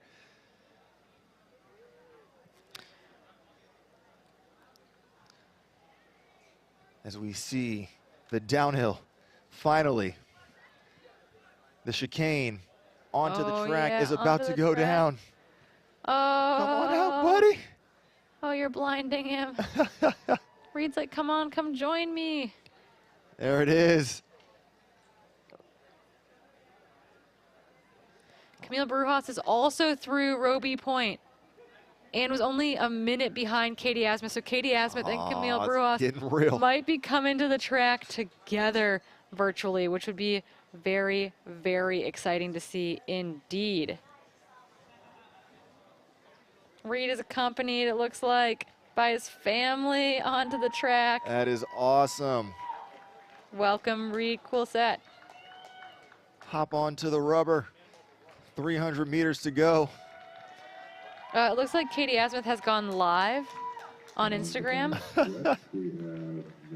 Selfie mode is strong.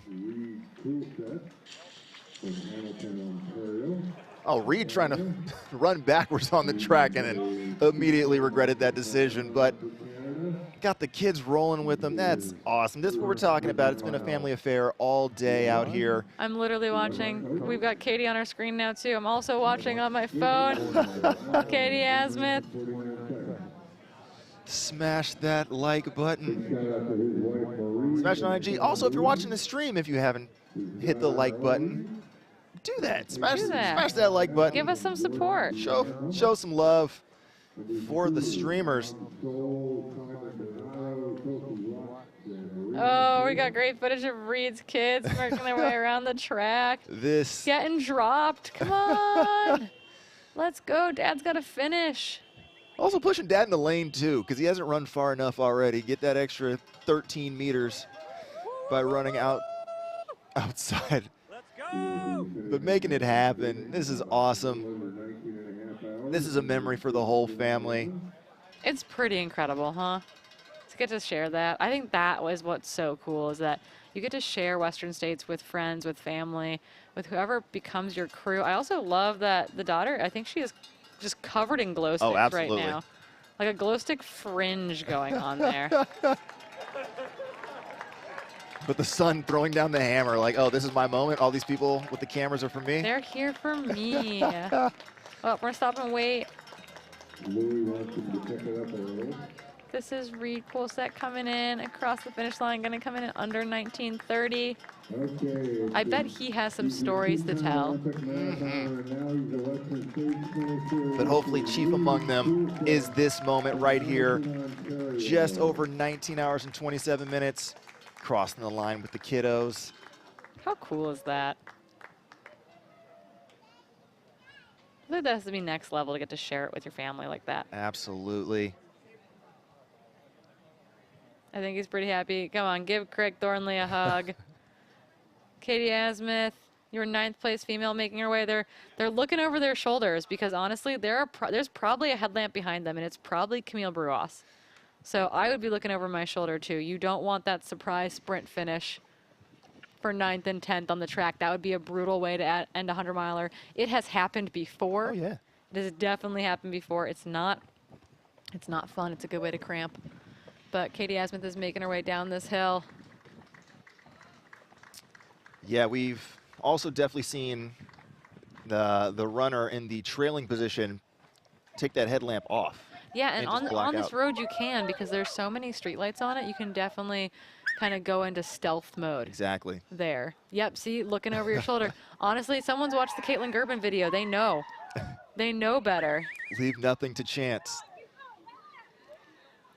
But no, it looks like we can see the lights of the track just there in the distance. The chicane is near. Yep, Katie Asmuth is going to be making her way to the track here any moment now, followed closely, we believe, by Camille Brujas in 10th. So our 9th and 10th place female are on their way to the track as we speak. Oh, man, our camera is sprinting. Gotta get the whole shot through the gate. Our camera is sprinting, and I'm not sure what's happening. Don't crash the bike. I don't know what happened there. That seems like it.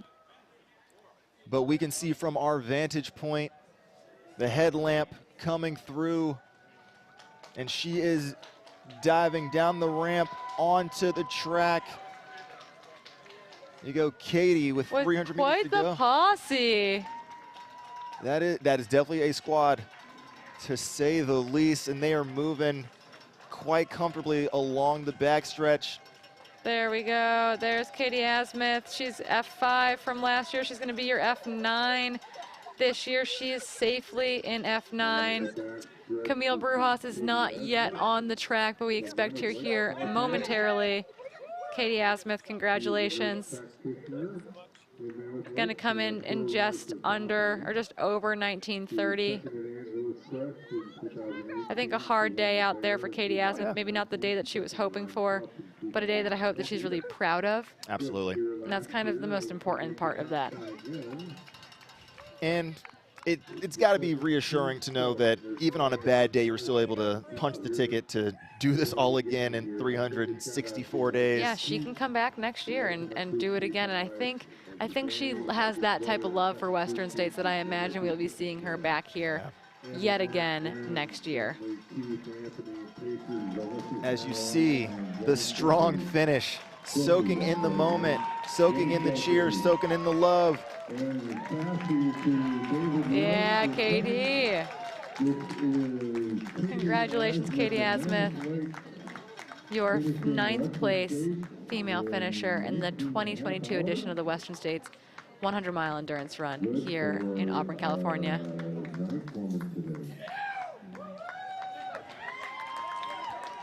Looking around and just went to the well knowing that getting pushed from behind down from Roby Point. And then Alyssa St. Laurent was her final pacer there. It looks like she had 2 Canadians on her team. She had Jenny Quilty and Alyssa St. Laurent, and it looks like they got everything out of her that they could.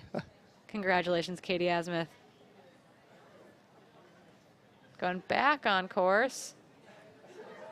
We've got runners getting a lot of help out there from their teams. Yeah, it looks like we're back at ALT. It does look like ALT.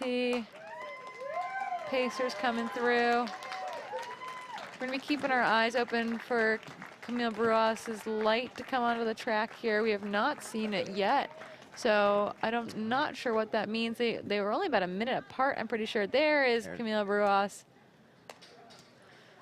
from France. This is She was second to Courtney DeWalter at the 2021 edition of UTMB last summer.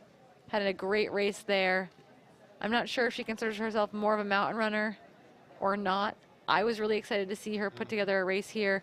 I think coming over here and finishing in that 10th place position is very respectable. And right now, you know, I think that they are going to put together what is likely the fastest top 10 women's spread, because she is going to probably be in under 1940, and I believe the fastest women's spread is the 1945. Yeah, as 10th place female. Because she's about to enter the track right here, is going through these last Hoka barricades. Oh yeah, through so the this gate. is in a huge way the fastest top 10 women's like group that we have seen at this race yet, which is saying big things Absolutely. for the future of this race, for the future of the women's race here. So the men had a pretty tight spread, only about 90 minutes between first and 10th. The women's had a little bit bigger spread, kind of more, closer to that 2-hour mark. But to have your 10th place female finisher on the track, she's going to be finishing in, let's say, 1935 or so altogether. That's a pretty tight top 10. Absolutely. Just a spectacular day. Including a 3rd fastest race time in history and a 10th fastest race time in history coming out of Ruth Croft's finish and Elsa McDonald's finish. And it was really cool to hear Elsa McDonald and Louisa Bueller talk about how the fact that they were both here, one was here in 2018, one was here in 2019, and they both had disappointing days those years where they didn't think they ran to their potential. They ran, and it took them over 20 hours, or I think it took Elsa McDonald 21 hours. It took Louisa Bueller like 20 hours and 25 minutes or something. Yep. And they both knew they could do better, and they both decided they wanted to come back, and they did, and they proved themselves right, running over, you know, in Elsa's case, 3 hours faster, I want to say, than her previous race experience here. It just shows dedication to the craft goes a long way, and we're seeing that on display right here with your 10th place female, Camille Bruas. From France, 30 years old, second at UTMB last year, 10th here today at her first ever Western States in under 1935. So officially, I am pretty sure the fastest top 10 group of women that we have yet to see in the Western States 100-mile endurance run. Getting an embrace from Katie Asmuth, taking it down to the wire. Good for them. And we got to point this out. This is also a fact on the men's side, but Masters athletes have shown up. We have 3 Masters athletes in the top 10 for the women. We have, it's, you know, there is one. Emily Hawgood is the only runner in her 20s in the women's top 10. Yeah. That is really, really cool. It's a little bit different on the men's side. There's still, two Masters athletes in the top 10 on the men's side, but a couple more 20-somethings. You know, Adam Peterman, the young gun, 26. I think there was 4 men in their 20s maybe in the top 10, 3 men in their 20s in the top 10. Yeah. So a little bit younger on the men's side, 2 Masters athletes though, but to have only 1 runner and Emily Hawgood in their 20s in the women's top 10, that gives me so much joy. Yes, I want younger runners to succeed. That is not my point. My point is I am sitting here at 32 years old watching someone like Elsa McDonald put it together in such a spectacular way at 41 years old. Gives me so much hope for the next 10 years of my running career. It's something for everyone. It's literally something for everyone. We've heard countless stories of folks, even those who are towing the line today, that didn't even start running until they were in their 30s, and they find themselves out here achieving a dream. So hopefully folks at home can share the tales of what they've seen today on course, and, you know, get other folks in the sport, continue to grow this community, because we need more people out here with cowbells. We need more people putting tickets into lotteries and really embracing the lifelong nature of running. I'm not sure what just happened there. If the runner didn't want the camera right there, or if the camera freaked the runner out right there. but our camera person's going to return to towards that aid station. The beacon in the distance there. Yeah, the light at night can be a bit disorienting, casting different shadows, and when you've already gone 80, 90-something miles, totally understandable that you might just want to be in your zone. So we will accommodate and be kind to the runners out there as best we can, while still making sure that you at home joining us in the live stream can find your runners as they come through and hopefully see someone that you know and love. Like right here in the chair, we had Theo Worth holding down the 58-year-old from Roseville, California, just down the road. Local boy. Is that the runner getting ready to leave? Or Yeah. Nice. Quick on the search there. Hey, every now and then, Skylar's phone got it comes in handy. dialed. Skylar's got that search function dialed in, trying to find your runners out there. I like the Christmas theme going on at this aid station. Trying to stay cool when it's been hot, hot, hot all day, though I see some down jackets out at that aid station. Things are cooling down out there a little bit. Oh, yeah. Things are still warm here at the track under the lights. Yeah, soon enough, we'll have a full-on dance party or something to keep people warm. But, you know, definitely seeing more long sleeves starting to make their way out here at the track. So I can only imagine the folks coming through Rucky Chucky right now. So coming through Roby Point, we do officially have a split. Is she on the track? Am I going crazy? Is this Anne-Marie Madden? Am I losing it?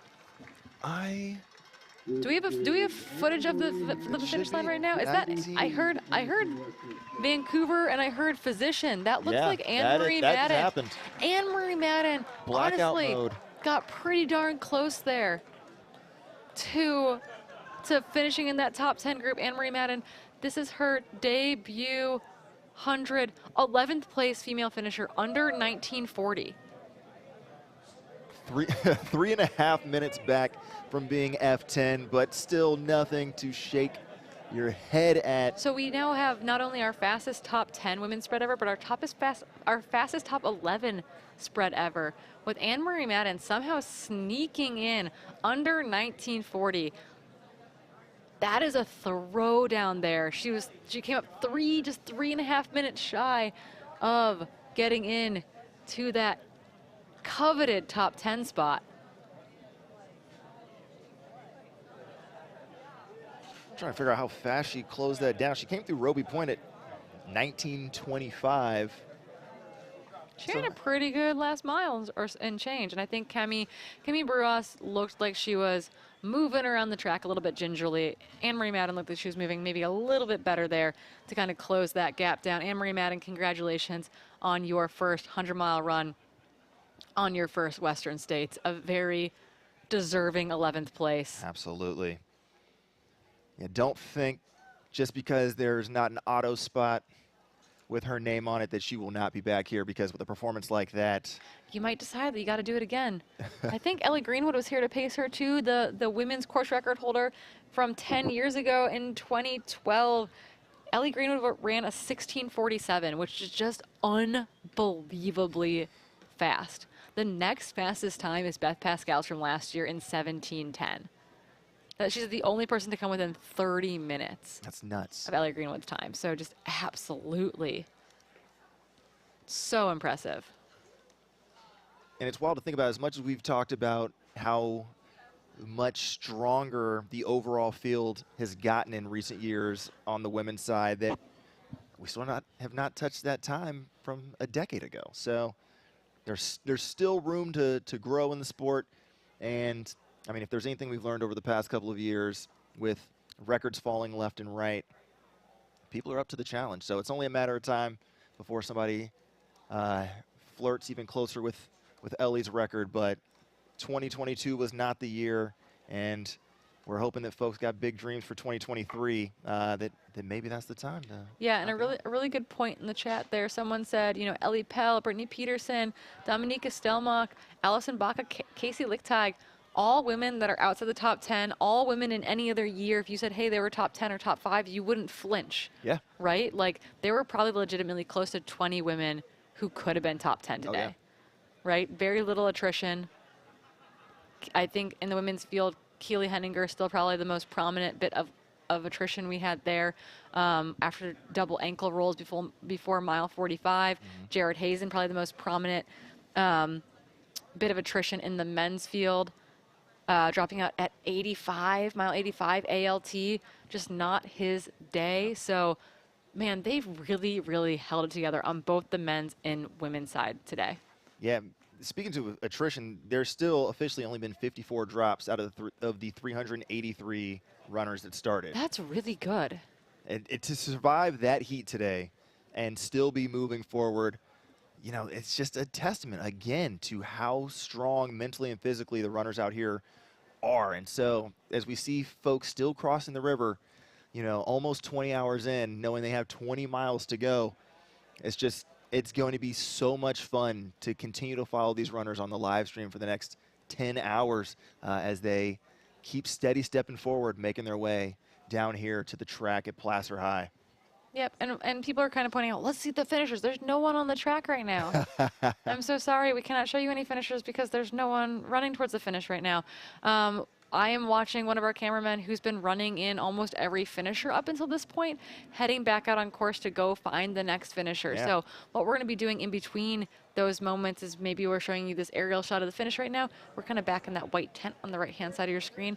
Or, you know, we're gonna go out to Rucky Chucky, or we're gonna go out to ALT, and then as soon as we have a finisher coming in on one of those cameramen and women who are volunteering out there, then we're gonna show you those finishers coming in. So we're gonna be bouncing around the course as opposed to having a steady cam on the track going all the time because we wouldn't get to see as many runners out there then. Absolutely, yeah. We want to make sure that, you know, we're showing some love to the mid and back packers as they come through. Hopefully, you know, if you're sitting at home sipping on whatever you're sipping on at 12:43 Pacific time, 3:43 a.m. Eastern time. Speaking of finishers, there you go.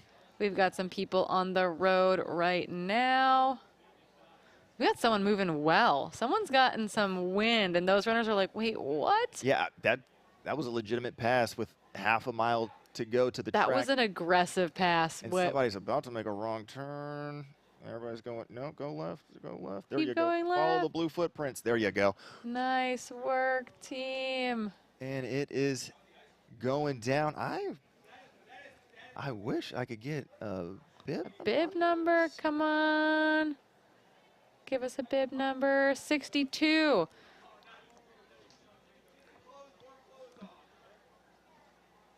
'62 is Stewart. Stu, this is Ultra Trail Cape Town race director. Absolutely. Stu, you couldn't quite beat Emily Hawgood, but they've duked it out at UTMB last year. You are going to have a great finish here today. This is Stu. How do you say Stu's name? Do you know how to say Stu's last name? I can't say Stu's last name. Stu. He told me Cape to call him Town. Stewie. Stewie. We've been told to call you Stewie. Where's Patio Larry when you need him? Stewie, he is the Ultra Trail Cape Town race director. If you're looking for a fun race in Cape Town, South Africa in November, Thanksgiving time here in the U.S., he puts on an exceptionally cool race, 100 kilometers. I think there's a 50K as well. They're going to put on a 100-miler, I think, for the first time ever this year, too. So Stu coming down to the track for his Western States finish. It makes sense that he was making such good time on that pass. I think he was feeling the finish line vibes there. So Stu is about to come down onto the track here in just a minute or two. We should be seeing He's about to hit the chicane. His headlights. Yep, I can see the people waving him in across the infield. That's awesome. Yeah, he was actually in the Bay Area for the past week or so. I think he was actually staying with Patio Larry. And so I had the chance to meet with him and chat with him about his experience. He was excited to be here. He didn't know what this day was going to hold for him. He didn't really know what expectations to have, but he was super excited to be able to experience what's a very different race than Ultra Trail Cape Town, and hopefully he got everything he bargained for and more as he makes his way along the backstretch. About 150 meters to go until he crosses that finish line. And not a bad day at the office. As we go back up the course, as he... I'm going to try to get a bib number here. Freshening up a little bit. Can't quite see the bib number. The bib number is going to be lower on the athlete. Bib number? 24. 24. Thank you, camera people. Tyler Fox. Tyler Fox, welcome. Tyler There Fox it of is. Lander, Wyoming. Not maybe having the finish he was hoping for here. He was up into that top 10 early on. So Tyler Fox is coming onto the track now. Here comes Stu, though. Stewie making his way to the finish line. Very, very proud from Cape Town. Don't hit your head on that timing clock, please, Stu. Nice work. 1947-30. And then Tyler Fox, new dad, running coach from Lander, Wyoming, is currently making his way around the track. He's about 250 meters or so from the finish line. We'll be seeing Tyler Fox coming in under our finishing arch here in just a minute. Just so much fun being had out here by everyone involved.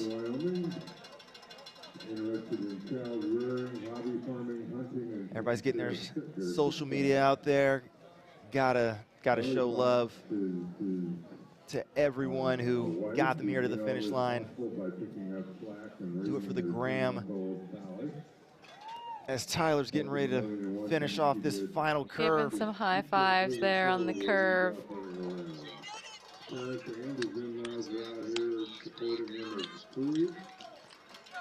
I'm pretty sure we heard earlier in the chat today that Tyler's a new dad. Hope his family's out here to cheer him on.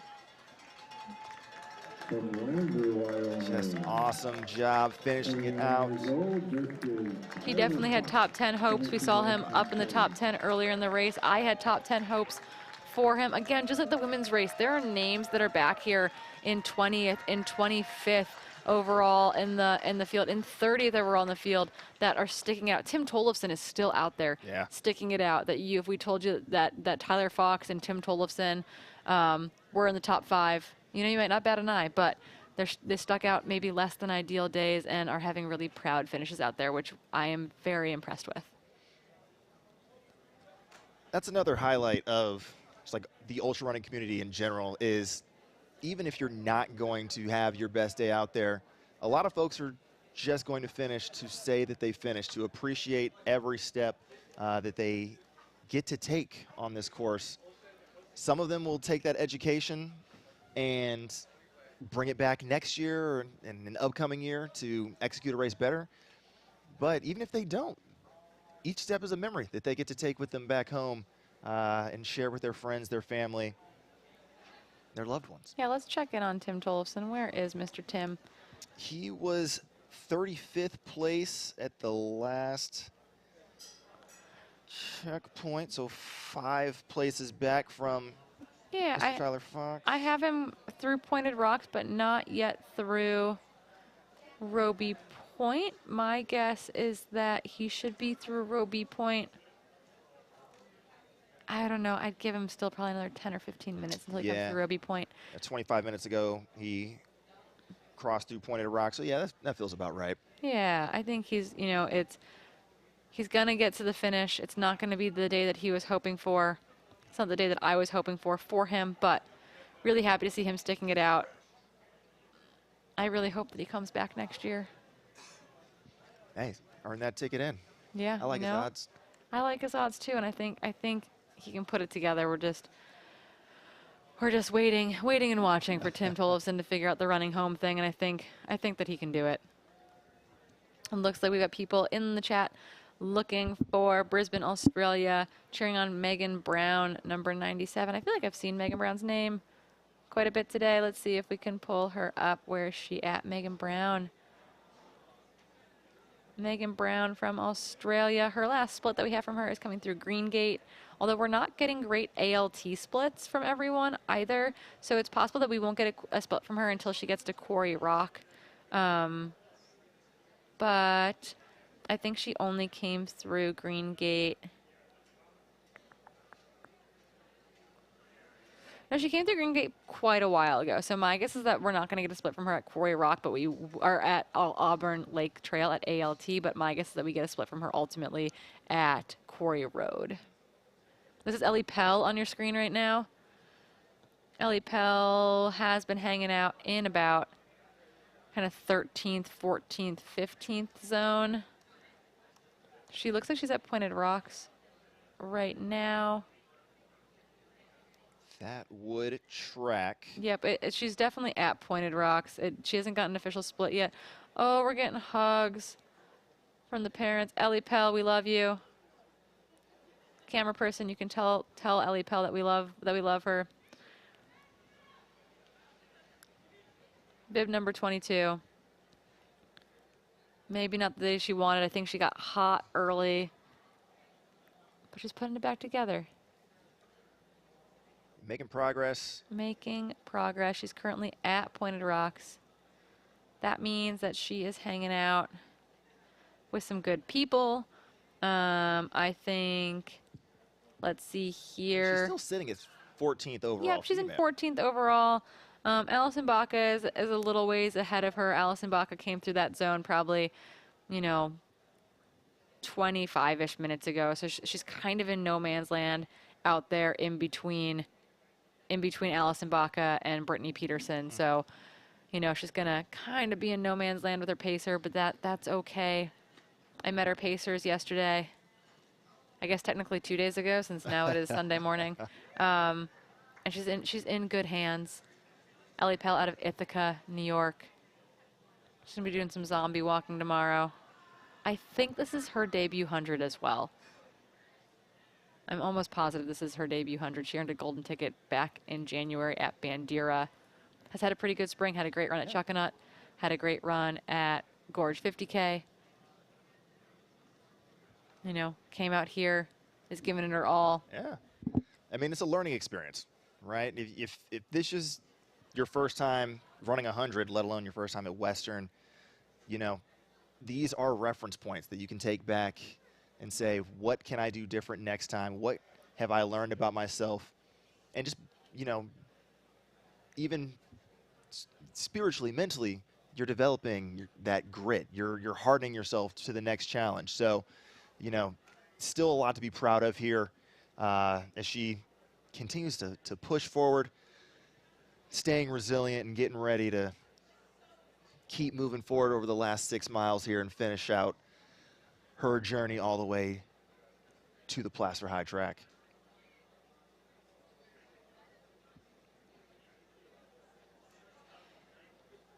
Yep, Ellie's getting lots of snacks in. Good job, Ellie. Oh, she looks okay eating right now. That's good. That's good. Getting some snacks in. There's her pacer, I think, is asking her about certain food, and she's definitely saying, no, I do not want it. And to be fair, my crew asked me if I wanted a gel at Pointed Rocks, and I said some bad words. I said, something no. And everyone let out a chuckle because I was clearly disgusted at the idea of trying to get in their gel in. So we feel you. Eating at this point, eating at Pointed Rocks, 94, 95 miles into the race is a hard task for anyone. I personally just go straight to soda at that point and just sip and jog, try to just get in a little bit of calories.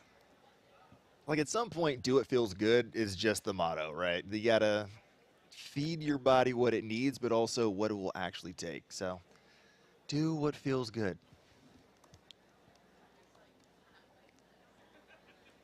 Somebody who is no stranger to trying to find joy, doing what feels good, is one Mr. Peter Mortimer coming out of Flagstaff, Arizona. He should be our next finisher approaching the track. He came through Roby Point about 6 or 7 minutes ago.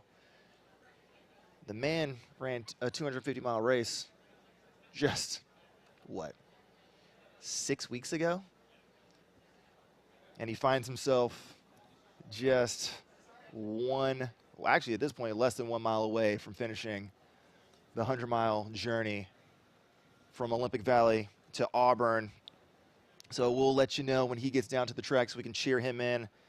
I know a lot of folks in the Aravaipa world are super stoked for Peter to make it down here. So Phoenix, Flagstaff, Tucson, the entire Arizona contingent, get ready to get your cowbells ready at home.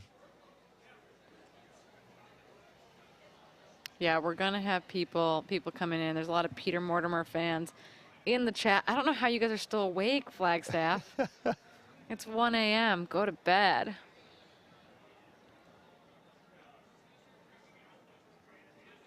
Yeah, they're used to this. You know, you get some pizzacletta, you hit the breweries, and you have a nice walk home. Stay up late, send it. What else you gonna do? I don't know. It is Western States weekend, playing fast and loose. Ellie Pell, get some food and get out of there, Chica. Walk with it. She looks so tired. Ellie.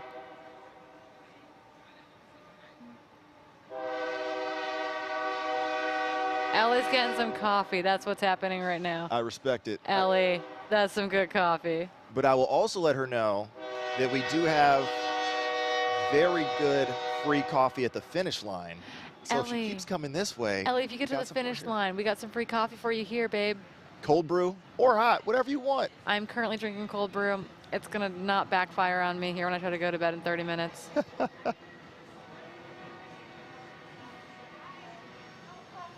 Oh, I'm seeing our tagging team. Guys, guess who's going to come on when we sign off here in just a couple minutes? Sally McCray is going to come join us for the evening. I don't know what Billy did to convince her to stay up all night, but we roped her into it somehow. So as we sign off in just a couple minutes, we will be handing off to a really good team. We're looking at bib number 237 right now. Let's figure out who that is. Oh, that's Trevor. Yeah, it is. Nice work, Trevor. Trevor's had some health stuff this year, so I think while he could be a top 10 contender, I think going to this race, they knew that he was kind of up against some odds. I don't know that it was COVID related or not, but I know that he's had some health stuff this year. So Trevor's won Hurt 100. He's had good days at Hard Rock 100. He's a really solid runner out of South Salt Lake in Utah. Got into the lottery, but just kind of drew the short straw a little bit with health stuff this year. So not his day. That being said, enjoying it nonetheless. Getting that Western States experience, because when you put your tickets in and your tickets get and your name gets drawn, I think you have to show up because that's your opportunity. It looks like we got some headlamps coming towards the finish line. I see the airline steering beacon. I don't even know what you call this. Oh, is this Peter Mortimer? Does that look like Peter? It is Peter Mortimer. Okay, I won't sign off until Peter Mortimer reaches the track. I feel like he's approaching. I feel like I will get booed off the internet if we cut to commercial before Peter finishes. So we're going to get Peter Mortimer to the track before we take a little break here. He's rapidly, they dropped the camera guy, I think, at this point. I'm not sure what's happening, but we believe Peter Mortimer of Flagstaff, Arizona is making his way to the track. Someone asked, what's my favorite race moment before I sign off? There are so many, but okay, I'm a little bit biased. I love the women's race, right? That's good. That speaks to my soul. I want to be part of that women's race. To watch my teammates, I run for Adidas Terex, and to watch my teammates, Ruth Croft, Emily Hawgood, run step for step for so much of the race, that fed my soul. And then to see Taylor Nolan finish 7th in her first 100 was pretty cool. These women are my friends, so just getting to watch them have good days makes me really, really happy. Yeah, you have to support your folks, right? And it's awesome, you as an elite athlete, having these friendships with your competitors. It just shows that this isn't all for show. These are folks that you've bonded with over time. You're texting them, and then you're giving them love on the live feed, even when you're not out there racing with them. So Yep, so we're waiting for Peter Mortimer to come in off the finish line. This is kind of our default view. Generally speaking, this means one of our cameras is down. We kind of default to this high track setting. But Peter Mortimer. He's in the last turn. He's in the last turn. Peter Mortimer is going to be coming down this straightaway. There we go. Peter Mortimer. I'm pretty sure that, or I'm yelling about Peter Mortimer and it's not him. That would be embarrassing. Oh, no. Air Viper Racing Team. What a tall There guy. it is. Thanks to moving to the side of that, Peter. Just over that 20-hour mark, but you know what? When you run a 250-mile race, you know, 20 hours is still cool. That's a light day's work for you. So That's just a normal run for Peter Mortimer. Peter Mortimer, congratulations, Flagstaff guy. Okay, we're going to take a quick break. We're going to cut to commercial. I'm going to sign off for this evening. I will see you all back here tomorrow to join you for some of that golden hour coverage. But the live stream isn't going away, just so everyone knows that, okay? The Correct. live stream is not going away. We have a great team that's about to tag in for us, including the very lovely Sally McCrae. So don't go anywhere. It's been a pleasure spending 20-plus hours with you. I am going to speak for Dylan Bowman and say that he also enjoyed his 20-plus hours of live coverage. We're going to cut to commercial, and then we'll be back with more of your finishers coming up. Training for and running the Western States 100 has been a long-time dream of mine, and I think first and foremost, it's an opportunity to elevate my platform and my work, both as a storyteller and as someone who's really working to change the trail running space. A lot of times people don't see the work that goes in behind the scenes, the work that I do behind my computer when no one's watching and the camera's not on, but Inside Tracker does see that, and they're interested in elevating those same stories and perspectives.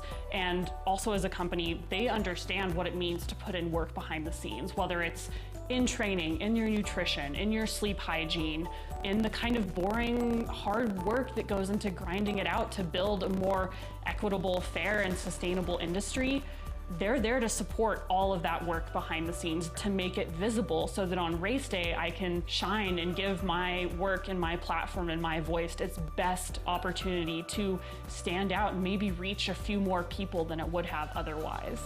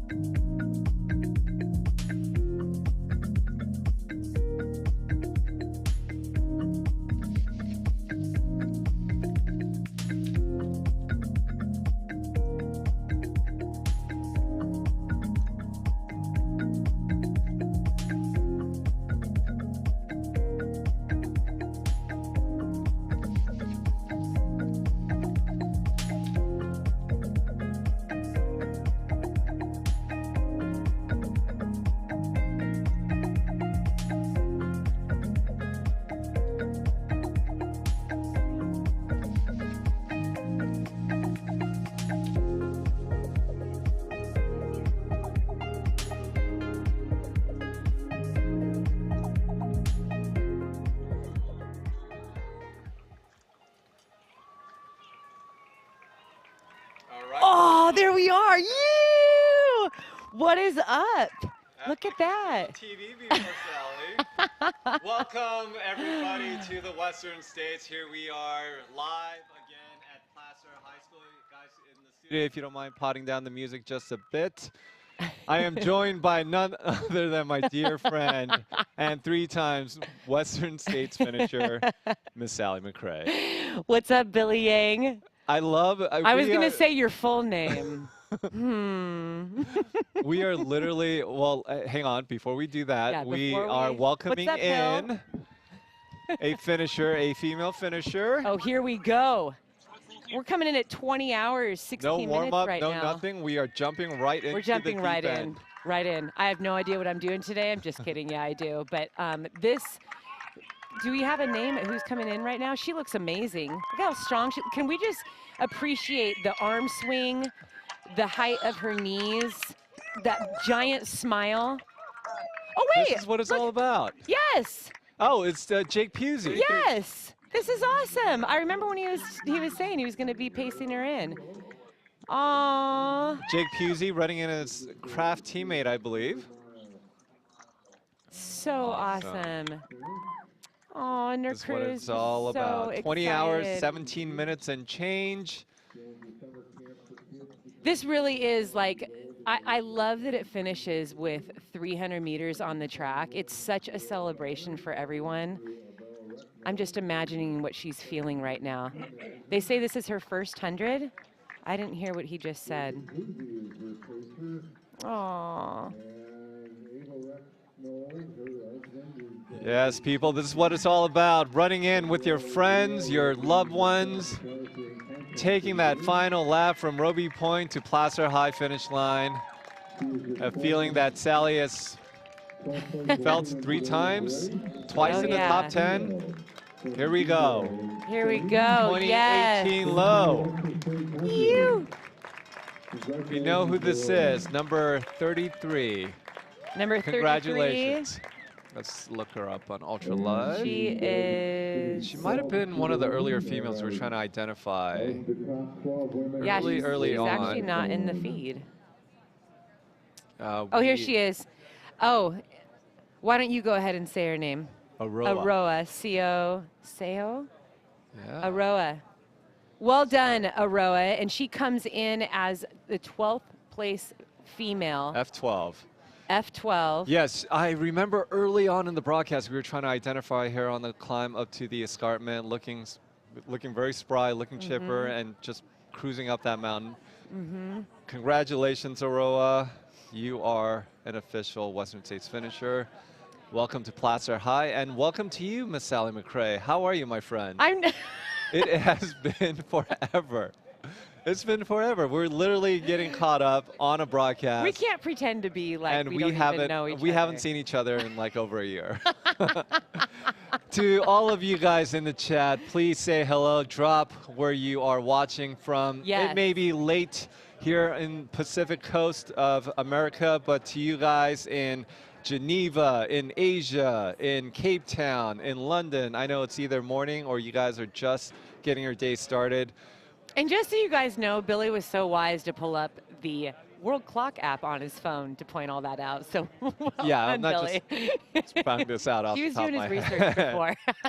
But please chime in the chat. We would love to engage with you. This is an international field and an international race after all. So I would love to hear where you guys are watching from. And for everyone that was cheering on Aroa, all of her friends and family back home, we are cheering with you. If there's anyone else that we should be cheering for, I know I have been in the chat all day long. Corinne and Debo, we cannot follow that show. This is Western States after hours show, so it's going to be a little bit different. There's not going to be like, hey, we had a meeting with these people before. We don't know background on, you know, how these athletes came into Western States, the history and all of that. Dylan and Corinne did such a phenomenal job. Oh, I know my with Western that. States history. You want to quiz me? We know our Western States history. I'm talking about the amazing details because they were able to interview them before the race. Can I just tell you, we have a ton of of people out there who have either finished or are still grinding it out from Australia. Yes. I had the great pleasure of meeting a handful of you. I mean, a handful of you doesn't do it justice. There were dozens of you at the start line in Olympic Valley. So shout out to everyone from Australia who are tuning in to this broadcast. We will try to identify all your friends. Shout out your runner if they are a friend of yours, if they are a training partner, or it's somebody that you are rooting for from afar. We love having you here on the chat. We do, and everyone's saying I mean, where look they're at this. from. We got the Philippines. We got yes, Florida. A lot of people we from got down Australia, Wales, Philippines. Welcome to the chat, you guys, and welcome again, Sally McRae. Sally, come on. We have you here. You are 3 times Western States finisher. You finished top 10 female twice. What is it like to be back here amongst your people? Oh, I absolutely love this race. Like you, I mean, I feel like whether you're a top 10 finisher or not, to experience Western States that's really what it's about. It is truly about the experience because it's people coming together, so supportive. It's the history of our sport. I don't think there's an aid station that you could go to where you're not either going to make a new friend or see an old friend. And I just feel like, sorry to interrupt, but we have Brittany Peterson. Yes, Brittany, live that right is now, my your teammate. Let's go, Brittany, getting it done. I am so proud of her for pushing through. That's been the theme of today. I believe Tim Thompson might still be out there, Brittany Peterson. I know a handful of runners who just aren't quite having the day that they're used to, but they're still out there grinding. And look at her. Look at her eating. Brittany, she that may be is how small, you get but it she done. is mighty, Fuel up. and she is determined. Look at her. Are we able to talk to the people on the camera there? Like, can I get the camera person to say to Brittany, I'm not your sure we teammate want Sally to. is screaming for you right now. Keep pushing through. You're almost there. She's amazing. She had a second place phenomenal, female. phenomenal race. Brittany Peterson, I'm sure a favorite to many to place very high, if not win the whole thing. Yeah. I do know that she was not feeling well in the past few days. And so to line up at the start line knowing that already your body is broken down and not at its 100% best, that takes a lot of grit to know that you have to dig a little bit deeper. And 100 miles, that's a long day to dig deep. But Brittany is a very, very tough runner, one of the grittiest runners that I know. An incredible sky runner, too. I mean, she's traveled all over the world racing, amazing climber. So to see her in the aid station right now, so proud of her. Let's go, Brittany. This looks like the Auburn, ALT, and this looks to be Pointed Rocks, if I am correct in that. I will go ahead and refresh my page and see if we have splits for her. But currently, looks like she is F15 at the moment. Her last check-in was at Quarry Road, so this must be Pointed Rocks aid station, mile 94. It looks quite different during the evening, but I am almost positive that's what it is. So she has just passed at 20 hours and 24 minutes. So good on you, Brittany. Keep on trucking. You have a 10K or so before you are home at Placer High. Incredible. And Billy, did you know already? So we are 20 hours, 24 minutes into this race, and we have 32 finishers. Yeah. We start this race, what is it, 383 starters, and we're 20 hours in, and we only have 32 finishers so far. So there is a lot of people still out on the course. And I just want to give a special shout out for those of you that had to drop today, for those family and friends that are watching in the live stream who feel a little bit heartbroken or just feeling that ache of, oh my gosh, that was my brother or my friend, or, and you knew how hard they trained and how much they dedicated or just how much they dreamed of being here. That's really hard to drop out. But I'll tell you what, whether it's you didn't make the cutoff or you got sick or injured or for whatever reason it is that you have to DNF from a race. And this is, I think, the message in all of the endurance world, that's not a failure. It's just a step forward. You've grown. We can learn lessons from when we drop out. We learn lessons when we triumph and reach all our goals. So I just want to give a big heartfelt hug to all those that did not make it to the finish line today. You have so much more in you. I know that you learned a lot today, and your next race is going to be even better.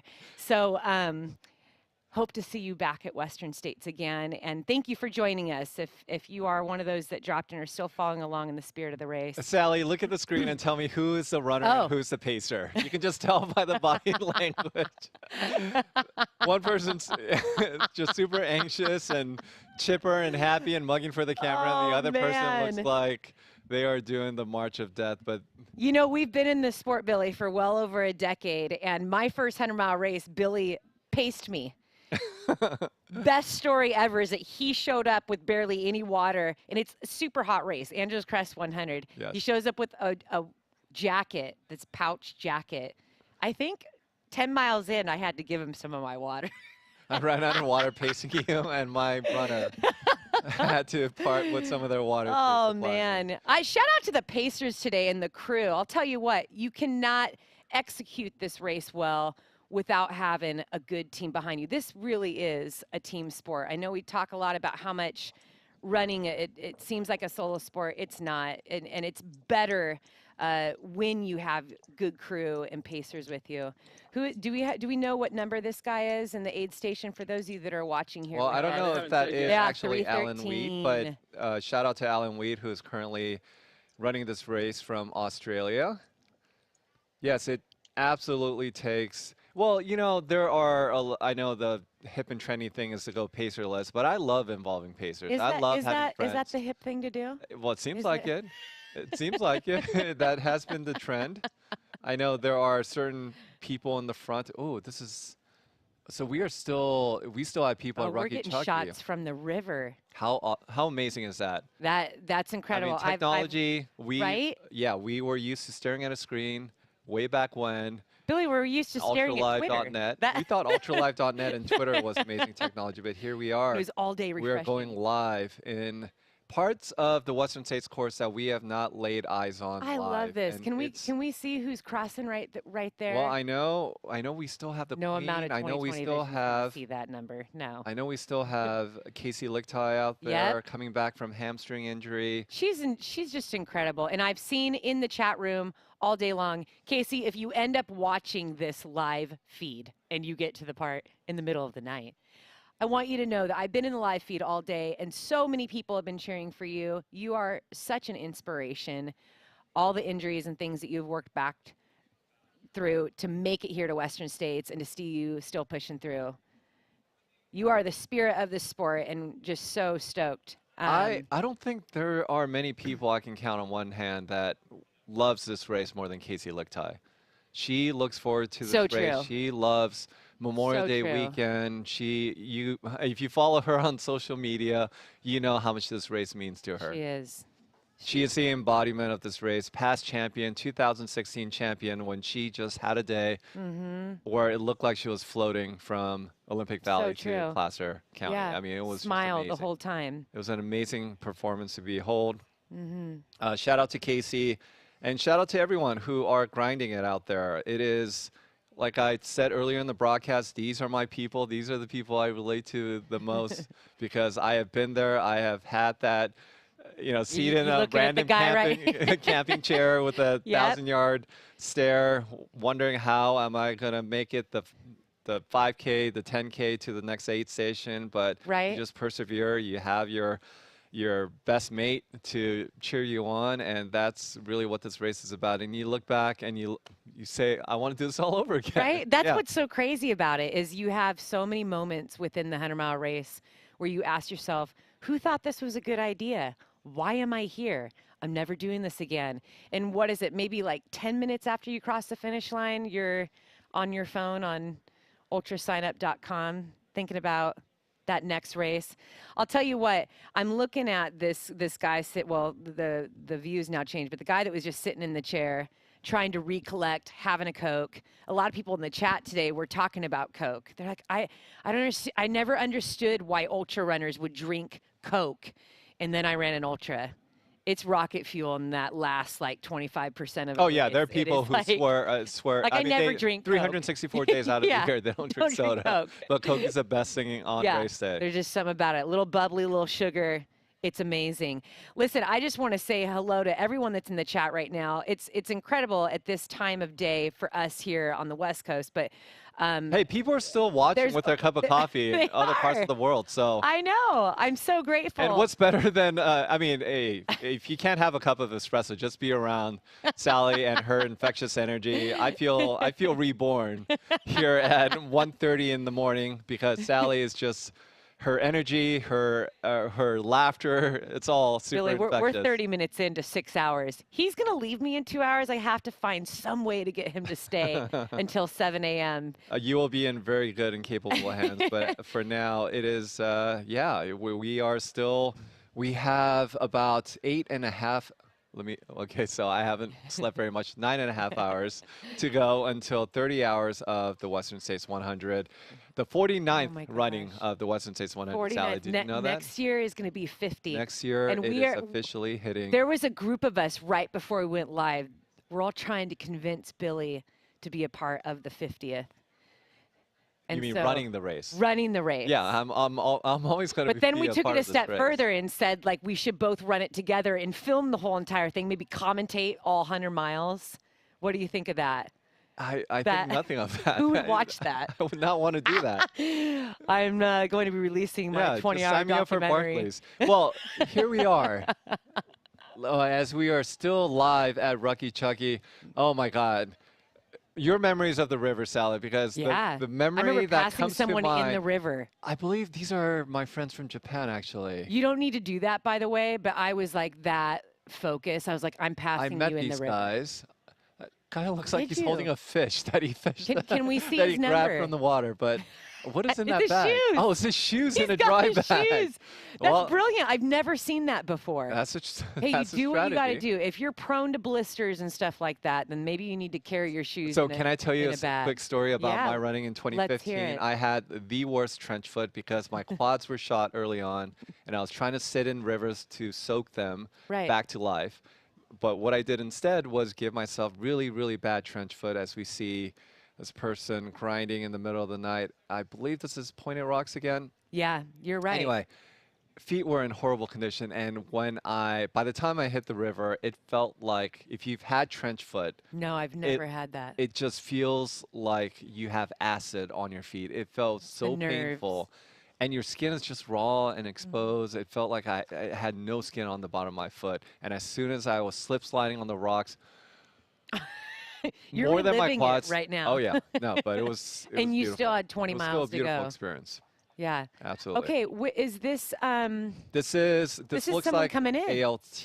No, this is This Roby. is someone coming up on Roby, and Point. I'm going to try to see his number. Is it 270? We got to give him a shout out. I'm going to look him up right now because his friends and family are watching right now, and they are hoping that we are going to say his name. You know what, you guys, at any time, if you want to throw it in the chat room, who you want us to give a shout out for, please let me know. Yes. You can also hit up Billy. Where are my Aussies at?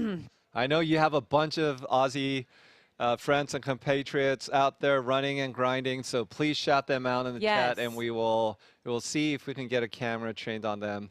And any other detail you might want to say about them? Their most embarrassing moment? No. But anything that you'd like us to give a shout out for, I would love that. Okay, so I'm looking up our number 270 So R. right Jenkins is saying Matt Marino. Matt Marino. Okay. So speaking of memories, Sally. Yeah, Matt. Speaking of memories, what is your favorite Western States memory in your 3 years of running it? It's my crew. I put them into categories. I have like most embarrassing, hilarious, and then also just like the moment that I feel like just changed everything. Can I pause you there? Yeah. Do you know that Tim Tollefson is still out there? No. Let's look up his latest Are you splits. sure? We're going to put a pin in that because I want to come back to your stories. I should text Mario. So Mario Fraioli is his coach. I'm going to give him a quick text real quick and see if he's out on the course. Rod Farvard is still out there at Quarry You know, I Road. love seeing people run this last mile. Our friend Tim Tollefson, a preeminent race favorite. Yeah, 22nd. He just passed Roby Point. Awesome. Oh. All right, my rock stars. If we can run Tim in, I would love it. I would love it if we can get some footage of Let's Tim. go, Matt. We got a lot of people in But the for chat now, room yes, cheering we for have you right Matt. now. Front and center on display, 20 hours, 36 minutes have lapsed, and he's less than a mile to go at this point. And I love that those of you watching the live stream right now, that you can see in the background some lights, there's people. I mean, this race literally spits you out into the middle of a neighborhood. So it is so awesome to see the support. And at this all night point, you long. can pick up, you can finish with your pacer, Yeah, you can bring you in can a bring your party whole of crew. 50 people. Yeah. It is a There's someone right celebration. behind Matt that's coming in All right right, now. if that is Tim That might be Tollefson. Tim. Matt, come on, move. Don't let Tim beat you. Hey, if there's one person that's okay I think to be that is passed him. by, that's You know, look at that. And there running he game. is! Here comes Tim Our Tollefson. friend, Tim Tollefson. Oh my God, 20 hours, 37 minutes in.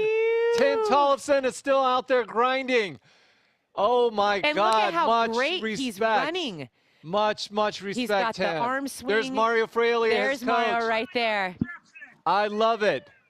You know, we're getting a little audio. Tim came back from. All right. Oh, all I right. muted some music. Okay. We got some West Coast hip hop going in the background, but Tim Tollefson. That might be what they were running by. Someone was probably playing it. M5. Tim battled some severe dehydration today. I was able to meet up with his coach, Mario, at Forest Hill while he was waiting for Tim, and he just said it was some severe dehydration. He had to take a seat, but he knew what to do. See, Tim has been in the sport long enough. He knows how to grind. He knows how to work through all those terrible feelings. He got some soup down, got a whole bunch of liquid down, and just kept on pushing. When he came into Forest Hill, he was moving just like he was moving here. So, you know, coming back from severe dehydration, I feel like in a race like this, you are battling it all the way to the finish line. There you are. It's almost impossible to be on top of it. And look at him He is moving. just passing the White Bridge, the famous White Bridge. I love it. A short little descent before the red carpet opens up at Placer High. Tim Tollefson, Did he what a pass stud. Matt? I didn't see it. He I did wasn't pass paying attention. Matt, Okay. yes. So for those of you in the chat room that were rooting for Matt as well, he will be coming in right behind Tim. I tried running him in last year when he finished M5. Oh my God, the kick that he had around the track dropped me. Dropped me like a bad At habit. the end of 100 miles. Yes, when I was just trying to get in a little jog. Can and- we talk about how many people dropped their pacer today, too? I mean, Yeah. the top 20 was moving so quickly. There were several pacers I saw in Roby Point that And were left he behind. is moving. Look at Yeah. him. Oh, this is so awesome. I've been so impressed, too, with the elite field. You know, I feel like in years past, a lot of times the runners will drop out when they know, okay, this isn't the day that I hope to have. And they for the most part, they're saving it for another race, which, you know, if that's your career, that's a wise move. But I feel like in the last couple years, we're seeing more and more elites really push through. They're enduring and persevering. I mean, I love that. That's the spirit of ultra running. That is what it's about. And sometimes your journey ends with that amazing triumphant finish where you're reaching all your goals. And sometimes it's a grind. Well, the And- physical ability is never in doubt. I think sometimes it's just what's between your ears, right? When Yeah. you're just working that muscle and telling Yeah. yourself that you have persevered when you were at the lowest, when you were no longer in contention for Mhm. the top 10 spot, you still battled and you still persevered. You can still carry that into another race down the line. And Tim Tollefson, I have never Here he been comes, more you guys. proud. I saw him dejected, climbing up Devil's Thumb, thinking his day was over. He sank into a chair right away. And look at how beautifully he's running right now. There he is. He is running I want home to scream, yeah, Tim, to but I don't wanna Auburn. break eardrums here. Tim Tollefson, ladies and gentlemen. man, look at Last that. year's M5. Look at that. Well done, Tim. Rounding the track. Tim Tollefson with his track background, no stranger. whatsoever to the rubber surface, but here he is, using that leg speed, using that turnover to finish in style.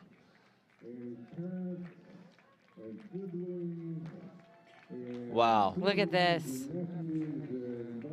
If we can get a main shot, there he is. There we go. Tim Tollefson, Oh, look at one of this. the nicest human beings you will ever find.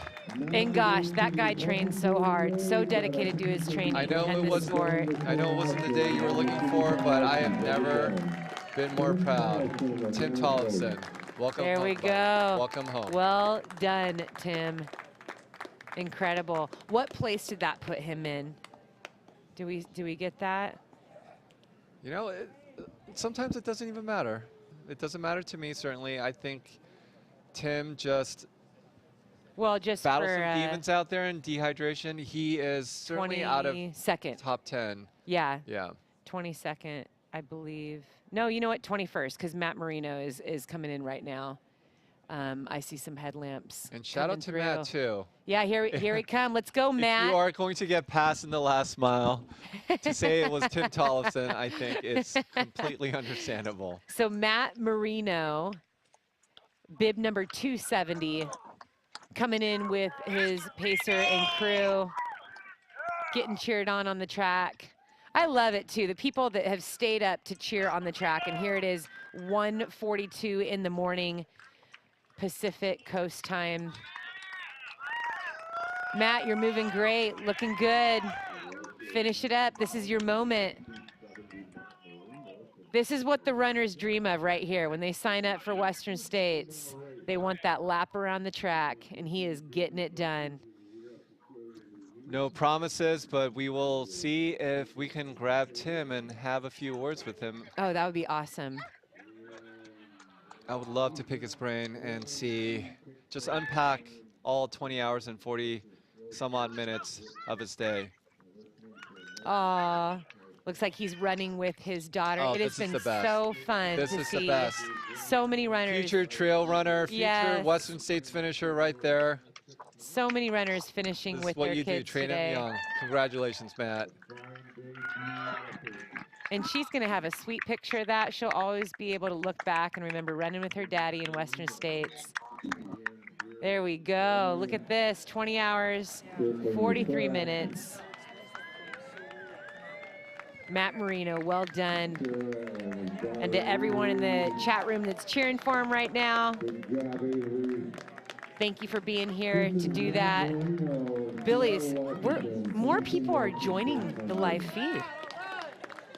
Well, it is Western States, Sally. I mean, this early in the morning is just, it's incredible. Well done, Matt. All right, look we at have that another smile. Aussie, Simone Hayes. Bib number 198. We will certainly keep an eye out. Number 158, Mike Duggan, also out there. We'll see if we can find him. Yeah, are you talking about Jeff Russell in the chat room right now? Jeff Russell, shout out to 158 Mike Dugan, the Trail Running Association of old president who is campaigning to get trail running into the 2032 Brisbane Olympic Games. Get on it, Billy and Sally. That would be incredible. All right, I think we see Mr. Tim Tollefson making Yes, his way up on Tim. stage. Ew.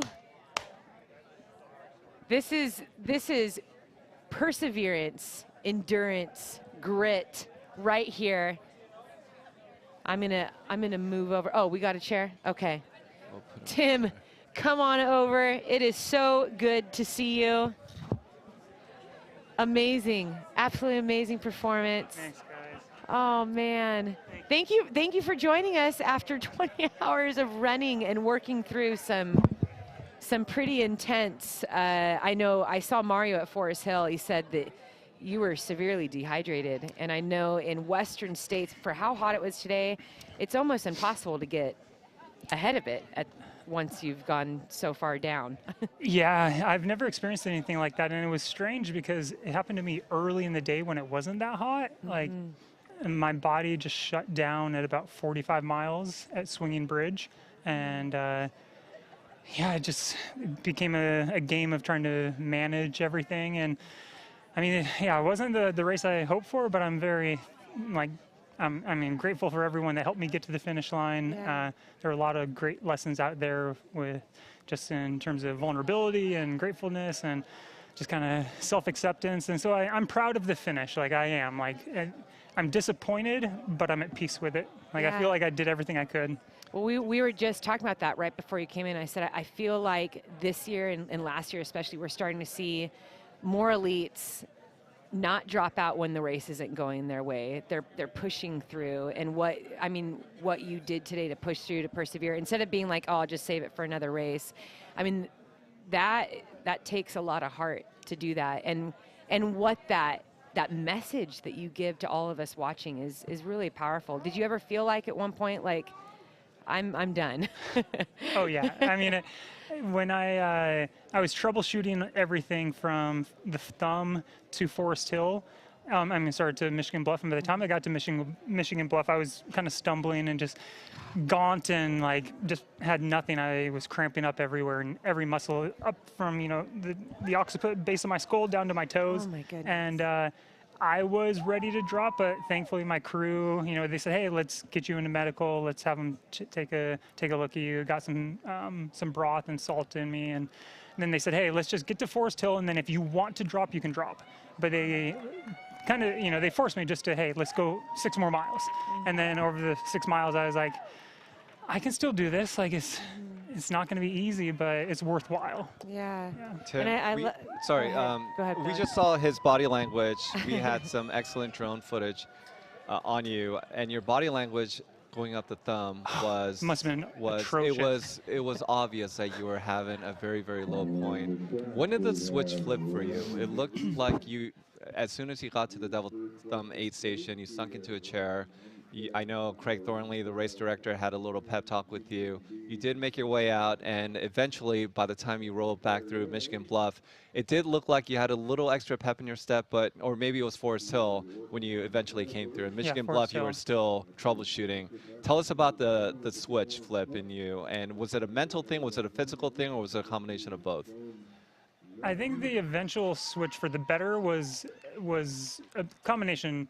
Physical led it, and then the mental side kind of married it. And I was like, oh, okay, I can run again, And prior to that, it was strange. I was running within myself, just very thankful to be out there, enjoying every mile. And then at about last chance, I looked down and my shorts were turning white with salt. Oh, and then by the time I got to the Swinging Bridge, they looked like white shorts. So I think I was just dumping a ton of salt, and that led to just like the rug being pulled out. But yeah, once a little pep talk, from the crew and the medical staff at Michigan Bluff, some more nutrition in, the body started coming around, and then mentally I was like, I can keep taking another step. I should. The race deserves it. I deserve it. My crew and family deserve it. Yeah, I mean, I've never been more proud of a finish, and I do mean this sincerely. I know you could have thrown in the towel, and nobody would have questioned it. Nobody would have. You're a professional athlete, and you have another race, I'm sure, in the queue to train for and to rest your body for. But what was it in you that really told yourself that, it's worth it? I need to get to Auburn somehow, some way. I'm going to find a way. I think a big part of it is just how special this race is, and there are thousands of people that would love to have the opportunity. And I told Megan of I Run Far on Thursday, I was like, I'm not going to squander this opportunity. Things didn't go my way. They went pretty terribly for a long time, but I just decided that I wasn't going to give up on myself. Like, I made my crew and myself a promise not to quit unless there was a legitimate medical reason that I shouldn't continue. And after we troubleshot things, I didn't have that reason, so I wanted to continue doing it because I think this race and all of the volunteers deserve that. And everyone that's on the wait list or in the lottery deserve that. That's a good point. Well, you have Love no that. shortage of loved ones, friends, and family who are here to welcome you back home, Tim. And the chat room is blowing up. I mean, people are just like so stoked for what you're sharing. Great mental strength, Tim. Down but not out. Awesome, Tim. Disappointed but at peace with it. That's awesome. You're a great example on getting to the finish. It's rare for elites. I mean, People have been cheering. I've been in the chat room all day today, and people have been cheering you on nonstop. Well, thank you, everyone. Yeah. And I mean, I think anyone that's had one of those really good races and things click and you're in the flow state, you don't really learn much from that. You just think, oh, that's how it's supposed to be. But in these low moments, I think that's where a lot of just expansion can happen. And it's where we're probably going to pull the most, life skills out of it. So I know I can apply a lot of this to other endeavors in the future. Absolutely. And we really wanted to bring you up here, Tim, because you have been such a solid beacon of joy and strength and just your dedication to ultra running and just the community. I mean, everyone loves you and your hair. So we had to get you up here because it has been so great to witness your career. I mean, you've had some high highs, but you are still very honest with, hey, no athlete's perfect. We don't go out and have a perfect race every single time. But the way that you respond in the hard times when things don't go your way is something we can all learn from. So thank you so much for being an example of that. I know that always inspires me. I mean, it's easy to be excited about someone when they are the champion, but for those that battle and push through, and especially for someone who's been a champion so many times, it's really an honor to watch what you do, and we appreciate you. Thank you. So yeah. Yeah, he's a great and I know that you want to go and probably lay down and eat and drink, so we're not going to keep you here for too long. We dragged him literally minutes after he finished. But shout out to Lindsay, shout out to Mario, shout out to Mom and Dad, and all the friends and family who supported him throughout the day. Shout out to Ryan, too, and everybody. Shout out to everybody who loves Tim out there. I almost want to say shout out to your cold-hearted crew. I mean, your coach would not let you give up. I love that. I think that's so important because you have a coach that knows your goals. He knows Mario. I want to bring Mario up here. He knows how hard you train, how dedicated you are, how you envision this race going. And I think people forget when you are in heat and you are totally exposed and you're out of it, you're not remembering those things. Yeah, you're like, I just want it to stop. Yep. And he's like, your crew's remembering that for you, reminding you that tomorrow morning when you wake up, you're going to have a really cool story to tell. Yeah. So. And I mean, again, I'm just very grateful. And I feel like I'm sitting here, overall with a healthy body, a happy mind, and a loving family. So that's a victory. Absolutely. Absolutely. Well, we are excited to see what else you have planned for this year. I know I personally and many of us are looking forward to your Mammoth Trail Fest in September. You got a lot of good things ahead of you, and we know a lot of great races ahead of you, Tim. Thank you. Thank you. Tim Tollefson. Thank you, guys. Tim Tollefson, Champion you on guys. trails, champion All on right. rods. Awesome. Thanks for chatting Okay. with us. Thank you. Go fuel and hydrate. Well done, crew, coach. You guys are awesome. There's people in the chat room right now that are giving shout outs to their runners who are still out on the course. And I was saying, put their names in, tell me what bib number they're in, because I want to give a shout out publicly because I know, we still only have a small handful of people that have finished. There's a lot of people out there right now grinding out on the trail in the night. People are still crossing the river. We have somebody coming in right now. I can see them on the final mile right now. I think we might have a female finisher, but let me know who we want to give. Let's see, John Connolly on his last 10K. What's up, John Connolly? We are cheering for you. Megan Brown, Team Brownie, shout out. So we're just going to kick over to our studio for a minute. We will be right back. Hang with us. We still have a ton of newly minted Western States finishers to bring home, so stay tuned.